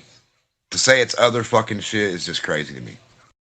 Well, when they figured out that there was an acceleration rate that could be measured to a certain degree of falling objects, which is just the natural constant of our environment, they took that. But in a way, they can't. That's their That's the problem, moment. In a way, they can't. If you think about it, if you have a medium, all you're doing is time and distance. No matter what that fucking thing does to get to the ground, you're waiting. You're just calculating. Right. Yeah, that's it. They know the weight has a constant that it falls at, constant rate it falls at. And that was like, eureka. We've got that constant rate, which kind of not even call a force. And then it's not even that because it's not perfect. Now, if it was perfect, I'd agree with that. I'd be like, okay, yeah, you guys got this beautiful fucking rate. But if I add wings to this thing, if I drop a feather, if I drop certain other things, helium, there is no rate for those things. Well, there's points involved there, but the thing is there's a constant, and they use that as I don't think there is. Because the constant is that density has an equilibrium. You know what there's a constant of? And the constant is just density, dude. No. It's just the rate at which density finds its equilibrium. No, the constant's not. Force, yeah. No, the constant's not your gradient. I know what you're saying. I get what you're saying 100%. No, not gradient. No. The constant that density. I know the medium that it's in. What you're saying. Right. But listen, it's God damn it. I think I forgot, but motherfuck. That's all right. It's just that rate that you use that acts like a force. Density acts like a force, just like they're saying gravity does. It's a constant reaction. That's all it is. New perspective. It's something doing something, and they have to try to fucking because their balls hurt if they can't calculate that. And believe me, it's not a constant number like you can say 5 for everything. It's never been that. So really, to say it's relative density, so it's not going to always relative, be the same, exactly. So there is based on the weight of the object, right? But there is a constant because each object formula that they actually use with building and all these other things. Well, shapes will also give you a constant. If I drop a pyramid versus square versus circle, a sphere, right? It's going to be different. It's the reaction based on the mass of the object, right? Exactly, the resistance, exactly. The potential resistance or acceptance of the object. Have you ever read King's Dethroned or heard Cathexis reading it or anything? No, I don't read other people's shit. I just talk about it. No. I know I'm saying if you just listened, I'll put it in the live stream. Just listen to Cathexis read that shit. Okay. And it explains how this happened. It explains how they made the stars infinitely far away. And when they realized that they could incrementally figure out a parallax shift, this is how they did it, right? They said there's a 0.000000001 degree of difference in the way this star is at this time compared to this time. So therefore, it could either be infinitely far away, which is the 0.00001 degree of shift that they're talking about, which is just the movement of the star. But it's either that or it's just right there, close, and that's a whole other measurement. So it gives you that dual cosmology that they use. Yeah, it's trying to beg a runaway train.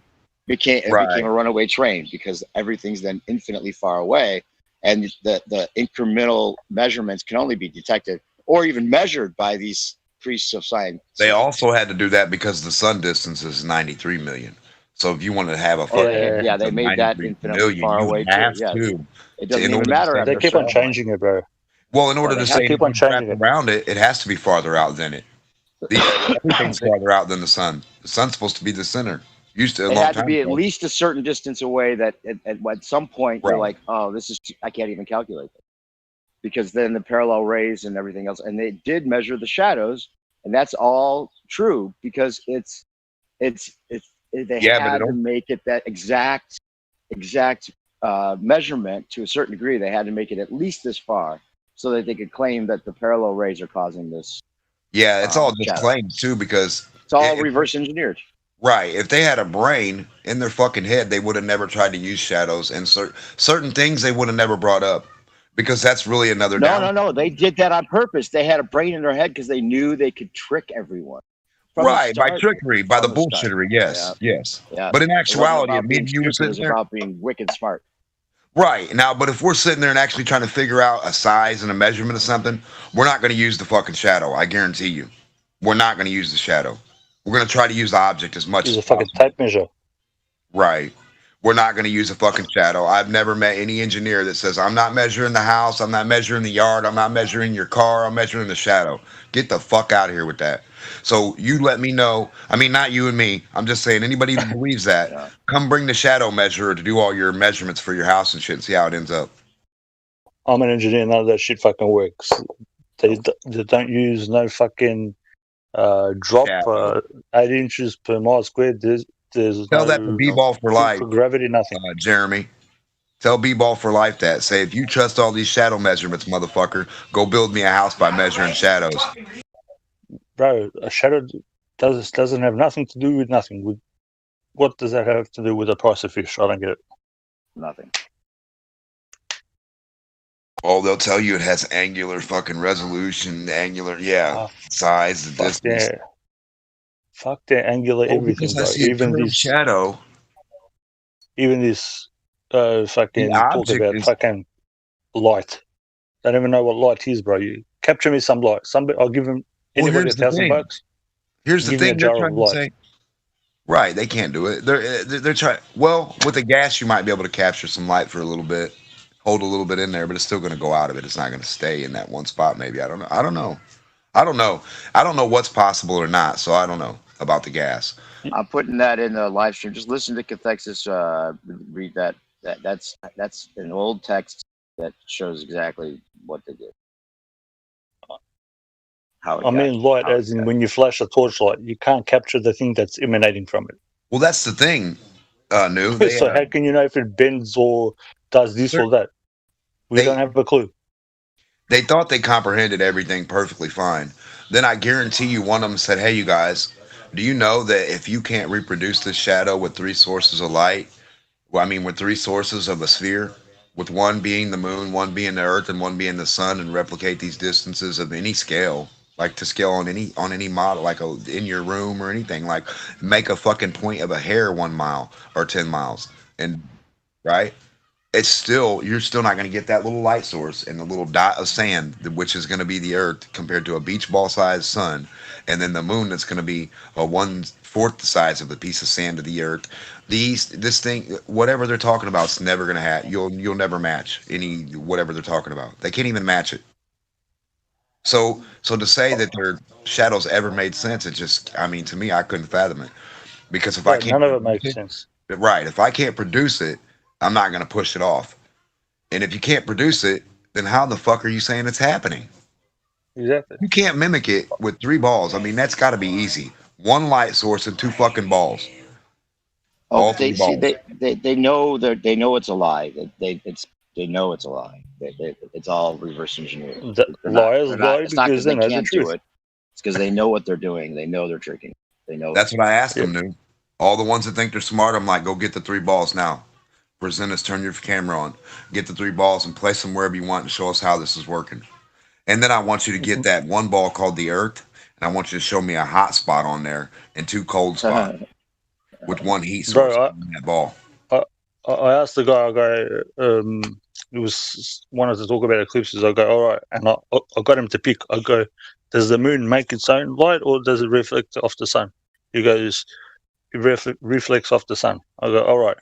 Okay, so the moon goes in front of the sun. You get apparently an eclipse. I go, there shouldn't be an eclipse. I go, the sun should light up the moon, and we should have fucking light everywhere.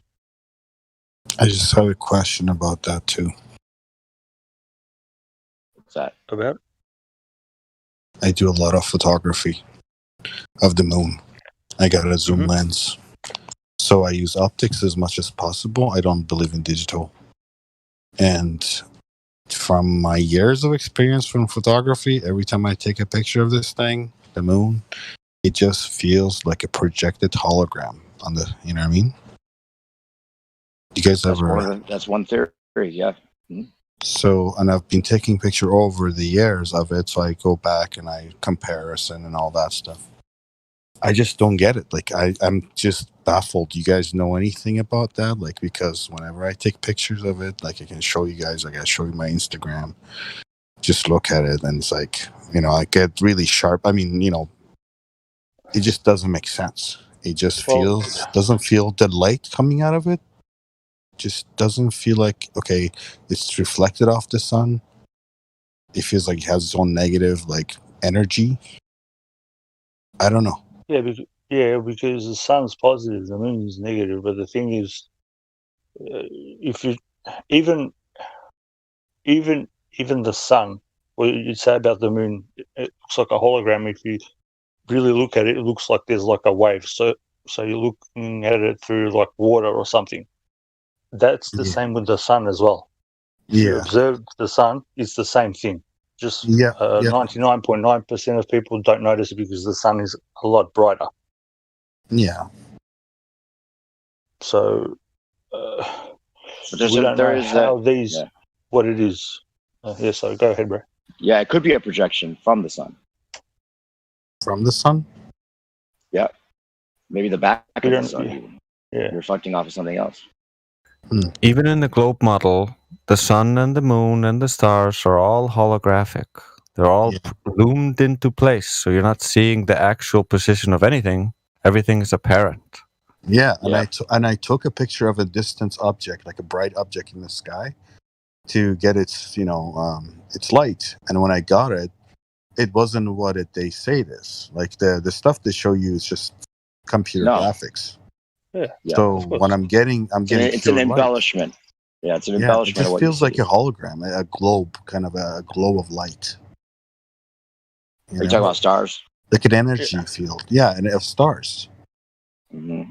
Not planets. I mean, planets.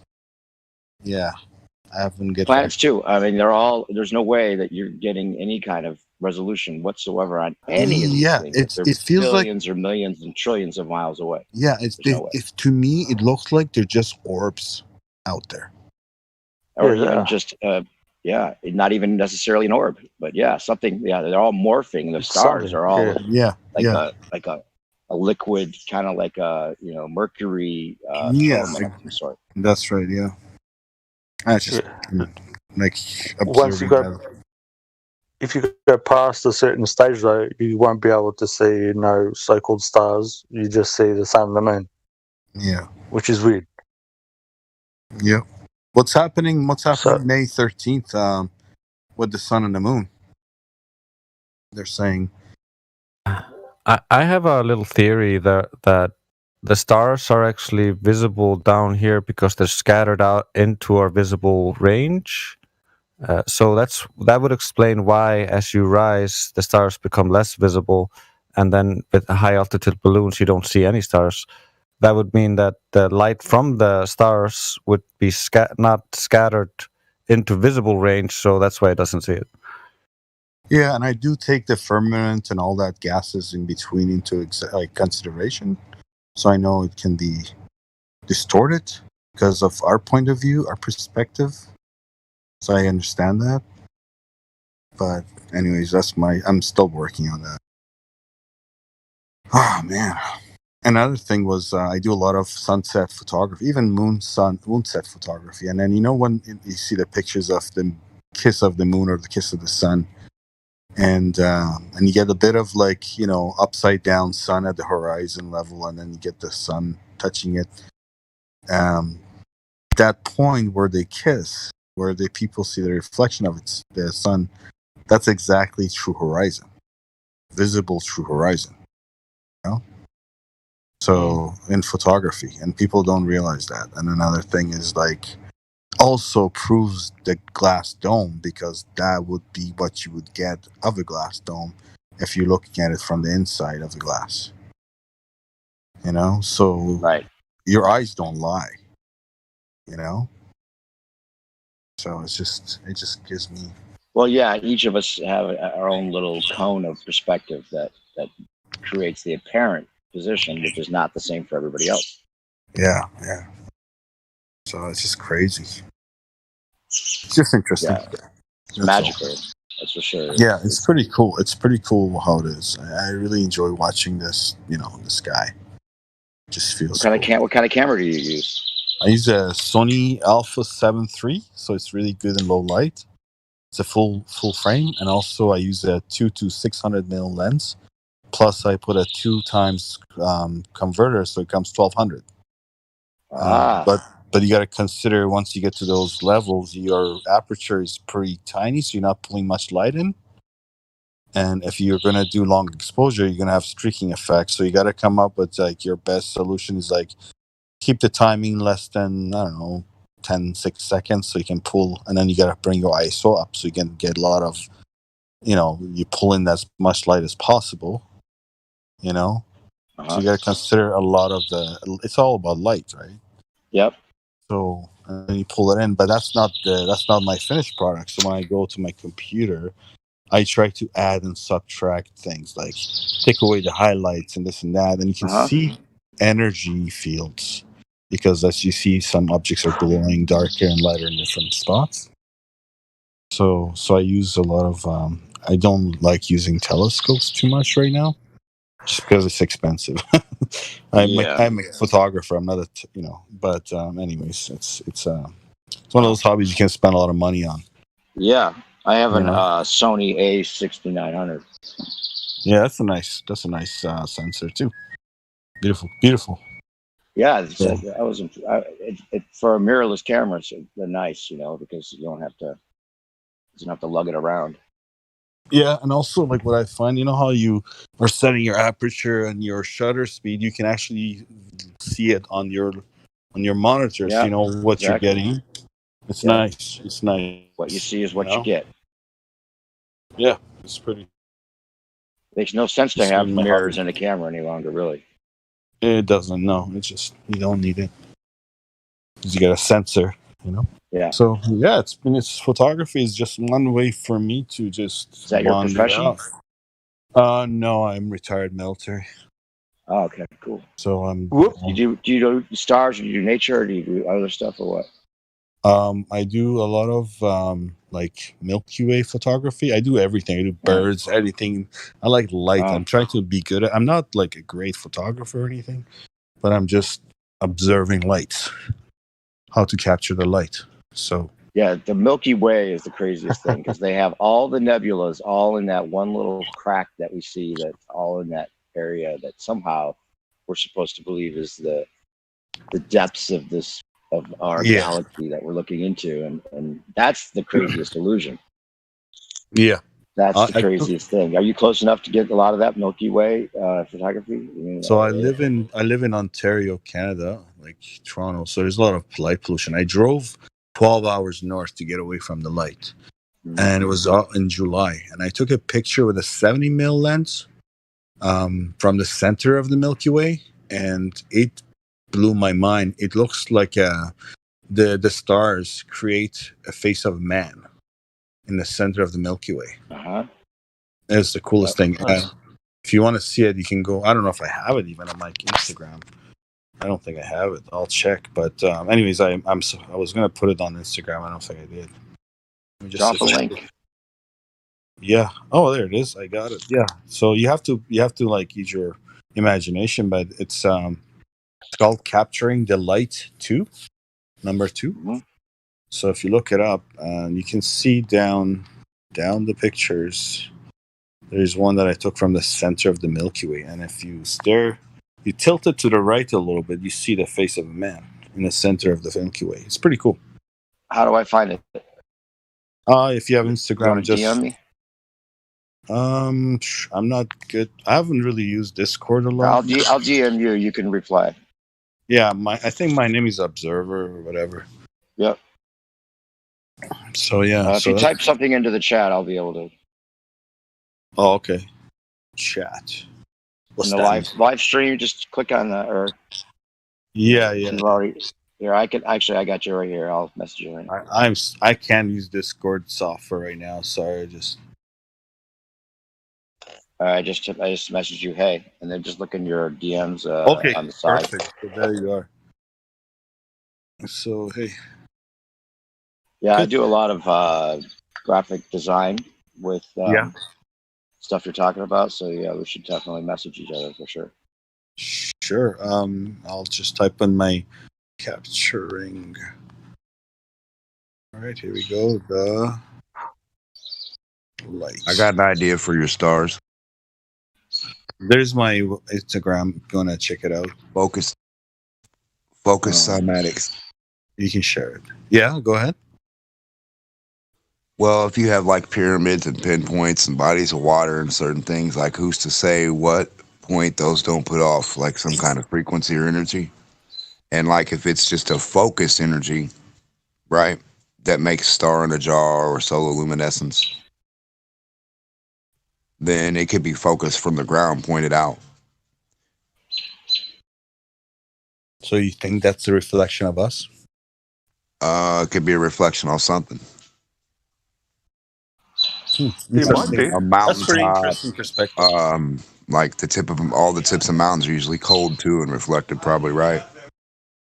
I'm just saying, like everything like that resembles like the idea of an antenna. Wouldn't it put out or emit something somewhere? Yeah, because I mean, like the pyramid, as above, so below. Right. So the energies. Let's look at things of energy. If it's some energy field that we see as light up there, what's there to say that it's not projecting from here up that way or up that way this way? Who knows?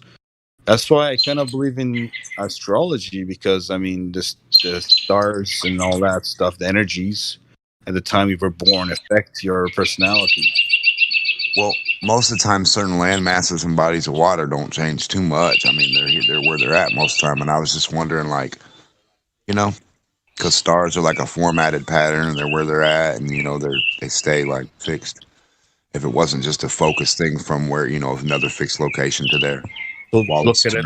I can do a photo of it through a still body of water, and see what happens. But we all know that everything circles around the North Star. That's cool. Whose bird is that? That's beautiful. Oh, it's my the birds around here. That's cool. Yeah, I wish I had that. I do photography of birds. Oh yeah. Beautiful. I'm just starting to check it out. They can. My cat's going nuts. Of course. I have to get my Instagram account. You should see his head just tilt back and forth, like literally right now as we're speaking. He's just like, "What? Where's that noise coming from?" Is he making that funny sound? That's the bird, and he's going off on the bird. Yeah, he's reacting to it. Yeah. These sensitive headphones make it really loud on the Hangout. Oh, I have you on the speaker. I love it. Nice. Yeah, people were loving it last night when it was on. They were like, "Oh, the birds! Oh, it's awesome." It's peaceful. Yeah. We're totally talking to each other. And you can talk. You can talk right straight through it. It doesn't matter. Mm-hmm. Yep. That's cool. Anyways, just checking in to see what's I will check out your Instagram as soon as I get my account. Okay. Yeah, if you have an Instagram account, you add me. I do. I just haven't on this phone. I haven't done it yet. That's fine. Yeah, I'll just, if you want, even message me. So I will follow your Instagram too. I don't use Instagram usually, but yeah, I'll totally check it out. I just do it because I do photography and things that interest me. So I don't do it for business. I don't make money out of it. I do it for hobby. Yeah, well, that's perfect. That's the best way to do it, because then you're not worried about any kind of result, but what you want to do. It's all it's something I like. I don't want to like make people like. It's something that made sat with me, and I liked it, and I want to share it. It's not like, oh, I want to take this picture because that's the trend. No, everyone has their perspective. So yep. So yeah, it's pretty cool. Sure. But definitely the moon and the sunsets. I do a lot of that. If you see my Instagram, you'll see what I mean by the sun kissing the ground, and then the true horizon is where the sun reflection is on itself. You can't see how vast the earth is. Like, it's massive.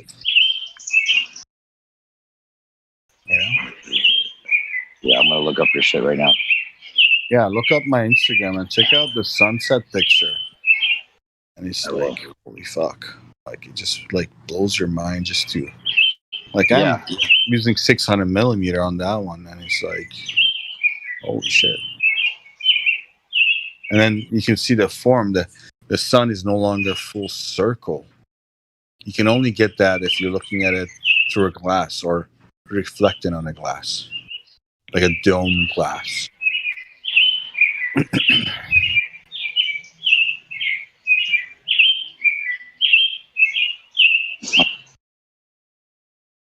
If you guys have, cool. I got it now. Okay, wow. Get it? Beautiful, bro. Amazing pictures. Yeah, check out the sun and the moon, and then the stars. I do a lot of Milky Way. Wow. I'm still learning. I'm just learning how to capture. I'm not, like I said, I'm not a photographer. I just retired. Well, you are. What do you mean you are? 21. Doesn't matter. You don't have to be a professional to call yourself a photographer. Bro, I used to shoot guns for 21 years of my life, and then I give it up.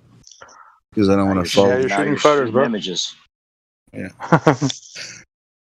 Now I shoot my hobby. Well, it's kind of like my therapy is photography. I guess instead of shooting guns, I shoot pictures. You know, try to see the beauty in things instead of the ugliness. Exactly. I've seen enough war. Yeah. Don't need to see any more of that. How long have you been into flat Earth? A while now. My buddy Deacon Frost told me about it, and then he invited me. Ah, okay, cool. I don't know if you know the guy. I don't. Okay, so yeah, I don't know. Sounds familiar though. Yeah, he's pretty hardcore. Is he in here sometimes? What's that? Is he in here sometimes? I don't know. He should be. He's online now. It looks like he's online now, but I can text him to say where the hell is he? He's missing in action. You got a lot of great nature photography here. These animals that you got these from a long distance, huh? I love animals. Up in Alaska? Is this up in Canada? This is Ontario, Canada pictures. Yeah. Wow. Amazing. Yeah. So I would. My goal was to go down south to the States because there's a lot of beautiful national parks down there, and just the Corona thing, they stopped us from moving. So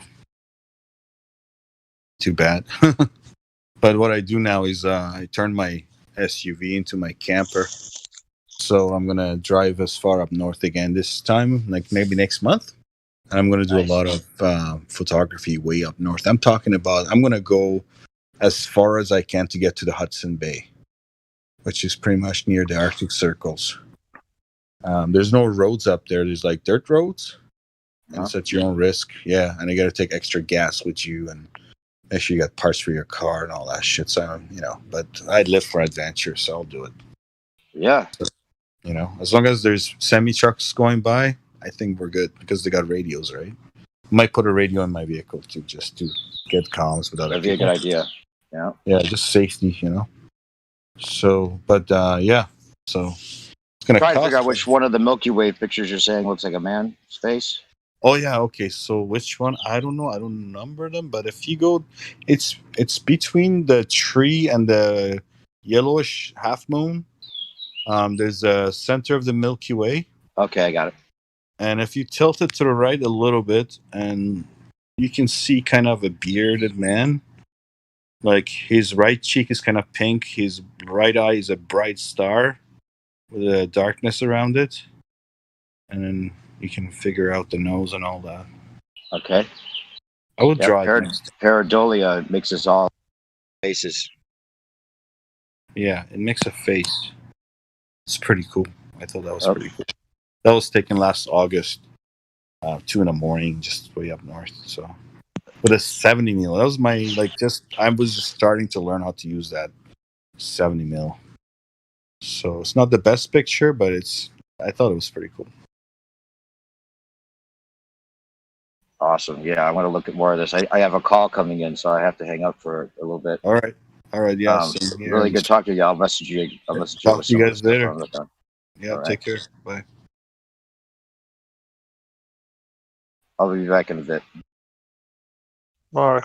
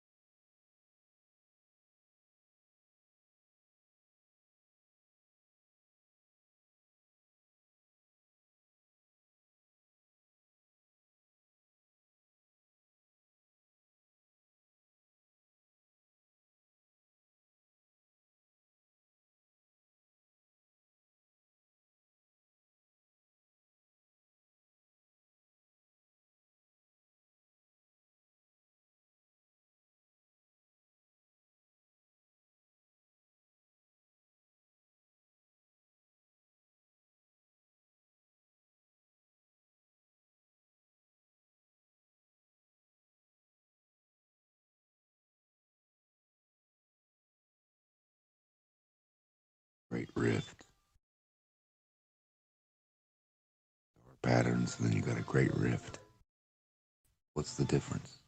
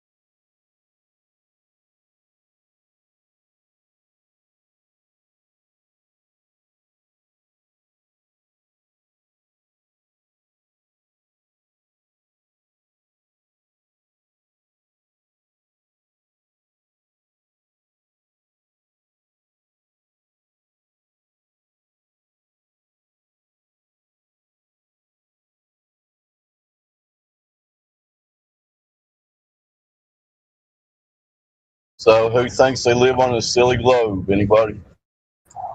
Well, I just got sent a picture of a globe. Look at the lobby. That's what someone sent me. Let's be real. If it's a picture, man. Well, look at it's a GIF, and it looks like the clouds are like slowing down, and the land underneath is like moving real fast. Yeah, that checks out. Seen it on TV. Must be real. I'm currently corralling chickens on a flat plane. Other chickens work on a globe, but I don't think they can.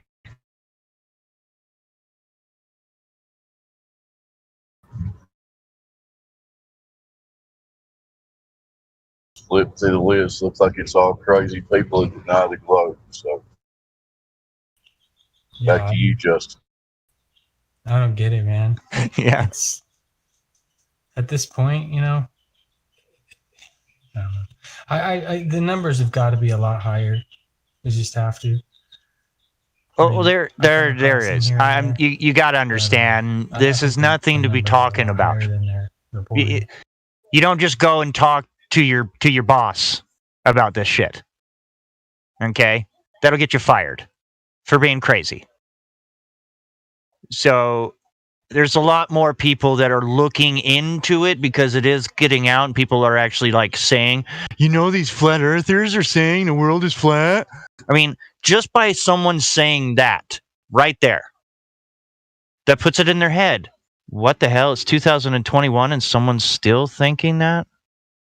And if you're a logical person, if you're a sane person, you're going to think to yourself, why would they still be saying it if it isn't true?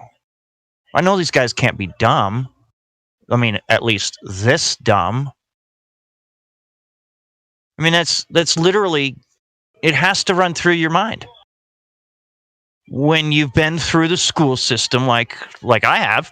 I mean, I'm not speaking for anyone else. Like I said, this is just me speaking. Okay? This is me personally. All of me. When I first started. So that right there, that thought of just someone actually continuing this thing at the start, like literally at the start, I had no idea. I mean, most people don't have that idea until it's actually said to them, and then they're like, wait a minute. They really are? There really is a server? What? 24/7? Holy cow. It will blow your mind when you first get into it. I mean, there's no ifs or buts or anything. I mean, it literally will happen 100%, especially when you're growing up into it. I mean, you can't get away from the fact that when you go to school, in every school they have a map that you have to follow, and that map, they say, fits a globe. So I am here for the truth, and I have found my truth with NASA being lying sacks of shit. So I'm not going to trust someone that's going to lie to me even once. I'm sorry. Especially that bad of a lie. God. I mean, how big of a lie is this? Can anyone fathom? You can't just change something like this instantly. It does not happen. There's no way. And if you tried, it would collapse everything. I mean, it would collapse everything. It would totally make even the kindest person go crazy if they came out and said it. Actually did say it.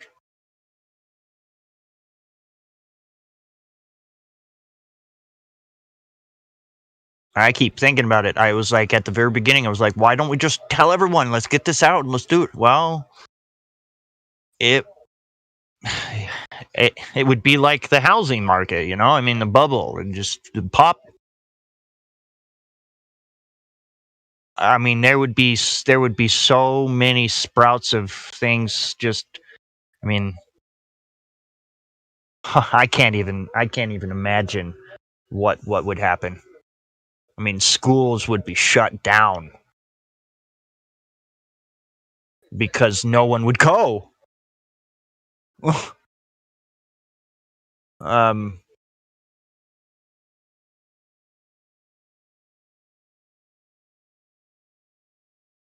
I just can't. I can't think straight when you actually think about it like that.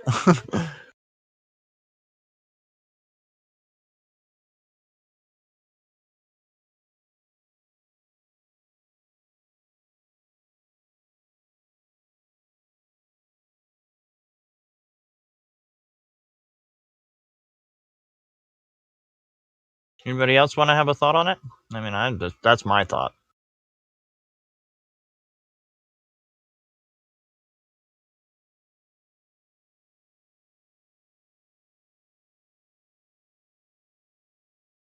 And now he's saying that it's a pear. I mean, like pear shaped. Like, how do you get a sphere that NASA shows us into a pear?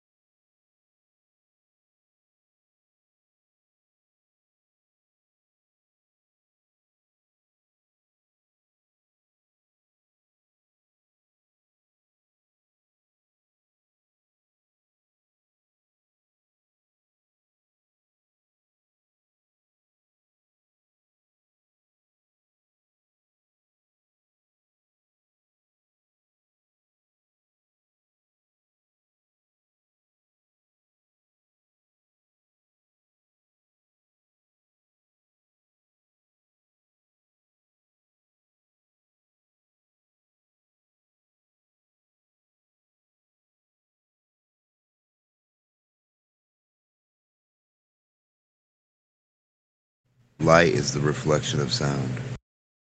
Maybe the bodies of water put it out. The rift is pretty cool. What do you guys think about the rift of stars? As compared to the patterns, in the stars, and then you have the rift.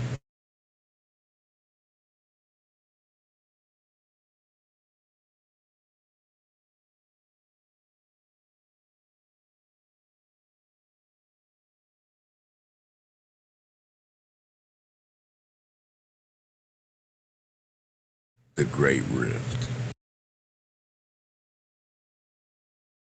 I think all those things have more emanations than one. They're threefold.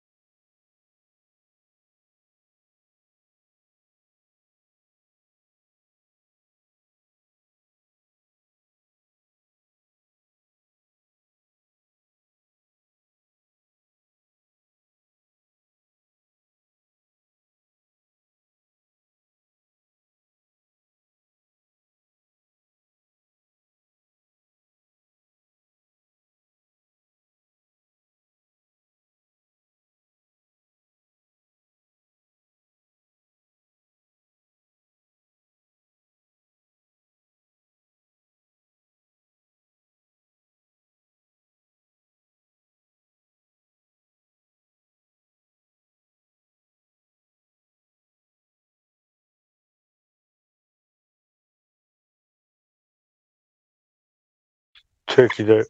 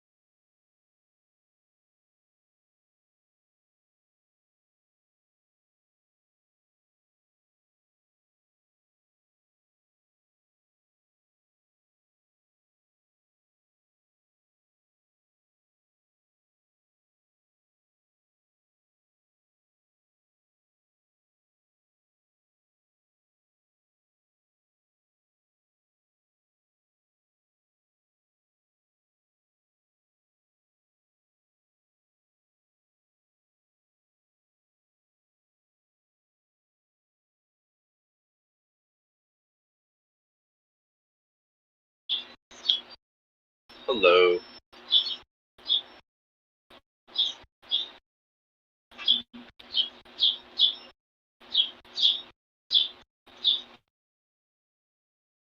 Hello, hello, hello.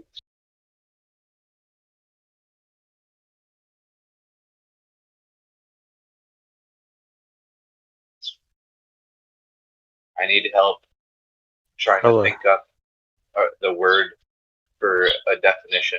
I have the definition, but I don't know if there's a word that means what I'm trying to say.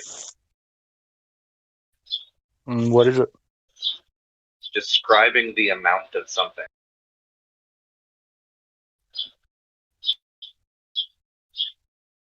It depends on what you are describing the amount of, about. Kind of looking for in general. Like, it doesn't matter whether it's like a pile of apples or like how many people attended a concert or something. Just some word that means communicating or conveying the amount of something. I don't know if there is a word that sums that whole concept up into one single word, but I'm looking for it.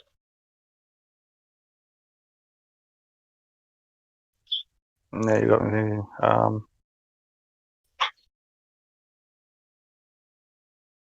Total. What's that? Total. Totality. You know, I think you almost could use it like I'm totaling something. Yeah. Totality of whatever. You know, that's a real great suggestion, man. Might be able to work with that. I appreciate it.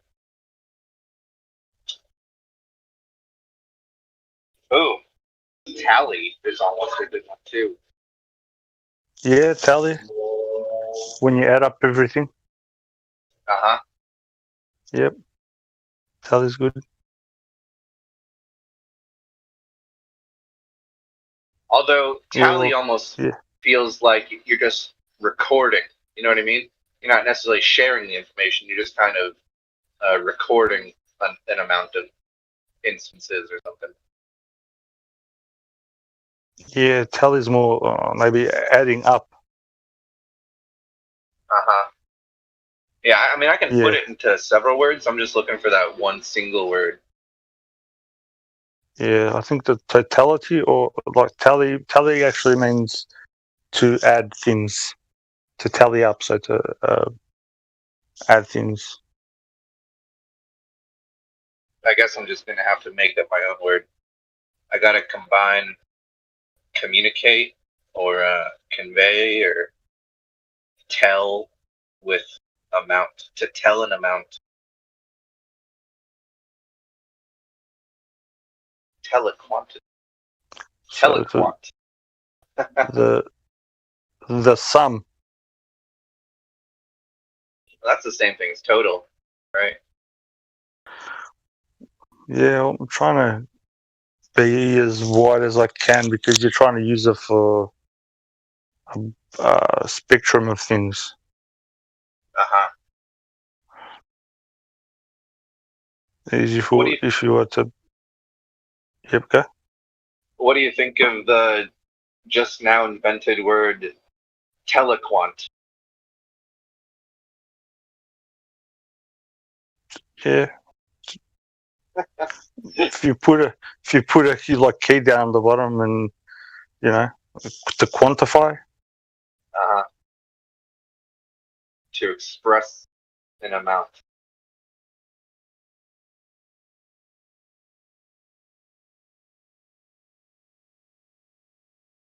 Yeah, that's what. Yeah, to express an amount. That's what quantifies. Yeah. What else?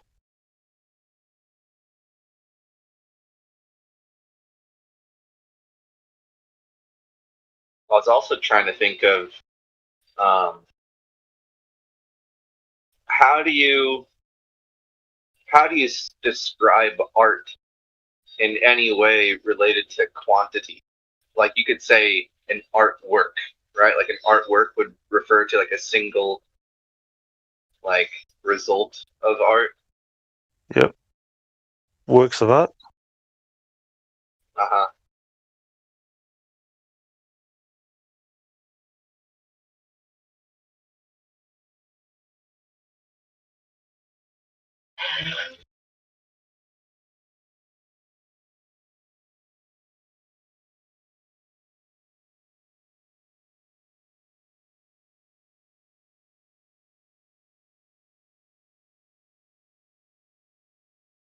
Depends if you're talking about one piece of, like one type of artwork or many. Uh-huh. That as well, because you got the arts which covers all of it. Is the arts can be from music to painting to dancing, whatever. It's all art. I got this way of defining art where, to me, art means like human creative activity, but the activity itself, not the result of the activity.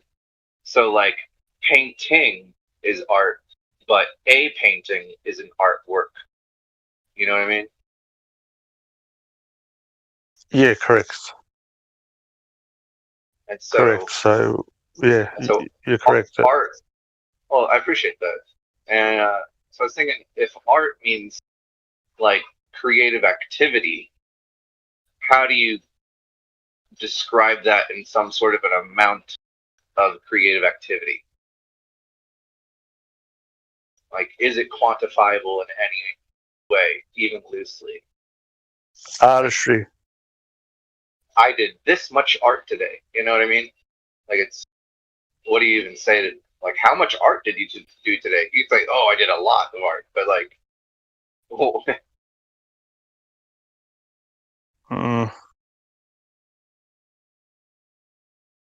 Yeah, you can't really. You really got to say, like, I I did this many artworks, something. You know what I mean? That's like really the only way you can tie it into an amount of something. Yeah, there you go. That's why. See, there you go. Once you you made a very good point here. So this is why those fields are expensive, because you cannot quantify it down like with every other work that people do. Like, if you're a bricklayer, you lay this many bricks and you get paid this much per brick. Exactly. But with arts, you cannot do that because, well, not yet till some spastic comes along and quantifies it enough and makes up a new word, which I don't think it's far off from coming, because to destroy sort of people, you need to destroy art, whether it's stand-up comedy painters and all the rest of it. Once you start banning them, that's when shit hits the fan. One interesting thing I think I've come to realize is that humans don't necessarily create, because my way of viewing the word create is kind of like bringing into existence. And all we do is kind of take something from somewhere else and like kind of rearrange it. You know what I mean? Or take something and remove pieces. Like sculpting. We're always working with something that was already here. So we're not like creating out of thin air, which is kind of how I view the word create. We're kind of only rearranging. Would you say we make things? Yeah, we make things. We don't create crap. We can duplicate things, but yeah. I would say in like a sort of mental way, we create things, but I wouldn't, or I mean make. So I would say in a mental sense we make things, but not in like a physical way.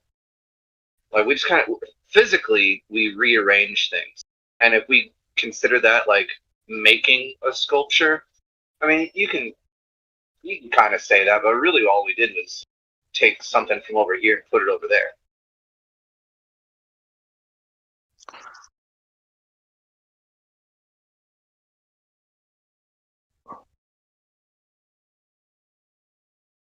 even when you say like I created a child, it's like, well, the mass of his body did come from the plants and stuff the mother was eating, the food.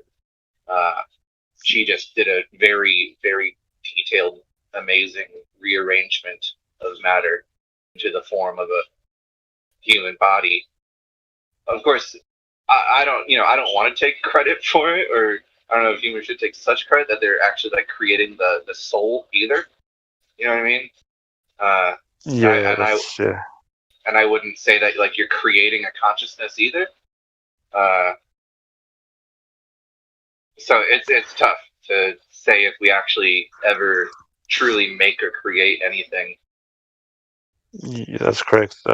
If anything, you're just a vessel through which another thing operates. The physical is just physical.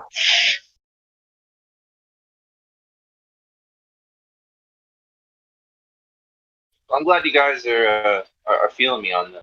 Makes me not seem so crazy getting into these weird areas of thought. No, bro. I think you're fine. I don't know. Some people, some people's butt hurt, but you're speaking to me. I think it's fine. People that take credit for, I created this and I created that. All you've done is just replicate something.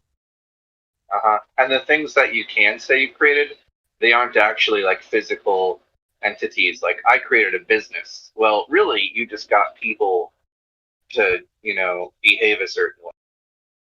But yeah, you just put some writing on a paper. That's back what to you the art topic. Oh, sorry. Go ahead. Oh no, if you're going to go back to art, I'd love to hear what you have to say. Oh yeah, I was just listening to what you guys were saying, and I just thought, like, when would you consider something an artwork? Like, when would it finally cross over into being a like artwork rather than just you doing art? Oh no, yeah. I'd say there's actually no problem with what you're asking as far as like I feel very prepared in my line of thinking to answer clearly. I'd say that art is an activity. Art is creative activity, and so there's no like discrepancy there where it's like an artwork versus art. Like art as an activity, I do art, and if it results in some sort of final product, then that product is the artwork. Yeah, and you were saying that doing art was unquantifiable or something like that? No, I wasn't saying it's unquantifiable, but I was asking for a word that maybe someone else could think of, where it's like if someone asks you how much art did you do today, how much creative activity did you do today, it's really hard, and the only way to really tie it into describing it in an amount of something is by saying something like, I created this many artworks today. That's the only way you can really tie a number into the conversation. Maybe you'd say, like, I only finished like half a painting today. Like I only did half an artwork. Exactly. What's half? Did you really do half? No, when you're painting, sometimes you put in and then you realize you have to add in more stuff. It's kind of a that's exactly what I was saying. Where do you finally draw the line and say that something is artwork? It depends how you think of it. If you're gonna attach a value to it, then when somebody wants it.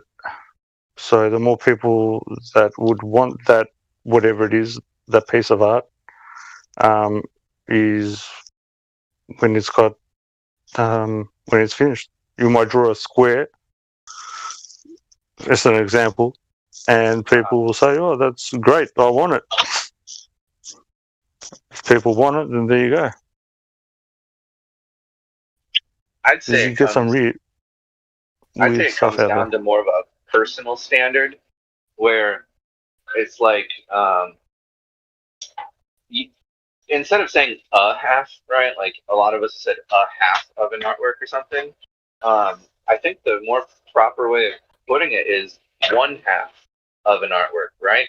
And one half of something is still one of something. You know what I mean? So right, okay.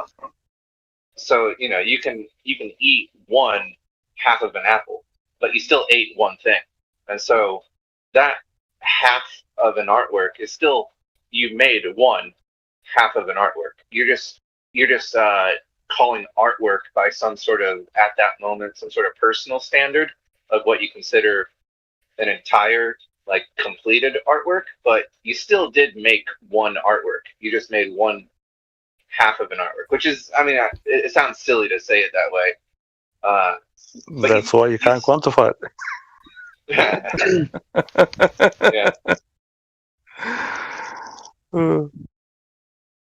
But yeah, I think it comes down to personal standards of what you mean when you say it, and getting other people to like understand the standards by which you're speaking to them with. That's correct. That's why I said it's up to the other people. If they see that, then that's, art. If they can't see what you're seeing or what you're trying to convey, then they won't place any value in it. Yeah, do you get one what I mean? man's trash is another man's half an artwork. Exactly. Or full artwork. You never know. You don't know. That's why it's like, it's an abstract thing, art, You get some weird stuff that goes for a lot of money, Some dude just slapping on, colors and lines. It's weird. Well, art isn't necessarily an abstract thing by my definition of just creative activity, that's something that, I mean, I guess anything can be viewed in an abstract sense, but to me, a human never ceases doing art.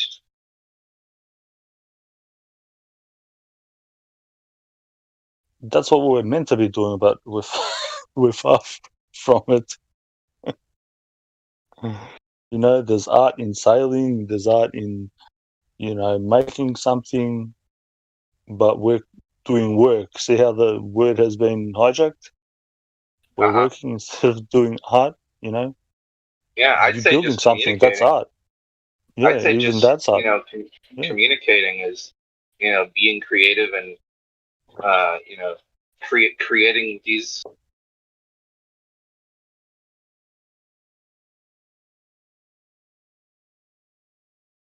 You there? Shut off. What does that mean?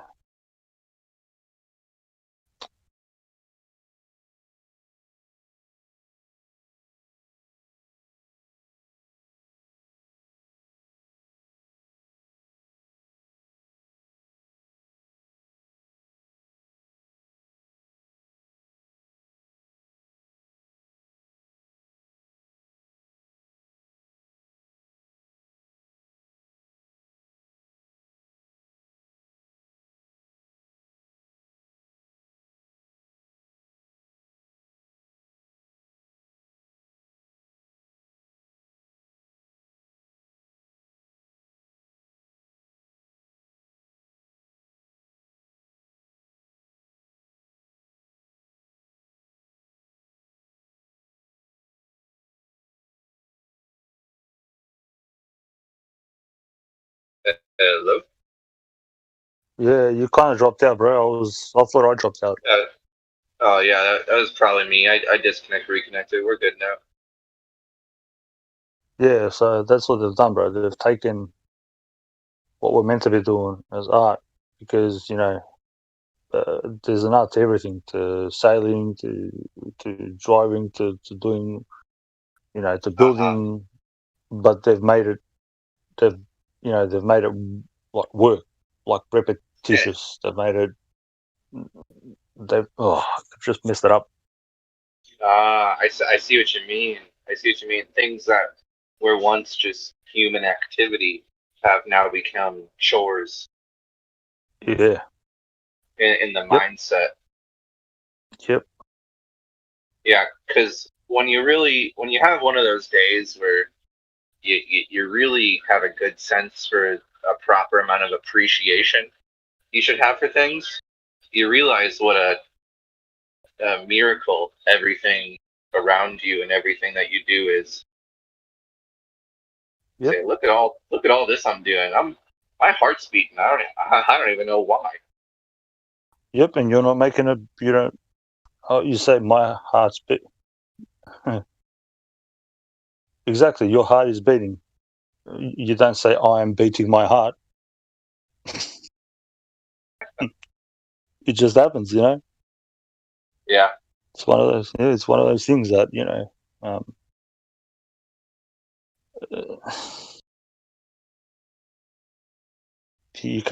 can't pin down. So far, they've pinned down a lot of things, and that's why it's in the state that it's in. Well, it doesn't seem like anyone is too eager to get the conversation back on track. So this might be the time to bring up any sort of crazy idea, unrelated to flat Earth. Yeah, go for it, bro. There's nothing wrong with art. Art is a part of. Well, it is a part of flat Earth. When people draw, they draw on a 2D, and there's a horizon. All the concepts that you see trying to be conveyed about nature and even spirituality is done in art. That's the only way to convey. It's the best way to convey an actual an idea or a concept. That's why most of spiritual books are written in a poetic way. Yeah, definitely. One person. Go for it. I was going to say, to give you a concept, an image in your mind, because otherwise they're just dead words on paper. If you don't give meaning to it or can put it in your mind's eye and have a look at what's going on, then what's it good for? You're just regurgitating. I hear you, man. That's why people make stories, because it's a better way of delivering a message than just straightforward. Yep. Yeah, it's really wonderful. I almost wish I was taught everything through a story instead of a textbook. Oh, that's how they slow you down. Is how do I put it?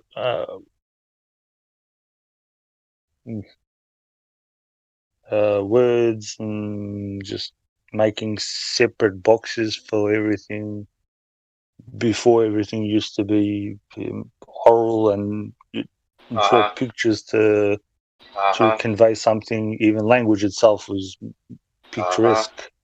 Now you've just got these symbols and letters, and No, I know exactly what you mean, man.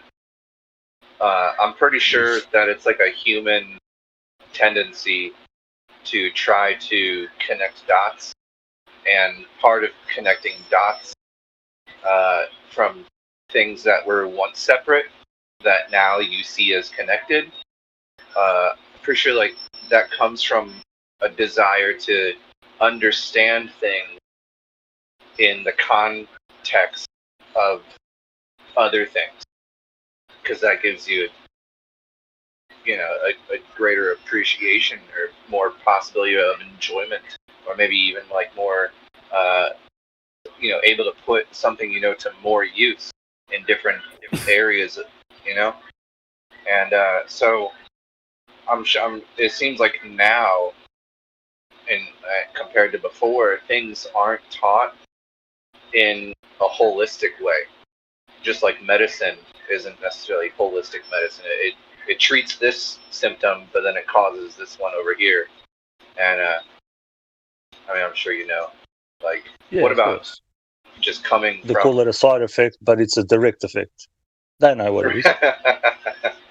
Exactly. But I hate talking about medicine, but I thought that was a good example. Yeah, no, of course, yeah. But yeah, man, it's all about that holistic understanding. And there's a word I like to use. It has a proper denotative definition that isn't how I mean it. It's syncretism, and it has a religious denotation to it.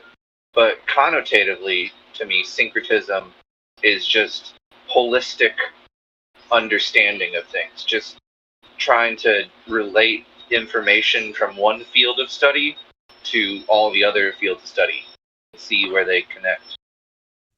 Yeah, we were talking about this before, actually. What, you and I? If you, no, I was talking about it before, like I think hours ago. Okay. It's like if you want to understand if there's a creator, you just need to watch out for the syncretism or the so-called what's it called? Coincidences? Oh shit, I lost the word. Yeah, coincidences. Yeah. See how they flipped the word? They've made something that you're meant to look out for, and that's good, which is syncretism. They made it into a coincidence. And it changes the way that you view things. It does, because it takes the meaning away. Yeah. So if everything's coincidence, accident. Coincidence. If it's yeah, it's an accident. But if it's syncretism, then it's meant to be. Yeah. Yeah. Oh, it's all an accident, and they're co-accidents, coincidental. They're coincidence, but really they're two things with a bond, some sort of bond that your human capacities allow you to notice. Like what? Yeah. It's not a coincidence. You are literally understanding some sort of bond these two separate things have, because they're not actually entirely separate, just like nothing is entirely separate. Yeah, everything's is connected, whether you like it or not. And you can't escape that. But well, that sounds like you could say everything is coincidence. Well, everything is synchronous. You could also say that. Yeah, everything has syncretism to it. I think synchronicities are rare. I don't think they happen all the time. I think they happen when they're meant to. And when they happen, you realize it. You were meant to realize it because it was a special thing. I think that there's nothing but synchronicities, but sometimes they're so potent, they give you a reminder of how interconnected things truly are. And he's like, whoa, look at that example. I just got reminded things are connected. There might be so a pattern, not necessarily a so-called synchronicity, or not just action and reactions, and different things are going to do different things. Just like you said, like, it's going to happen the way it's going to happen. And you can like sometimes follow a pattern to stuff. Sometimes. Yeah, what's the quote? It's like twice is a coincidence, 3 times is a pattern. That's nice. I like that. Once, twice, 3 times a pattern. Is that a song for real? No. Once, twice, 3 times a lady. I wish it was. You can make it. I guess it's up to me. Once, twice, 3 times a pattern.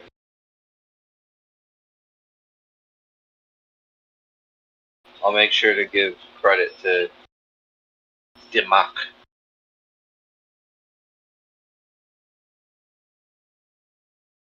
What is Dimak? I don't know. The touch of death. By in what language? Probably Cantonese. I don't know. Okay. Sounds French. Turkey did. Yeah, it can be French too. Yeah. Just an old language. Put it that way. Okay, it does sound kind of French to me. Pat. Well, some kind of. I think it was a French dude that was like saying it or whatever. Maybe I don't know. Maybe a French origin. You could It's pass it also like Native the American. Yeah, the guy was telling the story about it, like the Dim-Mak. You know what I mean? It wasn't Bruce saying it like that. That's a cool word. Why does everyone call you D-Mock? Bruce probably would have said, "We call the touch of death." Why does everyone call you D-Mock? What do you Caught mean? on, I guess. That's what everyone says. D, like a strong. Everyone says D. Oh, they say it all kinds of ways. They say that's not all they call me. Yeah. It can be Dimmock, Demak, Dimmock. Wait, let me try. Democh? Democh. Is that alright? Damage. Did I get it? I just like the way it says dim and then mock, like to mock something, and then dim, like I don't know. I just liked it. I like it. Like demon. The mocking demon Demock. Demock's not a demon.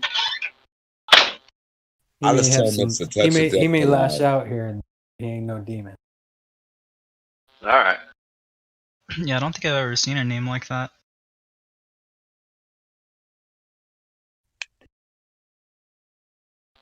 Anyone here ever met a Sebastian?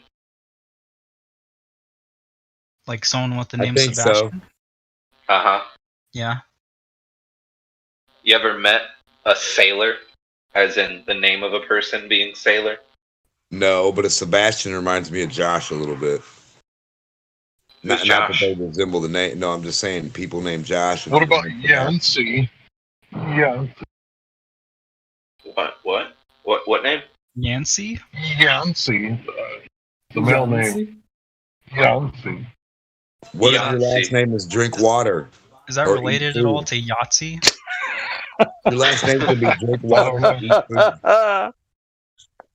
Hey, is Battle here right now? Yeah. If you're Indian, your name can be anything that they saw. Humping deer. Dances with wolves. I'm Indian. My name means Little Prince or Irresistible. What the fuck? That's my Indian name. Dog, please. That's my cousin. I'm Howling Coyote. Breakback Mountain. Hey, do any of you guys know anything about like and this is way off topic. That's what I was asking. I'm curious if anyone knows about like smaller engines as far as like lawnmowers, Small tillers. engines? Yeah. Lawnmower engines. I feel like if anyone Like knows bumblebee size, mosquito size. What are you talking about? I got a guy I'm looking for a tiller. I'm for my garden, and this guy's got. Oh, you can use lawnmowers. Old beat up lawnmower. What you do is you get a weed eater, right? Like a really good one, right? And then you buy the attachment to the tiller. There you go. Thank you. Yeah, I got an Echo, so I should be all right. I never thought about that. Thanks, Hank. You just get your ass out there and do the work, boy. No, I'm just playing. Yeah, that sounds like my wife. What's that thing called? That the Grim Reaper's got it. That's what they used to cut grass with. Sickle. Yeah, sickle. There you go. Get one of those big ass long ones and start chopping grass. Nah, just hook a sickle to something and just watch it go. A Roomba with sickles. Why A does the Roomba Grim with Reaper sickles have on it. A field Roomba with sickles. Didn't years ago? Wasn't he portrayed as some kind of demon that was in a field that was chopping down? I don't know. It was in some kind of newspaper many hundreds of years ago or something.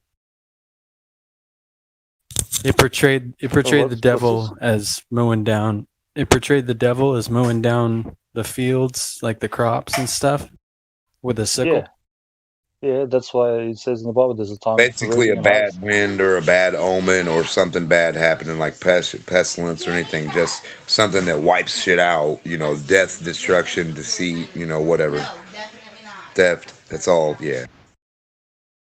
It's the harvest, the reaper. You can take it as a good thing or a bad thing. Yeah, I think a lot of people are getting their reaper, but the second time they get to the reaper, it's the kill shot. I'm hearing of a lot of people misplacing their neighbors. Right? Can't find my neighbor. Right? They haven't taken out their trash. Looks like they shouldn't went to visit the reaper twice in a row.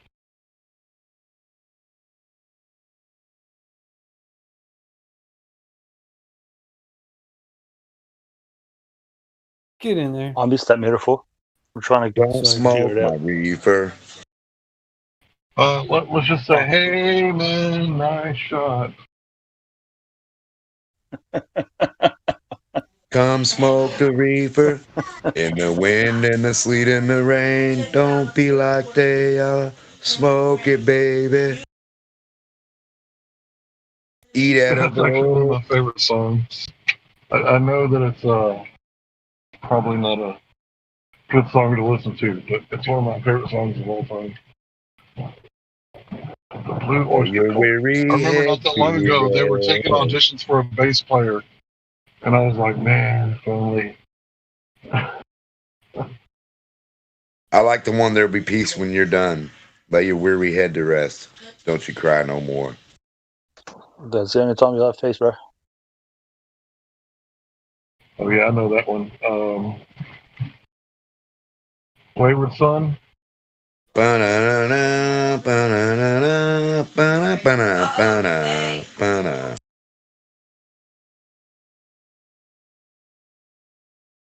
Nice. They call it near-death experience. Call it near-life experience.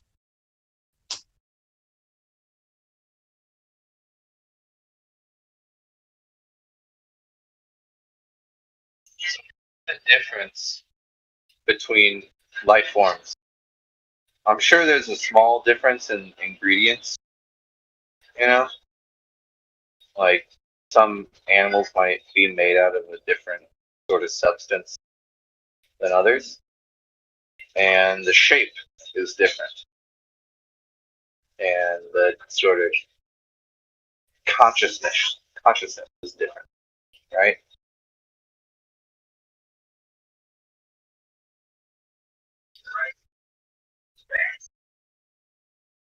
So have we had any good normies in here or any bad globies today?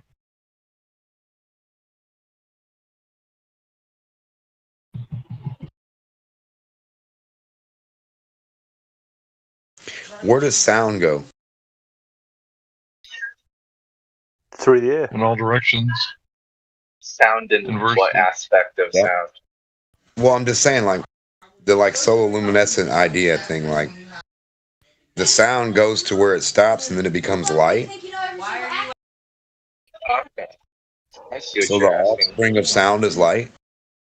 Well, here's the deal, right? Sound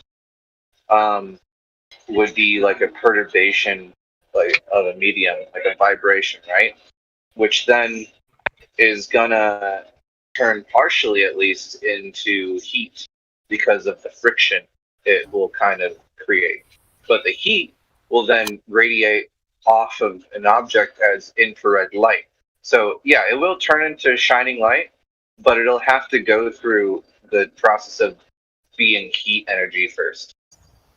Sound transfers energy, heat energy. Sound, yeah, the energy of sound transfers. Is that because the friction of the medium? I think so. Concussive. Yeah, totally. The resistance, totally, man. That's why Totally. I think it's weird that they think that there's no medium there and it's less resistant, but they think you can make or have a thing there. You can't have something up in nothing. It just doesn't make any sense. You have to have a resistance there. What conversation or what point of a conversation are you mentioning now or referring to? Space and vacuums. And what does that have to do with sound? What does that Frequencies change. They morph, they heterodyne, so it's varying energy. They breathe in and out. They move with a pattern. They change waveform. Right. High amplitude mixes with lower amplitude waves and create different waves and sawtooth waveforms. Space kind of agrees with your principle because sound can't be propagated through a void. Right. I must have missed something though, to 'cause I propagate don't sound. follow. Yeah. It sounds like a troll to me, or you're just late to the conversation. I've been listening. Are you talking to me? I'm honestly a little lost. Yeah, that's apparent. That's an axiom. Well, there's something really funny happens too when sound travels through water. It accelerates. Yeah, it's got a medium. Just have Travels something. 3-4 times faster. If you blow a foghorn over the water, you'll hear it a few miles away in a few seconds. But if you do it underwater, it's like 0 point. Yeah, it's like 0 point propagation because you're also using pressure. Correct. Right, but is it because the water is bonded? It's because sound is energy, just like he said. It applies pressure that it through hydraulic pressure is delivered for a distance.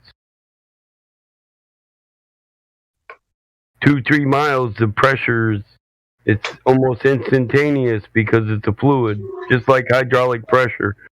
You can have a hydraulic system with 3,000 gallons of hydraulic fluid and push a cylinder at one end, wherein a mile later, it's instantaneous. The other cylinder moves right here and now.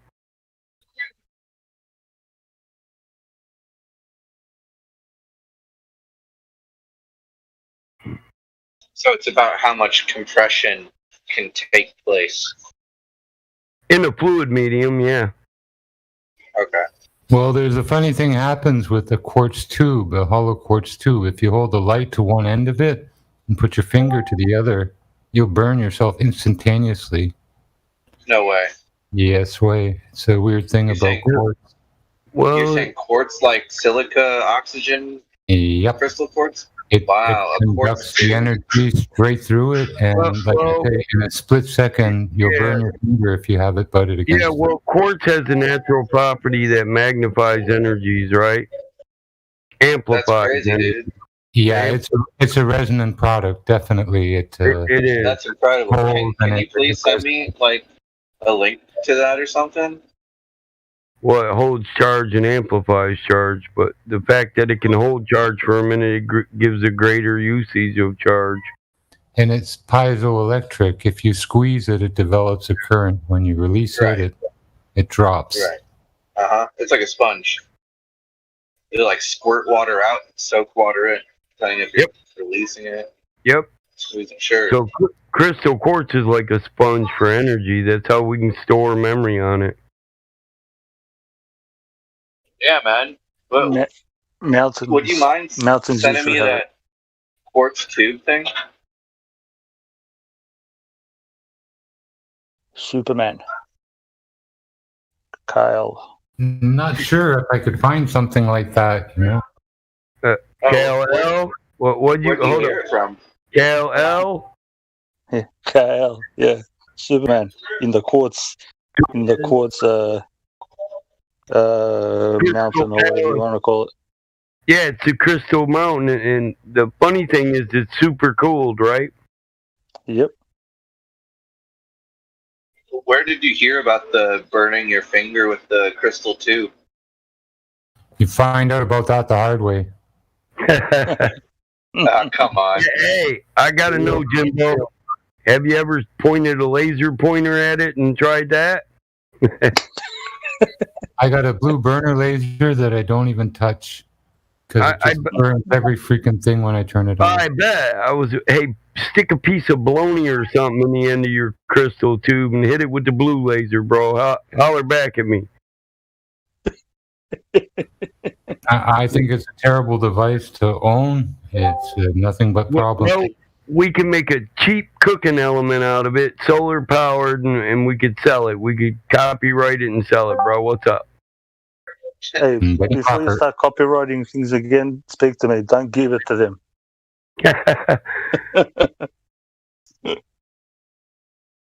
Yeah, that's if you sign a copyright lien, bro. You can sign a copyright with no lien. They don't want to accept them, but by law they have to. I just copyright it to yourself, bro. I'll show you. Yeah, that's a copyright with no lien. If you sign a copyright with lien, then they own it. They own all information. Yeah. Yeah. Yep. As soon as you go to the copyright office, yeah. They become the principal holder. You know those trust laws, bro. You know what's up. Just trust us. Just trust. Yeah. It will break the law, don't worry. Yeah, motherfucker. Just trust us. Give us all your information. We'll decide what can be done with it. Yep. Is the Earth flat? Here, listen. That technology you just copyrighted, it changed the world in a manner we don't want changed. So we're just going to give you $1 billion and you're going to shut the fuck up. Cool? Yeah. Separation anxiety is the bubbles of oxygen, of water. So we just take the shit away Someone from just you asked and us not the give you Earth nothing. Who did? Space travel.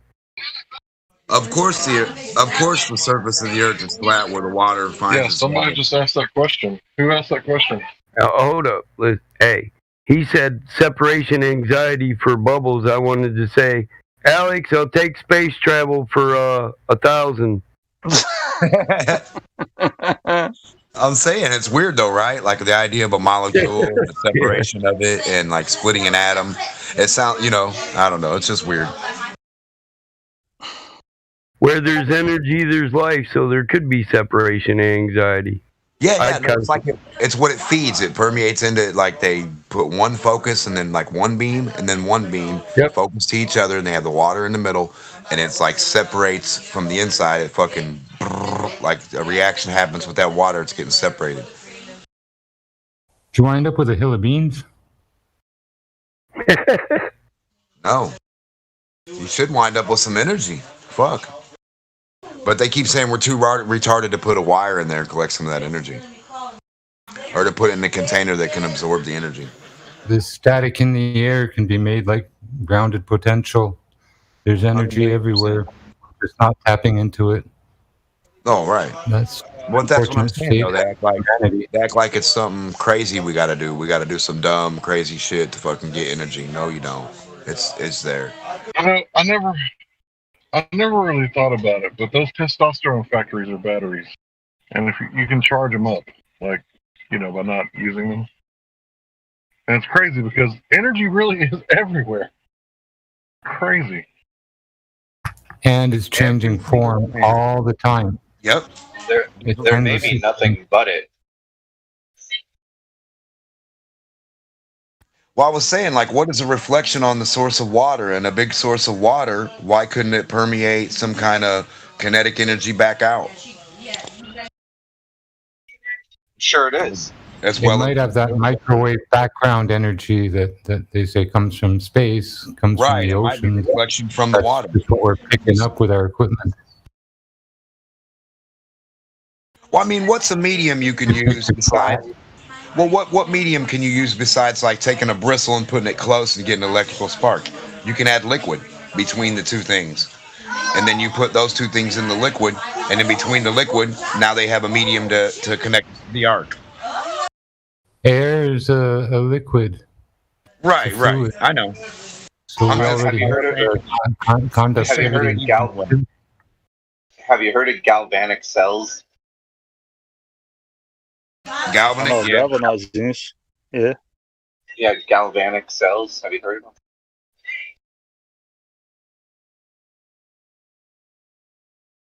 Hello? No, bro, do tell. Oh, cool. So there's a ranking of metals called nobility, which is a strange thing to call a metal in a chemistry sort of vocabulary, right? Nobility, right? It doesn't have to do with kings and queens or whatever, right? But there are nobilities of metals as a chemistry term. And the way it's identified is through a galvanic cell. Like a noble gas? But go ahead. Yeah, noble gases. No, not quite. Just it's about metals. Oh, I know. I was just referring to that word noble. But go ahead. Go ahead. Oh, right. Yeah. Noble gases, nobility of metals. Yeah, you're right. That noble comes up a couple times, I guess, at least. A noble metal is a metal that is highly resistant to chemical attack. It's also a Nobel Prize if you can do some stuff with them. A Nobel Prize. It's because they do have galvanic. Yes. cells. And this is also where we came up with galvanized steel. So yeah, that's a good topic. Okay. It's resistant more to rust and natural degradation. So like nickel, gold, silver. Well, we got a guy in here. Where's he at? Here you go. Here's the way you determine the nobility of metals. You make a galvanic cell. You can help me out then, because I don't know all the fine details. So you make a galvanic cell by taking two different types of metal, some sort of rod of pure metal, and then you put them into galvanization. Galvanized metal is an alloy. Yeah. You put them both into separate tubs of water, like salt water, and then you connect them through some sort of what's called a salt bridge, just some sort of conductor kind of, connecting both tanks of water. And always the same results happen where one metal will kind of suck the life out of the other, causing the less noble metal to rust. I make colloidal silver similarly to that. Yeah, it's a form of electrolysis where one drains the other. It's called hot dipping galvanizing. Actually. So anything above the nobility than another metal will rust the other. So like gold, silver, copper, tin. We use electrically charged lead. We use electrically charged molten zinc to do that process. Yeah, so anyway, that's where the nobility some materials have the ability to absorb more energy than the others, right? Like gold. I'd assume so. Yeah. It all comes from the one. Listen, gold is very noble, better, right? Huh? To store it and hold itself into what it is. Galvanized steel, listen, here's the thing about galvanized steel. It resists corrosion. So we can use it in electrical processes, and the electricity doesn't, through electrification, corrode the galvanized steel as quickly as it would ungalvanized. Right, because that's how you get that barnacle buildup and all that acidic shit on the outside of the calcium buildup. Yeah, electrolysis removes a lot of. You got buildup on a battery. Yeah. Calcium is a heavy metal in itself. So, but when you electrify a metal, you're almost purifying it. So you'll push out everything, and it creates pores, and those pores cause corrosion. Right, but you just don't think calcium is a metal, do you? Why did I tell you to drink all this calcium? Yeah, calcium is a byproduct of molten smelting metal. If you take metallurgy, I took mechanical engineering, so metallurgy is a byproduct of that. But I don't know why we want a bunch of calcium, because personally, I think it makes everything porous. It builds time and calcifies everything. Yeah, exactly. But to tell everybody, drink your milk, have a lot of calcium. So when you get a calcium deposit in a muscle, and then it gets broke down and removed, everything in that area, it'll never grow again. So you end up with a hole in your muscle. Yep. But these guys push it. Yeah, but I'm wondering why they call that calcium. It's just weird to me, like the calcium in a bone, and that, because of the material, the breakdown, like that small amount of shit. Like what? Nah, there's no calcium in the bone. That's what they say. A lot of chemicals on the list are fake, and a few are even You know, not as they're described. Right. Like when you put it together, Yeah, and about stuff, and on a like if you want to be scientific or you want to be whatever, it like throws you off to certain things in the way they use words and terminology. I swear it's stupid. As I said, Yeah, a lot of things once they're ingested have a metabolic change rate too. Jimbo will attest to this. They change even in the your lab. metabolism. They call your it metabolism. Columbus. It's PB on the chart. Sodium is natrium from German, but it's not called so. Helium should be helion to go with the other inert gases and stuff, neon, freon, etc. But they're misnamed. Right. Oh, well. Yeah, and they're missing out on the properties too. They give you this idea of dense weight and shit like that, but that's not exactly what that is. They should give you the potential.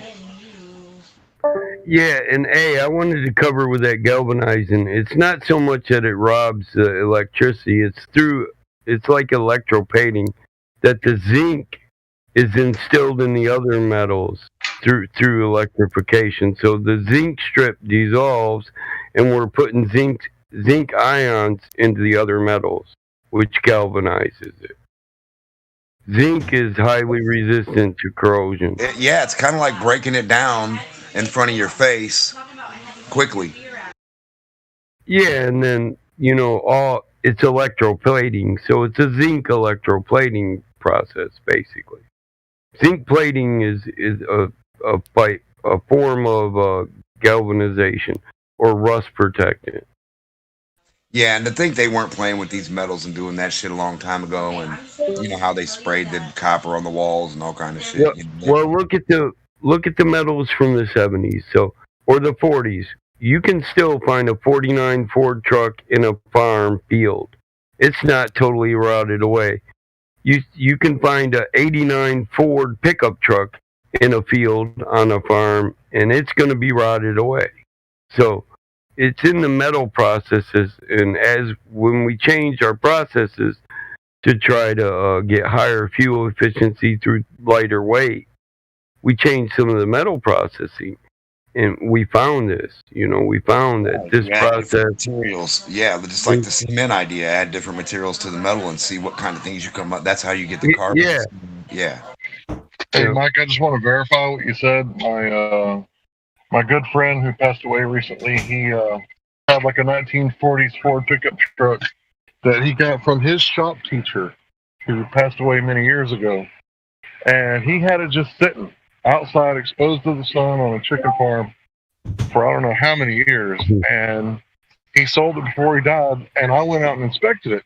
And it didn't even have but surface rust. The guy bought it and was like amazed. Frame still solid, yeah.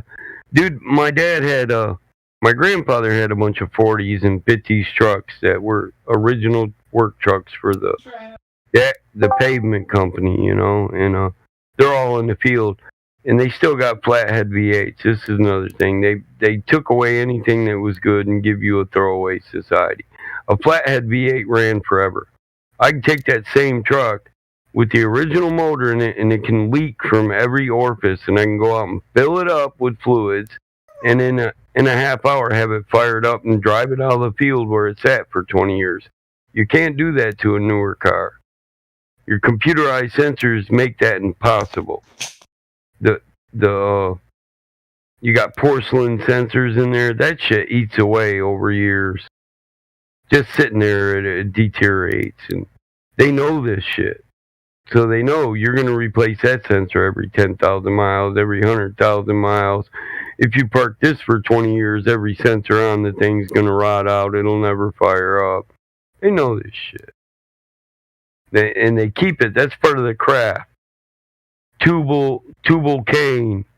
They master the crafts, and they use the crafts to enslave society. And Tubal Cain is a Masonic concept, but it goes all the way back to the Pillars of Solomon and Cain. Bible, Tubal, all the same shit. Yeah, Tubal Cain, biblical Cain. Yep. Exactly. So he was what was the first technology? If you take they use the Bible for historical denotation. The first technology was whether you believe it to be a jawbone or a rock, whatever weapon killed Abel. That's the first technology.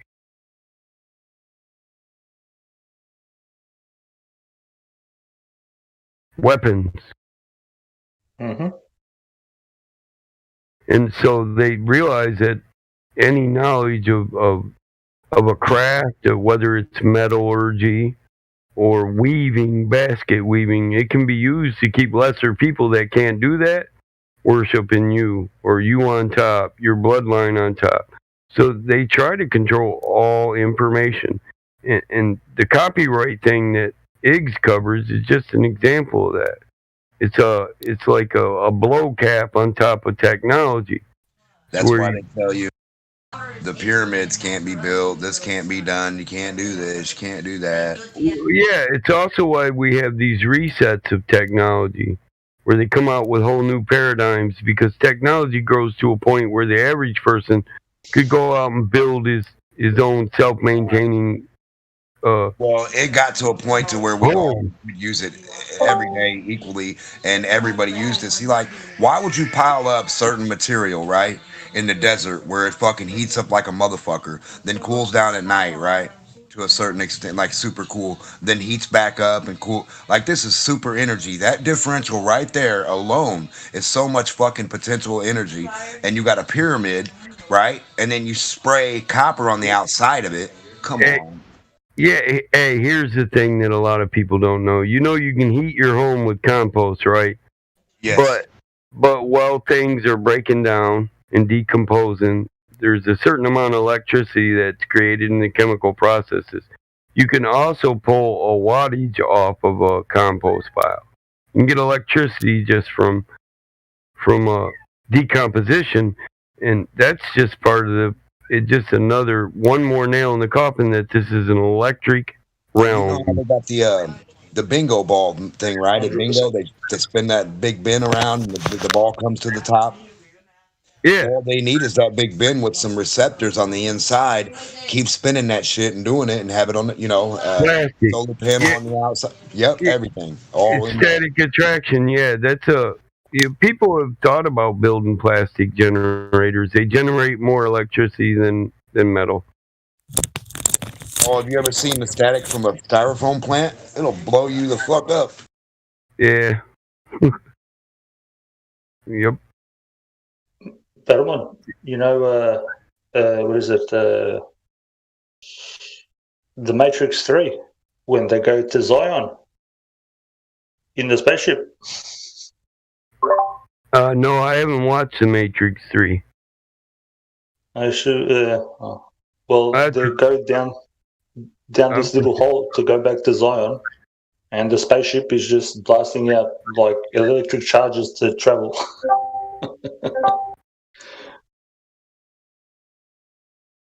Pretty interesting. They give it away. Quit watching TV so much, I didn't even know The Matrix 3 was out.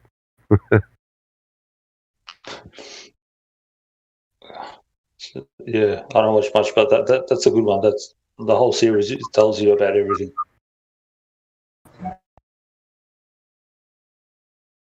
I think they called it a hovercraft, not a spaceship, because it wasn't in space.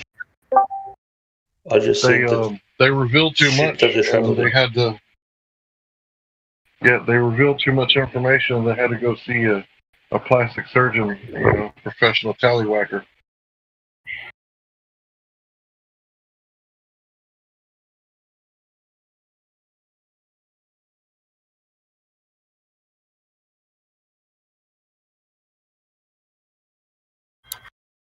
If you get my drift.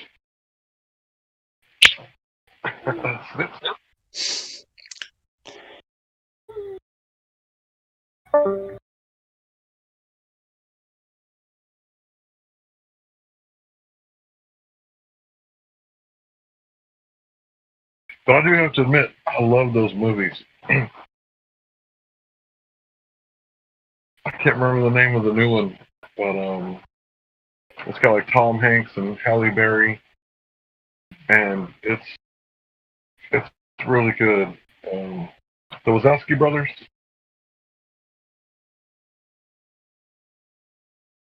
I can't remember it, but it's good. Mission Implausible. No. I'll look it up.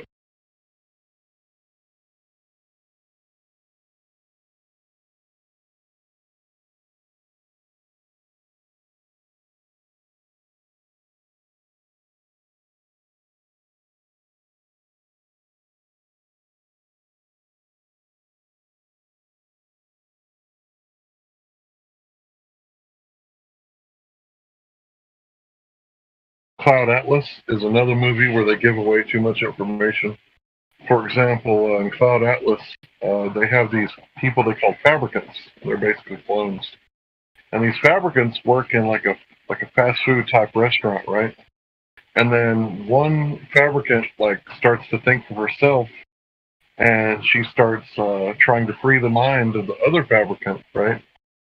And these clones, one of them gets killed and the other one plays dumb, right? And then somebody sets free the one that survived. And they found out that every night after their shift, they were drinking like a juice box